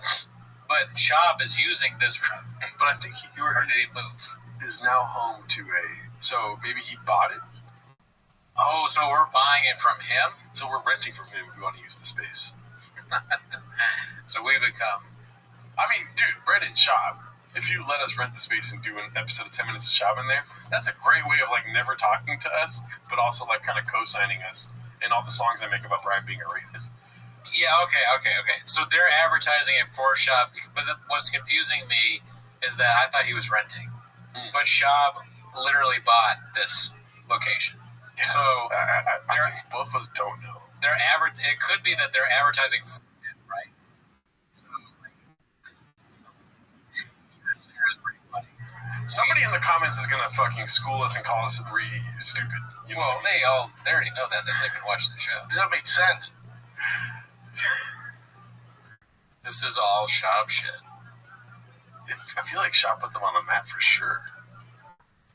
NOI. What does NOI mean? NOI? No, I don't know. Oh, look at see. Previously generating $6,000 a month. Tenant moved to another. They were paying $6,000 a month for the studio space. Oh, So this one here was $6,000 a month. okay. And so the cost on this unit. So yeah, he doesn't own it. He's renting out a unit that Yeah. somebody else owns. Yeah. So this one is $679,000. This one's $579,000. So maybe he's down to $5,000 a month now for our studio space. Yeah. I mean, I don't want to pay $6,000, but let's say we could literally, if we paid $6,000, we could record podcasts there, a month's worth of podcast there, and he'd kill us. It is now vacant and ready for immediate occupancy, whether you're an owner/user ready to move in or an investor looking to lease it up at market. There you go. So he moved to a different one. Yeah. The unit features a professionally built, this space, proven track record. Okay. With an exceptional prior tenant. Why do they, dude, I would Bring never, credibility. Yeah. I would never mention Brendan Shop being in my units. It's funny to describe something that Shab was using as like vibrant and unique. Unique almost sounds like it's like an insider thing because unique. Yeah. Like what if they spelled it unique? YUWNEK? They're homeless. This place is homeless, which is even more ridiculous because it's literally you can live in it. Well, trust, by the end of this experience they have with Shop, I'm sure they'll be homeless, dude. Like, no, Shab, you can't put a shower in here. So, where's Austin at? What about a sauna? So this is in Steiner Ranch, apparently. Hudson Bend. Oh, wow. Lake Travis, right? I haven't been to Apache Shores in years. The Ridge. Apache Shores, I don't even know her. Yeah, it's very interesting. This is a lot more than I thought we would get out of this episode. A lot of the names of these towns sound like something you could use to make fun of Shab. Like, where's Shab? Oh, yeah, he's over in Lost Creek. That guy lives in Apache Shores. Nice. All right, well, let's get out of here. Oh, God, Crystalia. So this is where they're doing the podcast. Wow. And then they were just everything. Are you allowed to run a business out of a storage unit? Doubtful. Wow, dude. So they got gadooshed. They got doxed. Yeah. Well, I mean, that was pretty fucking interesting. I don't think we're going to top that. No, yeah, that was the kit and caboodle. All right, guys. Well, join the Patreon. We recently did a video on Jelly Roll doing stand-up, and even more recently than that, if you're during the Patreon, you'll see our video that we did making fun of comedians using black scent. Yes. Yeah. We use historical events and incorporated black scent into them. And I think Cooney knocked it out of the park. Oh, thank you. Yeah, dude. Thank you. I appreciate it. We also talk about Crystalia. Yeah. Dicey. Alrighty. See ya. Yep. Next week.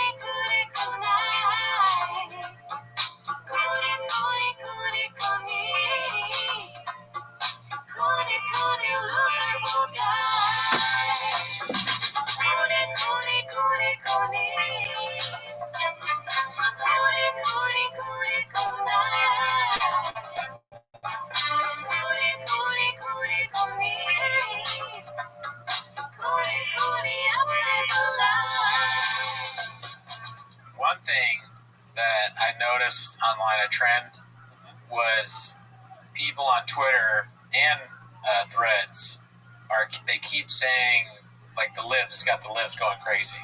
They keep saying that Trump's Freedom 250 concert is like people are canceling on it, and it's always like somebody who's not very good or like not famous. Like, I think the guy that does, I think Sir Mix-a-Lot maybe or whatever canceled, or somebody, people you never even heard of are canceling the concert. And I don't even know what Freedom 250 is. Do you know what it is? No clue. I guess Trump has like concerts. I guess that he puts on. I don't know where he puts them on. And I was just thinking, the problem with Trump is that he's not really a president. He's more like a property manager. You know, like he's the guy that he owns buildings. He's like an event planner that became president. So he always wants to like spruce things up and like plan events. And I don't know how good or not he is about doing that kind of stuff, but he loves to do it. If he was just doing that, the only problem would be like, oh, okay, maybe the biggest act canceled and they have some guy I've never heard of, but it's the country that he's in charge of right now. Yeah. So the events, if they don't, it's like, oh, great, we have a UFC thing in front of the White House, but there's other things that are maybe more important to deal with. When it comes to events, do you think Donald Trump is really worried about his outfits? I wanted to save that outfit for the fight on the line. That's a fucking great question, dude. He's gonna, because he tends to wear the same stuff a lot, but I wonder if... How do you know? No. He doesn't... Listen, dude, I thought you were part of the elite. Oh, no. They don't wear the same thing. It may look the same, but it's different, dude. Yeah. You thought this was Hermes, but really this is fucking... What's another... Gucci. What's another expensive brand, like Kirkland, something like that? Valentino. This is Hermes. Last time I wore Gucci. Yeah, and it's always... he has like a new expensive thing that he wears to the fucking... I picture him in the oval bed, whatever they call it, whatever he sleeps in, and he's just like scrolling. What's better than Amazon? I don't know where did the elite go for their overnight shipping? They might have something we've never heard of. Yeah. You have to pay to hear about it. Yeah. You have to have like a rich friend who's like, I got my thing from Kazoo today, and Kazoo is the thing. Kazoo. You can't say it. You can't say it publicly. No. Instead of Amazon, it's called I'ma come inside a kid or something. Oh, God. Yeah, but it's like a I'ma come is a good one. He's like, I was scrolling I'ma come. That's where I got all this stuff. Yeah, I mean... West Elm does all outfits. Oh, yeah. What's the thing that it was the conspiracy? It wasn't West Elm. Wayfair. So it's like... They probably say Wayfair, but they know that it's not Wayfair. It's Amacum. Yeah, it's whatever. Yeah, exactly. Wayfair is just the thing. No, Wayfair is the thing. They go Wayfair, but if you're rich enough, you know what Wayfair really means. Yeah. And that's where they get all their stuff from. And I was thinking about that, like, what comedians would we put on the Freedom 250 concert? Because we always talk about comedians. Well, I know one comedian has got a lot of time on his hands now. Akash Singh. Okay, that's a good one. Akash Singh and the Freedom 250. The hell are you talking about freedom, bruh? I am chained, motherfucker. You know, a lot of people said that my wife is the reason I quit the podcast, but no, I quit it to do this. And it's him outside in 100-degree weather. Because I'm imagining the Freedom 250 is an outside event, right? That's one of the things you can do outside. I've never heard of it before. I didn't even know what it was either. I'm like, why do you think that you're owning the president by tweeting about like these people, leaving? But it always, anytime I see that, I'm like, how can I make it about flappers? Yeah, speaking of it being hot outside, these people are thirsty, dude. They're literally at like a nozzle. They've been at a nozzle for like 10 years now, and they're just waiting for drops. And then a drop fell in their mouth, and they're like, Freedom 250. That's another thing we can make fun of. Yeah, we can make fun of Trump about. Yeah, it is like he is, in a way, he's holding up the economy. Mm-hmm. The Trump economy is like constant news about him, us tweeting about him making these clownish mistakes, and then there's like another bit, you can do tons of bits about it. I 100% agree. He's like a bizarro bread and chop. Yeah, that's great. Yeah, dude. Yeah, dude. Dude, he's like a fucking Brendan Shaw, bro. What if that was a disease I had where all of a sudden I turn into Dalia every once in a while? Just randomly, like, oh my God, bro. Oh, fucking Spider-Man, bro.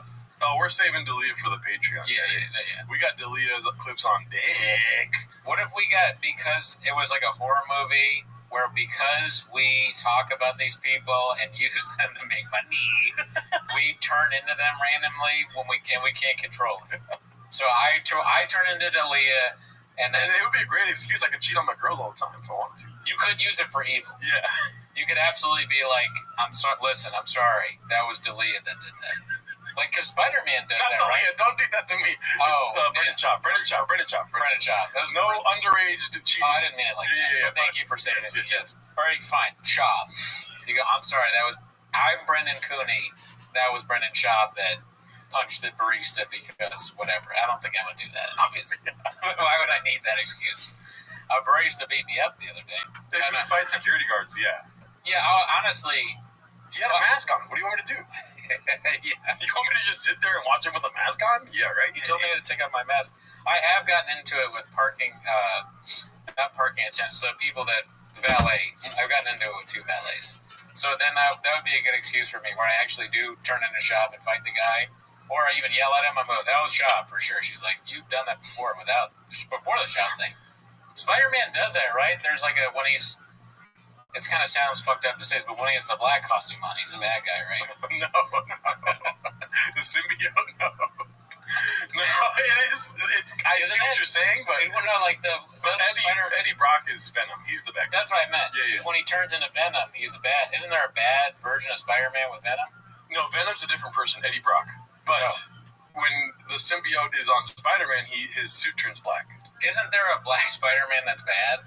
I don't think so. If the Venom gets into him, isn't there? I swear I remember there was like. Well, I'm explaining it to you. Oh, It's Venom. Venom's that's bad. It's the same symbiote. It's a worse person. But Peter Parker's so good, the symbiote hits him, struggles to make him bad. You see? That's what I meant. Mm-hmm. Yeah. But he doesn't make him bad. All he does is dance emo. He makes him emo. That's what. So that's kind of not racist at all, because I've never met a black emo. Oh, okay. And I wonder if they ever thought about that though. Now I'm really starting to sound like the Leah straight up. But they turn him into puppy. It's like anyone's like, do you think maybe when we make him evil, we should make it a different color? But it's such a different color. It has nothing to do with. What if we make like a shit Spider-Man and he all of a sudden wants to get into landscaping? Wait, Spider-Man. So you're just saying make him brown? No. You love shit.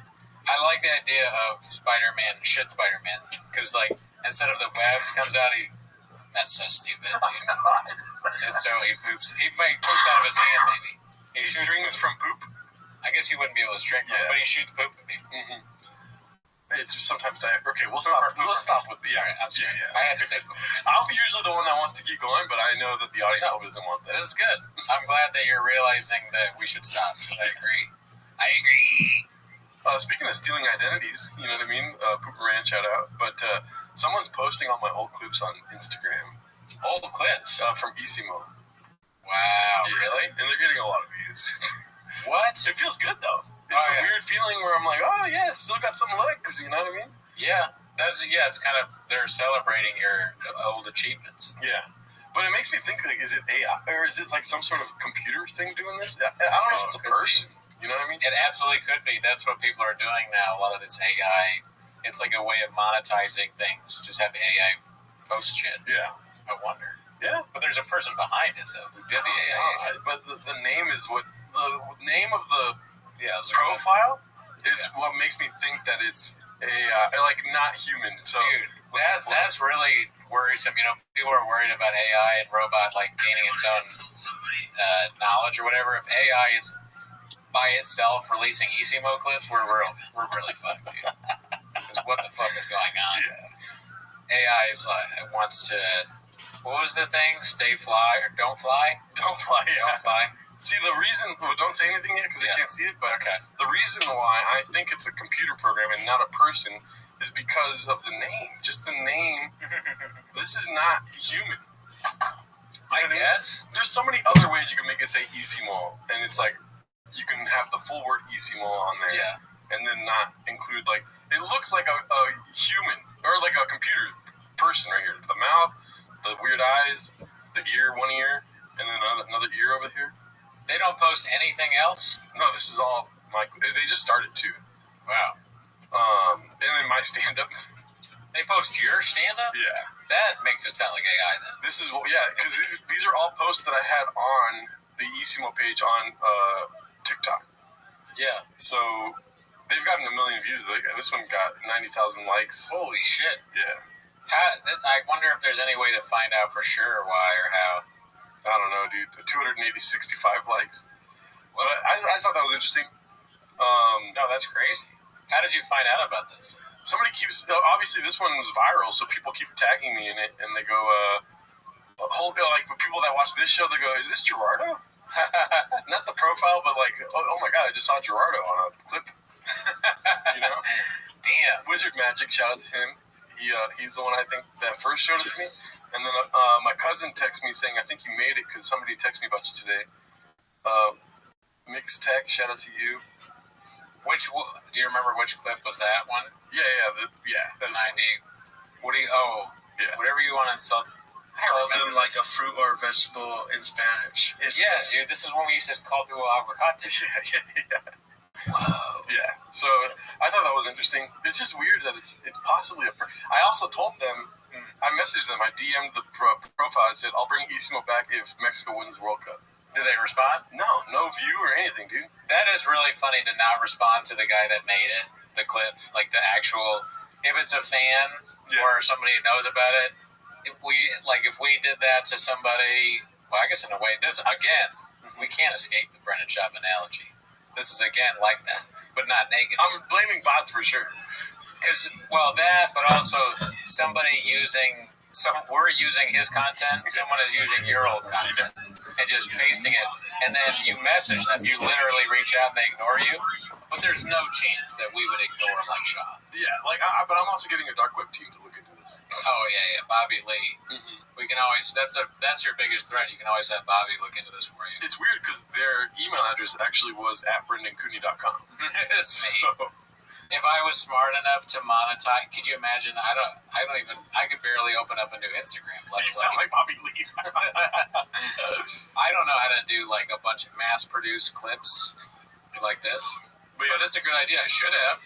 If he's going to can you monetize? He only has 870 followers. Yeah, I'm not worried about that. Because if they make money, then they put the work in. But if it's a computer, I'm like, oh, come on, dude. You know? That's more interesting. Yeah. Trust me, there's not a lot more they can pull from if this is what their whole brand is. It's just my old podcast. But if it's like, it doesn't really make sense that it would just a computer doing it, unless AI. Have you ever heard of AI doing something like this? Yeah, I mean, I definitely could see someone using AI to do it.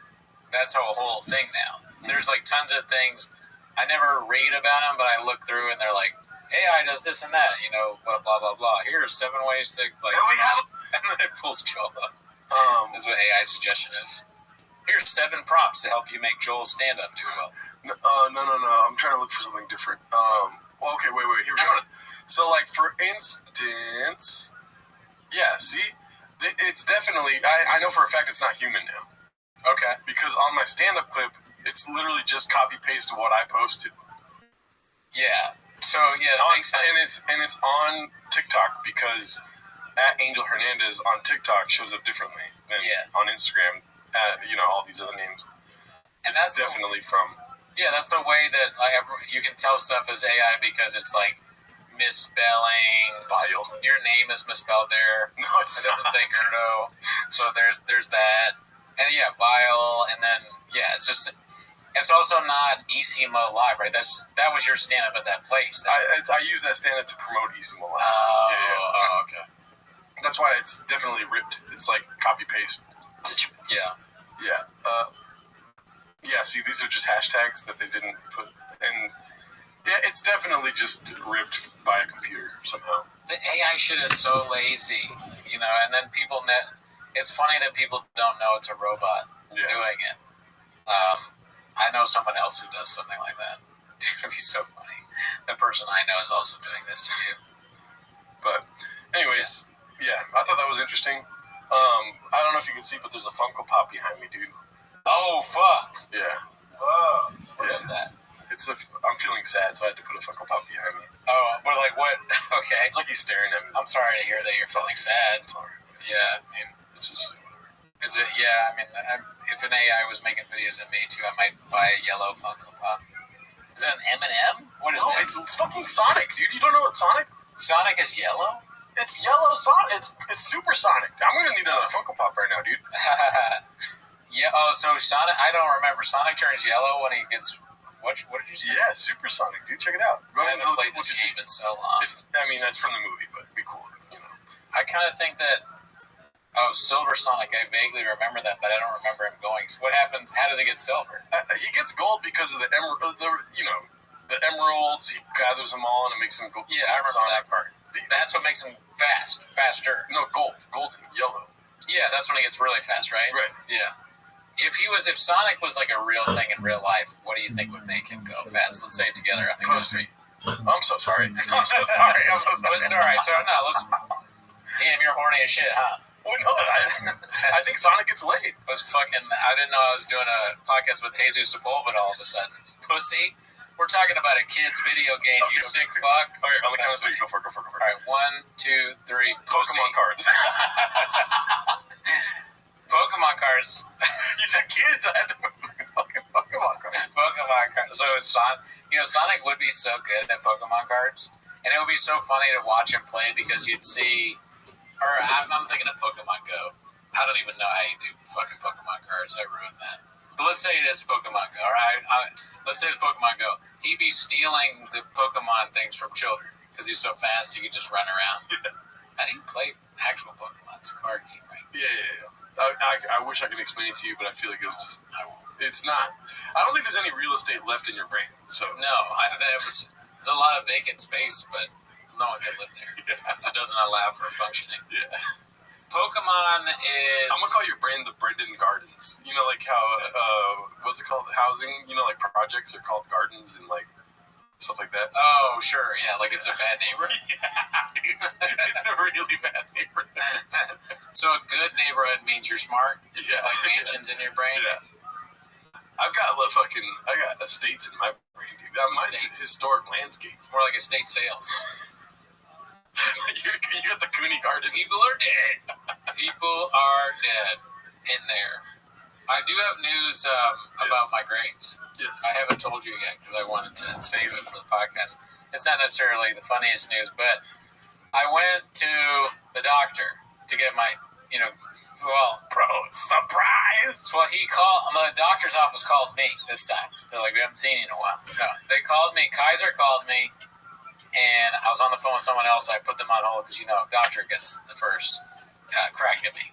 And they go, we got your results back, and the results show that, and it's kind of like what I said, it shows a little bit of over-medication for your grave. So we think you should start taking it 4 times a week. Actually, they didn't even say that. They were like we think you should take it less. You should take the medication less, like maybe 2 times.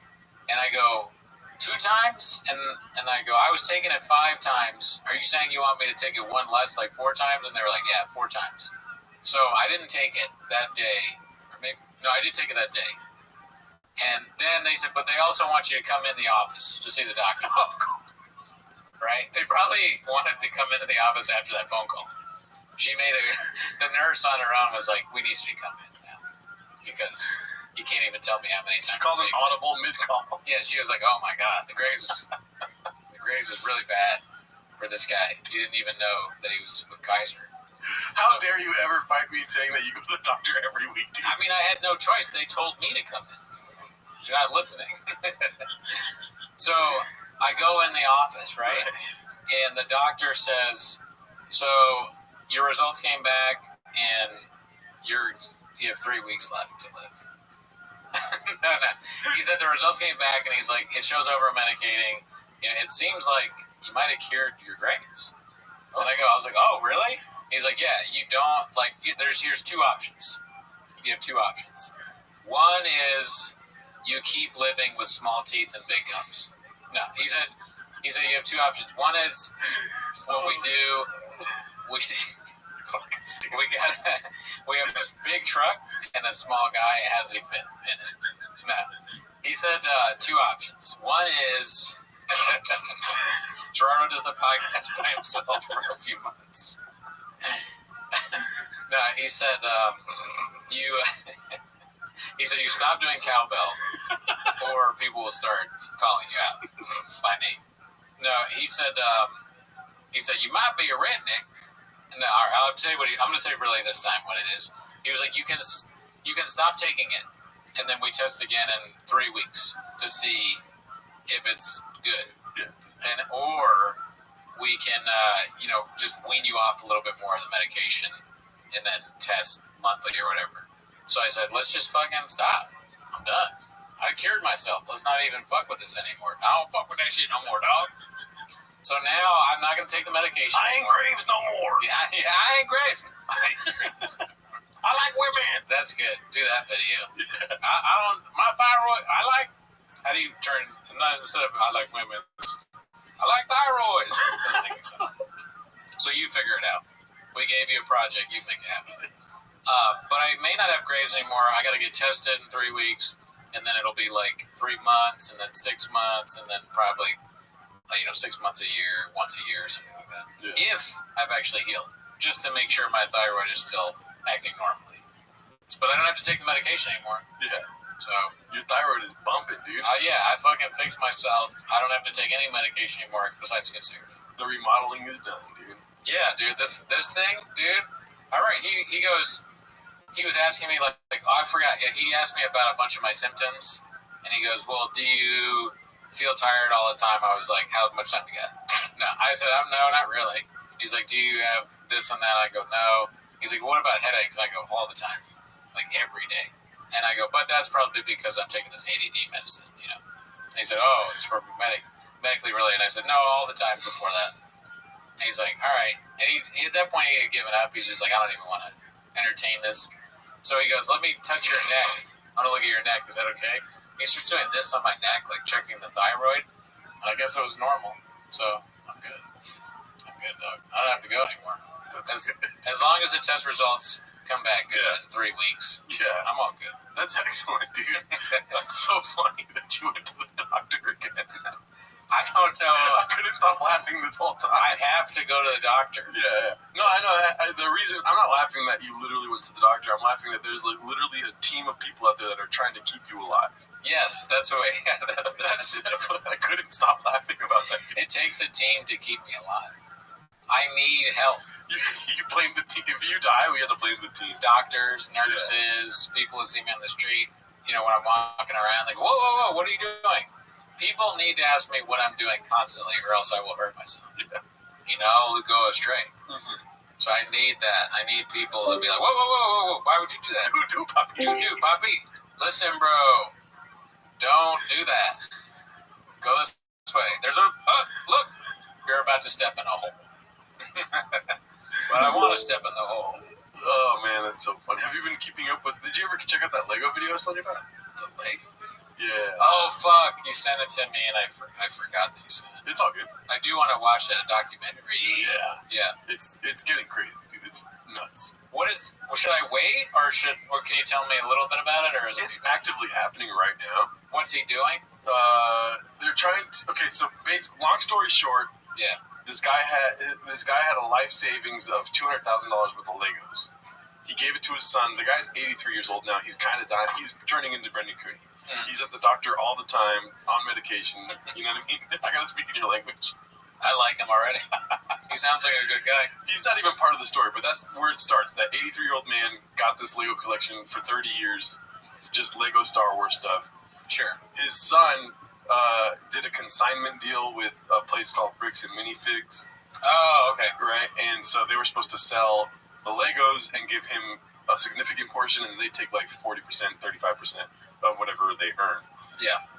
Long story short, that franchise, the lady got ousted because of political reasons. So, like, the lady and the husband were like, Donald Trump's in office again, and we're going to move out of the country. This is what really happened. This literally happened. Whoa. It's not really talked about a lot in the thing, but they, in a separate live stream, said that that's why. Yeah. For political reasons, they wanted to get out of the country. Yeah. When they notified corporate about them wanting to get out of the country, corporate that same day was like, cool story, bro, get out now. And so basically that guy's consignment deal of all those Legos was sent to the next franchisee owner, and they acted like they never had it. So now, 2 years later, this guy on YouTube is making an hour-and-a-half long documentary about the Bricks and Minifig Corporation and the police department surrounding his issues with them. And so, like, everyone's hiding it. Like, it's crazy. I'm sure people have seen it if they're on YouTube. That sounds very interesting. Question about the bricks and so did the people that took over after the people left the owners left the country, did they get the money that they have from selling the Legos or whatever? They're like actively speaking in legalese and acting like they've never seen these Legos before. And they don't even have them, or they're acting like they have them, but they're like, whoa, we don't know what you're talking. Yeah, that's crazy. And then before YouTube got involved, they kept threatening people, saying like, you're gonna have to take us to court, and it's not gonna be fun for you because we have millions of dollars. Monster lawyers. And then now that everything's so public and there's millions of people watching this stuff, they're coming out and be like, yo, whoa, dude, puppy. We always wanted to work with these guys, but there's like literally videos of them not wanting to work with them. Yeah. Oh, you didn't even say. Yeah. You should have told us that you wanted to work with us. Like, here's a video. Oh, that's, dude, total misunderstanding. But it's in legalese, so whatever. No.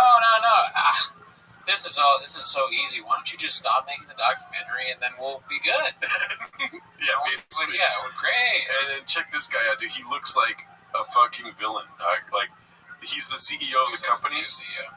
And he looks like a legit like cartoon villain, perfect for like a Lego stealing guy. He has no eyebrows and like a twirly mustache.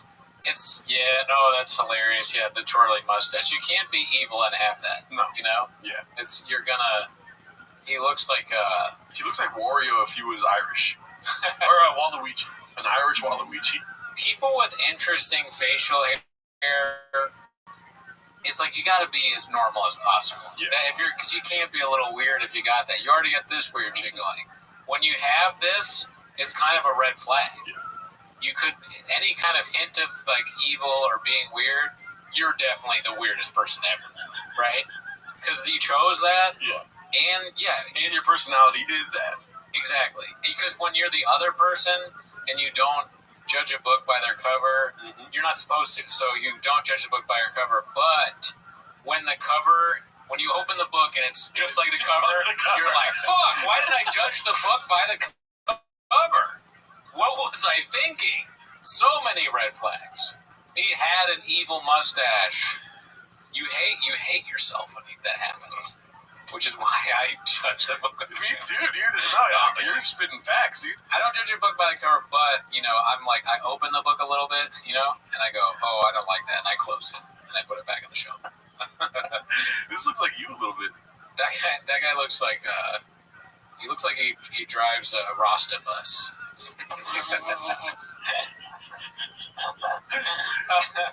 So another funny thing, or, another thing about this whole thing is, the fucking so it involves the police corruption. There's the last video he just put out yesterday is literally the police actively trying to cover up them being on Bricks and Minifix side, and because they're all Mormon.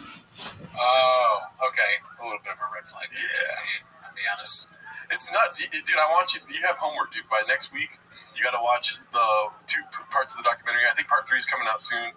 I can send you part 3 whenever it does come out. Let me ask you a question about the watching experience. Is it something that I can just have on in my car and listen to instead of watch?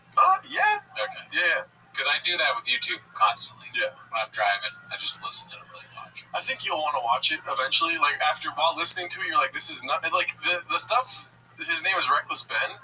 I messaged him that I produce podcasts because he on a podcast was like, if you live in the LA area and can help at all, let me know. Yeah. And so I just told him I do podcasts, and he's like, oh, cool story, bro. What kind of podcast do you do? I said Raccoon Tweeties and 10 Minutes of Shop, and he blocked me. No, he did. Let's have him on. We got to tell people about this injustice. Oh, no, we're not going to have him on. Okay. He's on huge podcasts. He's more Joe Rogan level now. Okay, well, sometimes you got to dip your toes in the loser pool, all right? So, I think having no idea what's going on besides what you've described to me, I do think it's kind of funny to have this bad press over not that much money. It's a lot of money to me, but a company, it's like, that's what? You said it was what, 180,000? The clickbait thing is $200,000, but really the scuffle's over 60,000 at the end of the day. That's crazy. Yeah, because that's not that's what you that $60,000 is probably a lot less than what you pay if you're doing marketing. Yeah. And now you have this horrible marketing. You would pay $60,000 to make something like this go away.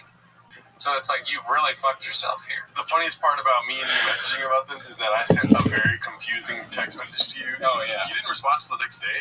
And I didn't realize what you responded to, and I was like, I'm only going to get the wrong idea. What I was trying to convey to you is, dude, this guy that was tearing down this company, basically, if you made the fucking documentary of Yeah. that's what I want. Well, I already sent rice. It's the worst thing you can say. Kidding. But it see the style of the documentary he's very funny. For instance, just a little quick, he gets work at the store, and she wants some sort of sweepstakes. Takes her to the woods to brainwash her like a cult. Tells her for like 2 hours what's really happening, and then she goes to their side and goes back to the store. Whoa, this guy's a genius, dude. The whole time I watched this documentary, I was like, what defect this dude is to So you think he's definitely the guy with the brains. okay, look, And the resources. if you were to take somebody to the woods and do that in the podcast world, It's okay. just kidding. Yeah. Oh, I have another story. I went to a show on Saturday. I went to a show on Friday. And you remember doing? I think so. Yeah. Certain about, but yeah, at one point, yeah, I think I did. Yeah. Not. You remember doing stand-up? Well, what was that? Leave me a clue. So this guy is there and he sees me. I'm not doing anything. I'm not putting it on. I'm drinking out of my water bottle. And he's very drunk. And I'm thinking, he's right next to me.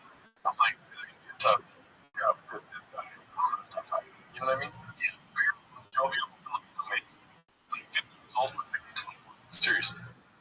And he turns to me. I don't know where he gets it, where he's, next. And I was like, he's drunk. He's very drunk. Yeah. His name is Ed.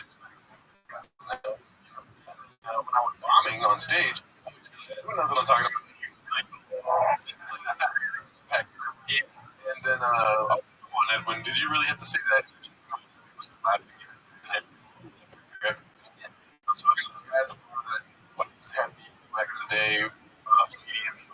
Somebody asked me. And we're talking, and this Edwin comes in.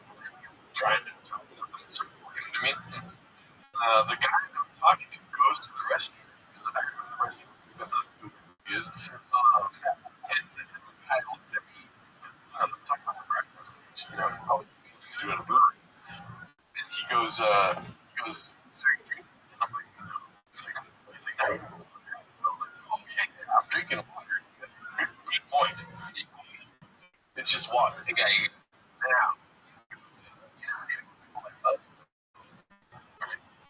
I was like, I was like, I've done a lot of these. I drink a lot. No, you haven't drank with the Alcoholic. He's talking about beer now. He's saying you're drinking water with people like this. What does he mean? Trying in my mind. But I have a guess. I almost think it's fucking easy.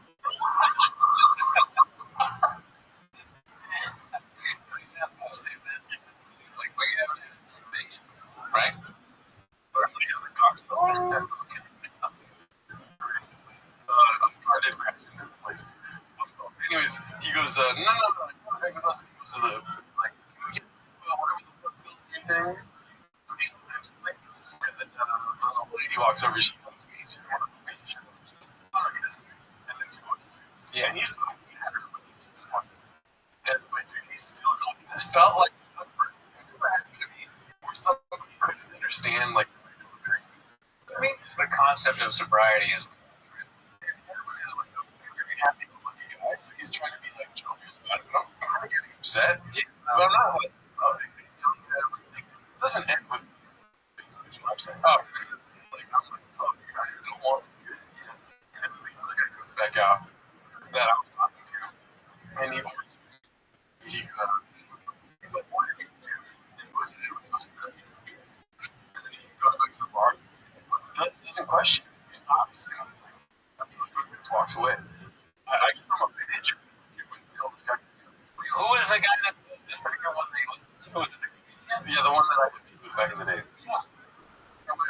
I crushed him twice. He literally just like, oh, yes, sir. Like, and to me, it's funny that it's just that guy. Yeah, maybe the guy who was set murder. It's like, I fuck people.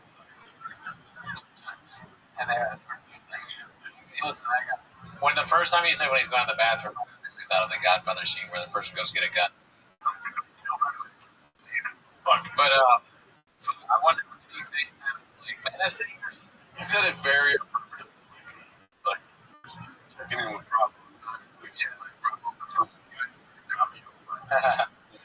It's funny, almost like what, 2 or 3 people at that point. At least 3, because you got into it. Yeah.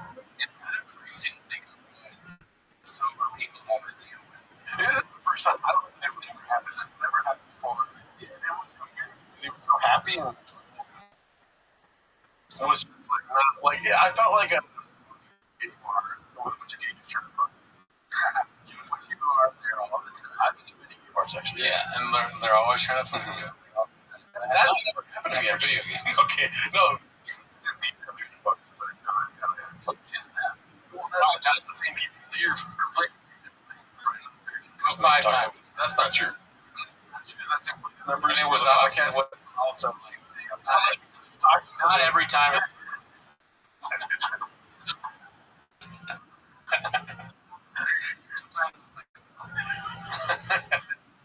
very good. No, but it did feel like a turn. If you know To an what I'm alcohol. saying. Yeah. Well, I am an alcohol, but Or like a turn. currently drinking. I don't know if you catch the correlation between also gays and drinking. Yeah, like that. Yeah. That's what it felt like. Drinking is. Yeah, first to do that, just like drink. Tries anything. It's like, I'll get some. So he was geeking up forever, and I was telling this story. Matt, this guy I just met, he worked there. He was a really cool guy. We were talking about psychedelics, and I'm telling you how the story goes.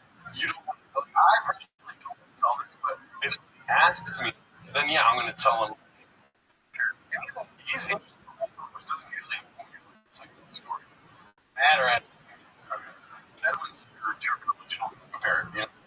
And you know, like when you're conversations happen online, and then somebody tries to themselves in another, I'm finished my psychedelic story. That's my dad goes, what are you guys talking about? And so everyone else like, oh, somebody took me to Disneyland when I was 14 years old and fucked my ass. it was like not good. I guess that's the more. I was just making shit up because I'm not going to tell you the whole story that I was to him. And I felt the easiest way out of that was.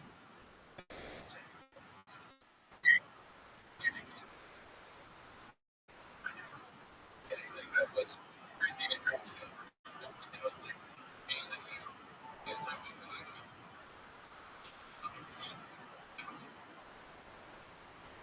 Dude.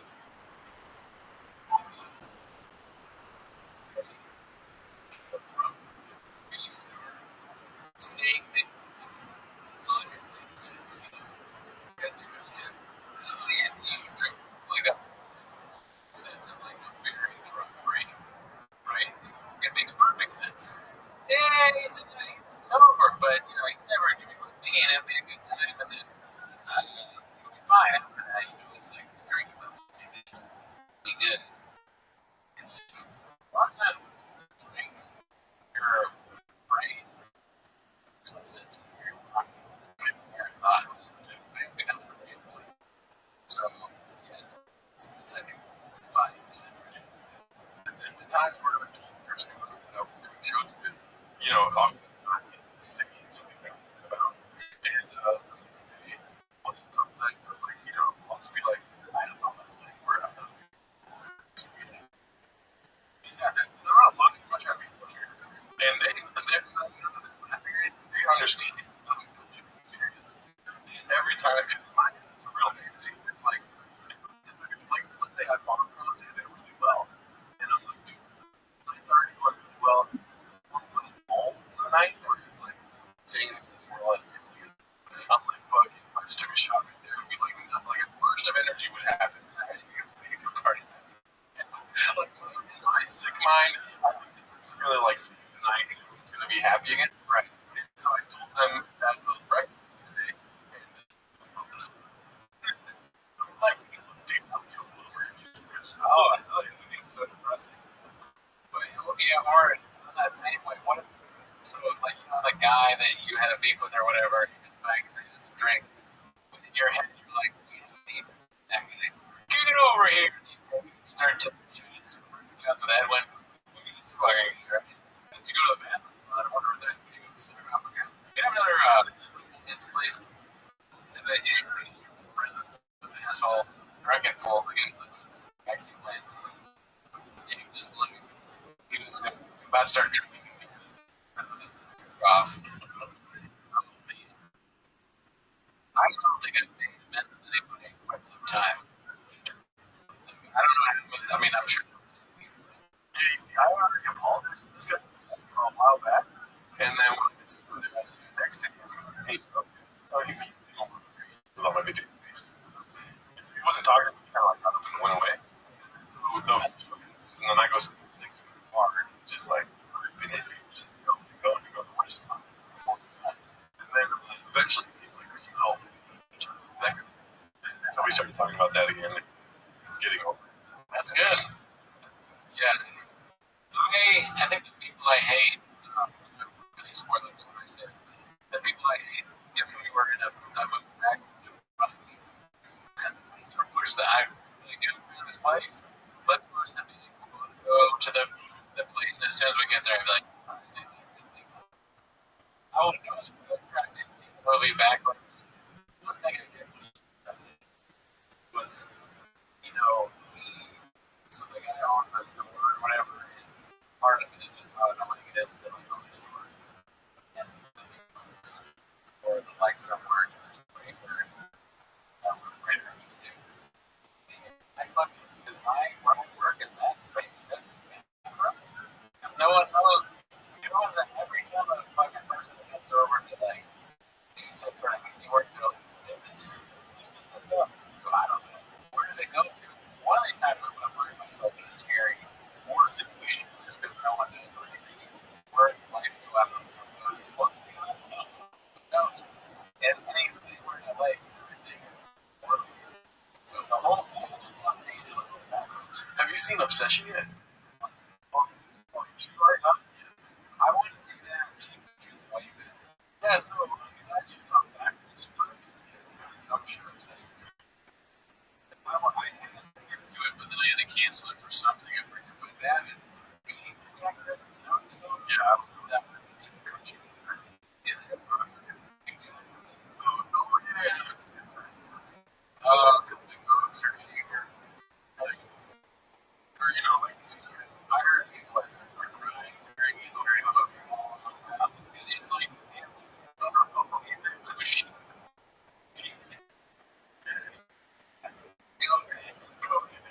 what if they replace the characters and it become 2 million? I'd watch it. You gotta see Obsession. That's your homework. You gotta watch Obsession documentary. Yeah. The only other thing that I saw this week that I was thinking about it, I don't want to get too political, but there's this guy, Graham Plattner. He's running for and he's just this campaign. It has all this stuff coming into his personal life. Like events and people saying that not to do. And then he said he didn't know it was, and I looked at it and I wouldn't have known either. He's got removed. And then he's always like Reddit posts, he's deleted. And now there's something about him texting other women besides his wife. But I'm reading that going like their Reddit stuff just reminds me of what stuff you relate the most. Like maybe that's where he's supposed to and then he texts other women beside their wife. But it wasn't my business. So it's like it's all about there seems to be be like a coordinated hit job. He's running for Senate in Maine against this like really everybody he's running against.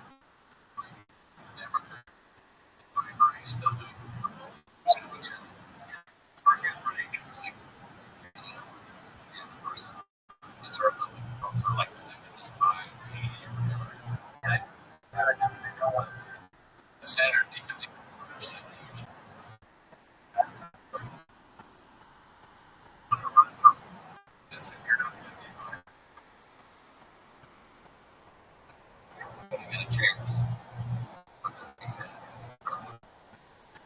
He does have some. He has a checkered past, but it's like I mean, is that? Doesn't think. So,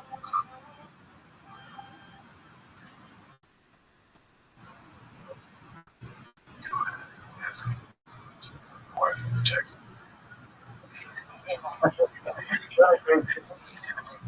So, yeah, because he cheated on his wife by texting me the main thing. I don't just agree with you. I don't buy it. What does it have to do with anything? He sent text about Jake, so okay. That's what a lot of people. That's probably every politician. Think about all the politicians we've heard that have cheated on their wife. Yeah. Politicians. Right? Gavin Newsom fucked his campaigns. Exactly. That's pretty fucking bad. That's like maybe 30 times worse than cheating on your wife. So many people have like cheated with things.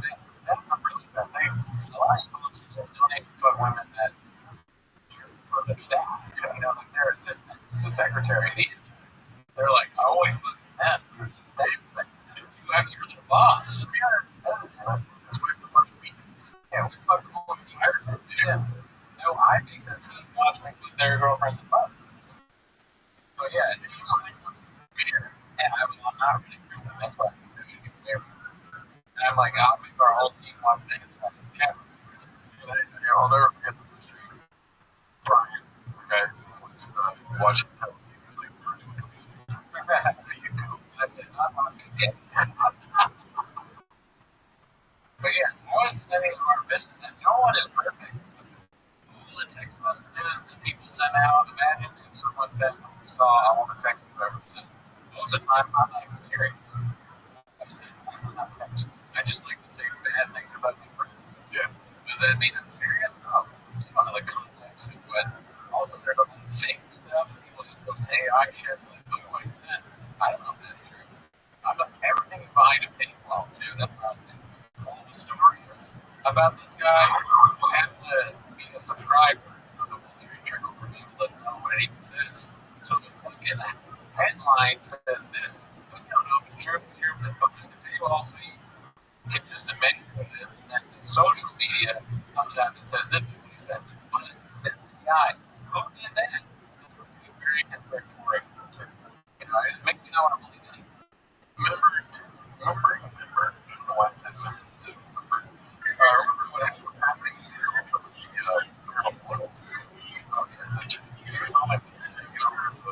marijuana.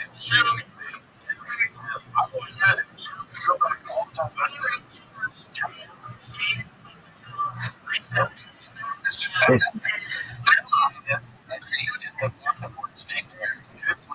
What the Chinese were warehouse, small time like several places. I like to keep them marijuana just like this. That might seem crazy to somebody.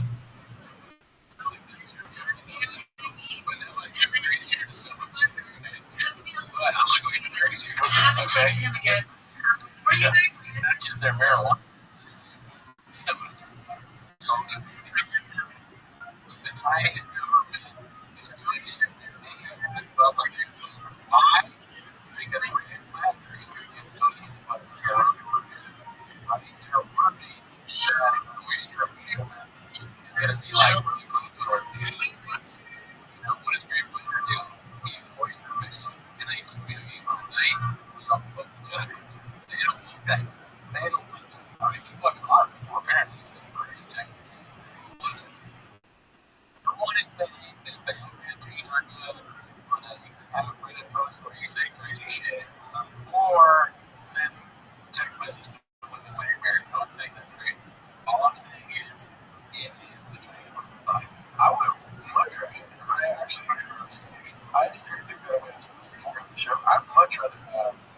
fucking horny as horny. Someone that's a lot of people. You know what I mean? Like they're just like, I've never seen someone horny. I like seeing text messages. Oh, you want to fuck chicks? That's great. I like this. That you fuck chicks.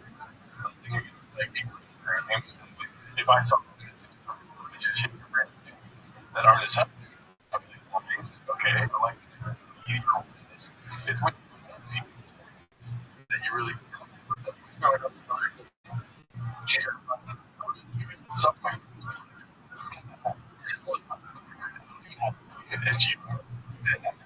I think there's something to be said what you're saying.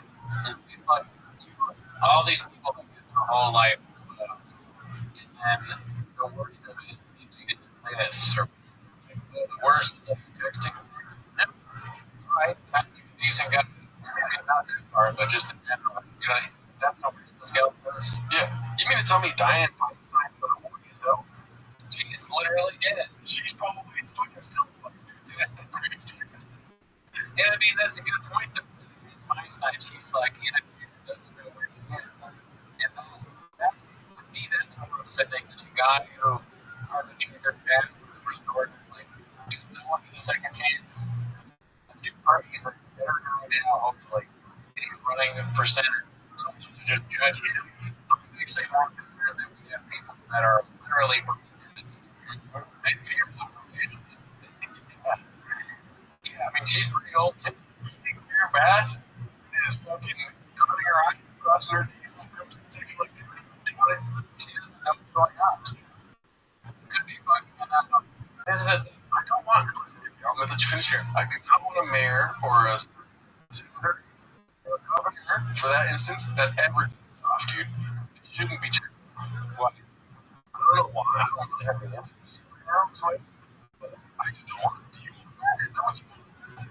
I don't want to get a government. They shouldn't be checked. They should be campaign questions.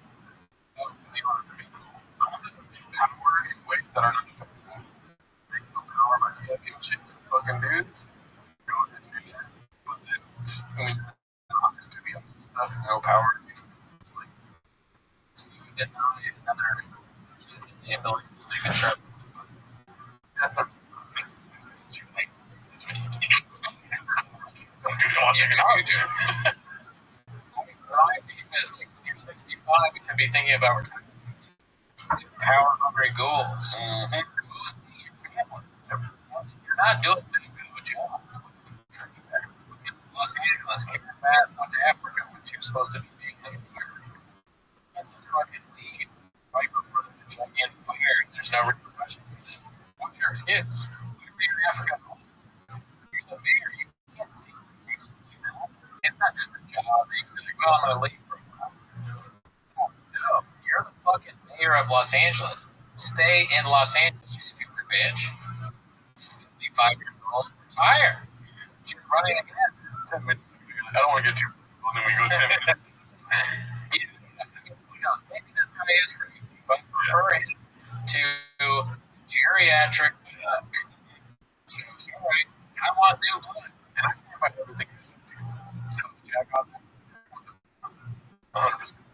I mean, it's kind of funny to think that politicians using, like, office to fight and watch porn. They do that. Yeah. I'm sure. Yeah, I mean, politics just won't be pussy buffet.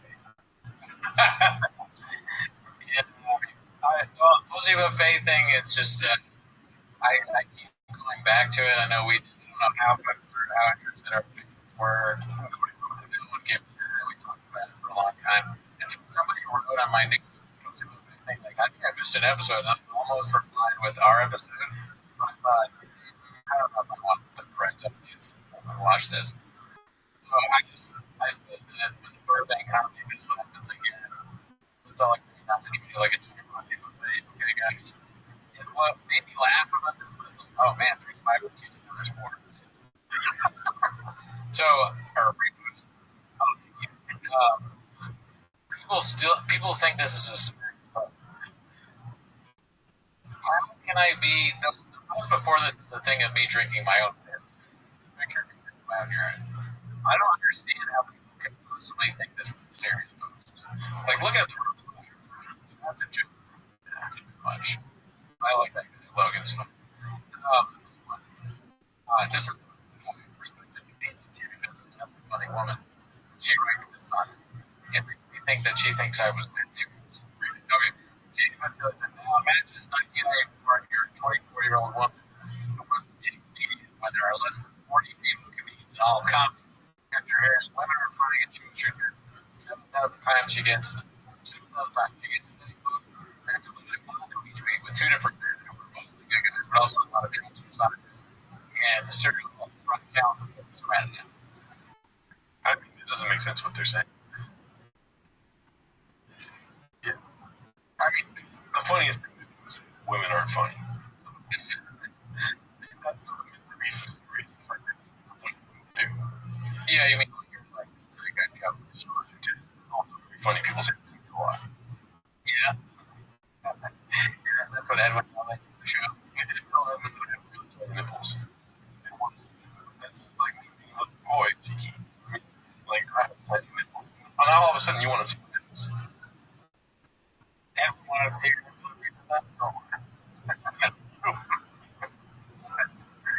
But yeah, just, she thought it was a real thing, and then someone else thought it was a real thing. And then, I think this person thought it was real. And then the person under them, I think, thought it was real. It's like, I am not being serious. How do you think this is a real thing?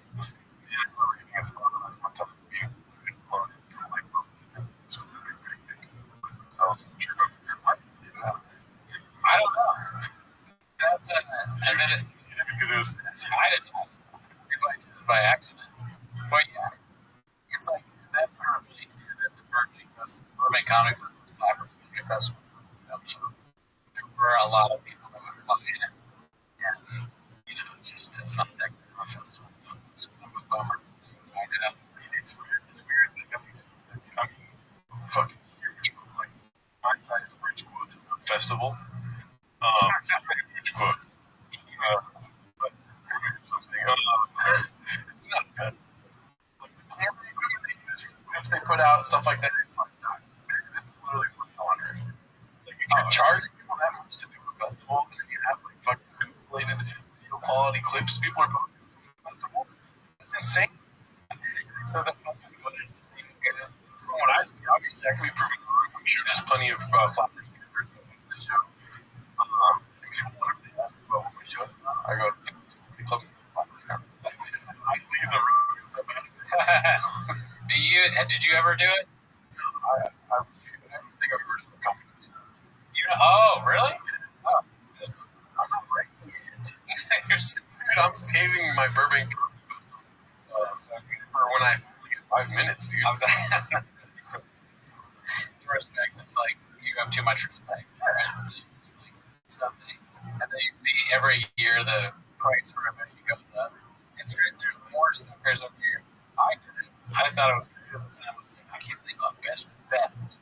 Like when you start for our place behind me, I was willing to do anything. Did you do it? This is before I had 2017 was best fest. Let's get him. I had Medi-Cal. So Medi-Cal did. That's a existing condition. Brain? Best of fest. Oh, yeah, best of fest. Yeah, I'm just know what my medications are. I go best of fest. The 5% test, I swear. Bought a bowl of fries just for lying. I didn't even San Diego Comedy Festival, 45. Everybody I didn't really want. I did the best, but I didn't get placed.